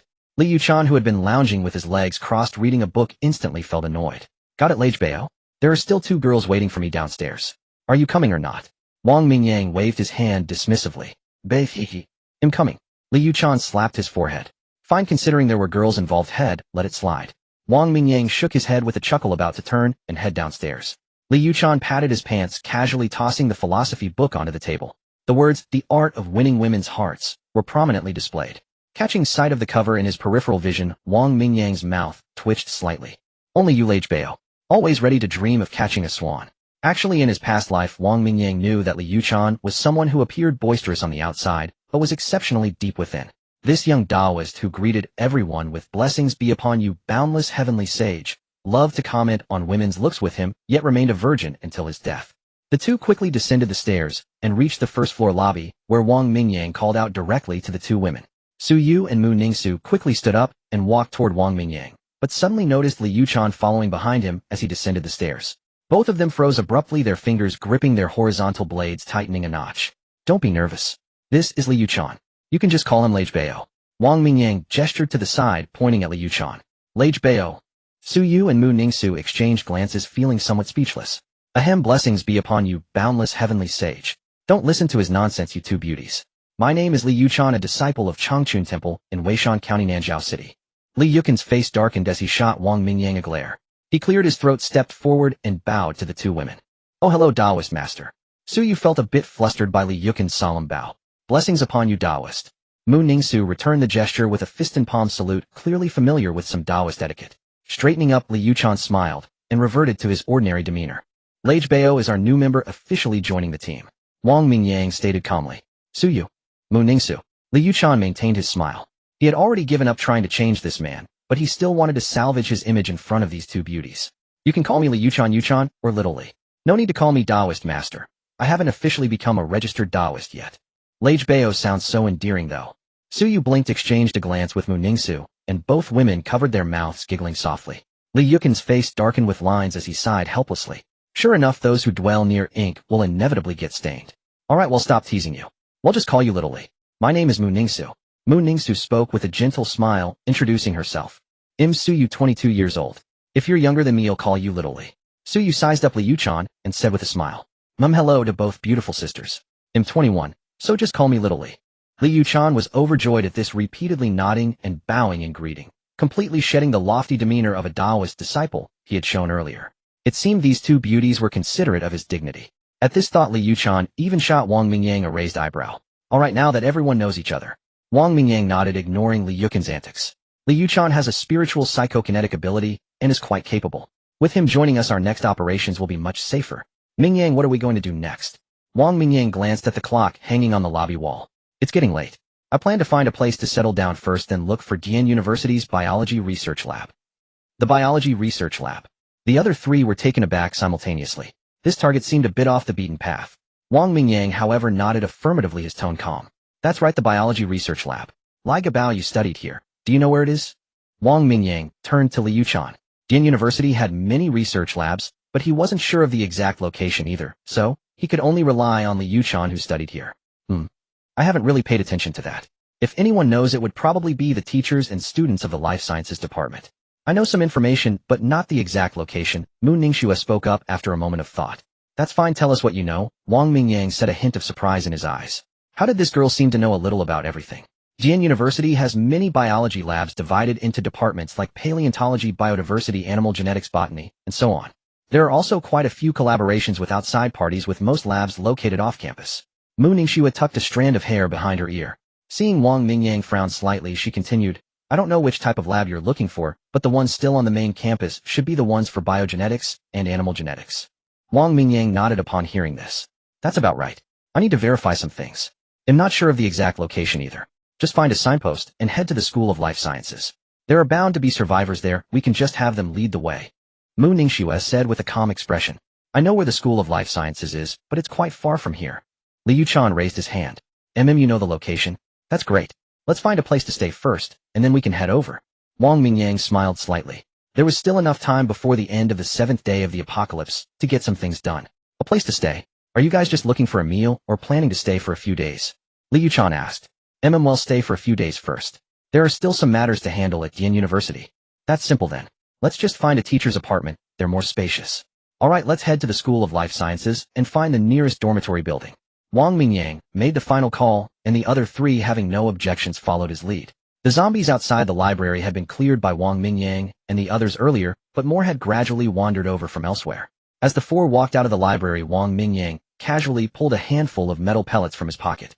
Under Li Yuchan's astonished gaze, he molded them like dough into 9 flying swords and handed them over. Here, these are for you to control. Tables and chairs aren't exactly effective for killing zombies. Li Yuchan took the flying swords with a delighted expression. They weren't heavy. The titanium alloy swords were excellent in both sharpness and toughness, and their greatest advantage was their lightness. This would save Li Yuchan a great deal of mental energy expenditure. His Tai Divine Sense was different from Wang Mingyang's metal manipulation. It was a pure mental power ability. When awakened, it provided limited physical enhancement, but led to a substantial increase in mental strength. Thanks, these are really practical. Li Yuchan tried controlling the 9 flying swords. After a test, he suddenly realized that 9 was precisely the optimal number for him to handle at his current level. He could certainly increase the number in a pinch, but the mental strain would intensify, leading to extreme fatigue. Su Yu and Mu Ningxue exchanged a glance, confusion evident in their eyes. Based on their understanding of Wang Mingyang over the past few days, he seemed overly trusting of this Li Yuchan, without even a hint of testing him. Although puzzled, both women remained silent. This team had always been centered around Wang Mingyang, and both women knew their place well. Let's find a place to stay first. Wang Mingyang drew his horizontal blade, MOing. Now with Li Yuchan and Mu Ningxue, they had 3 long-range attackers. Although their firepower was formidable, Wang Mingyang still wanted to test his current physical strength. In his past life, he had advanced to the 5th rank, relying more on his physical bonus power, as his 5 abilities were somewhat lacking. Close-quarters combat had been his mainstay for survival. In this life, even with the myriad worlds reading system that allowed him to absorb various powerful abilities, Wang Mingyang felt that his own combat prowess independent of these abilities should not be neglected. Taking the lead out of the passage in front of the library, Wang Mingyang chose the other side, instead of returning to the teaching area. A massive horde of zombies had gathered there, and it wasn't necessary to clear them out right now. In 2 days they would all be ripe for the picking. Follow this road straight ahead to an intersection. The School of Life Sciences is to the north. As they passed through the passage, Li Yuchan pointed to the left. Over there. It seems so. But the intersection is too close to the Information Science Teaching Building. There are bound to be many zombies. Wang Mingyang looked in the direction Li Yuchan pointed, searching his memory, and frowned. Indeed. But there's a supermarket and a large cafeteria over there, and the dormitories for the nearby colleges are also in that area, Li Yuchan explained.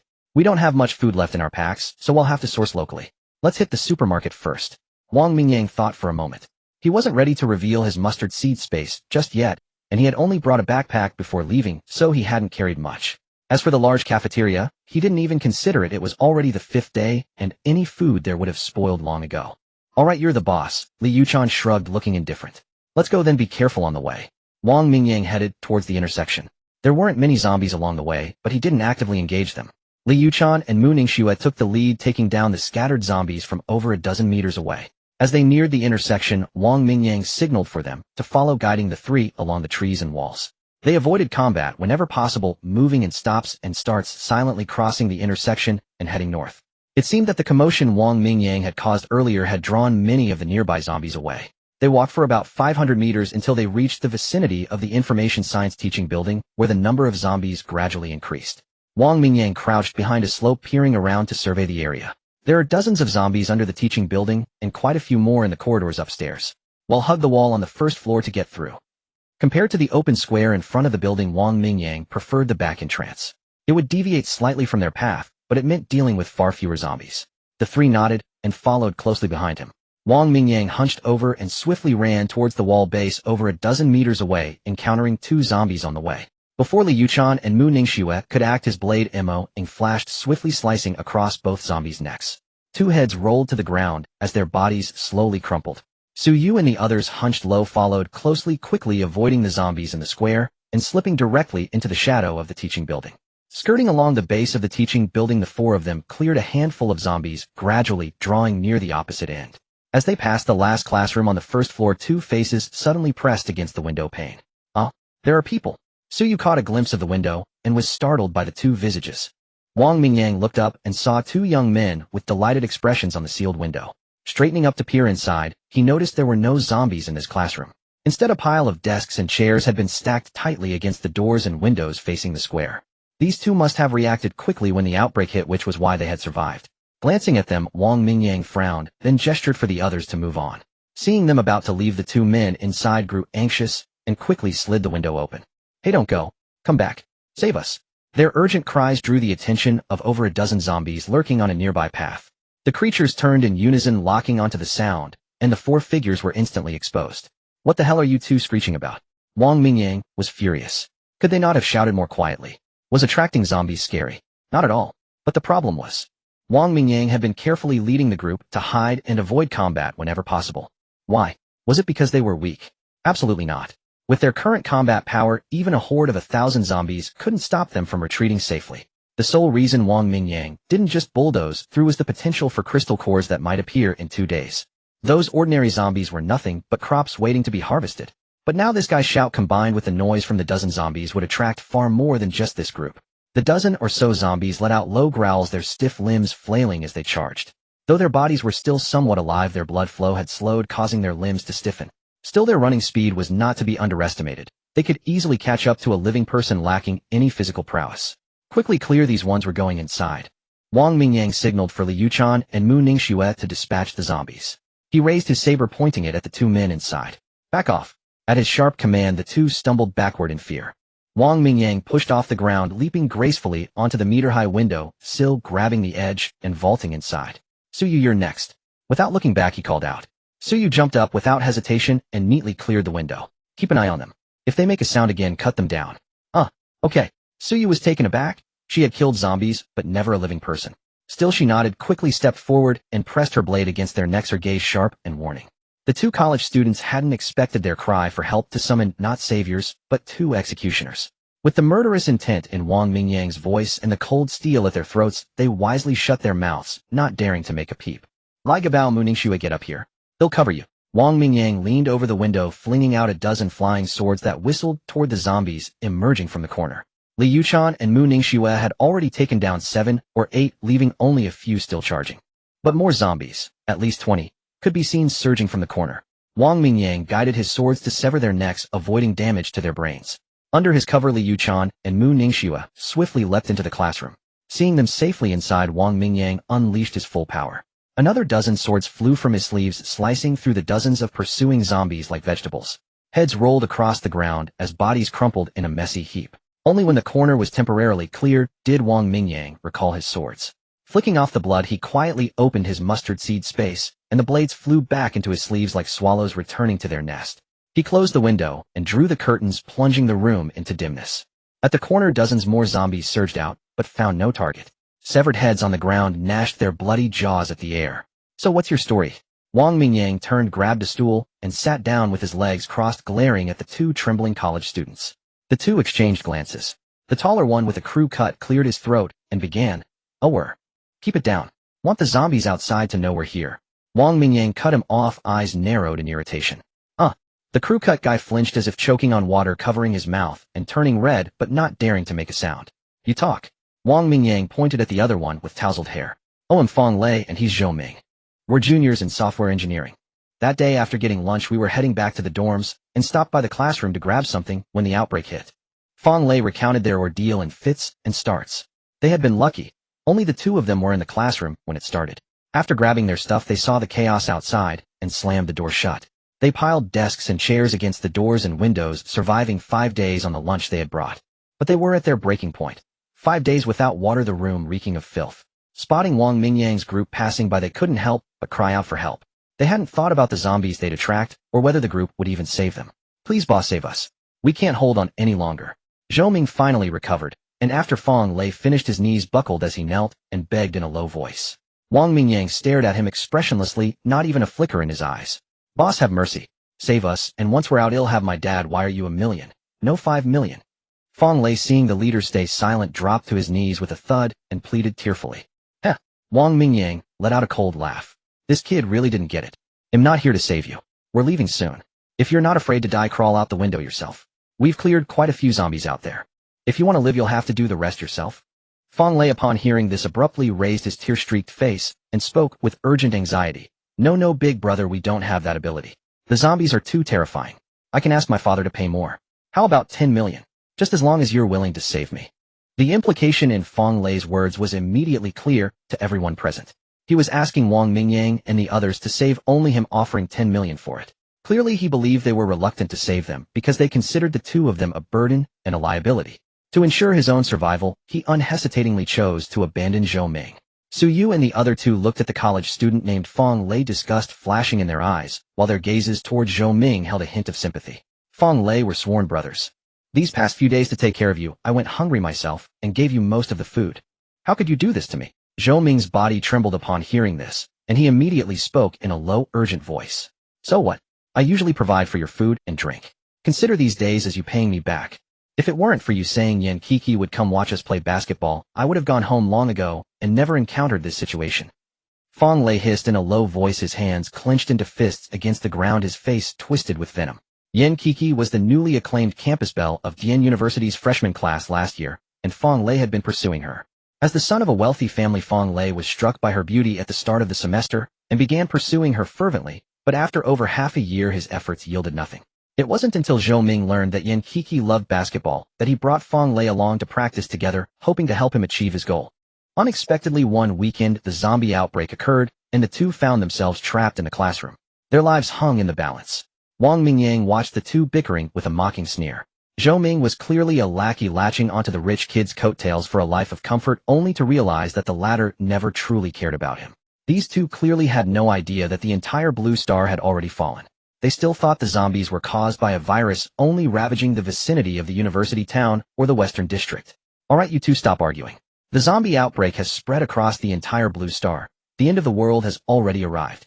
Fang Lei, stop showing off your father's money. I don't know if your father is still alive, but his money is now just worthless paper. As I said before, if you want to survive, fight for your own life. Ignoring the two sworn brothers who looked as if they had been struck by lightning, he turned away. Wang Mingyang rose and walked to the window, pulling back a corner of the curtain to peer outside. Brother, is the zombie outbreak really across the entire blue star? Li Yuchan asked in a low, somber voice as he walked over to stand beside Wang Mingyang. What do you think? You were on the 5th floor of the library. You should have seen far enough, right? Wang Mingyang replied flatly without turning his head. Li Yuchan nodded grimly and said bitterly, Yeah, I saw far. The day the zombies broke out, many planes fell from the sky, explosions were everywhere, and the night was lit up with towering flames. Exactly. This disaster is global, but it probably wasn't caused by a virus. The zombie outbreak happened at the exact same moment worldwide. A virus couldn't do that. Wang Mingyang nodded with certainty. Sigh, I wonder how the old Taoist is doing. Li Yuchan muttered to himself, thinking of his master at Changchun Temple.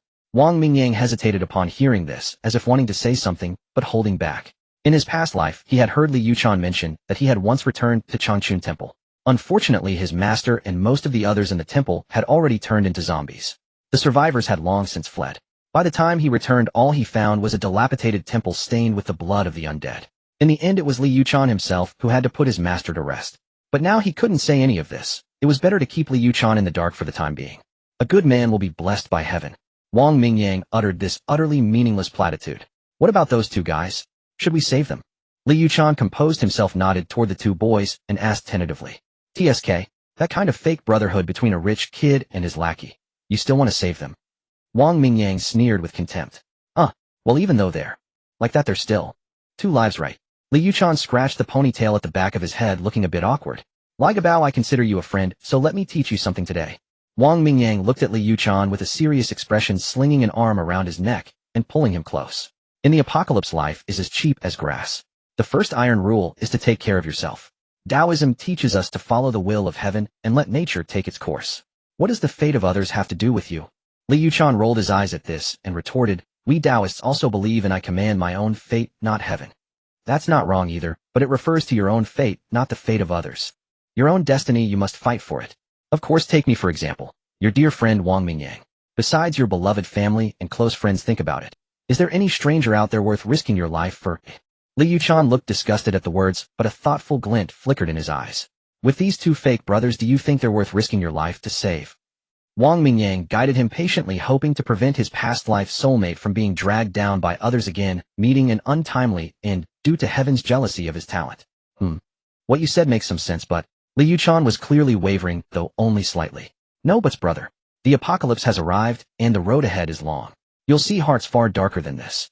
Wang Mingyang cut Li Yuchan off directly, earnestly instilling in him the survival mindset of the apocalypse. The only ones worth saving are your true beloved family and friends, or those who are genuinely pure and kind. Trust me, I won't lead you astray. In time you'll see just how right I am. Li Yuchan looked up, staring straight into Wang Mingyang's eyes. At that moment his spiritual perception activated involuntarily. Yet from Wang Mingyang's gaze he sensed only deep concern, a trace of worry, and a faint, inexplicable ache. Li Yuchan clearly perceived that this man whom he had met only a few hours ago truly, genuinely cared about him. Though he didn't know why Wang Mingyang was so open and sincere with him, filled with concern and even a hint of heartache. Concern. Heartache. Could it be? Perhaps. Li Yuchan seemed to think of something and stood frozen on the spot, as if struck by lightning. Then he quickly broke free from Wang Mingyang's arm and scrambled backward. While frantically rubbing his arms with both hands, he blurted out rapidly, "I get it, I believe you. You decide. I fully support you." Wang Mingyang looked at Li Yuchan's odd behavior with bewilderment, then glanced at his own palm in confusion. There wasn't anything strange in his hand, was there? No itching powder or any prank items either. So what was that fool scratching at? Still, he was quite satisfied to have initially persuaded Li Yuchan.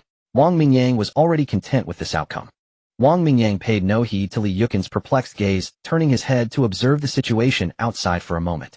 Returning to the group, Fang Lei and Zhou Ming were still incessantly pleading with Su Yu and Mu Ningxue. However, the two women had long been disgusted by their performance of mutual betrayal and simply wore cold expressions, refusing to engage. "Get ready to head out, the zombies outside have scattered." Wang Mingyang nodded to the two women, explained the situation, and turned to leave. Brother, you must save me. Name your price, just say it. If money isn't enough, I have plenty of jewelry, gold, and jade at home. And if you want women, I can have my father find some for you, all virgins. Seeing Wang Mingyang about to leave and recognizing him as the leader, Fang Lei stopped grappling with Zhou Ming and knelt forward, urgently laying out his offers. "I have no interest in what you're offering. You're on your own." Wang Mingyang stepped back, avoiding Fang Lei's dust-covered hand, and spoke calmly. "Let's go." He called to the two women and turned towards the window. Seeing that Wang Mingyang and the others were unmoved, Fang Lei and Zhou Ming exchanged a glance and gritted their teeth as they stood up. "Fine. You won't save us, will you? Don't blame us then. Let's all die together. If we can't live, neither will you. Let's die together." Fang Lei and Zhou Ming's faces were twisted with malice, their hands clenched tightly, their eyes filled with boundless madness. At this moment, they seemed to have reverted to their former brotherly state, united against a common threat for a slim chance of survival. "Oh, and how exactly do you plan to make us die together?" Wang Mingyang turned his head leisurely, crossing his arms, a slight curve forming at the corner of his mouth as he asked, "Take me with you, and I won't be a burden. If you don't blame me. With one shout from me, the zombies around will swarm over, and no one will be able to escape." Fang Lei's eyes were fierce as he spoke through gritted teeth. Beside him, Zhou Ming nodded vigorously, even taking a deep breath to show he was ready to shout at any moment. "Ha, ha, ha." Wang Mingyang laughed, shaking his head in disbelief, and tilted his head towards Li Yuchan. "See this? This is the person you once wanted to save. Do you still feel the same way now?" Li Yuchan's face darkened, and she silently shook her head. "I've lost interest. What do you plan to do? If they shout, it will indeed bring us considerable trouble." "What to do? It's simple. There's a saying, if you can't solve the problem, then eliminate the one who creates it." Wang Mingyang lowered his hands, stepped forward slowly, and murmured under his breath, "Eliminate the one who creates the problem." "Wang Mingyang, you mean to?" Li Yuchan mulled over his words, a sudden chill of foreboding striking her heart. She quickly reached out to stop him, but two streaks of silver sword light flashed by like lightning. In the classroom, on the foreheads of the two students with ferocious, maddened expressions, a thin line of blood suddenly appeared, and crimson blood began to seep out slowly. The two flying swords circled the room, once before flying back to hover before Wang Mingyang. A few rays of sunlight streamed through the gap in the curtains, casting light upon the floating, gleaming silver swords. They looked somewhat dazzling, yet not a single drop of blood clung to them. Fang Lei and Zhou Ming's expressions were frozen, blood tracing from their brows down to their chins, gathering into a drop that fell slowly. The two bodies slowly slumped to the ground. "Let's go. It's getting late, and I'm feeling a bit hungry." Wang Mingyang calmly retracted his flying swords and turned towards the window. Having just killed two people, he showed no sign of disturbance, his expression as calm as still water. He even felt a little hungry. The other three stood dumbfounded, staring blankly at the two college students lying on the floor. A moment ago, they were two vibrant lives, though the trio held them in contempt. But in the next instant, this pair of Fairweather brothers was struck down before their eyes by Wang Mingyang, reduced to two corpses. This was somewhat hard for them to accept. Yet they also felt a faint flicker of satisfaction. With their enhanced physiques, Su Yu and Mu Ningxue had clearly overheard the private exchange between Wang Mingyang and Li Yuchan. The final threats from Feng Lei and Zhou Ming had also stirred their indignation. With that conversation as a prelude, Wang Mingyang's swift and decisive strikes seemed less difficult to accept. The first to snap out of it was Mu Ningxue, who had witnessed Wang Mingyang kill before. Quickly composing herself, she turned and walked towards the window, casually tugging Su Yu along. Su Yu's body jolted, and she quickly came to her senses. Glancing back at the two bodies on the floor, her eyes narrowed slightly, and she seemed to have made a new resolution. Li Yuchan took a deep breath, her gaze gradually steadying. She no longer looked at the fallen pair, and turned away without a word. The three of them remained silent in tacit understanding, each lost in their own thoughts about Wang Mingyang's actions. Whether they approved or not, only they knew. Wang Mingyang, for his part, paid it no mind. His earlier words to Li Yuchan were, after all, also meant for Su Yu and Mu Ningxue to hear. Acceptance is not something that happens overnight. Some lessons cannot be learned just by hearing about them. One must experience them firsthand. It's like how elders often say you should study hard, and then you'll have a good future. But the young self never takes it to heart, playing and idling away only to end up graduating from a third-rate university. Only after entering society does one realize the hardship of enduring years of study only to graduate and find oneself working as a lowly waiter or salesperson, earning a meager 2,000 or 3,000 a month. Then after years of struggle, one finds time to reflect on the past. One can only sigh helplessly, wishing they had listened to their elders. Study hard, get into a good university, choose a good major. Spend those 4 years in college diligently studying, getting all the necessary certifications, and mastering all the required knowledge. After graduation, things certainly wouldn't be as they are now. But is there ever a turning back in life? What the elders say might not be entirely correct, but at the very least the advice to study hard is not wrong. His mind swirling with these thoughts, Wang Mingyang vaulted over the windowsill, his blade, tracing several arcs, as he swiftly cut down a few nearby zombies. 3 consecutive thuds sounded behind him. Without turning back, he knew Li Yuchan and the others had followed. Wang Mingyang casually swung cleanly severing a zombie's neck, a faint smile touching his lips. The fact that they had caught up so quickly indicated that his words had indeed taken effect. Their psychological barriers had been significantly alleviated. Otherwise they wouldn't have followed so closely behind. His earnest advice had not been in vain. The 4 swiftly cleared the zombies, and Wang Mingyang took this opportunity to reacquaint himself with his close-quarters blade techniques. His current physical condition still lagged far behind his previous life, with noticeable deficiencies in strength and speed. He needed further adaptation to avoid misjudgments. He also took the time to instruct Su Yu, whose ability showed remarkable promise in melee combat. The 4 pressed forward, sweeping through nearly 100 zombies along the way. Wang Mingyang felt a pang of regret. Most of these zombies had their heads pierced by Li Yuchan and Mu Ningxue, rendering them useless for cultivation. On the flank of the information school's teaching building stood several structures belonging to the urban construction school. Some survivors within these buildings spotted the 4's movements. A few, growing desperate, couldn't resist yanking open windows and shouting for help. Wang Mingyang was most irritated by such reckless behavior. Hadn't the zombie outbreak taught them that loud noises only attracted the undead? Sure enough, their cries stirred the surrounding zombies into a frenzy. Zombies in corridors and hallways drawn by the sound located the classrooms where survivors hid and began pounding furiously on the doors. Wang Mingyang ignored their screams, scanning the area until he spotted a signpost at the intersection. He waved his hand and dashed toward it. Su Yu and the others followed closely, clearing the swelling horde as they moved. There's a complex building to the northeast with a large supermarket on its right side. Let's head there. Wang Mingyang quickly scanned the signpost. His repeatedly enhanced mental strength had sharpened his memory, and he committed its image to mind in an instant. As zombies closed in from all sides, Wang Mingyang abandoned his practice and sent over a dozen flying blades streaking from his pocket. He charged northeast, felling zombies in his path. The 3 ranged fighters maximized their long-distance advantage, leaving Su Yu the most relaxed of the group. Seeing the 4 ignore them, the survivors erupted in curses. But their shouting only drove the zombies outside into greater madness. Before long, the urban construction school's building echoed with excited zombie roars, punctuated by the despairing screams of the trapped. Fighting as they advanced, the 4 finally reached the complex building after about 10 minutes. The structures at Yunnan University were low-rise, none exceeding 7 stories. This complex, however, sat atop a hill with a large supermarket sprawling down the slope below. Look, that's the School of Life Sciences over there, Li Yuchan said, pointing north toward a cluster of buildings about a kilometer away. Good, we have a target. Let's hit the supermarket first. Wang Mingyang nodded. It wasn't far, they could go any time. It was nearly 6 o'clock though, not ideal for venturing further. This complex was primarily faculty offices with few students around usually. Being a weekend, there were even fewer staff members and consequently barely any zombies. However, the 4's rampage had drawn 200 to 300 zombies trailing behind them.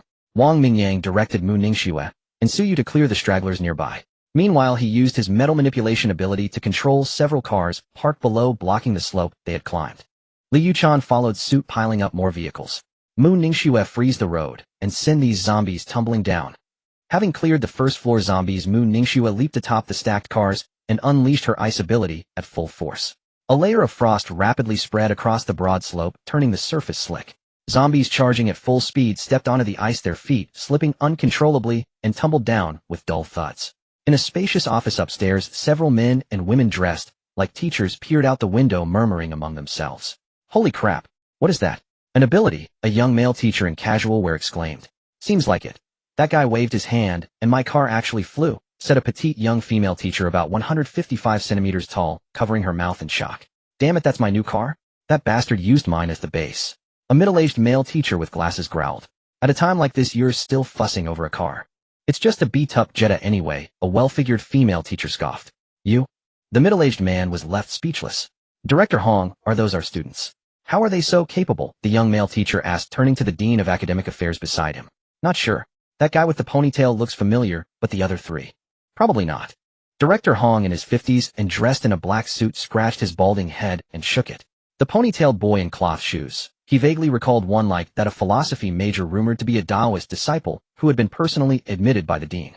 As for the other one man and two women, he truly didn't recognize them. Two such beauties would easily rank as campus queens. If they were from Yunnan University, he'd know them for sure. The 155 centimeters teacher said, since he's our student, he should come save us. The middle-aged male teacher added, exactly. In this crisis, a student with such power should step up and bear greater responsibility. The place is swarming with zombies. If we shout, they'll devour us before he even gets here. The young male teacher, keeping his cool, reasoned. Xiao Liu's right. Throw a cup out to get their attention first, Director Hong said after a moment's thought. Director Hong, you've got a brush and ink, right? He'll grab them to write a distress signal. Xiao Liu headed toward the antique shelf behind the desk. Yes, in the drawer under the shelf. Teacher, Jiang, go fetch a cup, Director Hong ordered. On it. The middle-aged teacher, Jiang, hurried to the coffee table, snatched a purple clay teacup, and moved to toss it out the window. Hey, that's my cup. Grab another one. Director Hong winced, his face pained. All right. Teacher Jiang fumbled, put the cup down, and grabbed a glass one nearby. You? That's my Gondao cup. There are glasses over there, aren't there? Director Hong's eye twitched as he pointed at the water dispenser in the corner. The 155 centimeters teacher and the well-figured one exchanged glances, their lips twitching. Seriously, at a time like this, he's still thinking about his tea. Hurry, hurry. They're about to leave. The well-figured teacher saw the four below having finished their setup and turning to go, and urged them on. Teacher Jiang grabbed a glass, rushed back to the window. The well-figured teacher snatched it from him and hurled it out. Let's go. These barriers should hold for a while. Below, Wang Mingyang grinned and led the three toward the other slope. Behind them, a horde of zombies howled in frustration, endlessly slipping and sliding on the ice. Bang! A glass cup shattered on the ground below the complex, producing a crisp sound. The zombies in the hallways and corridors of the building immediately howled and rushed toward the noise. Just moments ago, Wang Mingyang and Li Yuchan had been trying to stack cars while avoiding making sounds that would attract the zombies. Unexpectedly, just as they were about to leave, such a scene unfolded. The four of them silently looked up at the building, where 5 excited faces were visible behind the large glass windows on the 5th floor. One of the young male teachers was still using a brush to write large black characters on the window. What the hell? Even the good-tempered Li Yuchan couldn't help but curse. After a day of battle, his mental energy had already been drained significantly. Now they had to face dozens of zombies, although having Wang Mingyang with them made this number insignificant. But it still felt quite uncomfortable. SOS. Suyu read aloud the writing. This is a cry for help. Mu Ningxue frowned and looked at Wang Mingyang. Help. No time to deal with them, let's hurry. Wang Mingyang's face darkened as he turned and walked away. Li Yuchan shrugged. After the earlier experience at the Urban Construction Institute building, along with the filthy influence of those plastic brothers, he had lost all interest in rescuing survivors. Suyu and Mu Ningxue had experienced such situations multiple times and unhesitatingly followed behind Wang Mingyang. As they saw the four of them leave without looking back, the teachers upstairs began to curse softly. Bastard, does that kid not want to graduate anymore? How dare he not rescue us? The short teacher angrily scolded. How could someone so irresponsible become a student at our university? I must report him to the principal and have him expelled. Teacher Jiang was so angry he was stomping his feet, his finger trembling as he pointed out the window. Selfish people like him are definitely corporate slaves. Oh, what future could they possibly have? Once the government rescue is over, I will report them to the city. A well-built teacher stomped her foot with a disdainful look in her eyes. Shut up. Do you want to die faster? You're attracting the zombies. Xiao Lu whispered harshly, pointing out the door. Some zombies were still wandering in the fifth-floor corridor, their low howls faintly audible. Forget it, that boy with the ponytail is directly admitted by the dean of the philosophy department. Complaining is pointless.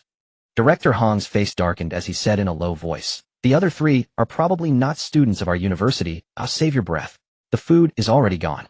Instead of wasting energy on cursing, we should go out and look for food." Upon hearing they needed to go out looking for food, the three who had been cursing immediately fell silent.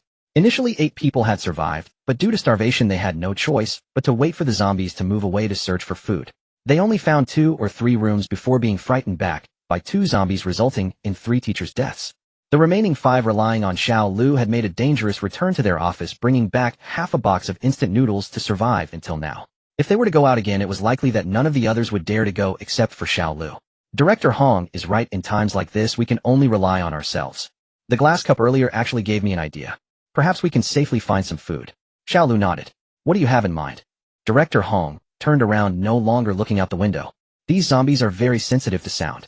On weekends, aside from those temporarily called in to work overtime, there aren't many people in the complex. With that in mind, there shouldn't be too many zombies around. Moreover, some were attracted downstairs, and quite a few were killed by those 4 earlier. There shouldn't be many zombies left in this complex. We just need to gather a few more cups, make some noise, and lure the zombies downstairs again. Then we can take the opportunity to search for supplies. Otherwise, we might starve to death before the government rescue arrives. Xiao Lu said, slowly licking his dry lips and scanning the other 4 with a serious expression. But we have no idea where there is food. The large supermarket is at the bottom of the slope, but we can't get over there. The well-built teacher sighed, feeling somewhat helpless. Teacher Zhou Yin, you're right. With so many zombies, we don't have the abilities of those 4, so we shouldn't even think about the supermarket. Director Hong shook his head. This route surely wouldn't work. However, what Teacher Zhang Ting said I happen to know a bit about. Xiao Lu suddenly smiled and said, the office next to ours belongs to a few teachers from the computer science department. They often stay up late writing programs, and there is a large cabinet in their office filled with instant noodles and sausages they usually stockpile. Oh, why didn't you bring more back earlier? Teacher Zhang couldn't help but feel regret upon hearing this. If you hadn't attracted the zombies, I planned to go next door to check it out. Besides, how much could I carry by myself? Xiao Lu rolled his eyes, looking disdainfully at the middle-aged male teacher. Previously, Teacher Jiang and 3 other male teachers had gone out to search for supplies. It was this guy who, upon encountering zombies, panicked and screamed, attracting more zombies. This ultimately forced the other 3 male teachers to change their careers, and they should still be patrolling the corridor now. So what should we do? Your office is on the 4th floor, and even if we get there, we won't be able to open the door without a key. The well-built Zhou Yin asked, twisting her body. The teachers from the computer science department left a key in my drawer. But how do we deal with the zombies in the corridor and stairwell? Director Hong rubbed his balding head, looking troubled. This might require sacrificing your teacup, Director Hong. Xiao Liu's mouth twitched slightly as his gaze drifted toward the coffee table. The table was filled with many teacups and teapots, and they would definitely shatter upon being thrown.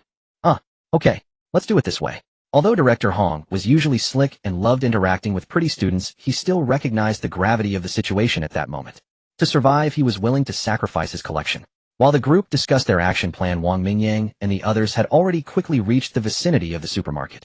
This supermarket had 2 floors. At a glance, the entrance on the 1st floor was wide open, revealing the shadowy figures of numerous zombies inside. Surprisingly, many zombies were gathered outside, at least 100 of them. This supermarket is doing quite well, much bigger than yours, and there are so many zombies shopping here, Wang Mingyang said with a faint smile, teasing. How could it compare? You don't even think about how many students there are at our university. So you seem to think of Aunt Lu, and her expression dimmed. After clearing these zombies, we can go inside to look for food. Wang Mingyang noticed something was off with Su Yu, cursed himself inwardly, and quickly changed the subject. Wielding his sword Moing, he took the lead and charged forward. Mu Ningxue patted Su Yu, and a circle of ice and snow spread around them, slowing the group down. Su Yu took a deep breath, dark flames coiling around his horizontal blade. Seeking to vent the frustration within, he struck directly at the horde of zombies. A dark red flash of blade light cut through the surging mass, cleaving a gap before the dark red flames erupted with a resounding blast amidst the undead. With that single stroke, Su Yu slew over a dozen zombies. In previous battles, he had merely wrapped the dark flames around his blade to augment its lethality. Li Yuchan witnessed this technique for the first time and was startled, thinking to himself that the 2 girls Wang Mingyang had brought were indeed extraordinary. This small team's caliber is remarkably high. The horde surged, drawing out all the zombies from the supermarket, which howled and charged towards the 4. Wang Mingyang waved his hand, melting and drawing in all the metallic objects from the roadside, and a fence over a meter tall quickly encircled them. The zombies clawed at the fence, reaching out and roaring incessantly, yet for the moment, they could not breach this barrier. Li Yuchan chuckled. Wang Mingyang's move was indeed effective, allowing him to fully concentrate on controlling his flying swords without worry. Wang Mingyang and Su Yu stepped forward, using their blades to sever countless arms, cleaving down zombie after zombie. With the protection of the iron fence, less offensive output was needed for now. Mu Ningxue focused her mind, testing an ability she had conceived. Guided by her mental energy, a surge of pure ice power blossomed within the horde 10 meters away. A flower of ice rapidly bloomed, freezing all zombies within a 5-meter radius. Seeing this, Li Yuchan's flying swords whistled past, obliterating all the frozen undead. The blood within the zombies had congealed, not a drop staining the ground. With that single bloom of ice, Mu Ningxue felt her mental energy and power significantly depleted. Another use, and she would likely be spent. Working in tandem, they quickly cleared the horde, leaving the supermarket in utter silence. All the zombies within had been lured out, saving them the trouble of searching. Stepping over the corpses, the four headed straight for the supermarket. Unbeknownst to them, their fierce battle had stirred a massive commotion in 2 dormitory buildings 200 meters to the east. Many students still survived in those 2 dormitories, one for males, one for females. These survivors, abandoning their caution, crowded onto the balconies to gawk. Gasps of shock rang out continuously, causing the zombies below to look up and snarl frequently. A wave of chaos swept through the dormitories, punctuated by occasional screams as zombies broke through doors. Who are these people? Is that an ability? Damn, is that sword control? That guy's awesome. A female Ichigo. I think I just saw a Getsuga Tensho from the kid with yellow hair. That short-haired guy is even cooler, he just conjured a barrier out of thin air. The zombies can't even touch them. Are they from our school? Those 2 girls are gorgeous and so cool, I'm so envious. I've seen that guy with the ponytail before, I think he's from the philosophy department. Damn it, why don't I have an ability? I want to wreak havoc too. I did awaken one, but all I can do is shoot a few water arrows, can't even kill a zombie. My fireball is decent, but I can only fire 5, and it takes 3 to kill one zombie. There are just too many. Among the survivors in the dormitories, there were indeed some who had awakened abilities. Unfortunately, none were particularly powerful, too weak in these early stages. These people were trapped in their respective dorm rooms, unable to regroup, and posed little threat to the numerous zombies. Inside the large supermarket, Wang Mingyang and the others pulled down the rolling shutter door upon entering. There were still many corpses inside, and Li Yuchan once again became the hauler, using his Tai divine sense to fling the remains out of the supermarket. With the shutter down, the interior dimmed considerably. The first floor has snacks and daily necessities. I remember, there's a lounge area on the second floor, Li Yuchan said, rubbing his nose and looking at the stairs. Many bodies had already begun to reek, filling the entire supermarket with a foul odor. Wang Mingyang was long accustomed to the smell and found nothing wrong. Su Yu and Mu Ningxue had grown somewhat used to it after clearing out residential buildings earlier. It was Li Yuchan who was struggling now. The 5th floor of the library he had been in was thoroughly cleaned and didn't have such a strong stench. Let's check upstairs, Wang Mingyang said, heading for the stairs with his blade in hand, as the lounge area above offered a better view. As they reached the 2nd floor, 2 zombies were stuck behind a bar counter, snarling at them. Li Yuchan's flying sword pierced their heads, and with a thought he flung the 2 bodies out the window. Wang Mingyang surveyed the area. The hall was spacious with many lounge tables and chairs by the windows. On the other side were counters for milk tea and snacks, messy and stained with blood. There were no more zombies though, except for the 2 that were stuck. The rest had already been lured away. Finding a seat with a good view, Wang Mingyang cast his gaze towards the dormitory area. Mingyang, let me get you all something to eat, Su Yu offered. Yeah, thanks. Just grab some instant noodles or something. Wang Mingyang smiled slightly and nodded at Su Yu. Okay. Su Yu returned the smile and headed downstairs. Xiao Yuer'll come with you, Mu Ningxue said, grabbing her blade and running up to take Su Ye's hand. Great, Sister Shui, let's see if there's a pot. I can cook the noodles with my dark flame. Su Yu linked arms with Mu Ningxue, giggling.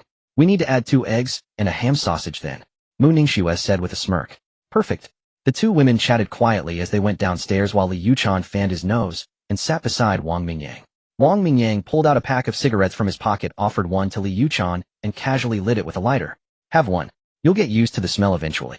I don't smoke, but this smell is a bit overwhelming. Li Yuchan took the cigarette with a frown, examining it. It's easy, you'll learn in no time, and if you don't, you will. Wang Mingyang took a deep drag, slowly exhaled a smoke ring, and handed the lighter over. Cough. Cough. It's really harsh. Li Yuchan imitated Wang Mingyang and took a deep drag, immediately coughing violently. Ha, you toad, who told you to take such a big drag right away? Take small, slow puffs, don't inhale into your lungs yet. Wait until you get used to it. Wang Mingyang laughed heartily, remembering that in his past life Li Yuchan had also learned to smoke from him. His first time smoking had been just like this, coughing violently. This familiar scene stirred a wave of emotion within him. Li Yuchan seemed to want to use the smoke to mask the faint stench of decay, and after his coughing fit he tried again. So Wang Mingyang, what exactly do you want to do at the College of Life Sciences? I don't know. I just have a vague feeling that there's something there that can answer my questions. I need to go and verify it. Wang Mingyang's gaze was deep and thoughtful. A feeling. For that you're willing to brave this zombie-infested campus. Liu Chan was clearly skeptical. Indeed. We encountered some things a couple of days ago, and I have a feeling that this place might hold the answers I seek. Wang Mingyang nodded. What things, eh? It's hard to explain right now. You'll know when the time comes. Tisk. Liu Chan made an obscene gesture. Despite being a novice Taoist priest, he was still quite down to earth. Wang Mingyang chuckled and returned the middle finger. Over in that dormitory area, which colleges do those students belong to? Wang Mingyang glanced at the dormitories, a hint of confusion in his voice. They're from the chemical engineering, economics, and life sciences colleges. 8 6-story dormitory buildings in total. Liu Chan followed Wang Mingyang's gaze and replied after a moment's thought. After dinner, let's take a trip over there and find some students from the life sciences college to ask. There should be quite a few survivors. And definitely no shortage of zombies, but that's fine. We'll just clear them out as we go. Wang Mingyang stated. With their team's combined combat prowess, there was no real threat, unless they encountered multiple second-tier zombies. Among those people there should be some awakened ones, right? There will be for sure. But they probably won't be strong. Wang Mingyang mused for a moment, searching his memories. In his previous life, he hadn't awakened his ability until 7 days after the apocalypse began, so he had no clear knowledge of Dian University's specific situation. Nor had he ever heard of any particularly powerful figures emerging from there except for Liu Chan. However, even in his past life, he had only met Liu Chan a year after the apocalypse started, and by then they rarely talked about the past. All Wang Mingyang knew was that Liu Chan hailed from the Changchun Temple in Nanzhou City. So he never expected Liu Chan to be at Dian University, and his rebirth had accidentally brought them together. So what if we run into some awakened ones? Are you thinking of recruiting a few more underlings? Liu Chan exhaled a puff of smoke and tilted his head to ask. Depends on the situation. I value quality over quantity. Wang Mingyang didn't outright refuse, but he truly had little interest in those with low-level awakened abilities. Although awakening a low-level ability didn't necessarily make one useless. Reaching the pinnacle required an unimaginable amount of effort and resources. Just look at his past self, the 3 stars 5 scraps. No matter how desperately he struggled without a stroke of great fortune, he remained stuck at the 5th tier. Having been reborn, Wang Mingyang was even more wary of trusting others easily. Suyu was only taken under his wing because of Aunt Lu, and even then it started with a slight intention to look after her. Plus, she had awakened a rank dual attribute ability, making her a powerful combatant for the future. Mu Ningxue, on the other hand, possessed and shrank ice and snow ability and had no notorious deeds in his past life, boasting a rather good reputation instead. Both women had boundless potential and could become his right and left hands. As for Liu Chan, he needed no elaboration. His absolute closest friend in the past life, who had saved his life multiple times, a brother he could trust completely. An A-rank psychokinesis ability held infinite possibilities. With these 3 gathered, his small team had begun to take shape. Wang Mingyang also pondered whether he should pull any talented awakened individuals he encountered into the fold. He hadn't forgotten that his enemies from his past life were no small fry. The mastermind behind Liu Yukin's death was certainly no simple figure, for they had managed to scheme against a powerful 7th-tier psychokineticist. Unfortunately, Han Taizhan and his nephew Han Jun were currently in Sichuan province. Moreover, Han Taizhan had been an underworld king before the apocalypse, commanding a large number of underlings and possessing a considerable arsenal of firearms. After the apocalypse began, Wang Mingyang recalled Han Taizhan awakened his ability early on and led his gang to gather a significant amount of heavy firepower. This was precisely why Wang Mingyang, upon acquiring the Myriad Worlds reading system, had chosen to study foundations of metallurgy. In the early days of the apocalypse, firearms remained a formidable weapon. Quality over quantity. Are you sure you don't mean quality as in feminine quality? Liu Chan wore a look of utter contempt. You've got 2 stunning beauties by your side and not a single man. And you call that valuing quality over quantity? What the hell? Which eye of yours sees me as a womanizer? Wang Mingyang snapped, hurling his cigarette, but at Liu Chan. An invisible force halted the butt midair. Liu Chan crossed his arms with a chuckle, his gaze mocking. Suyu awakened an A-rank dual attribute ability, and Mu Ningxue has an strength ice ability. You think their strength is any less than yours? Wang Mingyang shot him a disdainful look. You are just an A-rank psychokineticist, and you have the nerve to talk about others. Wait. What's this A-rank strength stuff you're talking about? How is it determined? Who decided it? Liu Chan asked, stunned. Haven't you ever read any fantasy or urban ability novels? No. TSK. You knew. Wang Mingyang raised his middle finger. Go read a few novels, and you'll know how it's decided. So what's my rank? Liu Chan asked, looking a bit ashamed, but curious. Your psychokinesis, judging by its strength, should be A rank. Only A rank. I thought I was pretty strong. Oh come on, a rank is already pretty high, alright. Wang Mingyang said, exasperated, and proceeded to give him a brief rundown on ability rankings. So Boss Wang, what rank are you? Li Yuchan gave an awkward laugh and leaned in closer to ask. Oh, now you're calling me boss, huh? As for me, which ability are you referring to? Wang Mingyang glanced at him sideways and asked in a flat tone. Which ability? Damn, don't tell me you have more than one. Li Yuchan was shocked. Wang Mingyang chuckled softly. He raised his hand and traced a line downwards in front of him, and a thin black line materialized from his fingertip. With a mere thought, the black line tore through space, slicing cleanly across a table several meters away. The iron table slowly split apart and toppled to either side, the cut surface smooth as a mirror. This? Li Yuchan's jaw dropped in disbelief. The speed and power of that black line were simply beyond his imagination. Rank spatial slash. My other ability. He had been the butt of Li Yuchan's humble brags more times than he cared to count, though he knew full well Li Yuchan never meant to look down on him. Still, being teased by your own brother was always a bit embarrassing, wasn't it? This time around it was his turn to show. He had been the butt of Li Yuchan's humble brags more times than he cared to count, though he knew full well Li Yuchan never meant to look down on him. Still, being teased by your own brother was always a bit embarrassing, wasn't it? This time around it was his turn to show off, and the feeling was absolutely fantastic. What the hell? So what about that ability you have to control metal like molding clay? What rank is that? Li Yuchan gulped and asked cautiously. Oh, that one. It's an rank metal manipulation ability. Wang Mingyang said with a placid expression as if it were nothing special. A rank metal manipulation rank spatial slash. Li Yuchan muttered to himself, a look of utter despair on his face. During their brief fight, he had also noticed that among Wang Mingyang's group of three, Wang Mingyang was the strongest, followed by Mu Ningxue. Suyu, on the other hand, mostly just wrapped her blade in dark flames and engaged in close combat, showing the least combat prowess. Yet that single slash from Suyu at the supermarket entrance had been truly impressive, and the blooming ice flower from Mu Ningxue had also conveyed a sense of immense power. But even so, Li Yuchan had always believed his own strength surpassed both of theirs. Of course, he knew he was somewhat weaker than Wang Mingyang, having lost to him in their fight by just a small margin. But after Wang Mingyang's explanation, and upon further reflection, Li Yuchan realized the clown was none other than himself. Suyu had somehow found a wok and managed to cook up a large pot of food. Her rank dark flame ability had been a tremendous help. After a while, Li Yuchan tilted her head back, chugging down the cola in her hand before collapsing into her chair. She rubbed her round full belly with her right hand, a look of pure contentment on her face. Though they had found some food and drink in the library, nothing could compare to a hot, hearty meal. Let's rest for a bit, then we'll head to the dormitory area. We might just spend the night there. Wang Mingyang wiped his mouth with a tissue and glanced towards the dormitory buildings in the distance. Mingyang, shouldn't we bring some food with us? Suyu had already put down her bowl and chopsticks, sipping a cup of instant coffee. Just grab a little, don't take too much. It'll slow us down. Wang Mingyang nodded, but his mind was already racing, thinking of an excuse to clear out the entire supermarket on his own. His mustard seed space was vast, currently holding only a few clothes and a large chunk of metal. Leaving it so empty felt like a waste. Having agreed on their next objective, the four of them found some backpacks and set about their tasks. Once everything was packed, they gathered at the entrance and walked out together. Wang Mingyang casually pulled down the supermarket's rolling shutter door. The sky outside had already darkened, and Wang Mingyang slowed his pace. After the other three had walked a few meters, Wang Mingyang suddenly let out an ah. What's wrong? Li Yuchan turned her head, a puzzled look on her face as she scanned their surroundings. I forgot to grab some cigarettes. Wait for me for a second. Wang Mingyang chuckled, turned, and headed back towards the supermarket. Oh come on. How can a chain smoker forget his own cigarettes? Li Yuchan was speechless.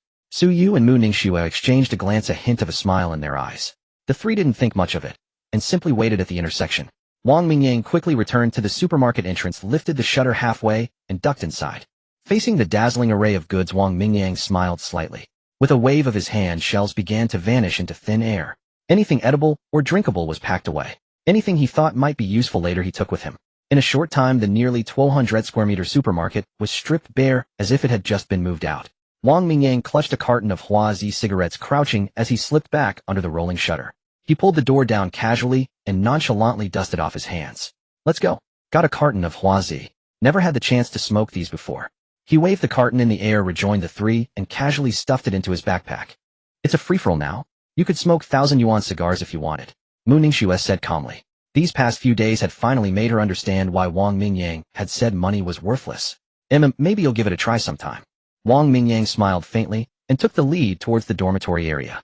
The supermarket was about 200 or 300 meters from the dorms, and there were quite a few zombies along the way. With the dim light hindering their vision, Wang Mingyang decided to make it quick. Dozens of flying swords carved a path ahead. He instructed Li Yuchan to focus on their surroundings, noting that his Tai divine sense was also excellent for defense. Mu Ningxu's slow field was also deployed, ensuring that even if zombies got close, they would be slowed down.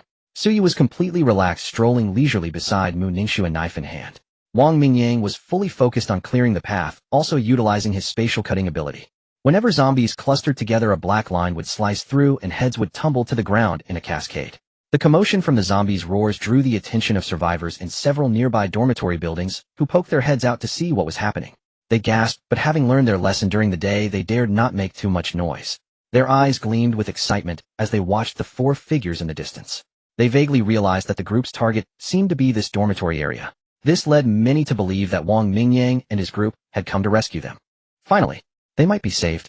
The four quickly rushed to the side of a dormitory building.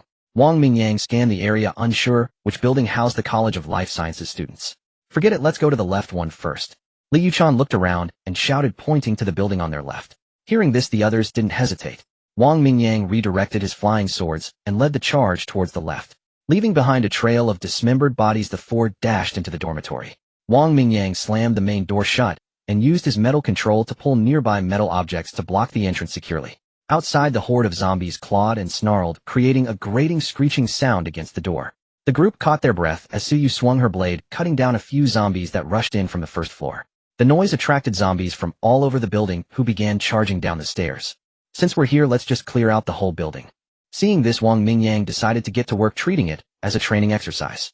Throughout the rush here, the other three hadn't been able to do much, relying entirely on Wang Mingyang to lead the charge. This dormitory building had 6 floors with about 30 rooms per floor, housing roughly 700 to 800 students. The outbreak had occurred at noon on a weekend, so many students had already left. Now at least 200 zombies were surging down from various floors. Killing them like this isn't a solution. The bodies will soon block the stairwell. Mu Ningxue frowned, looking at the pile of corpses at the stairway entrance.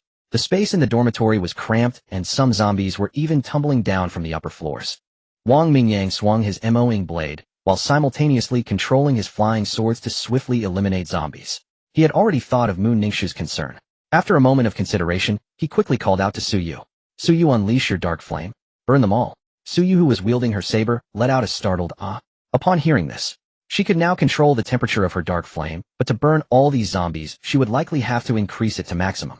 At that temperature, the floor itself probably wouldn't be able to withstand the heat. Don't worry, I've got it covered. Just do it. Seeing Suyu hesitate, Wang Mingyang spoke again. Suyu didn't hesitate any longer.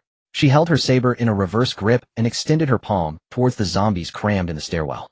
The next second, a burst of scorching dark red flames illuminated the dim dormitory. Wang Mingyang controlled the nearby metal to form a wall blocking the stairway entrance, leaving only a hole for Suyu's dark flame to enter.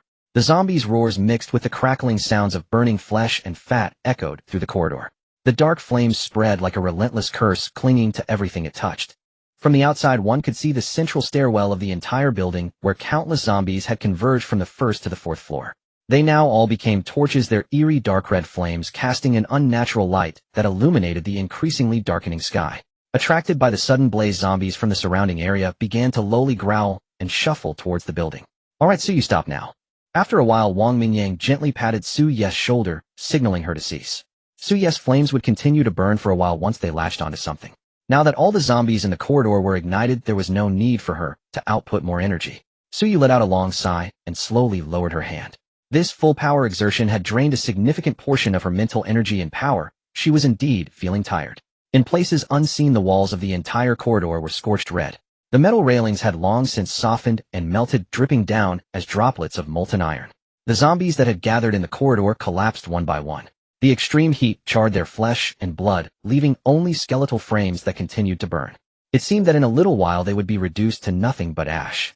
After waiting for half an hour, Wang Mingyang slowly removed the iron plate blocking the stairway. This iron plate, made from a combination of the anti-theft door, stair railing, and window bars, had already turned a fiery red under the intense heat of Suyu's dark flame. If it weren't for Wang Mingyang controlling it with his abilities, it would have already turned into a puddle of molten iron. As the iron plate was lifted, a nauseating odor surged forth.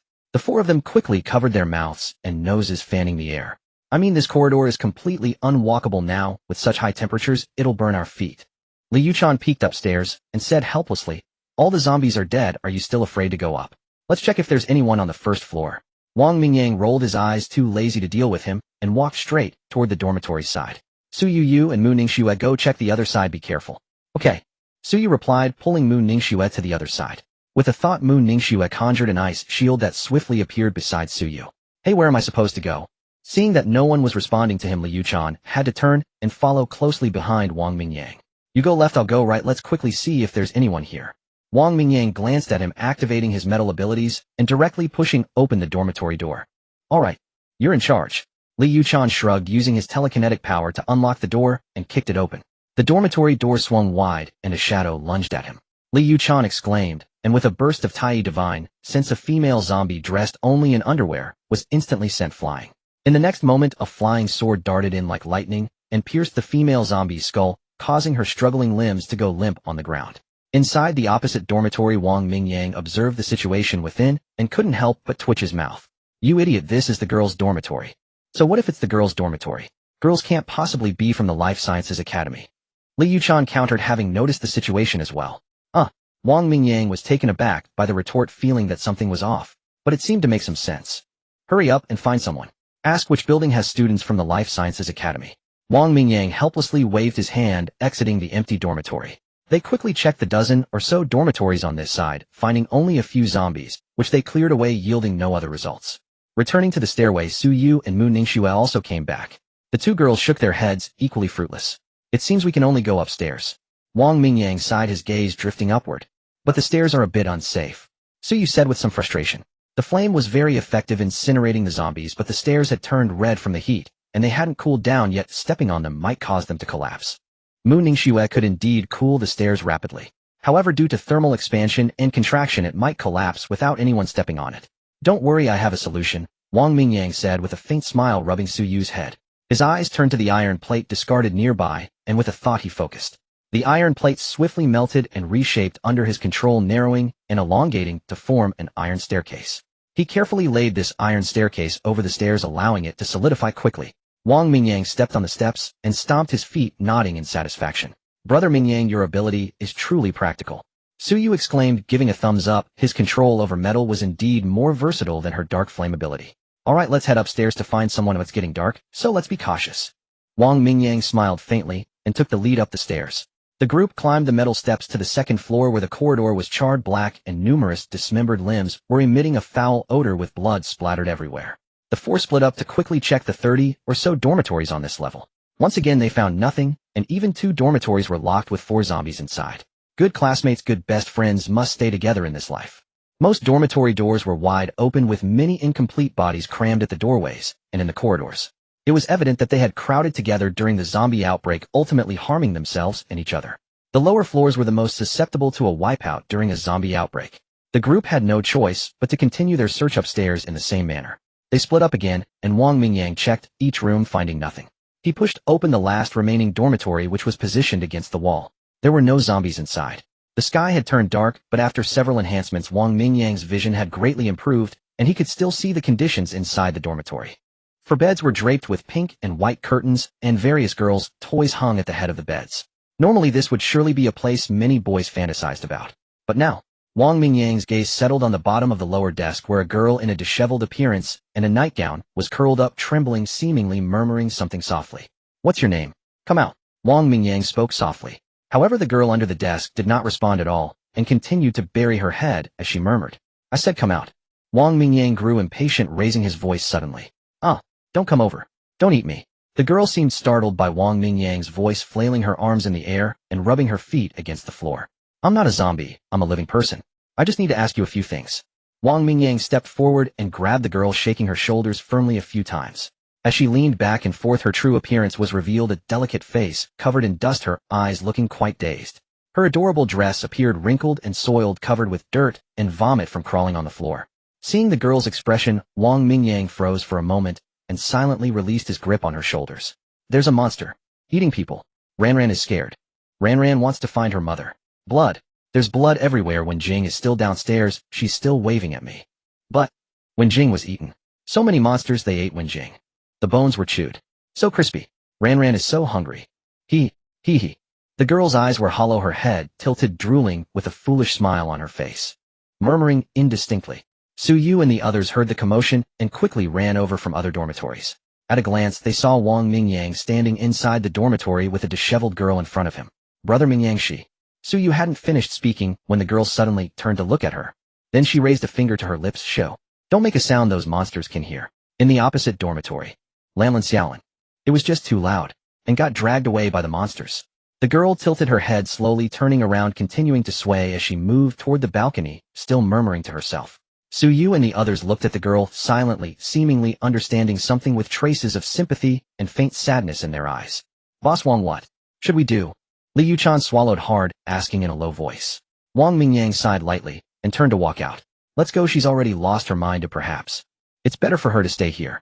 Li Yuchan and the others shuddered slightly at his words. This outcome was within their expectations. Yet it was still so helpless. They knew very well that even if the girl were sane, Wang Mingyang would still make no other choice. In the apocalypse, survival relies solely on oneself. This is a reminder Wang Mingyang often gives to others and to himself. And a girl who has already collapsed mentally. Though alive is as good as dead. P.S. This was a draft I wrote the other night. I came across it on Douyin yesterday afternoon. The well-known online historical novelist Chiyu Xinfan, real name Li Yunfan, passed away at home in Kunming on September 27, 2023, due to lung cancer. Previously, Chiyu Xinfan had mentioned that he hoped his words would outlive his life. Reflecting on the content of this chapter, the ending happened to use 4 words. Though alive as good as dead. There's an inexplicable feeling about it. This post-90s writer has created many memorable works for his readers. I believe his words will endure for a long time. Chiyu Xinfan. Though dead, still lives on. I prefer to believe that Chiyu Xinfan's soul has transcended to ancient times, and at this moment a young man, named Li Yunfan, is earnestly pondering how to restore the Han dynasty. Wang Mingyang stepped outside, stood in the corridor, and tore open a pack of Huazi cigarettes. Li Yuchan and the other 2 emerged one after another, with Li Yuchan trailing behind, intending to close the door behind him. But before the door could shut, a dull thud suddenly echoed from the balcony, as if something heavy had fallen. Suyu and Mu Ningxue turned back to look, their pupils contracting sharply. The dormitory and balcony were empty. The girl named Ranran had evidently jumped over the balcony. The frenzied roars of zombies came through, mingled with Ranran's agonized screams. Gradually the sound faded into silence. Let's go. Check the 4th floor, there should be plenty of survivors. Wang Mingyang tossed the barely smoked Huazi to the ground, and ground it harshly under his heel. This damned apocalypse. Li Yuchan muttered a curse, then sighed softly. His expression turned solemn, his eyes half closed as he formed hand seals and chanted incantations under his breath. Boundless supreme savior of suffering. Wang Mingyang knew he was conducting a requiem for Ranran's departed soul. Alright, Toadface, with so many dead, can you possibly save them all?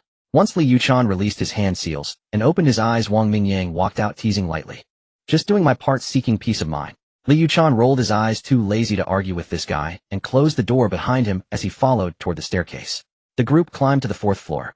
Before they could knock on any door, they saw a door quietly crack open. A pair of eyes tinged with both hope and fear peered out faintly. The hallway had fallen completely dark. The group pulled out their flashlights, and several beams of light illuminated the entire corridor. Those eyes, like a startled rabbit, darted back instantly. The door slammed shut too quickly and forcefully, producing a dull thud.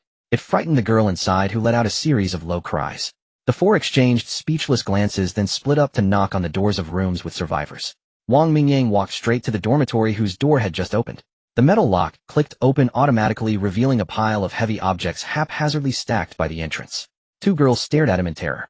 After a while, Li Yuchan and the others returned to Wang Mingyang's side, leading a dozen or so pale and trembling girls. Wang Mingyang glanced at the blood-stained, dismembered corridor. A foul stench assaulted their noses, filling the girls with both fear and nausea. Let's go. Everyone stay in this dormitory. I have some questions for you. Wang Mingyang pointed to the room where the 2 girls were. The 2 girls immediately backed away, hastily covering their personal clothes on the bed with a blanket. Once all the girls had entered the room, Wang Mingyang led the other 3 inside. A dozen or so girls filled the small dormitory, making it extremely cramped. Don't be nervous. We mean no harm. Sit on the bed. Wang Mingyang pointed to the upper bunks, and then to several girls. After a moment of hesitation, the girls complied and climbed up, making the room much more spacious. Wang Mingyang found a stool and sat down, resting his hands on his knees as he scanned the room. Which college are you all from? The girls exchanged glances. Finally, the short-haired girl from this dormitory, who wore glasses, spoke up. We're all from the School of Economics, though our majors vary. Oh, that's fine. Do you know where the students from the School of Life Sciences live? Though a bit disappointed, it was expected. Wang Mingyang asked calmly. School of Life Sciences. The girls looked puzzled, but one round-faced girl with twin ponytails raised her hand. You know? Wang Mingyang's gaze turned to her, a hint of hope in his eyes. My friend is from the School of Life Sciences. He lives in Building 8 of the male dormitories, the round-faced girl said softly. Where is Building 8? Wang Mingyang was puzzled, recalling the guide sign that didn't mark any building numbers. The round-faced girl continued, this is Building 1. Odd-numbered buildings are female dorms, even-numbered are male dorms. So Building 8 is the 4th dormitory on the back side. Yes. Do you know which floor? I'm not really sure about that. Wang Mingyang rubbed his chin. Though he lacked a specific location, he felt a bit pleased. He had finally found his target. Hey, are you here to save us? The short-haired girl bit her lip and asked with a glimmer of hope. Save you? Wang Mingyang was taken aback, pulling his thoughts back from the male dorms. Yeah. You're from Yunnan University, right? We're all classmates. In this time of crisis, can you lend a hand and save us? If you're willing to save me, I can be your girlfriend. I'm willing to. I'm sure you wouldn't mind having multiple girlfriends. Me too. Actually, I could switch boyfriends. The dozen or so girls, their eyes filled with hope and surprise, spoke all at once. 5 days of terror and torment had driven these girls to the brink of madness. Now seeing Wang Mingyang and the others, they clung to them like lifelines, desperately offering everything they had. Only the short-haired girl remained silent, watching Wang Mingyang, her eyes subtly scanning the group. Wang Mingyang let out a wry laugh. In just 5 days, these girls had already stooped to this level. If they knew this situation would never end, what despair would they feel? They'd probably sink even lower. I'm not here to save you. Wang Mingyang waved his hand, cutting off their chatter, his tone cold. The reason we're here is merely because a certain toad face chose this building. As you can see, I just wanted to ask a few questions. We'll be leaving soon. Wang Mingyang stood up, exuding a faint aura of bloodlust that instantly silenced the girls who were about to pester him. But you're lucky. Thanks to our arrival, there are almost no zombies left on this floor except behind closed doors. If you want to survive, fight for yourselves, battle the zombies. Those two are far more beautiful than you, aren't they? Yet they still picked up blades and killed zombies themselves. With your looks, save your charms. Wang Mingyang pointed at Su Yu and Mu Ningxue behind him. Under the flashlight's glow, the two girls' striking beauty and the bloodstains on their clothes made it clear to these girls that the two women gripping horizontal swords were no mere ornaments. This stark contrast immediately filled the girls with shame. But you have superpowers and we don't, the short-haired girl suddenly challenged. How do you think I got my power? Mu Ningxue raised an eyebrow, her tone mocking. Because I dared to fight zombies hidden, and at the brink of death, I awakened my superpower. Cowering in your dormitory like this, you'll never awaken your powers. You'll starve to death. That's right. If we can do it, why can't you? Su Yu nodded. This wasn't the first time she had seen such a scene, but as fellow students, so many girls were this pathetic. At that moment, she felt a surge of righteous anger.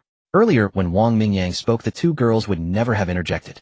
But perhaps influenced by the mad girl downstairs, Su Yu and Mu Ningxue's emotions were somewhat unsettled. These girls even dared to sell their bodies in front of them. The two women instantly lost their cool. The group of girls were flushed red by Su Yu and Mu Ningxue's words, and the short-haired girl was especially ashamed. Although she hadn't aggressively promoted herself like the others, she had still uttered that bitter remark.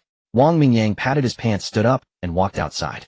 Come on, whether you live or die is up to you now. Don't count on anyone else. Li Yuchan remained silent, turned, and followed him out. Su Yu and Mu Ningxue glanced at the girl, sighed softly, and turned to leave. So you leave the food in your backpack behind as a thank you to that twin-tailed girl. Wang Mingyang's voice came from outside the door, his tone indifferent. Su Yu, upon hearing this, casually handed her backpack to the twin-tailed girl. There's some food and water inside. Use it sparingly. The girl's eyes lit up and the twin-tailed girl clutched the backpack to her chest. She quickly unzipped it, pulled out a piece of bread, and bit into it, without even bothering to tear off the plastic wrapper. Su Yu shook her head and walked out. That girl was truly carefree. As Wang Mingyang and his group of 4 left, the dormitory fell into darkness. In the darkness, only the sounds of the twin-tailed girl's frantic chewing and swallowing could be heard, along with the rustling of the plastic wrapper. Chung Shanshan, stop eating for now. The short-haired girl, barely able to make out the others shifting, immediately frowned and snapped. Wah! I'm so hungry. Chung Shanshan mumbled indistinctly, her mouth stuffed with bread. This food isn't just for you. How can you eat it all yourself? A tall, slender girl said in a hoarse voice. Exactly, that's for all of us. Are you trying to hog it all?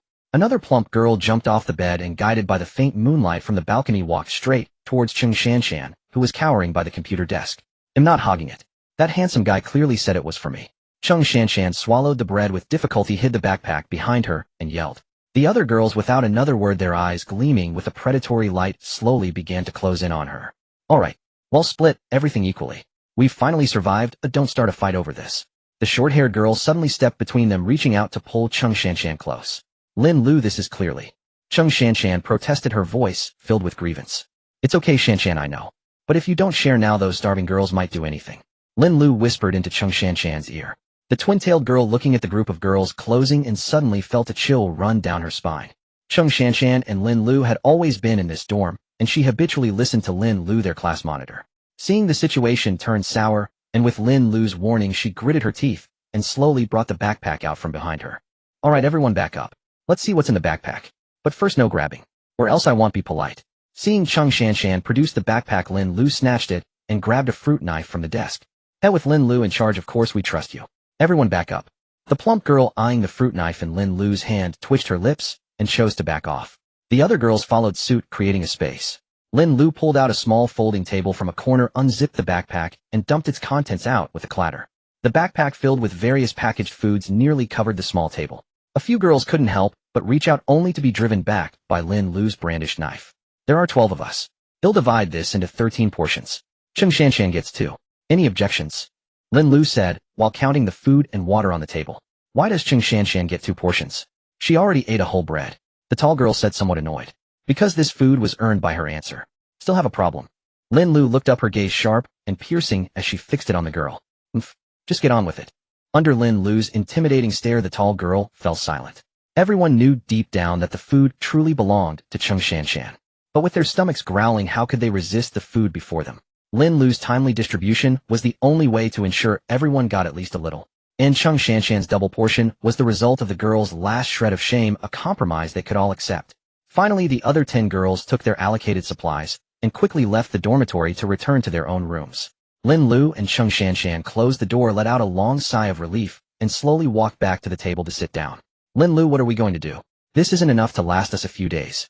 Cheng Shanshan said, her voice trembling with tears as she looked at the half bottle of water and 2 packs of Oreos left on the table.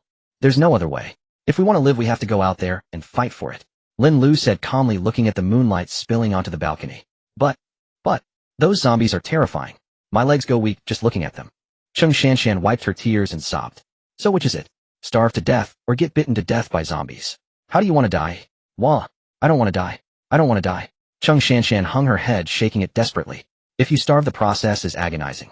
At first you'll feel an intense hunger so severe you could eat your own flesh. Gradually you'll feel all your strength drain away. Then hallucinations will set in and you won't even feel hungry anymore. You'll just lie there watching your body waste away, slowly inching towards death. But if you get bitten by a zombie, it'll hurt for a bit like a dog bite, and then you probably won't feel anything. Lin Lu couldn't be bothered to comfort her and continued calmly describing the difference between the 2 deaths. As Lin Lu spoke, Cheng Shanshan's eyes grew wider with terror and her face turned pale. I don't want it. I don't want to starve. But if we don't want to starve, we have no choice but to face those zombies. I'm scared. I'm so scared. Lin Lu. Cheng Shanshan kept shaking her head, tears streaming down her face. Cheng Shanshan, what's the use of being scared? The worst that can happen is death.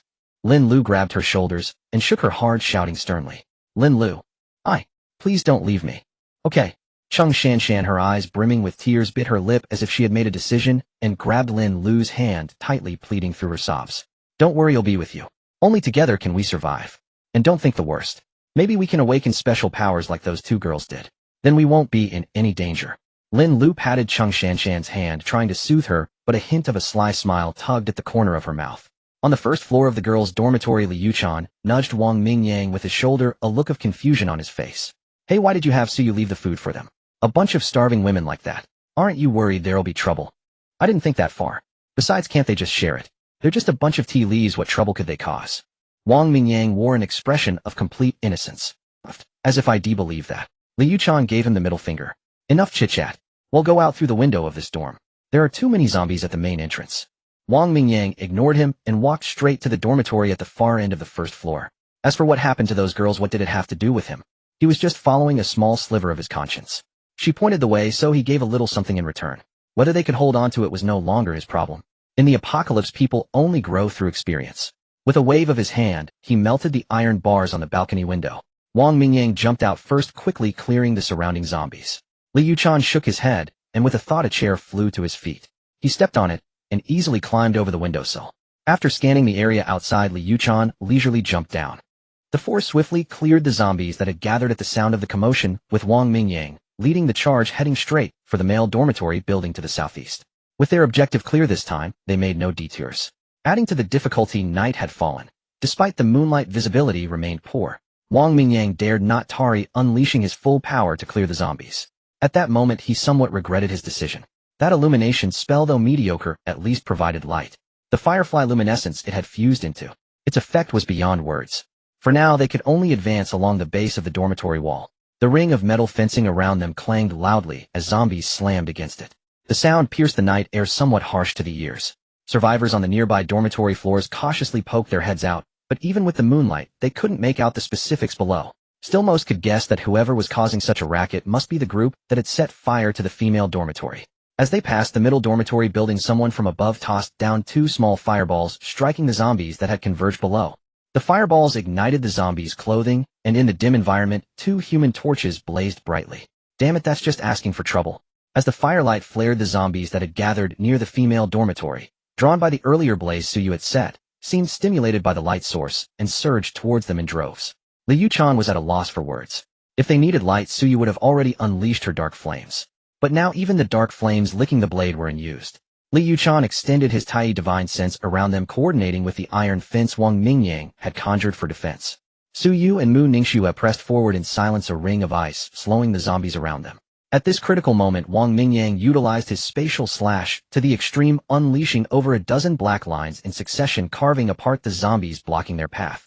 Finally crossing 3 dormitory buildings, Wang Mingyang spotted a first-floor window in male dormitory No.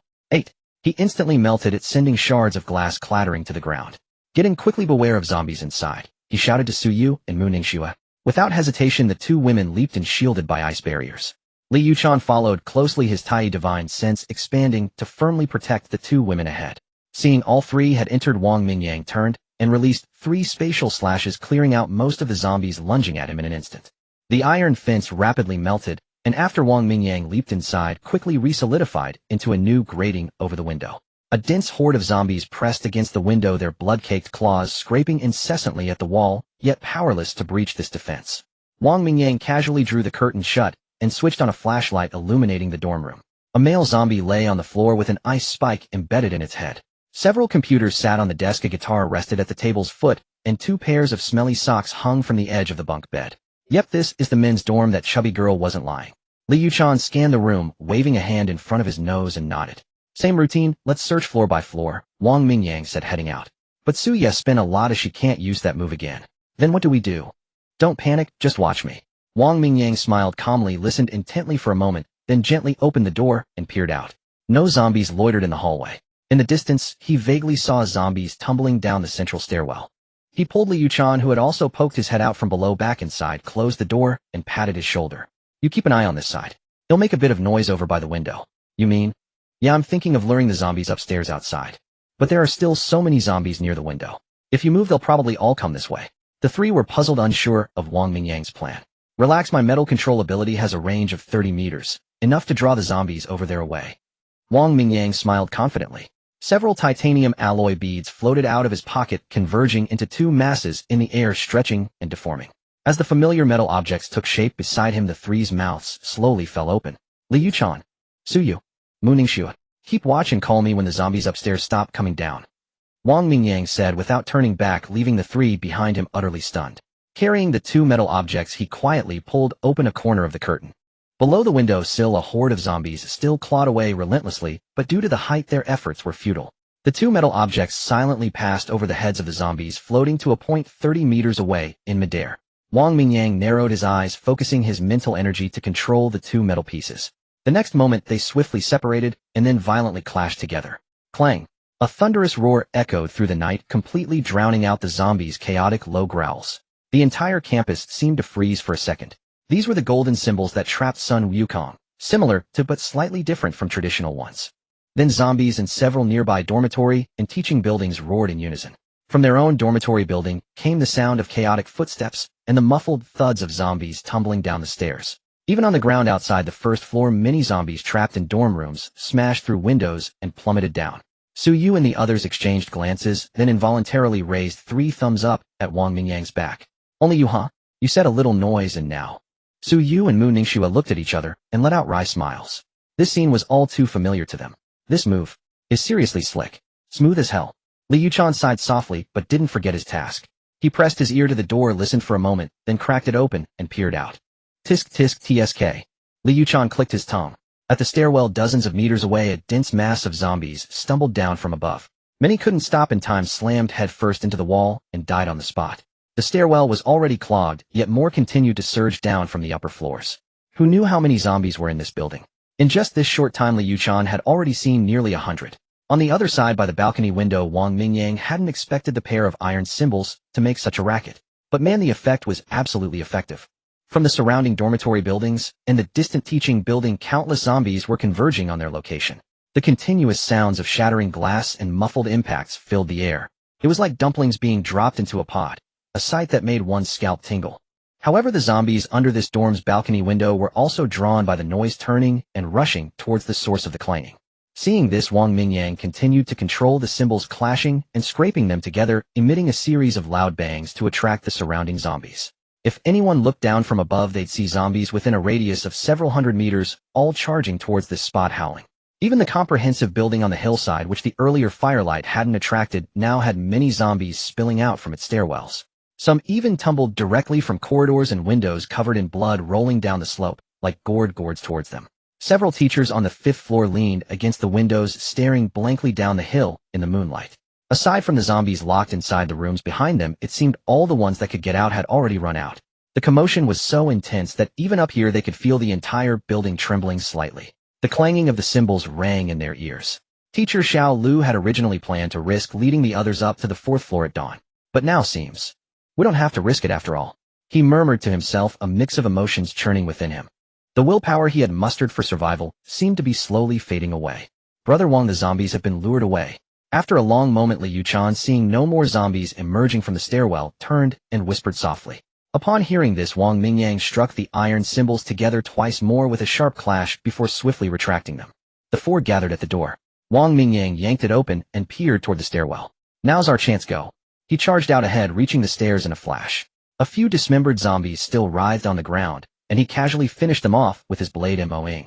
They quickly ascended the staircase, dispatching the crippled zombies left in their wake. Given their previous harrowing experience in the girls' dormitory, they had little interest in the lower floors. Climbing steadily, they soon reached the 4th floor. Su Yumu Ningxue, you two check the 4th floor. Lagabao and I will head to the 5th. We'll regroup with any survivors at the stairwell. Wang Mingyang issued orders swiftly. Knowing students from the College of Life Sciences were housed here, he was eager to find as many as possible. Got it. The two women nodded in unison, deftly summoning their ice shields. Be careful. There might be more awakened among them. Wang Mingyang turned to ascend, with Li Yuchan adding a word of caution. We understand. Su Yu and Mu Ningxue prepared themselves, hefting their sabers as they moved towards the dormitories on one side. Meanwhile, Wang Mingyang and the other reached the 5th floor and began knocking on doors, one taking the left and the other the right. Soon Wang Mingyang found a visibly panicked male student in a room near the stairwell. Which college are you from? Do you know where the life sciences students are housed? Wang Mingyang scanned the room, his gaze sweeping over the scattered luggage piled by the door. I am from the Life Sciences College, the young man in casual wear stammered, shrinking back nervously. Oh, looks like we've hit the jackpot. Wang Mingyang offered a slight smile, finally finding a lead. Are all the students from your college on this floor? Floors 4 to 6 in this building are all male students from our college. The young man glanced furtively at the saber in Wang Mingyang's hand before speaking in a low voice. Stay here for now. Keep the door open. Once I find other survivors, I'll send them here. Wang Mingyang pondered for a moment. Since floors 4 through 6 housed the life sciences students, it would be more convenient to gather everyone on the 5th floor. Without waiting for the young man's agreement, Wang Mingyang turned and strode out, continuing his rounds of knocking and calling. He dispatched any zombies he encountered with a single stroke and guided survivors back to the designated room. Soon over a dozen terrified male students had gathered there. Wang Mingyang and Li Yuchan surveyed the group of haggard, fearful young men and shook their heads. Lagabao, go fetch Su Yu and the others. Bring their people up here. They'll check the 6th floor. They split up, and Wang Mingyang quickly ascended the stairs. Before long, Wang Mingyang descended with 7 or 8 more male students. Li Yuchan, Su Yu, and Mu Ningxue stood in the corridor while the room was packed with 20-odd young men filled to the brim. Frowning at the cramped situation, Wang Mingyang called out to Li Yuchan. Lagabao, could you use your telekinesis to clear out the corridor a bit? It's too crowded. Li Yuchan rolled her eyes and gave him the finger, but nonetheless activated her telekinesis. She cleared the stairwell and the nearby passage, dumping the corpses into an empty dormitory. All right, everyone gather around. I have some questions for you. Wang Mingyang casually grabbed 2 flashlights, placed them on the stairs, and took a seat on the steps. The surviving students looked at each other in confusion, hesitantly drawing closer. First question, does anyone know where the biological research lab at Dian University is? Wang Mingyang asked the question that weighed most on his mind. The students exchanged glances, and then several hands went up accompanied by murmurs of "I know." "You there, speak up." Wang Mingyang pointed to a young man in a white shirt. The young man in the white shirt swallowed hard before speaking. "Our college has an experimental building. All the research labs are there." "Oh, do you know what specific research projects are being conducted?" This question seemed to stump them as the group of young men shook their heads. Only the one in the white shirt looked puzzled, staring at Wang Mingyang with confusion. "You know something?" Wang Mingyang turned his gaze toward him. "Yeah, a little. But there are so many projects there, I'm not sure what exactly you're looking for." The young man nodded, his expression calm. "Well, I'm not too sure about the specifics either. Something about studying animal brains or intelligence, I guess." Wang Mingyang said slowly after a moment's thought. I do know of one lab that has related animal research." The young man in the white shirt thought for a moment, then looked up. "Oh, how are you so certain about that?" Wang Mingyang was a bit taken aback by his confident reply. "I just got into grad school and my advisor is working on exactly that kind of research, so." The young man smiled faintly and said calmly, "A scholar, huh? What's your name?" "Dai Bin, senior student majoring in biotechnology." "All right, Dai Bin, it's settled then. How about you lead the way for us tomorrow?" Wang Mingyang's eyes lit up as he spoke with a smile. Dai Bin hesitated, a flicker of wariness in his eyes as he regarded Wang Mingyang. Yet he sensed an undeniable authority behind that friendly smile. "All right, I'll go with you." Dai Bin dared not hesitate any longer and nodded in agreement. Wang Mingyang nodded with satisfaction, then swept his gaze across the group. "Does anyone else have anything to add?" The young men all shook their heads, even those who had spoken earlier remained silent. It was clear that Dai Bin was indeed the most knowledgeable among them. Now the second question, has anyone here awakened a special ability? This query left the young men stunned. Some of them had been in dormitories facing away from the supermarket and couldn't have witnessed the earlier battle. Others had seen fragments and had their suspicions. But uncertain of Wang Mingyang's intentions, even those who had awakened abilities were reluctant to reveal themselves. As expected, silence followed. Wang Mingyang chuckled softly. With a thought, several silver beads flew into the air, rapidly melting and reshaping into 3 flying swords that wove through the air above his head. The 20-odd young men stared dumbfounded, their eyes wide with shock and envy. "I mean you no harm. I'm just curious to know if any of you have developed abilities." Wang Mingyang wore a benign expression, but his eyes carefully scrutinized each survivor. I've awakened a fire-type ability." After a long internal struggle, a skinny young man raised his right. The students nearby immediately stepped aside, revealing the young man. "Oh, what's your name? Tell me, what kind of fire-type ability is it?" Wang Mingyang's eyes lit up as he asked eagerly. My name is Tian Lei. I can unleash a chain of fire." As Tian Lei spoke, a flame sprouted from his palm, rapidly twisting and deforming into a winding chain of fire. The surrounding boys gasped in awe, the intense heat of the fiery chain forcing them to retreat several steps. "Not bad. Are there any others who have awakened abilities?" Wang Mingyang nodded, gesturing for Tian Lei to retract his ability. This ability was likely a crank fire-type power, the blazing chains. It lacked lethal force, but carried some control, and with enhanced strength the number of chains could increase, making it a decent combat asset. "I awakened a speed ability. My arm strength has increased greatly. I think I've awakened too. My vision has sharpened. I can see farther, and even have night vision. I think I can control water." With Tian Lei as an example, 4 more boys raised their hands in succession. Wang Mingyang had each of them demonstrate their abilities, but unfortunately none were of high rank. The best was still Tian Lei's crank blazing chains. The rest were mostly drank, and the one with enhanced strength couldn't even compare to Zhao Ding. He was merely a rank. It was the 5th night of the apocalypse, and among these 20-odd survivors, 5 were awakened ones, though it was unknown if anyone else was hiding their power. Still, the probability was quite impressive. However, at present these people seemed of little use to him. Likewise, they posed no threat. Finding no high-level abilities, Wang Mingyang felt a twinge of disappointment. But it was only to be expected. Rank and above abilities were relatively powerful, and those who could awaken such powers were actually few and far between. Encountering Su Yumu, Ningxue, and Li Yuchan, 3 awakened ones of a rank or above, Wang Mingyang already felt blessed by the protagonist's halo. Dismissing the crowd of students, he pointed to a vacant dormitory he had opened earlier. "Dai Bin, you'll rest here tonight. They'll come for you early tomorrow morning." Wang Mingyang pulled out 2 packs of food and a bottle of water from his bag, tossing them to the bewildered Dai Bin. "If you want the horse to run, you've got to feed it some grass." Wang Mingyang was no heartless capitalist. Since Dai Bin would still be needed to guide them, he didn't hesitate to offer some grass. "Thanks." Dai Bin reached out to take the food and water, clutching them tightly to his chest. Over the past few days he had already exhausted his stash in the dormitory, and these items made his eyes gleam with hunger. The unease from being forcibly conscripted by Wang Mingyang earlier instantly dissipated.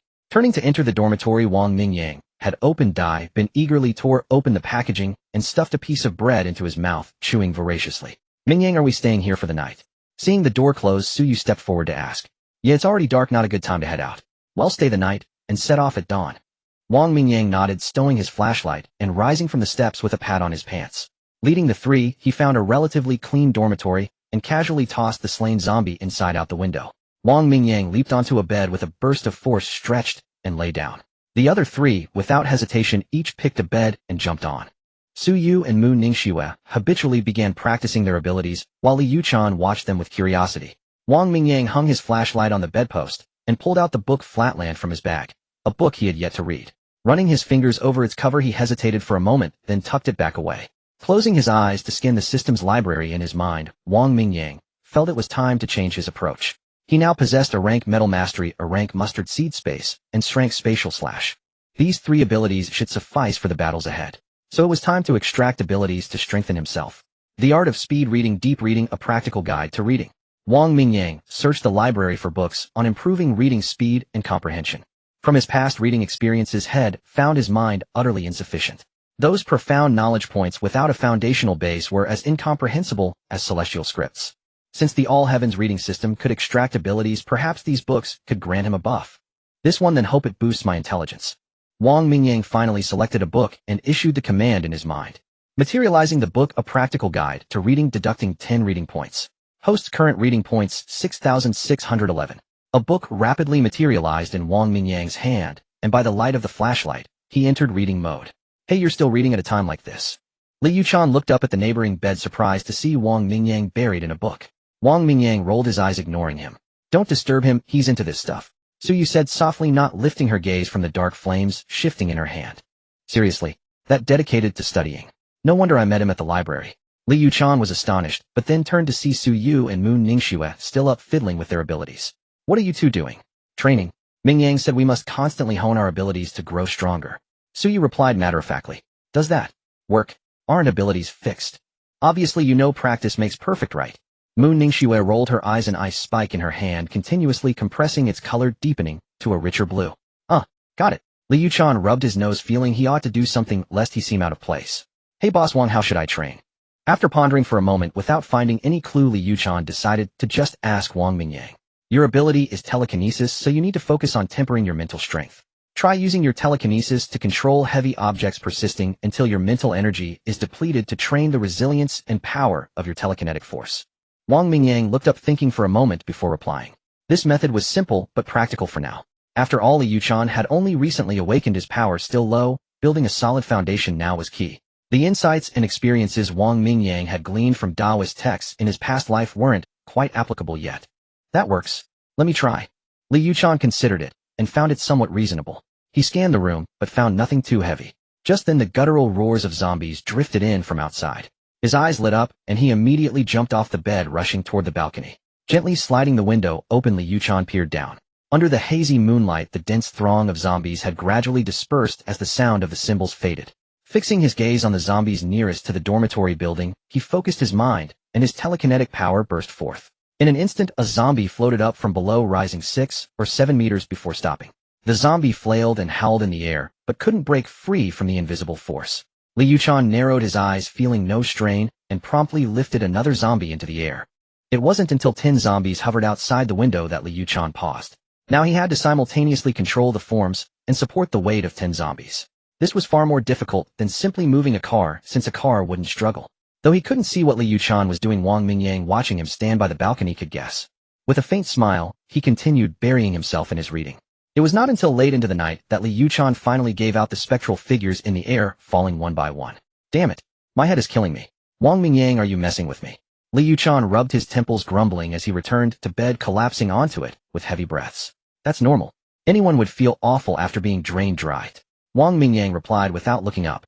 Tisk. Li Yuchan raised his middle finger, rubbing his throbbing head, and soon fell into a deep sleep. Fortunately, what had been drained from him was his spiritual energy, and the best way to recover was a good night's sleep. If something else had been drained with the current poor conditions, it would have been quite a problem. Detected host's initial reading of Practical Reading Guide. Extracted crank ability Swift Thought Fragment 2. Swift Thought ability 25. Reading points rewarded 500. Host's current reading points 7,111. Wang Mingyang finished the last page, and the system notification chimed in his mind as expected. A crank ability. A glint of interest flashed in Wang Mingyang's eyes. Although the rank wasn't high, this ability seemed to have some intriguing potential. However, since it wasn't synthesized yet, he couldn't see its analysis. Judging by the name, it seemed to be an ability that could assist with reading efficiency. Alright, let's keep grinding. Closing his eyes to recall what he had read, a sense of understanding dawned on Wang Mingyang, and he reopened the practical reading guide. It wasn't until 4 a.m. that Wang Mingyang finally let out a long, relieved breath and slowly closed the book. Detected host's thorough reading of practical reading guide. Extracted crank abilities Swift Thought Fragment 1. Swift Thought Ability 55. Reading points rewarded 50. Host's current reading points 7,211. Finally got enough. Good thing it's a crank ability, otherwise I wouldn't have been able to finish it tonight. System synthesized the Swift Thought ability. Synthesizing crank ability Swift Thought. Synthesis successful. 1,000 reading points deducted. Host's current reading points 6,211. What the heck? Synthesizing this ability actually cost me 400 more points. Wang Mingyang quickly checked the ability analysis, wondering what this Swift Thought ability, which had cost him so much, actually was. Swift Thought Enhancement Type Ability. Significantly boosts the host's quick thinking and knowledge comprehension. Quack quack quack. This was basically the ultimate cheat for a struggling student. Wang Mingyang could almost see himself becoming a top scholar. He burst into laughter, sounding like a little yellow duck. Indeed, with this, navigating the vast sea of knowledge is like having duck feet attached. His tired eyes suddenly lit up. System, quickly absorb these duck feet for me. Kalmoji Winku. I'll spit. No. Absorb the Swift Thought ability. A familiar sensation washed over him, and Wang Mingyang instantly felt his mind become much clearer. It was like a buff had been applied, as if his intelligence had increased by 10. However, feeling the changes in his body, Wang Mingyang frowned. Absorbing this crank ability didn't significantly enhance his physical strength. If converted into data, the increase was less than 1/10 of his current physical condition. It seemed that as his strength grew, the physical enhancement from absorbing abilities would only become less effective. This realization shattered his previous fantasy of becoming invincible in body by absorbing countless abilities. What a pity. Wang Mingyang sighed softly. This path seemed difficult, but compared to other awakened ones, his physical potential for enhancement was still limitless. However, reaching that state of physical invincibility would require an astronomical number of abilities. This was only natural. Even with the incredible Zhutian reading system as his cheat, Wang Mingyang didn't expect to achieve everything overnight. Now that he had absorbed Swift Thought, he could just read more diligently and hope to extract books with enhancement type or transformation type abilities. Turning off his flashlight, Wang Mingyang forced himself to fall asleep quickly despite his excitement. He had expended a great deal of spiritual energy and stamina during the day, so conserving his strength was essential. Early tomorrow morning, he needed to head to the School of Life Sciences to resolve the doubts that had been plaguing his mind. And there was also that one thing he couldn't afford to miss in his memory. Morning of the 6th day of the apocalypse. A ray of sunlight streamed into the dormitory. Suyu slowly opened her eyes, her gaze landing on a slightly yellowed white ceiling. She sat up, slowly looked around, and seemed to remember that she was now in the midst of the apocalypse. This was the male dormitory of Dian University. After a moment of silence, Suyu shook her head, stretched her lithe form, arching into an alluring curve. Sister Shui, wake up. Suyu turned and gently pushed Mu Ningxue, who was on the other bed, calling out softly. Mu Ningxue, who was sleeping soundly with a furrowed brow, was jolted awake by Suyu's push. Her eyes snapped open, and she sat up abruptly. Looking around, she realized it was Suyu who had startled her. She let out a long, turbid breath and pinched the bridge of her nose. It seemed she hadn't slept well last night. Sister Shui, did you have a nightmare? Suyu asked softly, her eyes filled with concern. No, I'm just not used to it, so I didn't sleep well. Mu Ningxue shook her head, forcing a faint smile at Suyu. In reality, she had dreamed of something unpleasant. Fortunately, it was just a dream. Alright, let's get up first. I wonder if the water is still running in the storm. Suyu nodded, noticing the pallor on Mu Ningxue's face. But as adults, if she didn't want to talk about it, it would be inappropriate for Suyu to press further. Okay, I want to wash my face too. Let's go check. Mu Ningxue moved carefully, trying not to make a sound, as Wang Mingyang and Li Yuchan seemed to still be fast asleep. The two women carefully got out of bed and tiptoed towards the bathroom. Wang Mingyang suddenly opened his eyes, his gaze unusually clear. He let out a soft breath, slowly sat up, and stretched his arms high above his head. A smirk played on his lips as he reached over and slapped Li Yuchan on the adjacent bed. Wake up. The zombies are here. Startled by the slap, Li Yuchan shot up, shaking his head groggily. Where are the zombies? Damn, you were sleeping like a log. If there were zombies, you'd have been eaten by now. Wang Mingyang hopped off the bed, stretching his body. It had been a while since had slept on this hard bed, and it felt a bit uncomfortable. I was dreaming of reading a beautiful woman's palm, and then she slapped me. Turns out it was you jerk. Li Yuchan rubbed his slightly sore cheek, cursing in frustration. Lucky it was just a slap. If it had been a bloody maw, you'd have been scared to death. Wang Mingyang shot him a contemptuous look. This guy was truly a closet pervert. The water shut off in the dorm. Su Yu and Mu Ningxue, hearing the commotion, walked out of the bathroom, looking disappointed. There are still a few bottles of mineral water in the backpack. Take 2 out to wash your faces and freshen up. Wang Mingyang waved his hand casually, not feeling the slightest bit of regret. Using mineral water is too wasteful. In this situation, we barely have enough to drink, let alone wash our faces with it. Mu Ningxue frowned in protest. It wasn't that she didn't want to wash, but she truly felt that drinking water shouldn't be wasted. It's fine. In a couple of days, we'll find a safe place to set up a base, and then go out to gather supplies. We won't be short on water then. Wang Mingyang smiled slightly, reached into Li Yukan's backpack, pulled out 2 bottles of water, and tossed them to Su Yu and Mu Ningxue. The group did a quick wash with bottled water. Old habits from peacetime die hard when conditions allow. Wang Mingyang had already planned to take the others to a different location once matters at Dian University were settled. Then they would begin hunting zombies and mutated creatures to obtain crystal cores and enhance their strength. Afterward, they would use the mustard seed space to gather supplies in bulk. There's a saying, while others hoard grain, I hoard guns. In the apocalypse, with enough strength, who needs to worry about supplies? The philosophy was pure appropriation. Well, Wang Mingyang wasn't exactly a saint, but he wasn't a villain either. In this apocalypse, with order shattered and morality in ruins, it was often the scum who thrived, because they had no bottom line and were purely self-serving. With Wang Mingyang's strength, robbing the rich to feed the poor wasn't hard. Rob the wicked of their wealth and ease his own poverty. That was perfectly reasonable. All human conflict stems from interest. And in the apocalypse, the most fundamental interest was survival. Survival depended on strength. So what was the point of hoarding supplies now? Without power, you couldn't even hold on to a single grain of rice. From the moment Wang Mingyang obtained the Myriad Worlds reading system, his first thought was to secure a powerful ability to guarantee his early advantage, rather than using his rebirth advantage to stockpile goods. He had already experienced the misery of weakness far too many times. The 4 of them rested briefly before opening the door and stepping out. Wang Mingyang knocked on the door of the dorm room where Dai Bin stayed. Dai Bin's eyes were bloodshot, as if he hadn't slept all night, but his spirits seemed decent. Let's go. We're leaving. All right. Wang Mingyang turned and headed for the stairwell, while Dai Bin took a deep breath and stepped out of the room. The 5 walked straight out, with Wang Mingyang's group shielding Dai Bin in the middle. One by one, doors creaked open in the hallway, and several male students poked their heads out. After hesitating for a long while, Tian Lei, who had awakened the crank ability, Blazing Fire Chain, stepped out of his room. Brother, can we follow you all? Wang Mingyang paused mid-step and let out a light chuckle. No. Why? I've awakened an ability too, I can help you. Brother, please let us come along. Yeah. Strength, in numbers, we've awakened abilities too. I'm really fast, I even killed a zombie earlier. Tian Lei said urgently. The other male students who had awakened abilities, seemingly having never left the 5th floor last night, all came out now, their faces filled with hope. Because I don't need you. Wang Mingyang turned around, his face calm. The group of male students exchanged glances at a loss for words. Fend for yourselves, everyone. You're all college students, so you're certainly smart. Since you've awakened abilities, use them well, and struggle to survive. With that, Wang Mingyang turned and walked down the steps without looking back. He wouldn't take these college students with him, but that didn't stop him from offering a casual word of advice, a small gesture of goodwill. Who knew if any of them might amount to something in the future? Even those who hadn't awakened abilities yet. Who could say they wouldn't grow powerful later? In the apocalypse, besides disasters, there were all sorts of opportunities. The Great Tao leaves one path open amidst all possibilities. Anything could happen. Watching Wang Mingyang and his group truly walk away, Tian Lei and the other male students exchanged glances, feeling disheartened and lost. That brother is right. We can't just sit around waiting to die. Since we've awakened abilities, we can't keep hiding in this dorm. Tian Lei watched Wang Mingyang's group disappear at the stairwell, his eyes wavering with inner conflict. Finally, he gritted his teeth and his gaze turned resolute. Tian Lei, what do you think we should do? The male student who had awakened the speed ability walked up to Tian Lei.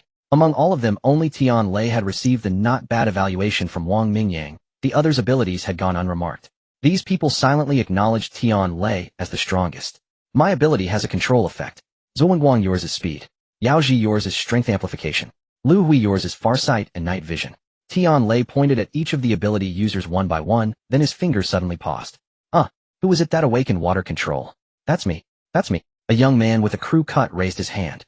Oh, Li Xiang got it. Tian Lei nodded, counting himself. There were a total of 5 ability awakeners. Li Xiang and I can focus on control, while make blades for Zhuangguang, and Yaoji to serve as the main attackers, and Lu Hui, you'll be in charge of reconnaissance. This way we can start by trying to fight small groups of zombies. Tian Lei pondered for a few seconds before laying out his plan, which was quite similar to a game party setup. I think it works. What about you all? Lu Hui, who had awakened the vision enhancement ability, nodded in agreement. I have no problem. Li Xiang nodded in acknowledgement. Tian Lei looked at Zhuo Wenguang and Yao Ji. Apart from himself, these two had abilities better suited for the main attack role, but he needed their consent. Fine. Let's do it this way. Zhuo Wenguang paused for a moment, then nodded.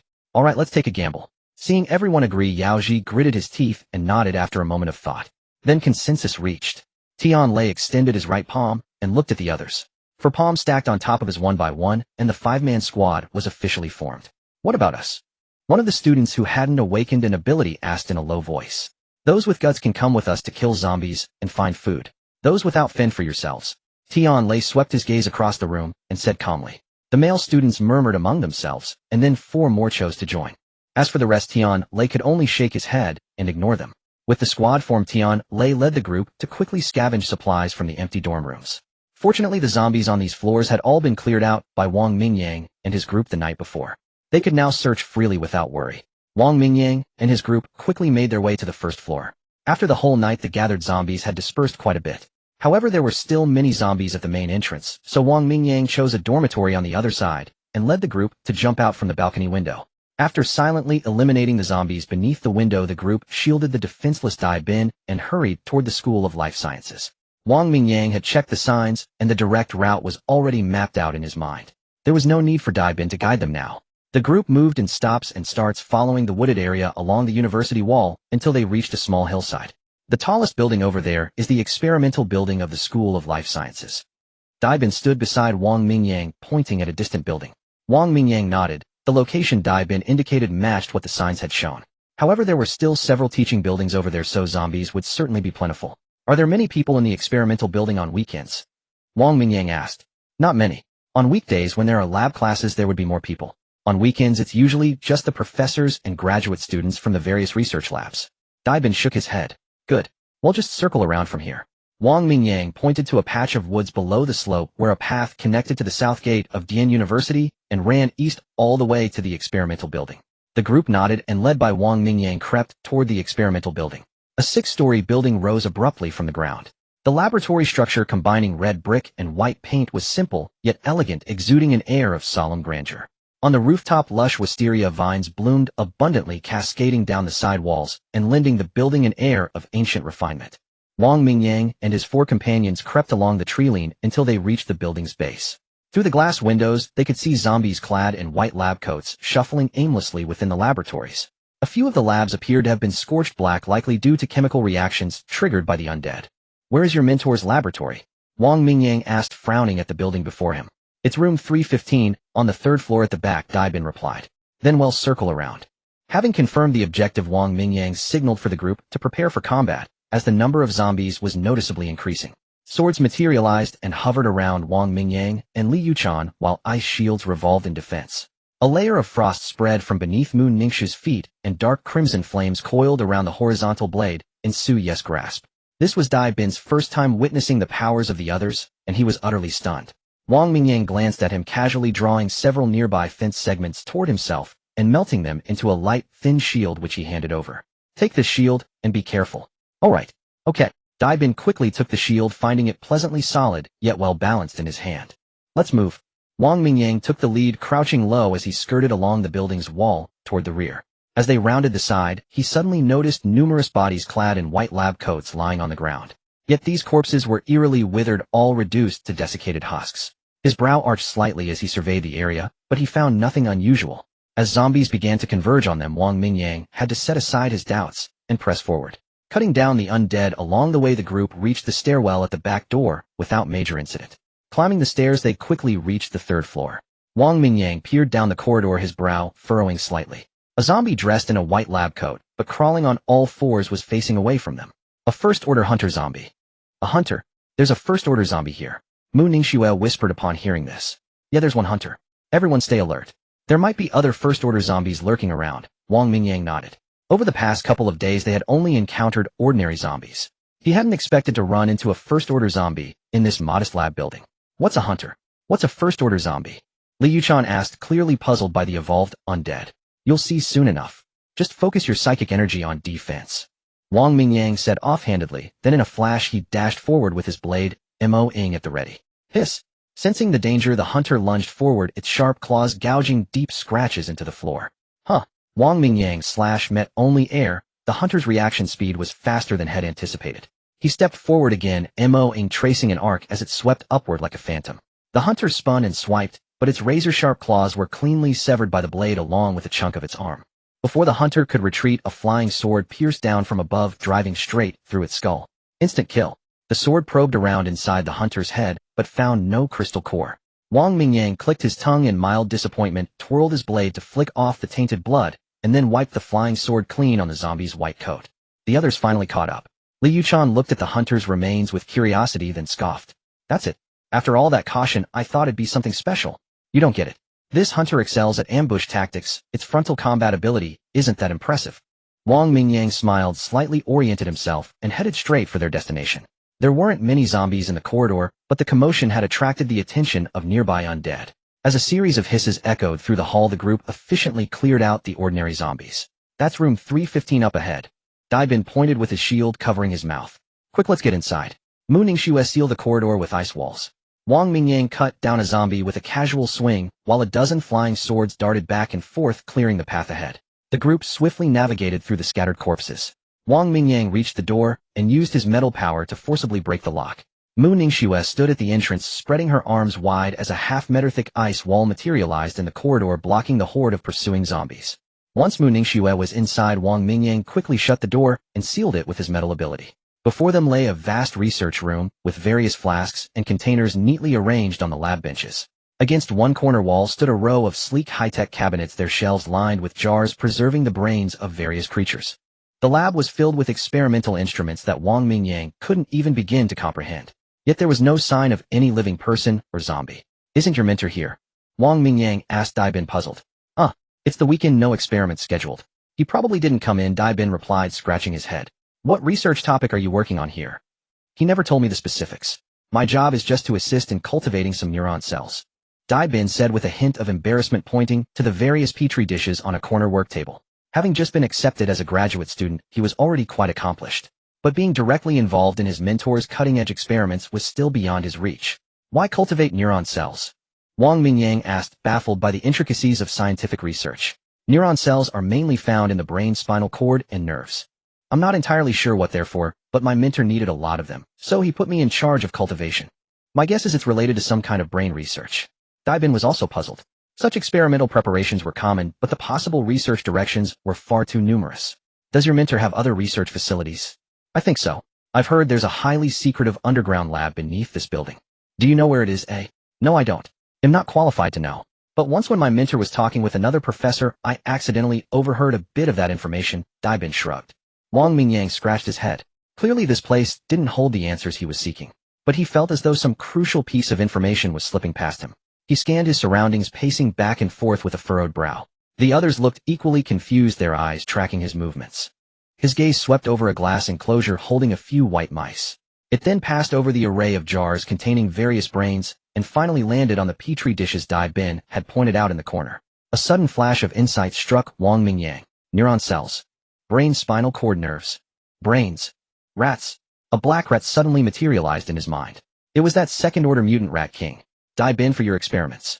Besides white mice, would you ever use black or gray rats? Wang Mingyang's throat tightened as he asked, his back still turned to the group, his voice strained. Normally no. But a while back my mentor did ask me to catch a few wild rats. Dai Bin recalled, remembering how strange it was at the time. They had plenty of lab mice, so why bother with wild ones? Wang Mingyang let out a long breath, a dark suspicion forming in his mind. He rubbed his face, steadying his turbulent emotions, then turned to face Dai Bin. Dai Bin. Does this building have a research lab dedicated to ancient plants? Ancient plants? Dai Bin was taken aback. The young man before him, about his own age, had a way of thinking that was hard to keep up with. Yes, I remember a year ago some ancient lotus seeds were sent to Dian University for research, weren't they? Wang Mingyang stated calmly, as this information had even made the headlines in Dian province. So he mentioned it directly. Oh, you mean that? It did happen, but Dian University only received 5 ancient lotus seeds. The other 15 went to the Forestry University. Dai Bin nodded in sudden realization. Many people at Dian University knew about this at the time, and he had heard of it too. Do you know where these seeds are? Wang Mingyang's eyes lit up with hope. I'm not sure of the exact location, but the Ancient Plant Research Lab has a few rooms on the 6th floor. Bin said after a moment of thought, a subtle glint flashing in his eyes. The 6th floor? Yes. The rooftop has been turned into a garden by several professors, complete with a large pond. Their research rooms are on the 6th floor. Alright, let's go up and have a look. Wang Mingyang didn't waste any words and turned to head out the door. If those lotus seeds were truly there, he would have to clear out the zombies in this building. The group walked out, still keeping Bin protected in the middle. As the door opened, the ice walls on both sides of the corridor still stood tall. Over 20 flying swords rose around Wang Mingyang, ready to carve a path upward. Mu Ningxue waved her hand, turning the ice wall beside her into sharp projectiles that exploded outward, piercing the zombies gathered behind it. Wang Mingyang followed closely behind, his flying swords darting back and forth, piercing the heads of zombies in white lab coats. The brilliant minds of these former researchers were now splattering as red and white matter. Bodies littered the path as the group fought their way straight up to the 6th floor. Following the room numbers, Wang Mingyang found several plant research labs. After a thorough search, they found nothing resembling ancient lotus seeds. Disappointed, he pinned his hopes on the rooftop. The group fought their way up again, pushing open an iron door to reveal a breathtaking sight. In the center of the rooftop was a man-made pond, and to his surprise, several lotus flowers were actually budding there. Wang Mingyang's heart leaped with joy. There really were lotus flowers here. But a glance at the vines sprawling across the rooftop made him frown. In the apocalypse, the most fearsome plants were undoubtedly vines. While the chance of plant mutation was slim, every mutated plant was a nightmare for other species. Signaling the others to halt, Wang Mingyang stood at the top of the stairs, carefully observing the vines. Many trellises were erected on the rooftop, and the vines climbed over them, blooming with dense purple flowers, creating a scene of dazzling, dreamlike beauty. This was a common wisteria, its brilliant purple blossoms releasing a faint, enchanting fragrance in the gentle breeze. It was already the end of May, or by all accounts these wisteria flowers should have been wilting by now. But Wang Mingyang saw only vibrant, thriving blooms with no sign of withering whatsoever. The edges of the leaves had turned serrated, the vines were abnormally thick, and a faint trace of blood red was visible within some of the branches. Tracing the vines to their source, he found a flower bed several meters wide piled up in a corner with a tattered white lab coat barely visible mixed into the soil. Remembering the dried corpses found downstairs, a sense of dread crept into Wang Mingyang's heart. Wang Mingyang's pupils contracted. This wisteria seemed mutated. As if sensing their arrival, the leaves and flowers of the wisteria across the rooftop began to tremble subtly in the breeze, seemingly directed towards them. Wang Mingyang was now certain that things were heading in a very bad direction. Fall back. This wisteria has mutated. He glanced at the pond in the center of the rooftop, now enveloped by the mutated plant, and his mouth twitched slightly. Leading the group back down the stairs, Wang Mingyang sat on a step, rubbing his brow in deep thought. In certain rumors from his past life, a massive change had occurred at Dian University at the end of the 7th day of the apocalypse. The most notable event was the blooming of the lotus flowers cultivated from the ancient seeds. With the apocalypse descending, the world was filled with abundant energy, like the legendary spiritual energy revival. On the night of the 7th day, during a surge of spiritual energy, these ancient lotus seeds underwent a dramatic transformation. They became legendary spiritual treasures of the world. The moment the lotus seeds matured, a pillar of spiritual light shot into the sky, illuminating the entire Dian University. This spectacle triggered a fierce struggle among numerous mutated creatures and awakened individuals. That night, the sounds of violent clashes and battles echoed across the entire university town. But Wang Mingyang in his past life had no right to participate. He could only watch from the window of his rented room, seeing that beam of spiritual light rise into the distance. Later, he learned from the stories of other survivors exactly what he had missed that night. In the early days of the apocalypse, the greatest opportunity was precisely these suddenly matured spiritual treasures.